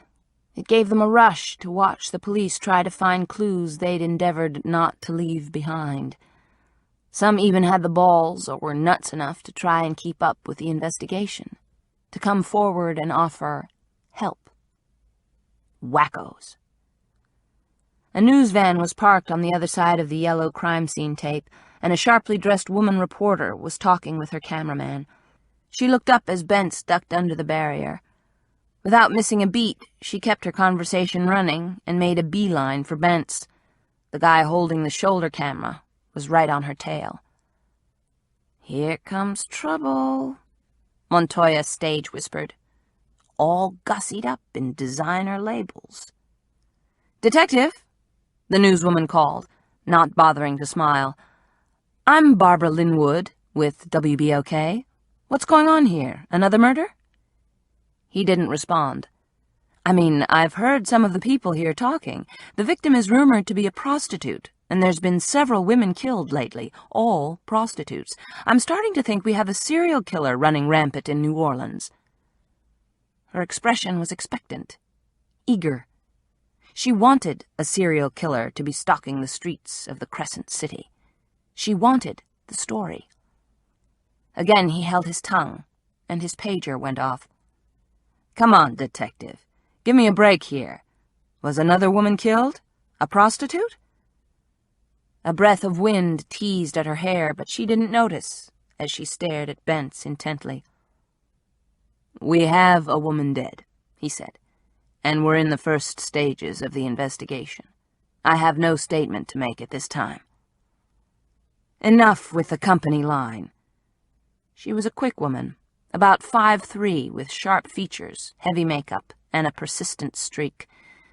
She wasn't just zeroing in on Bentz, but included Montoya in the conversation. "If there's a serial murderer in our midst, lurking in the streets of New Orleans, the public has the right to know. For safety's sake, can't you give me a quick interview?" Bentz glanced at the camera hoisted on the cameraman's shoulder. He hadn't said a word, but the red indicator light was glowing brightly. "I think I just did." "Who was the victim?" "I'm sure the department will issue a statement in the morning. But there are rules to follow, Ms. Linwood. Next of kin need to be notified, that sort of thing. That's all I can say right now." He turned his back on her, but silently admitted she had a point. A monster was stalking the streets of the city, maybe more than one, and the public needed to be aware. "What about you?" she asked Montoya, but got nowhere. Reuben might want to talk to the TV people and grab a little glory. Hell, the guy loved that part of the job. But he wouldn't risk that kind of trouble from Melinda Jaskiel or the DA. Montoya was too savvy and ambitious to blow it. From the corner of his eye, Bentz saw Montoya disentangle himself from the newswoman and jettison his cigarette onto the street. Bentz walked past a couple of cruisers with their lights flashing to his own car, where he checked his pager and called into the station. The message was simple. There had been more trouble over at WSLJ. Dr. Sam had received another threatening message, this time in the form of a birthday cake for Annie Seeger, planted in the kitchen at WSLJ. Someone was really trying to rattle the radio shrink's cage. Hell. Bentz threw his car into drive and tore off. He rolled the windows down, let the warm Louisiana breeze flow through the interior as he headed toward the business district, leaving the stately old homes behind. Whoever the hell this John was who was harassing Samantha Leeds, he had one perverted sense of humor. All in all, it was a damn nightmare. Was it a coincidence that the prostitute was killed on Annie Seeger's birthday? Was there a connection between the murders and the threats being aimed at Samantha Leeds? Or was he grasping at straws? He blew through a yellow light near Canal Street and slowed down. Just because a murder was committed the same night Dr. Sam received an ugly prank didn't mean squat. And there was no $100 bill with the eyes blackened, which seemed a very frail link to the mutilated publicity shot Samantha had received. All the references to sin and forgiveness didn't have anything to do with the murders. There was no radio tuned into the Lights Out program. No, he was just tired. And yet his mind wouldn't let go of the possible link. He was missing something, he was sure of it. Something obvious. He wheeled around a corner when it hit him like a fist in the gut. Not Lights Out. The program before it. His hands gripped the wheel. That was it. The time of deaths were earlier, before the bodies were discovered, and he'd bet a month's salary that the program that had been on when the women were killed was Midnight Confessions. Why hadn't he seen it before? The perp offed the women while listening to Dr. Sam. "Son of a bitch," he growled, but felt that surge of adrenaline that always sped through his bloodstream when he was close to cracking a case. This was it, the link, and the red wig, because Dr. Sam was a redhead. Holy shit, how had he missed that? He drove to the station, nosed his car into a parking spot, and headed upstairs. He wasn't officially on duty until later this afternoon, but he knew he wouldn't be able to sleep. The questions and half-baked theories spinning through his brain would keep him awake for hours. There was just enough sludge in the bottom of the coffee pot for 1 cup, so he poured himself a mug and carried it to his desk. He didn't bother with the harsh fluorescent tubes overhead, but switched on his desk lamp, then settled into his old chair and flipped on his computer screen. With a few clicks of the mouse, the crime scene photos of Rosa Gillette and Cherie Belchamp were displayed side by side. They had to have been killed by the same guy. Both women had been strangled with a strange noose, the cuts on their necks identical. Both corpses had been left with the radio playing, the bodies posed as if they were praying. Both sexually violated. Both left with a mutilated $100 bill. None of which had occurred tonight with Kathy Adams. And Kathy had been killed on Annie Seeger's birthday. Big deal. Lots of people were born on July 22nd. It meant nothing. Nothing. There was no link. And yet... He'd wait for the report on the latest victim. In the meantime, he flipped through his inbox. Lying on top were several neatly typed pages, compliments of Ruben Montoya. Bentz scanned the notes on Annie Seeger quickly, then read it over a second time. Montoya was right. Annie Seeger wasn't what he'd expected.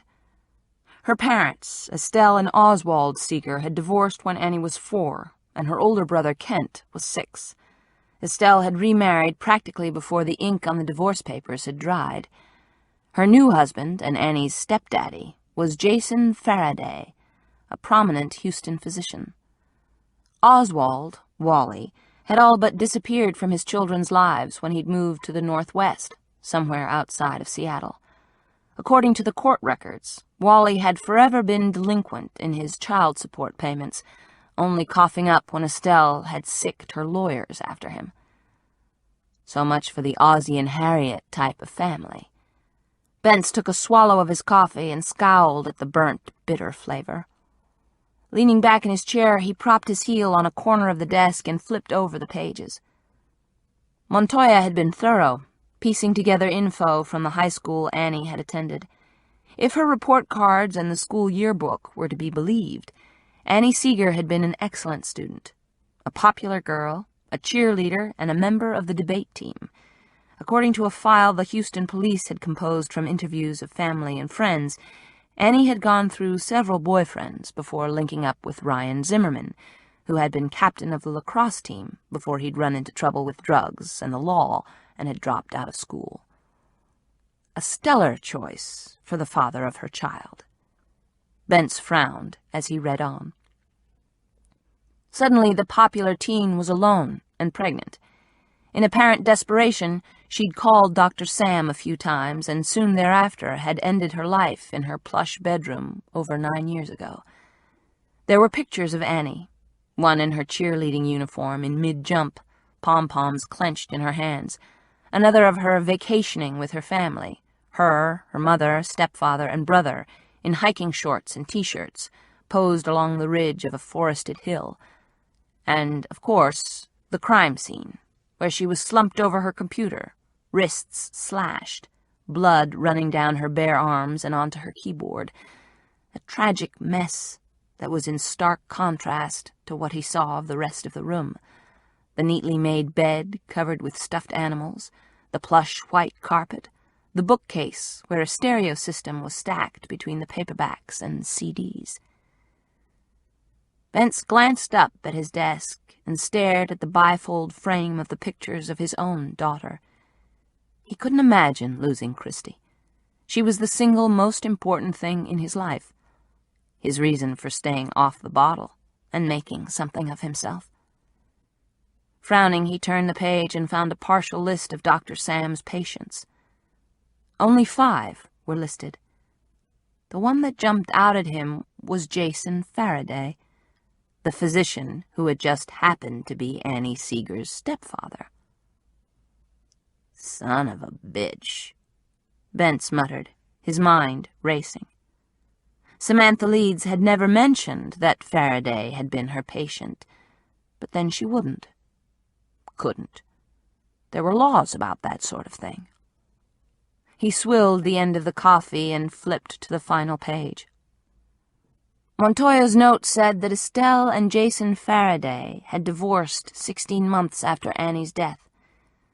Estelle still resided in Houston, in the very house where her only daughter had taken her life. Jason, however, had left Texas and moved to Cleveland, where he'd remarried and had 2 young children. Phone numbers and addresses were listed. Montoya had done a hell of a job. True to his word, Montoya had listed all of the officers of the Houston PD who'd been involved in the case. The first officer to arrive at the scene had been Detective Tyler Wheeler. Well, I'll be goddamned. Bentz read Montoya's final note. Detective Wheeler's involvement in the Annie Seeger suicide hadn't lasted long. He'd been removed from the case immediately, as he'd admitted that he was related to the victim. Annie Seeger had been Tyler Wheeler's 3rd cousin on her father's side. Bentz's gut tightened.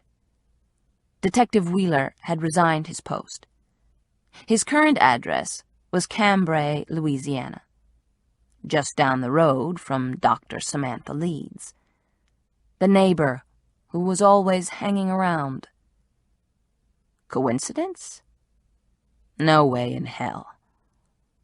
How did a cop with over 10 years' experience under his belt give it all up and end up here with a pansy-ass job of being a writer? And why the hell had he ended up down here, in Louisiana, cozying up to Samantha Leeds? Bentz figured it was time for a stakeout. Chapter 23. I'm taking you to my place, Ty said, as they drove out of the city, leaving WSLJ, the police, the damned cake, and all the craziness behind. It was late, and Sam was bone-weary. She hadn't gotten much sleep the night before, as she'd been with Ty on the boat, and after the shock of the birthday cake and the interrogations by the police, her nerves were strung tight as bowstrings. I'll be fine, she said, too tired to really get into an argument. I've got an alarm system and a watch cat. Seriously, Sam, just for tonight, since it's Annie Seeger's birthday. Yesterday was, she corrected, rolling down the window and letting in the night air. They were driving around the black expanse of Lake Ponchartrain, and the breeze was gratefully cool, the night finally calm. Humor me. For one night. Stay with me. He touched the back of her hand, and her stupid skin tingled. Fine, fine, she agreed, rubbing her neck where the hornet had left his mark. It was beginning to itch like crazy. I don't suppose you've got anything for a headache? At the house. He glanced in her direction. I'll take care of you, he promised, and she was too damn sleepy to remind him she could take care of herself. What was the point? Besides, she was certain whoever was terrorizing her was connected to the station. Someone had unlocked the door to the kitchen to leave the cake, and whoever was calling in, trying to freak her out, knew the number for line 2, a number not listed in any phone book, nor available through directory assistance. No, it had to be an inside job, and that thought chilled her to the marrow of her bones. Shivering inwardly, she wondered which one of her co-workers would go to such lengths, and for what purpose. Certainly not Gator. He was worried enough about losing some airtime if her show was expanded. Though he might want to scare her out of a job, he wouldn't want her program to become too popular. Nor would any of the other DJs, though Ramblin' Rob was devious enough to do this just for the hell of it. For a few laughs at everyone's expense. The crusty DJ could have learned about Annie Seeger easily enough. The story was common enough knowledge because George and Eleanor had been in Houston. Maybe that was what had triggered it. Someone like Rob finding out about the problems in Houston and exploiting them. To what end? To drive you crazy? To get you to quit? To make you look like a lunatic? Or to lure in a bigger audience? Then why the mutilated picture and calls to her house? Why the note left in her car? Or John's calls after the program was over? How would those actions promote more listeners? They wouldn't, Sam. You're running down a blind alley. There's something more, a link you're missing. So what was it? What? Her headache growing worse by the second, Sam closed her eyes and leaned back against the headrest. She couldn't think about John, the calls, or Annie Seeger any longer. Not tonight. But tomorrow, when her head was clear and she'd caught up on her sleep, then she'd figure it out. She had to. Ty flipped on the radio and they listened to the end of the pre-recorded Lights Out program. Instrumental renditions of familiar songs, guaranteed to put you to sleep, all engineered by Tiny, the nerd who knew the station inside and out. He'd worked at WSLJ longer than anyone else, part-time from the time he was in high school. While Tiny attended Tulane, Eleanor had offered him a full-time position. So what about him, she wondered, as the Volvo's tires sang against the pavement and the engine hummed. Maybe Tiny wasn't as innocent as he appeared. Or what about Melanie? Lord knew she was ambitious enough, and sometimes she seemed secretive. Then there was Melba, overeducated and underpaid. Or someone in league with Trish LaBelle over at WNAB. It was no secret that Trish wanted Sam's job. Stop it, Sam. You're not getting anywhere, she thought. Turn off the noise. As an instrumental version of Bridge Over Troubled Water played, Sam was vaguely aware that they were entering the Cambrai city limits. It was good to be with Ty, to relax, to be able to trust someone. She opened her eyes just a crack, enough to see his strong profile, bladed cheekbones, dark expression as they passed beneath street lamps, or the headlights of a few oncoming cars illuminated the Volvo's interior. It was odd to think that she'd known him only a few weeks, and smiled to herself to think how pleased Mrs. Killingsworth would be that her matchmaking had come to fruition. He slowed and cranked the wheel as they turned down the street rimming the lake. They passed her house, the windows dark, no sign of life within. She nearly changed her mind and invited him to stay with her and Karen and the Hornets, then smiled to herself.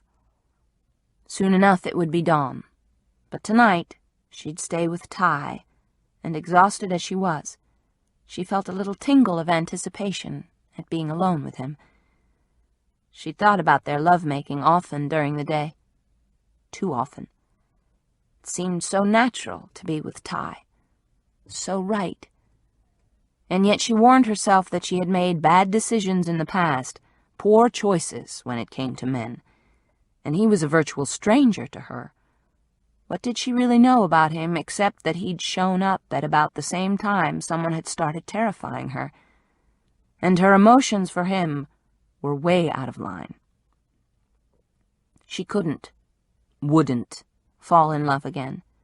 Not with Ty. Not with any man. She'd learned her lesson. Or so she told herself as he parked the car and walked her into his cottage. A little house with few furnishings other than a desk, sectional, and television. Sasquatch stretched and sauntered up, tail wagging, and Ty let the shepherd out through the back door. "Hungry?" Ty asked Sam. "Dead would be a better description." He whistled to the dog, then helped Sam up a short flight of stairs to the loft, where a king-size bed was pushed beneath windows overlooking the back of the house. Moonlight glinted on the lake, and the smell of water drifted in on a warm Louisiana breeze. "You know, I don't really think my being here is a great idea," she said. "Why not?" He'd already kicked off his shoes. "I might do something I shouldn't." His grin was wicked as he lifted her chin and stared into her eyes. "A guy can only hope." "You're impossible." "I try," he admitted, drawing her into his arms and kissing her until she couldn't think of anything but making love to him.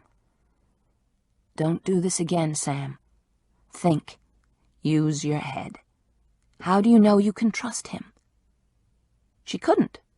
She knew that much. But she couldn't fight the need to lose herself, to close out all the fear and pain, to trust someone, if only for a night. What could it hurt? She closed her eyes and they tumbled onto his bed, into his world, not knowing what that world was made of. Truth? Lies? Deceit? What does he want from you? She didn't know. Didn't want to question anything as she closed her eyes and wrapped her arms around his neck. His lips were hot, his tongue insistent, and she eagerly parted her lips and kissed him open-mouthed as his arms lifted her up, pulling her so close that her breasts were crushed. One hand pulled, pressing her rump ever closer, so that beneath her skirt her mound was pushed against the hard length of his erection. She ached deep inside and had trouble catching her breath. Her heart pounded and her blood raced as his fingers bunched the fabric, strong fingertips molding around the buttock and probing in her cleft, forcing her closer still, creating a heat and electricity that sparked through her. She wanted him. God knew she wanted him, and the moan that escaped her was just the beginning. One of her legs curled around his, and he lifted his head to stare deep into her eyes. "As I said before, you want me," he said as the breeze sifting through an open window tickled the back of her neck. "And I want you." "Do you?" she breathed, perspiration dotting her skin, heat building deep within. The fingers over her buttocks clamped tight. "What do you think?" I think I'm in trouble." "We both are," he whispered against the shell of her ear, and her skin rippled with goosebumps. "Oh, darling, we both are." He tumbled backward onto the bed, and his lips claimed hers again. Fierce, hungry, hard, he kissed while his hands worked at the fastenings of her skirt and blouse. Knowing she was giving in to a passion she should deny, she pulled his shirt over his head and skimmed the ropey muscles of his arms. In the half-light she saw his face, intense, wicked, downright sexy as he removed her blouse, then kissed the tops of her breasts as they spilled over the lacy cups of her bra. Beneath the flimsy fabric her nipples hardened, and the need within her throbbed. "I knew it would be like this with you," he said, as he shoved the strap of her bra off her shoulder, and warm air brushed against her suddenly bare nipple. Like what?" she whispered, as he bent his head. She felt the gentle scrape of his teeth on her tender flesh, the tickle of the tip of his tongue. "Like this," he said, breathing hard and suckling as his other hand delved beneath the waistband of her skirt, grazing her navel in its quest. Her legs parted, as if of their own accord, and she writhed anxiously, wanting, needing, consumed by an ache that seemed to pulse. He unhooked the clasp at the waistband, and the zipper hissed downward, as with both hands he scraped her skirt and panties over her hips and down her thighs and off her feet. Then she was lying beneath him, her blouse crumpled beneath her bra half off, her skin bare. He lowered himself further, lips touching and tasting, tongue exploring the contours of her skin, his breath moving the curls at the apex of her legs. She closed her eyes, lost herself in pure sensation.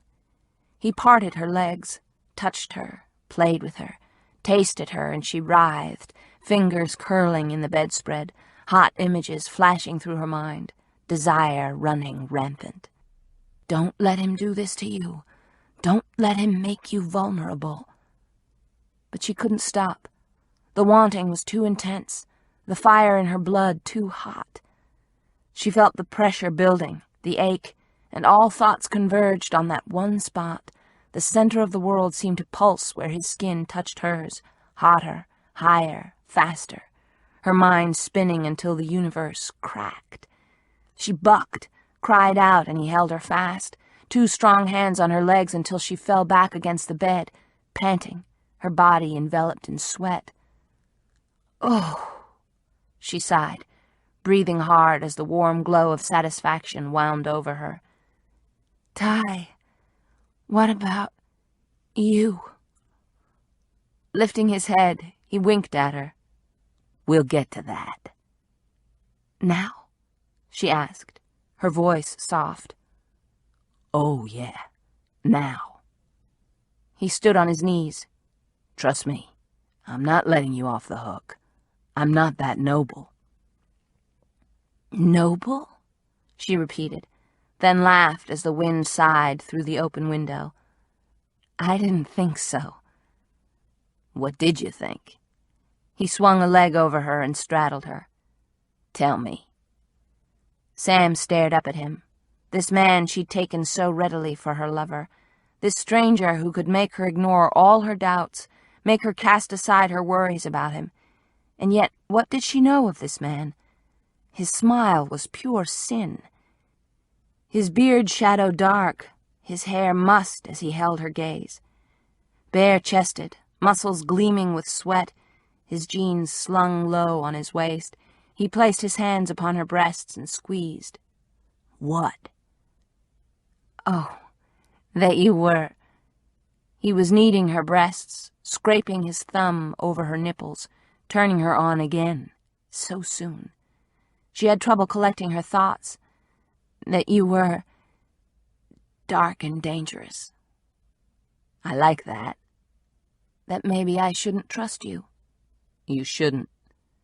"But that I found you—" "Irresistible?" "Damningly so." "Then I guess we're even," he said, and reached for the top button of his jeans. He slowly slid the top button out of its hole. Samantha stared, her throat tightening as he flipped his wrists, and a series of seductive pops echoed through the loft. She bit her lower lip as he slid his jeans downward and kicked them off. "See, not noble at all," he insisted, lowering himself onto her and kissing her on her belly before inching up to her breasts. Again the heat, the damn moist, all-consuming heat between her legs.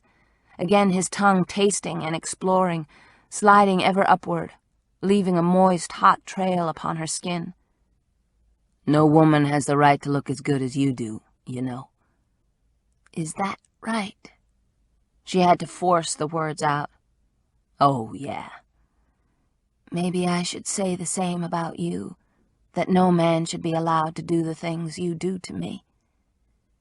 His laugh was a throaty growl. "Flattery will get you into trouble." "As if I'm not in enough already."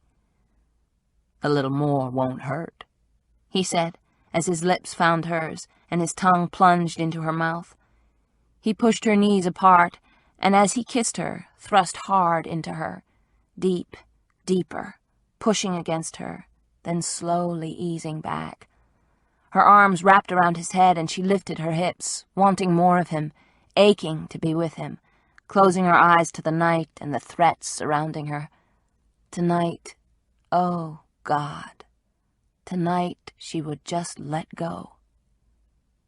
"That's a girl," he said, and plunge deep again and again and again, breathing hard, sweating, his heart pounding as rapidly as her own. She moved with him, forced her anxious lips to his, arched her back and heard his breathing accelerate, felt each of his sinewy muscles tense as he thrust into her, and she let go, her body convulsing, her mind splintering. Ty let out a primal roar as he fell against her, clinging to her, holding her close, his body damp, the moonlight streaming through the open window. Sam sighed, her breath ruffling his hair, and knew that she was losing herself in this man, this dark, interesting stranger, a man she wasn't sure she could trust. Sam was asleep, dead to the world, in his bed. Moonlight streamed through the open window, playing upon her face, and Ty was struck by the unlikely thought that he cared about her far more than he should. Maybe was even falling in love with her. You poor, sick S.O.B. He'd used her, and in doing so, he'd put her in jeopardy. Plain and simple. There was no reason to sugarcoat it. He'd considered her a means to an end, and now he felt like a heel. Carefully, he extracted himself from her arms. She moaned in her sleep and rolled over, never once opening an eye. The bed was rumpled, the pillows mussed, the room smelling faintly of her perfume and sex. He hadn't intended to make love to her, but hadn't been able to stop himself. That was the problem. He, who'd always been careful when it came to women, a man who protected his own best interests as well as his heart, lost it when he was around her. Just plain lost it. He studied the lines of her face, the sweep of her eyelashes, the way her lips were open just enough for shallow breaths. Tearing his eyes away, he reminded himself that he had things to do, things she was better off not knowing about. His conscience nagged him a bit as he stepped into a pair of shorts and didn't bother with a shirt. The digital readout on the clock showed it was 4:30 in glowing red numbers. With the ready excuse of taking Sasquatch outside should she waken, he hurried stealthily down the stairs, the dog at his heels. Without making a sound, he opened the door to the street and saw no one in the bluish illumination from the street lamp. The night was still, that time of day before dawn when the entire world was asleep. The morning newspaper hadn't been tossed onto his driveway, nor were there any patches of light glowing from the houses lining the street. No A-types were out jogging for their morning exercise, no cars cruising along the narrow road. In this section of Cambrai, it was still late night.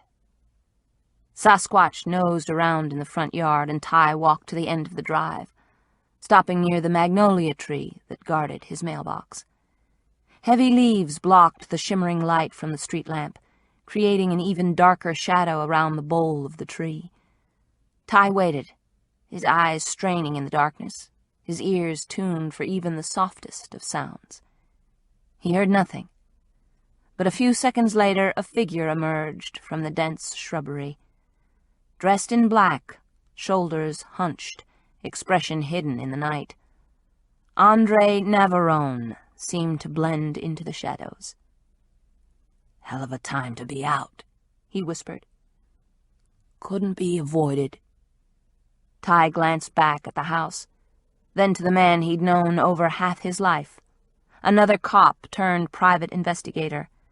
Navarone's tenure with the Houston PD had been short and infamous. He'd never quite learned that the tactics he'd learned in the Gulf War as a special agent couldn't be implemented in the city. So he'd gone independent, which was perfect. Ty stared straight into his friend's eyes. "I need your help." "I figured that much, otherwise you wouldn't have called." Navarone's smile was a wicked slash of white. He didn't ask what Ty wanted, but then he never did. And he'd never failed. Yet. Sam rolled over and sensed that something was different. Wrong. She wasn't in her own bed.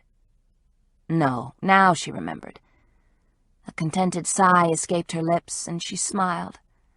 She was with Ty, though she'd argued against it.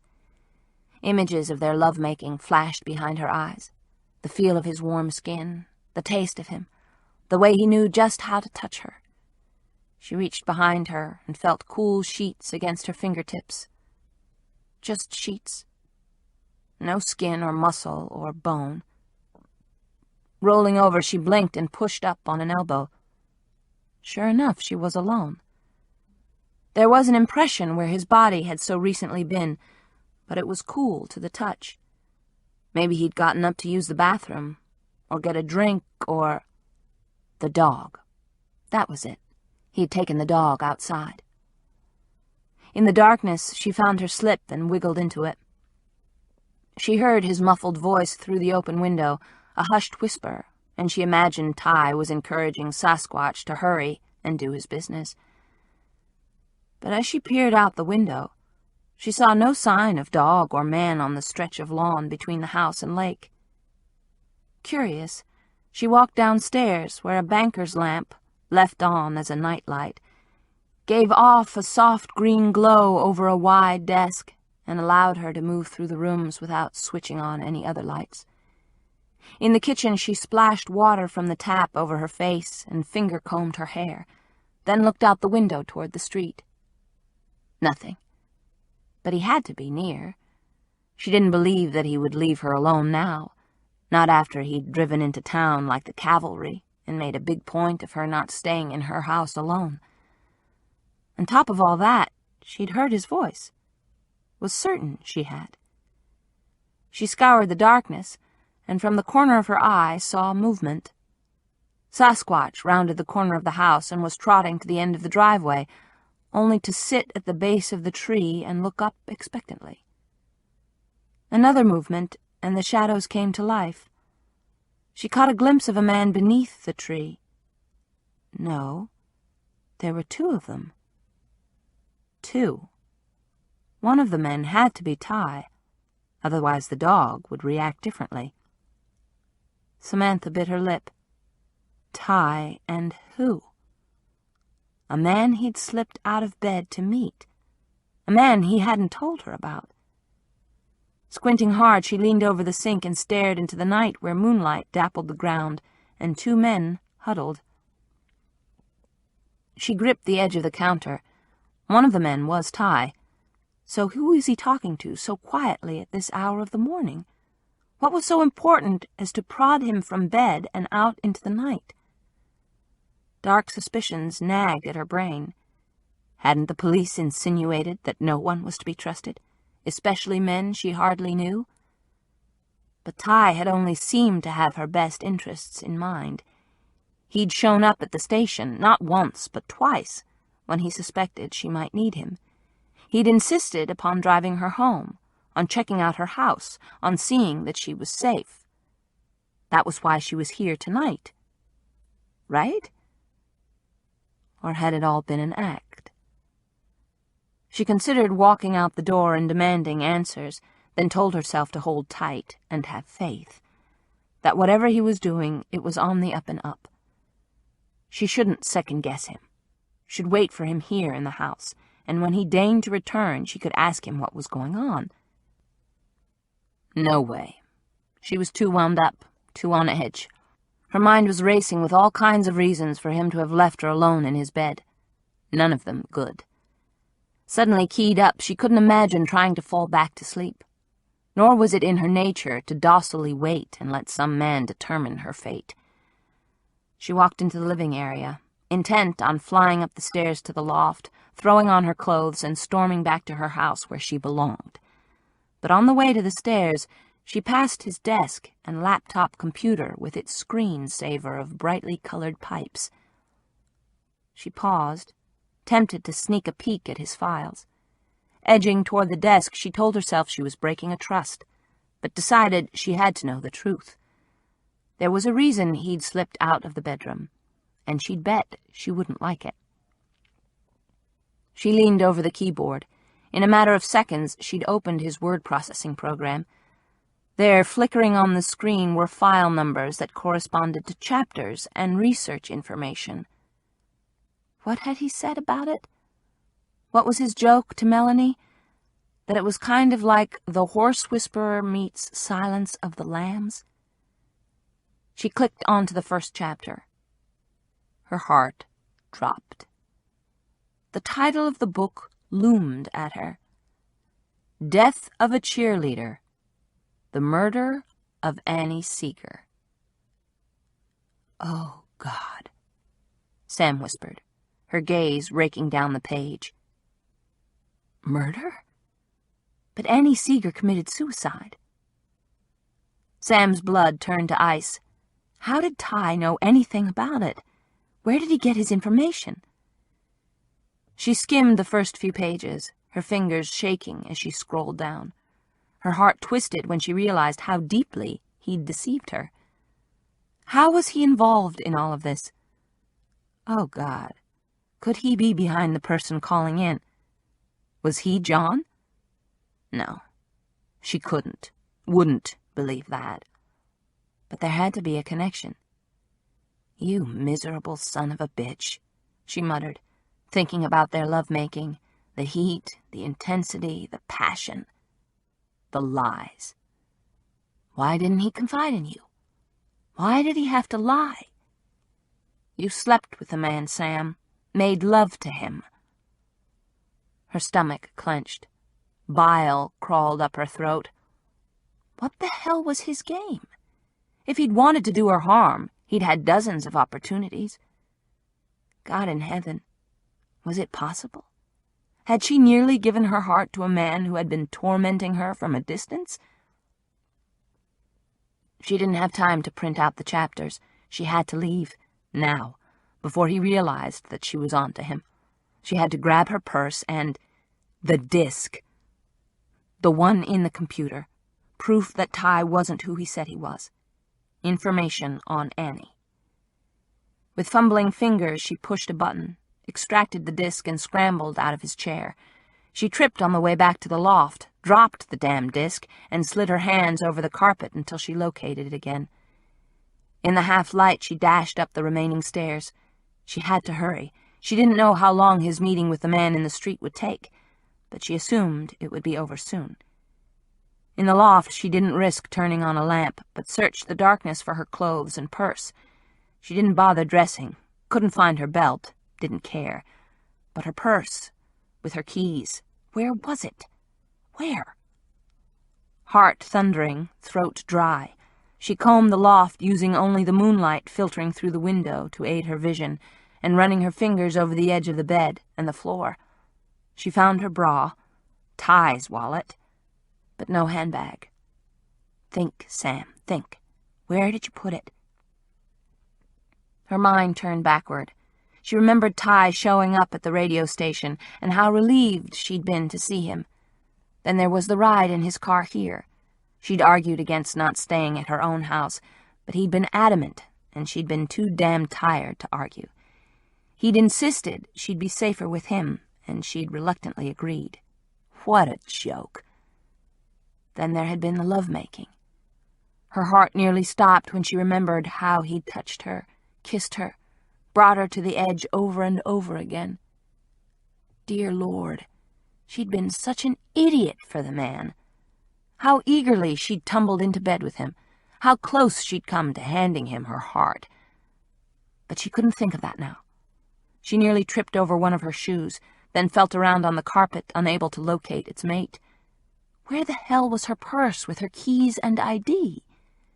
She'd carried it into the house, and once inside, Ty had kissed her and helped her up the stairs. Without the damned handbag.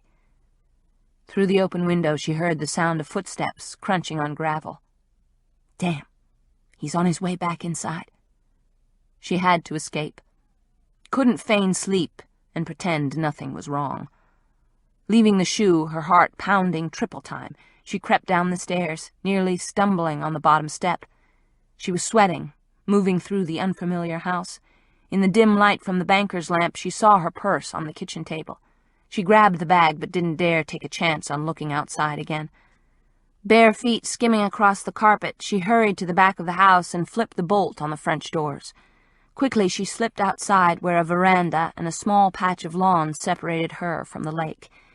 If worst came to worst, she could climb the fence to the neighbor's yard, or swim around the point, or... She sprinted across the cool flagstones and scurried down 3 steps. Moonlight played upon the dark water and the sloop tied to the dock. If she knew anything about sailing and had his keys, she could take off in the boat. She ducked along the edge of the lawn, near the shrubs, toward the dock. There was a muffled woof from the edge of the house. Please, God, no. Sam? His voice came out of nowhere. Sam froze. What are you doing up? Biting her lip, she slipped the computer disk into her purse and turned to the house. Wearing only a pair of dark shorts, Ty was leaning over the railing and staring straight at her. Busted. Sam? She let out a long breath. To tell you the truth, she said, I'm escaping. From? You tell me, she said, not closing the distance. What are you doing up at this hour? And don't give me some ridiculous excuse about walking the dog, because it won't wash with me. I know better. I was meeting with a friend. Who just happens to be walking down the street at 4 a.m.? Right. She couldn't hide her cynicism. Come on, Wheeler, you can do better than that. Still clutching her clothes, she added, Look, I don't know what's going on here, but I think I'd better leave. This is getting too crazy. He straightened, and the moonlight hit him full in the face. God, he was handsome. I suppose it is, he agreed, and plowed a hand through his hair, pushing it off his forehead. I have a confession. She didn't move. His words seemed to echo across the yard and ricochet through her brain. You know, those aren't exactly the words I want to hear right now. I've heard way too much about confession, sin, and repenting in the last few weeks to last me a lifetime. Ty's jaw slid to one side. Then how about an explanation? That would be a real good idea, she said. Real good. She waited for a few seconds before he finally started to speak. The truth is that I knew about Annie Seeger a long time before I met you. No kidding, she remarked. She would have appreciated his admission more if she didn't think he already knew she'd poked through his computer files. You know, Ty, you could have told me. I was going to. When? She said in absolute disbelief. How stupid did he think she was? Were you going to confide in me before or after hell freezes over? Soon. Not soon enough, she said, her temper flaring. Don't you know what's going on here? Haven't you been paying attention? The calls I've been getting from John and the message from Annie and the damn birthday cake and card? For God's sake, Ty, just when were you going to break the news to me? After it was too late and this nutcase made good his threats? Or maybe you're involved in a more personal level. Maybe you know John. No. He cut in angrily, but something else darted through his eyes, an emotion akin to guilt. Sam felt dead inside. Cold. How could she have trusted him? What was it about her that she always chose so poorly when it came to men? For a bright woman, she was a disaster in the love department. She'd thought Ty Wheeler was different. But he, like her ex-husband and last boyfriend, was little more than a user, another great manipulator. Or maybe you are John. He was taking the stairs from the porch and starting across the lawn.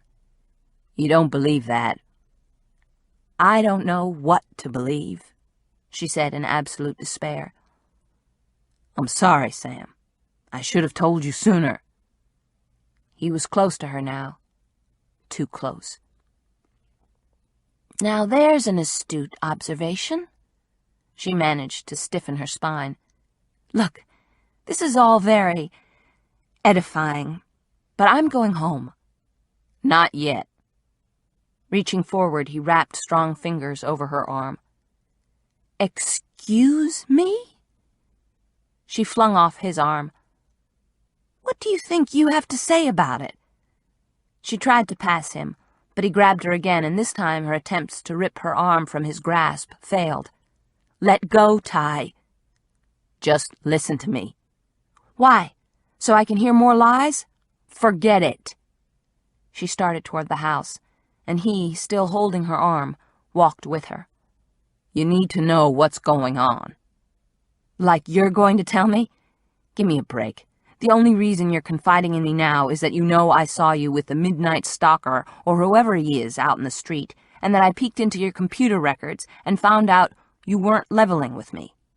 Now, let go of me, or you and I are going to have this conversation at the police department. Got it? Just wait. Rather than release her, his fingers gripped all the harder. I think you owe me the chance to explain. I owe you nothing.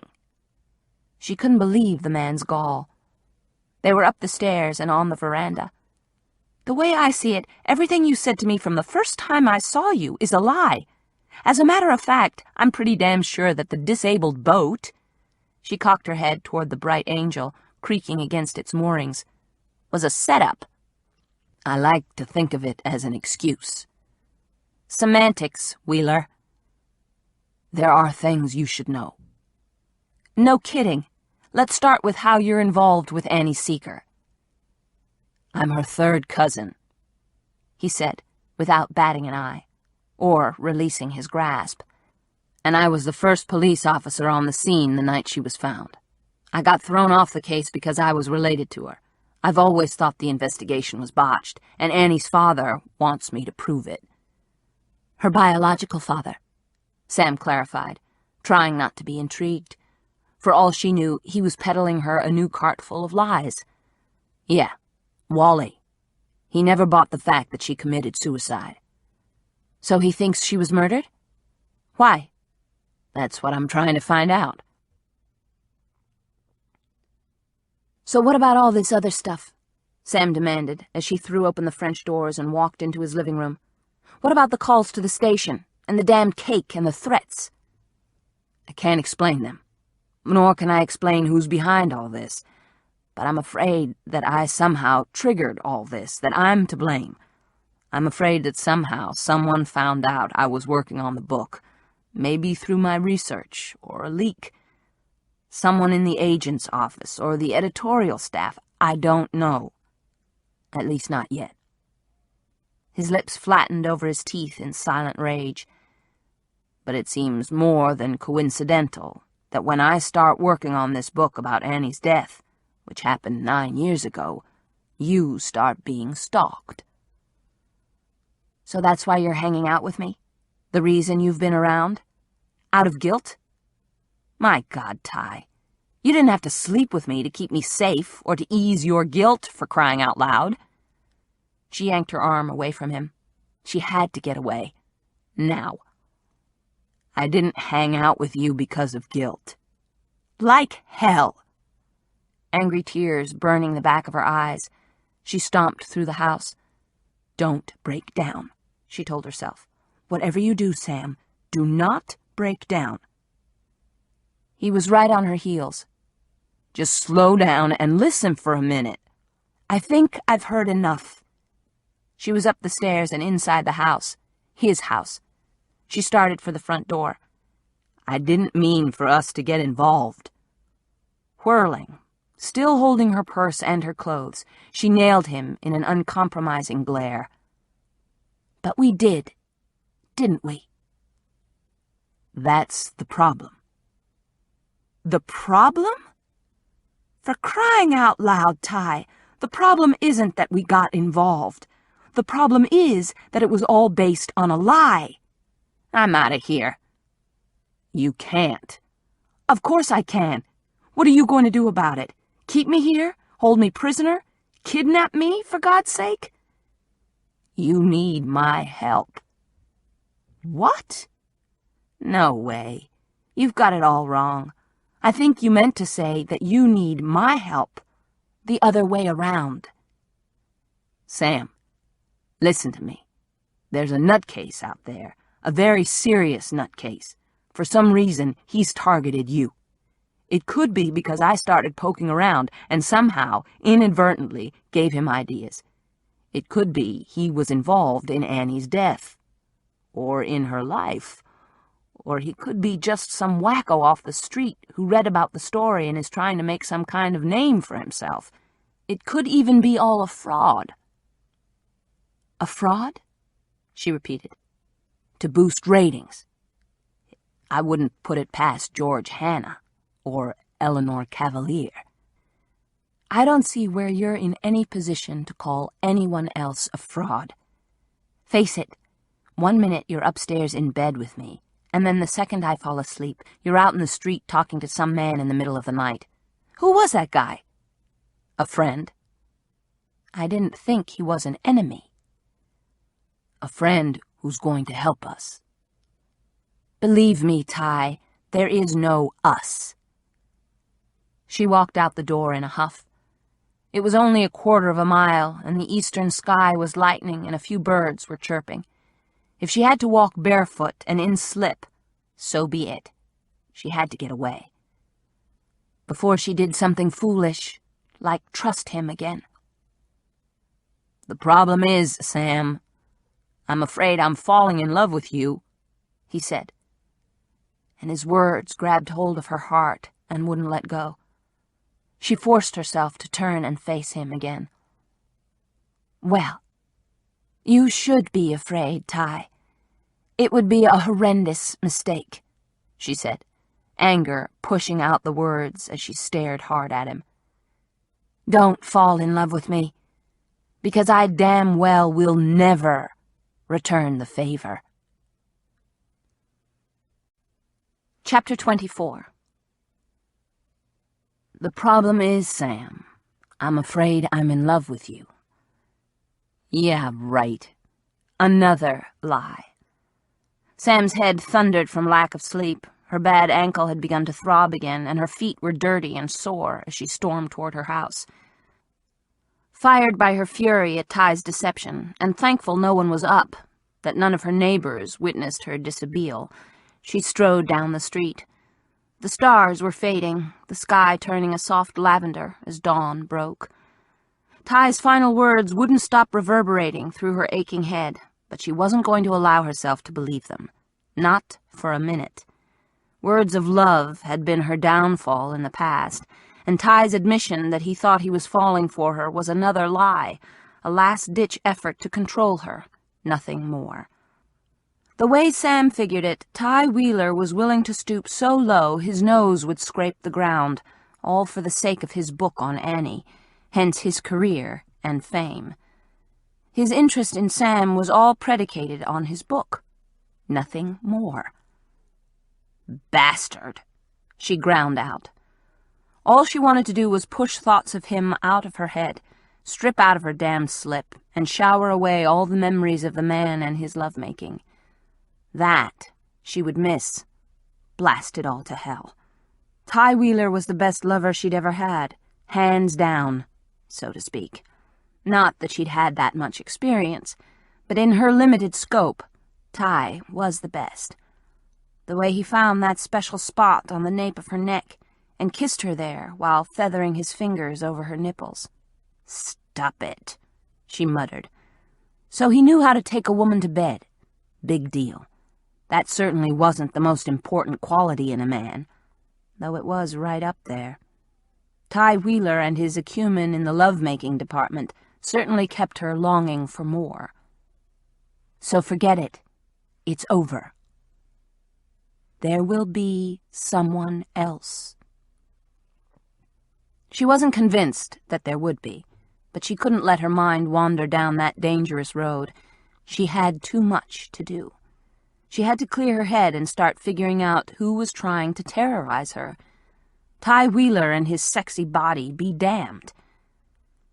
As she reached the edge of Mrs. Killingsworth's property, she resisted the urge to look over her shoulder to see if he was still standing at the edge of his drive, watching her march self-righteously down the street, while wearing only her slip. Thankfully, she hadn't run into anyone, not even the paper carrier, until she reached her property. A white mid-sized car was parked in the middle of her circular drive, and David Ross sat on her porch swing, leaning forward on his elbows, his hands clasped between his knees as he watched her approach. His face was covered with a day's worth of beard, his eyes red-rimmed from lack of sleep or alcohol, or a combination thereof, his tie loosened around his throat, his once-pressed shirt wrinkled, his slacks looking as if he'd slept in them. Dark hair was unruly, as if it had endured hours of being pushed away from his face. "Where the hell have you been?" He pushed himself to his feet. "What the devil happened? You look like—" He took in her state of undress and the wad of clothes she was carrying. Like you've had a bad night." "That's putting it mildly." "I did." "Where were you?" Sam groaned inwardly at the prospect of dealing with him. She wasn't in the mood for this. Why now? She thought as her toe caught on the edge of a flagstone. Gritting her teeth, she climbed the steps to the front porch. "I was at a friend's. Let's just leave it at that, okay?" "A friend's?" David repeated, before his eyes narrowed in understanding. His lips tightened, turning white against his dark beard shadow. "Why don't my keys work?" She slid him a glance that warned him not to mess with her. "I changed the locks because the police suggested it, because of the threats I've been getting." "You've gotten more?" he asked, and some of his hostility turned to concern. Deep furrows lined his brow. "You didn't tell me." "I can handle it." "Are you sure?" He waited as she scrounged in her purse and found her keys. "This sounds serious, Sam." About as serious as it gets, she thought, but wasn't about to confide in him. She didn't need his overly dramatic concern, nor an inquisition. "What are you doing here?" "Waiting for you." "I figured that much. The question is, why?" She twisted the key in the lock, pushed the door open with her shoulder, then walked quickly inside to shut off the alarm before it started blasting and waking up the entire neighborhood. "We need to talk, Sam. Face to face." "You should have called." She dumped her clothes on a chair in the living room as Karen trotted from behind a potted palm to look up and cry at her as he rubbed her bare legs. "In a minute," she said to the cat, then skewered David with her gaze. "Look, I don't know what you expected showing up here, but this isn't a great time for me." "I just wanted to see you." He'd followed her into the living room and was standing next to her, close enough that she smelled the lingering scents of last night's cigars and alcohol. "Is that such a sin?" Every muscle in her body froze. "What did you say?"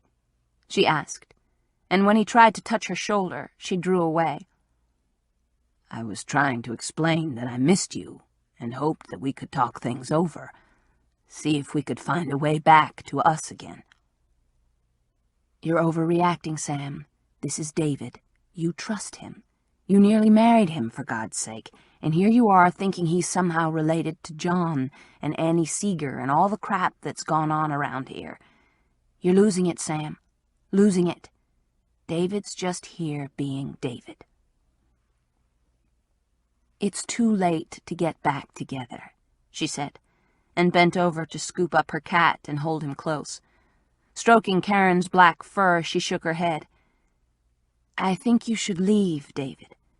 Whatever you hoped would happen isn't going to. We've been through this before." It's over. Because you wanted it to be, he pointed out, and there was more than a trace of anger in his words. That's right. She was too exhausted to discuss this now. Her feet were dirty, her hair a mess, only half dressed. As if he was following the train of her thoughts, he waggled a finger at her state of undress. Why are you only wearing that? I left in a hurry. From your friend's house? She bristled. I'm not in the mood for a lecture. This friend sent you home without your shoes?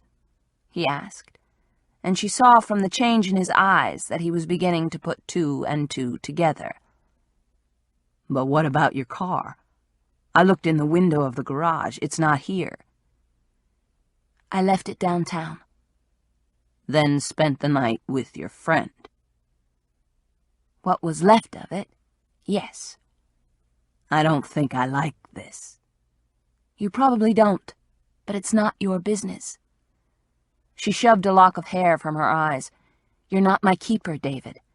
That was part of the problem with us, remember? Your control issues? I've been working on them. Good. She didn't think she needed to explain anything else, but David wasn't taking the hint to leave, and before she could be more pointed and tell him to take a hike, she heard the familiar rumble of an engine. Stupidly, her pulse jumped. Through the open door, she watched as Ty's Volvo appeared. Great. Just what I need. Another male who thinks he knows what's best for me.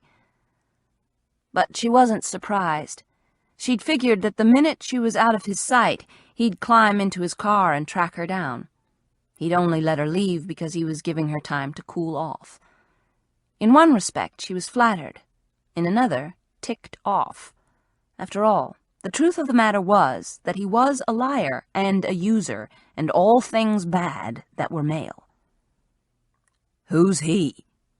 David asked as Ty cut the engine. Before Sam could respond, he said, Oh, I get it. Yes, my friend. David's expression turned hard as nails. It sure didn't take you long, did it? He accused. Don't even say it. Ty climbed out of the car and strode up the walk. He'd taken the time to throw on a t-shirt, and damn it all, he looked good. And intense. Sam bristled, ready for another confrontation, one she didn't need. She met Ty at the door, and Karen, quick to sense his escape, scrambled out of her arms. The cat leaped onto the porch before rocketing into the bushes. You don't know how to take no for an answer, do you? No. His hazel eyes sparked, and a cocksure smile spread from one side of his beard-shadowed jaw to the other. Bastard, she thought again, but held her tongue. His eyes lingered on her lips for just a second. Then he glanced over her shoulder, and something changed in his expression. The playful look was replaced by challenge. Obviously, he'd seen David. Here we go, she thought, and made quick introductions, and both men were tense, sizing each other up. David, this is Ty Wheeler. Sam wished they'd both just evaporate. There was way too much testosterone floating around for this hour of the morning. Ty? David Ross. Ty extended his hand. David pretended it didn't exist. Great.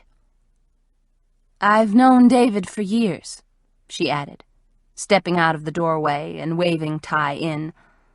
And Ty is the friend I was telling you about, she said to David. She saw no reason to hide where she'd been. Besides, David needed a dose of reality. A big one. Opening the hall closet, she found a raincoat and threw it on. I'm going to make coffee. If either of you want a cup, great. But I'm going to warn you both that I've about had it with anyone telling me how to run my life. David was right on her heels as she made her way to the kitchen and opened her pantry door. I want to talk to you alone, he whispered.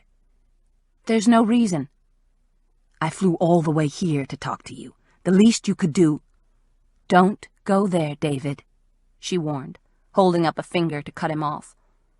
Pulling out a bag of ground coffee, she nudged the pantry closed with her hip and added, I already told you that if you'd planned to see me, you should have called. End of story. She poured the coffee into the basket of the coffee maker and filled the glass pot with water out of the tap. Ty was leaning against the counter, legs outstretched, watching the interplay between David and her with intense eyes. This is nuts, David said. What do you know about this guy? Good question. Enough, she lied, and she saw Ty's lips twitch. But with all the trouble you're having down at the station, don't you think you should cool it? Or check him out? I think I'll handle it my way. The skin over David's cheekbones tightened, and every muscle in his body seemed tense, rigid. That's the problem, Sam. You always do things your way. Because it's my life. Fine. If that's the way you want it, then it is. It works for me. She snapped on the coffee maker as David, his face flushing, turned on his heel and stormed out of the kitchen. Italian shoes pounding on the floorboards, he stomped through the foyer. The front door banged shut behind him. Don't say a word, Sam warned as the coffee maker started to gurgle and sputter. Not a word. I'm not in the mood. Far be it for me to comment on your taste in men. His hazel eyes sparked in amusement. Exactly. Now, I'm going upstairs to clean up, and when I come down, if you're still here, you can tell me all you know about Annie Seeger. She leveled him a stare guaranteed to melt steel. No more lies, Ty, she said. I'm tired of being played for a fool. With those final words hanging in the air, she flew up the stairs to her bedroom. The box she'd hauled out of the attic was still where she'd left it on the foot of her bed. All her notes on Annie Seeger were inside. Could she trust Ty? She asked herself. And the answer was a resounding no. Then again, she'd slept with him, spent hours with him, didn't believe for a second that he'd do her physical harm. But he's a liar, out for his own gain. He didn't tell you about Annie. He used you. All for his book. That was his motive. He wasn't out to scare her or harm her. He was out for personal gain. Aren't we all? She asked, yanking off her slip and reaching past the curtain to turn on the spray of her small shower. Within half a minute, she'd stepped inside and felt hot rivulets massage her muscles and run through her hair. She wanted to live in that tiny tiled cubicle, but couldn't waste the time, not with Ty downstairs. She shampooed, rinsed, and was toweling off 5 minutes after turning on the hot water. There were still drips on her skin as she pulled on a pair of clean shorts and pulled a t-shirt over her head. Sliding into thongs, she ran a comb through her wet hair and ran a tube of lipstick over her lips. Voila! Good enough. Seconds later, she was down the stairs and found Ty in the kitchen, toasting bagels and scrambling eggs. You didn't have much to work with, he apologized. She hadn't eaten since yesterday. Hey, anytime someone cooks for me, I don't complain, no matter what it is. Good, 'cause although I am a master chef, I do need utensils and just the right ingredients. He placed a bowl of grated cheese, onions, and milk in the microwave. Oh, cram it, Wheeler, she said, smiling despite herself. She grabbed a butter knife and leveled it at him as she found a carton of cream cheese in the refrigerator. And just remember, you're not off the hook. I'm still mad at you. I figured. She waggled the knife in his direction. This lying stuff is bad news. Very bad news. I won't do it again. You'd better not, or I might be inclined to use this weapon where it would do the most good. She flipped the butter knife in the air and caught it on the fly. He laughed out loud. Okay, now I'm scared. I thought so. Why couldn't she stay angry with him? The eggs were sizzling in the pan, and he stirred them with a wooden spoon. We're about done here, he said. I thought we could eat outside. He hitched his chin toward the back veranda. And then you'll spill your guts about Annie Seeger, she surmised, leaning a hip against the counter and watching him play the part of the domestic in his shorts and t-shirt that was stretched across his shoulders. She took in his narrow waist and the backs of his legs, well-muscled, tanned, covered with downy hair. Whether she liked it or not, Ty Wheeler got to her on a very basic level. I'll tell you anything you want to know, he promised. And she remembered his claim that he'd feared he was falling in love with her. Anything? She teased, and he sent her a sizzling look over his shoulder. Anything. Her throat went dry just as the bagels popped in the toaster and the microwave dinged. Why do you think Annie Seeger was murdered? The police have claimed that she committed suicide, Samantha said, pushing her plate aside. She and Ty were seated at the glass-topped table under the porch overhang, and she'd waited until they'd finished eating before bringing up the question that had been pulsing through her mind for hours. A hummingbird was flitting between the blossoms of the bougainvillea, and sailboats skimmed across the lake. Somewhere down the street a lawnmower roared, while overhead the wake of a passing jet was dissipating into the cloudless sky. Ty rested a heel on one of the empty chairs and frowned. So you haven't had time to read my computer disk yet? Before she could protest, he said, I know you took it. And if you'd read through the research, you'd understand. He leaned over the table, closer to her. Annie Seeger was despondent, yes, and she had been drinking. She'd gone to a party and some kids had witnessed it. She'd had a fight with her boyfriend, Ryan Zimmerman, probably over the baby and what to do about it. There were witnesses who'd said as much. Annie had even had her friend Prissy drive her home that night. When she got there, the house was empty. She tried to call you again, but hung up before she'd gotten through. And that's when things get blurry. Did she sneak into her mother's bathroom and steal the sleeping pills? Did she go out into the garage and find the gardening shears and then go all the way upstairs, write the suicide note, and slit her wrists at the computer? Could she have, considering how much booze was already in her system? That's how I thought it happened. That's the way it was supposed to look, Ty said, and it's the easiest explanation. But there were other footprints on the carpet. The maid had vacuumed while Annie was out, and there were deeper impressions on the plush pile. A bigger foot. Weren't there tons of people at the scene? Police and emergency workers? Of course. And Jason, the father, said he'd come into the room to check on her. Since he found the body, no one thought anything of it. A big footprint on the carpet. That's not much to go on. In fact, it's nothing, she said. I know. And there was potting soil from the gardening shed on the carpet, but not on any of Annie's shoes. Still thin. How about this, then? Her fingerprints were all over the gardening shears, true, but she was right-handed. It would seem that she would have slit her left wrist first, made the deeper cut. Instead, it was just the opposite. You think? He nodded. Ty, this isn't enough to write a book about or argue her suicide, Sam pointed out as she watched Karen slink through the shrubs. Absently, she rubbed her neck, scratching at the bump left by the hornet's sting. Why would anyone want her dead? What's the motive? I think it has to do with her baby. Samantha's stomach clenched. As horrid as it was to think that Annie ended her life, the thought of her baby dying as well was even more painful. I don't think she would have killed the baby. Her boyfriend wanted her to get an abortion. She refused. It was against her morals, against her faith. She was raised Catholic, remember?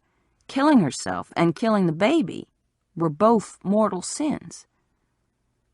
But she was despondent. You said so yourself. But not suicidal. That's a big leap. There's more. The baby's blood type. No one paid attention, but Annie Seeger's baby couldn't have been fathered by Ryan Zimmerman. The blood type proves it. Sam felt the hairs on the back of her arms lift. You think someone killed Annie because she could point the finger at them? Possibly. Maybe a married man. She was underage. The law would charge him with statutory rape if the guy was older. Or it could have been someone in her own family. Incest. Or her boyfriend could have come unglued and killed her in a fit of jealousy. That's the part I haven't figured out yet. He leaned back in his chair, his gaze holding hers. But I will, he promised. And while I'm doing it, I'm going to figure out how this all ties in with the calls you've been getting at the station. Somehow John is connected to this thing. We've just got to find out how, and then nail his ass.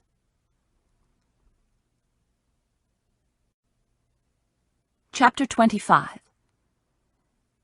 It's definitely not the same guy, unless you've got a split personality, Norm Stowell said from his cell phone somewhere in Arizona. Bentz wasn't surprised. He'd already decided he had 2 killers on his hands. He glanced at the pictures on the computer screen in his office and could split the 2 cases right down the middle. Norm was still talking. M.O. will evolve, we know that. As the killer learns what will work for him, he makes subtle changes in his approach or access route.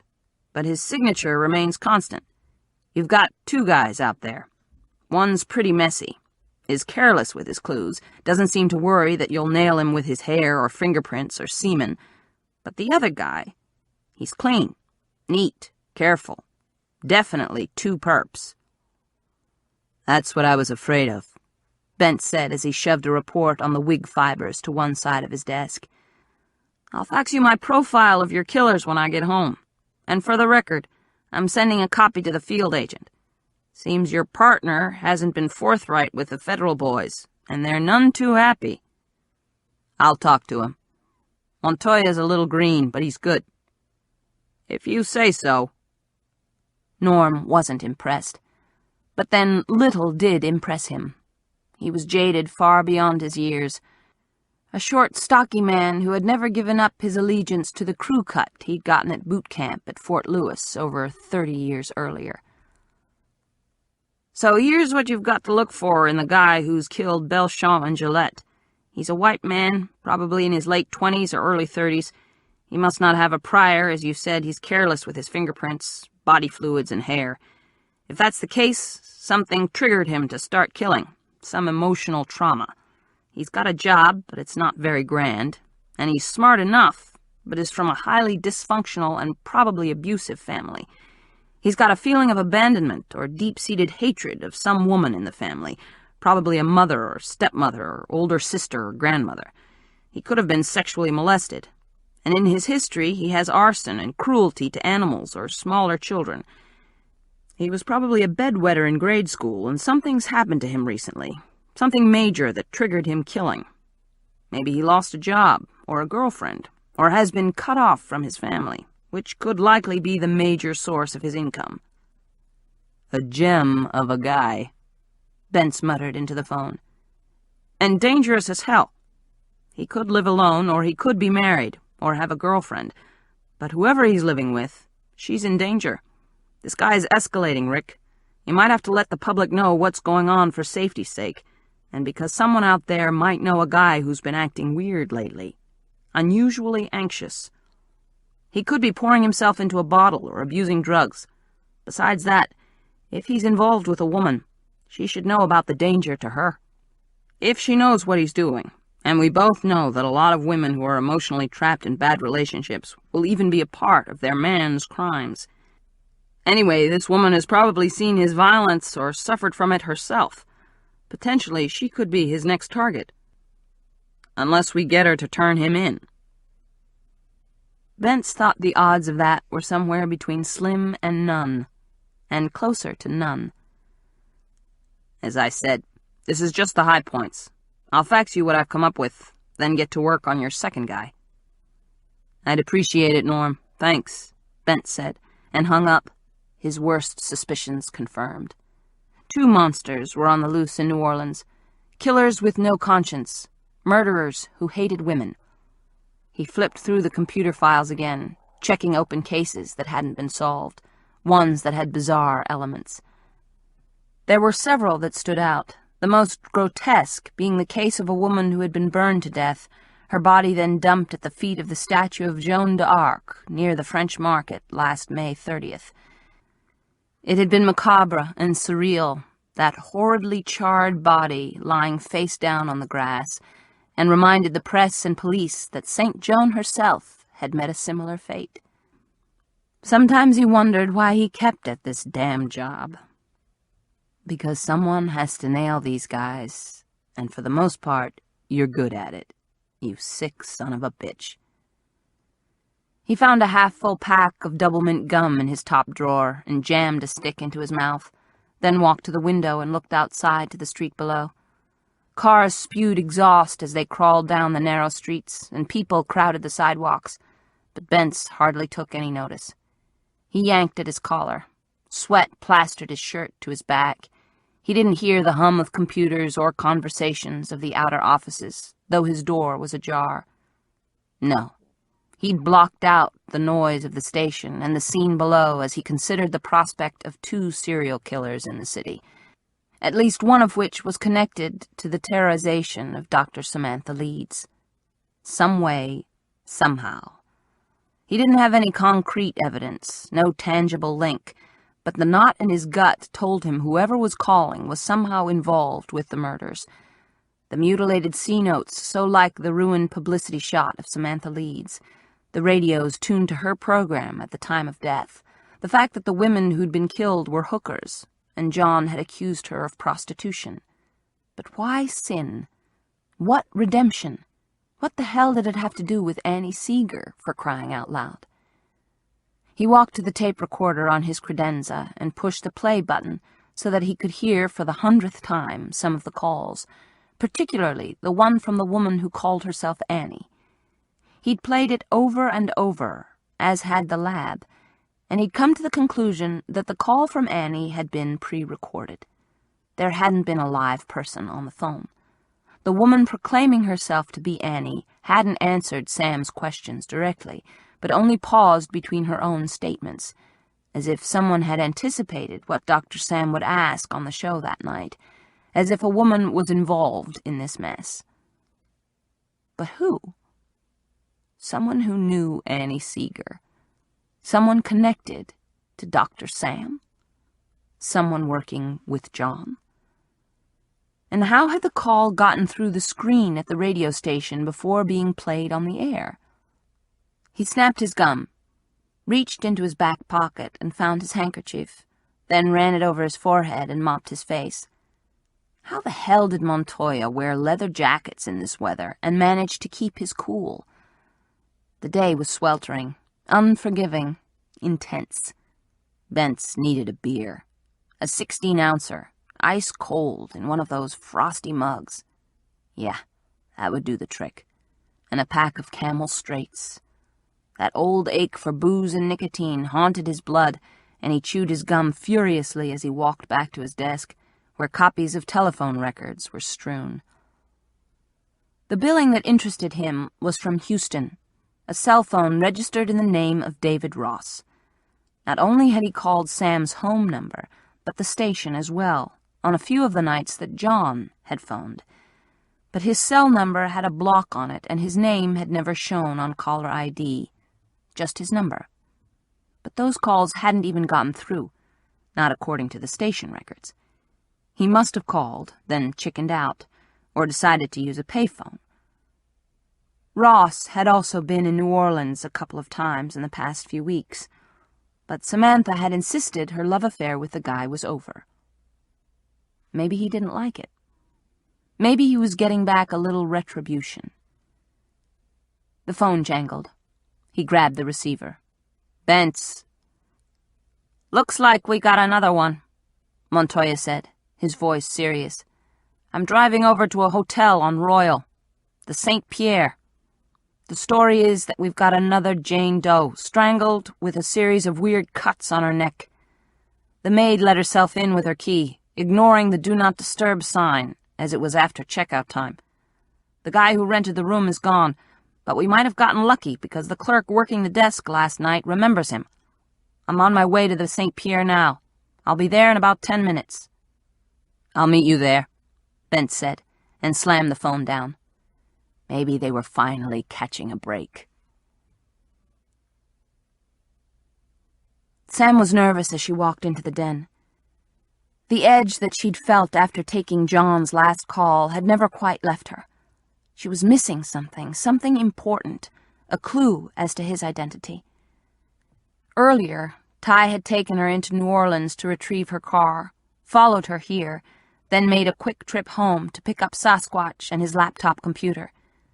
Now he was seated on the couch, computer glowing on his knees, his notes splayed upon the coffee table, while the television flickered with images of the new news, and his dog lay near the French doors.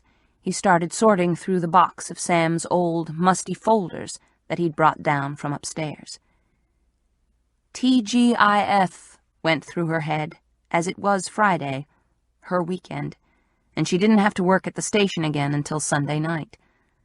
Nonetheless, she was burdened with the feeling that something bad was going to happen, or had happened. John's warning replayed through her head. "All you need to know is that what happens tonight is because of you, because of your sins. You need to repent, Sam. Beg forgiveness." So familiar, so direct. He'd called her Sam. At first, she'd thought he'd meant the damned cake, that he was just trying to freak her out. But as she remembered the tone of his voice, the cold warning, the pure evil of his threat, she was convinced that there was more. But nothing had happened.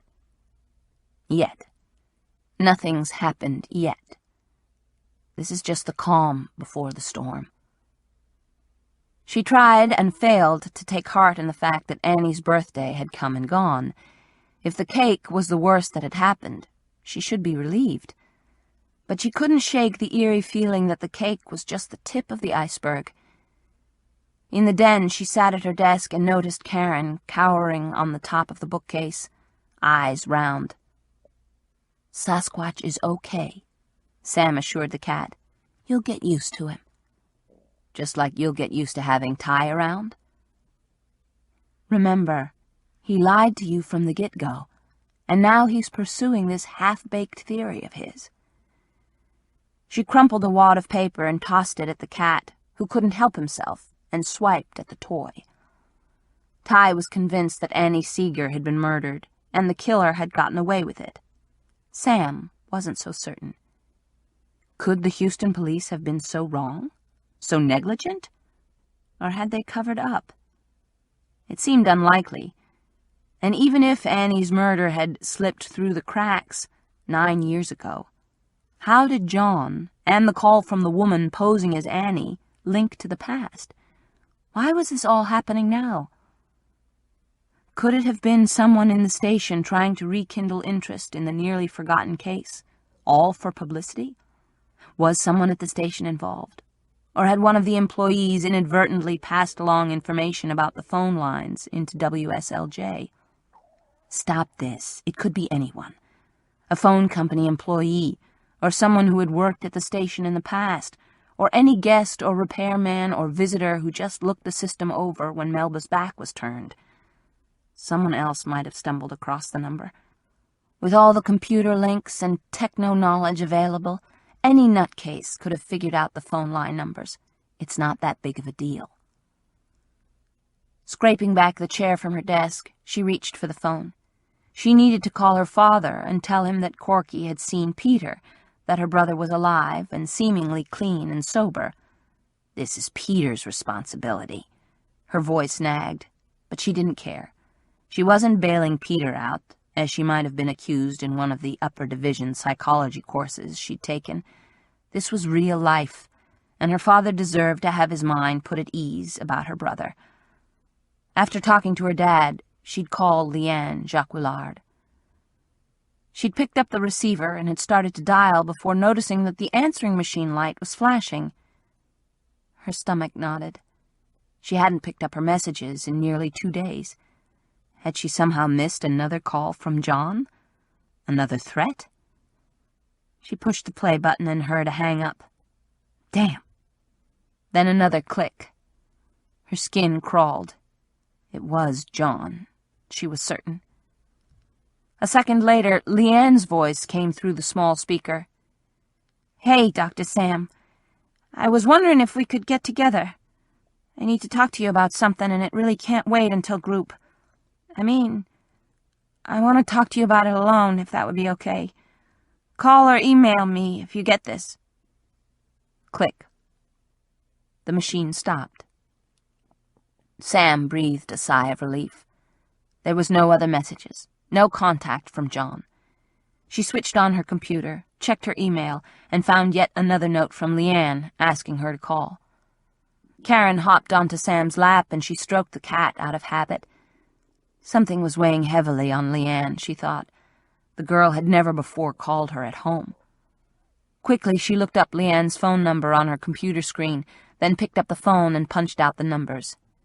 "Be home," she said, picking up a pencil and tapping the eraser end on the desk as the phone rang. On the fourth ring, a woman answered. "Hello?" Sam recognized Leanne's mother's irritated voice, and she braced herself. "Hi, this is Samantha Leeds, Leanne's counselor at the Boucher Center. Is she in?" "No, as a matter of fact, she isn't. That little fart didn't bother coming home last night. I was just about to call the police and report her missing. But I imagine she'll come dragging in later this afternoon." Sam bristled and tapped the pencil again. The cat jumped off her lap and slunk cautiously out of the den. "Leanne left me a couple of messages, and I'd like to get in touch with her." "You and me both. I should have been to work 2 hours ago, and I ain't got no one to watch Billy. That's Leanne's job when she ain't in school. I'm telling you, this is the last time she pulls this kind of stunt on me. I was up half the night worried about her." There was an edge to Marletta's voice, a fear that she couldn't quite mask. "She's using again, I swear. God, don't you discuss this with her in that stupid group she goes to?" "What we discuss doesn't leave the room," Sam said, trying to remain patient and worrying about the girl. "Well, it ain't doing any good now, is it? Otherwise, she'd be home." "Does she do this often?" "Much as she can." "But you might call the police." "What for?" "Any time I do, they just give me the runaround. I've called too many times already, and then Leanne, she strolls in here like it ain't no big deal. I'm sick and tired of chasing after her." "Still, it's not your problem." Sam wasn't sure about that. She dropped her pencil onto the desk. "Just tell her I called." Yeah, if she ever shows up." "Thanks," Samantha said, and hung up. Her heart twisted for Leanne. The kid had just never had a chance, with no father and Marletta for a mother.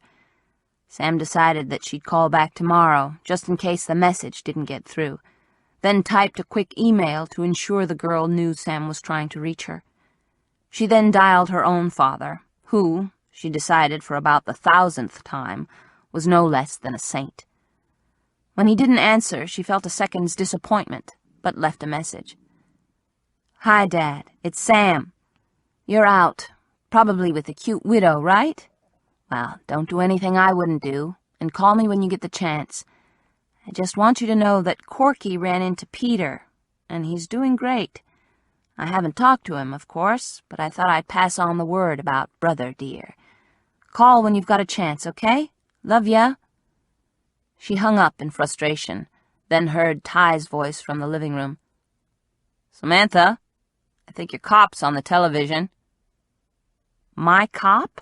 She said, walking into the living room where Ty was standing, the remote in his hand, watching the television. Detective Rick Bentz filled the screen. A reporter was interviewing him as he and his partner were exiting a huge house in the Garden District. While the reporter tried to ask questions, Bentz kept muttering, "No comment." "What is it?" "Murder, apparently," Ty said as the reporter stared into the camera. "So that's it. Another woman murdered. Another one linked to prostitution. The question that has to be asked is, are the killings linked? Do we have a serial killer here in New Orleans? It's starting to look that way."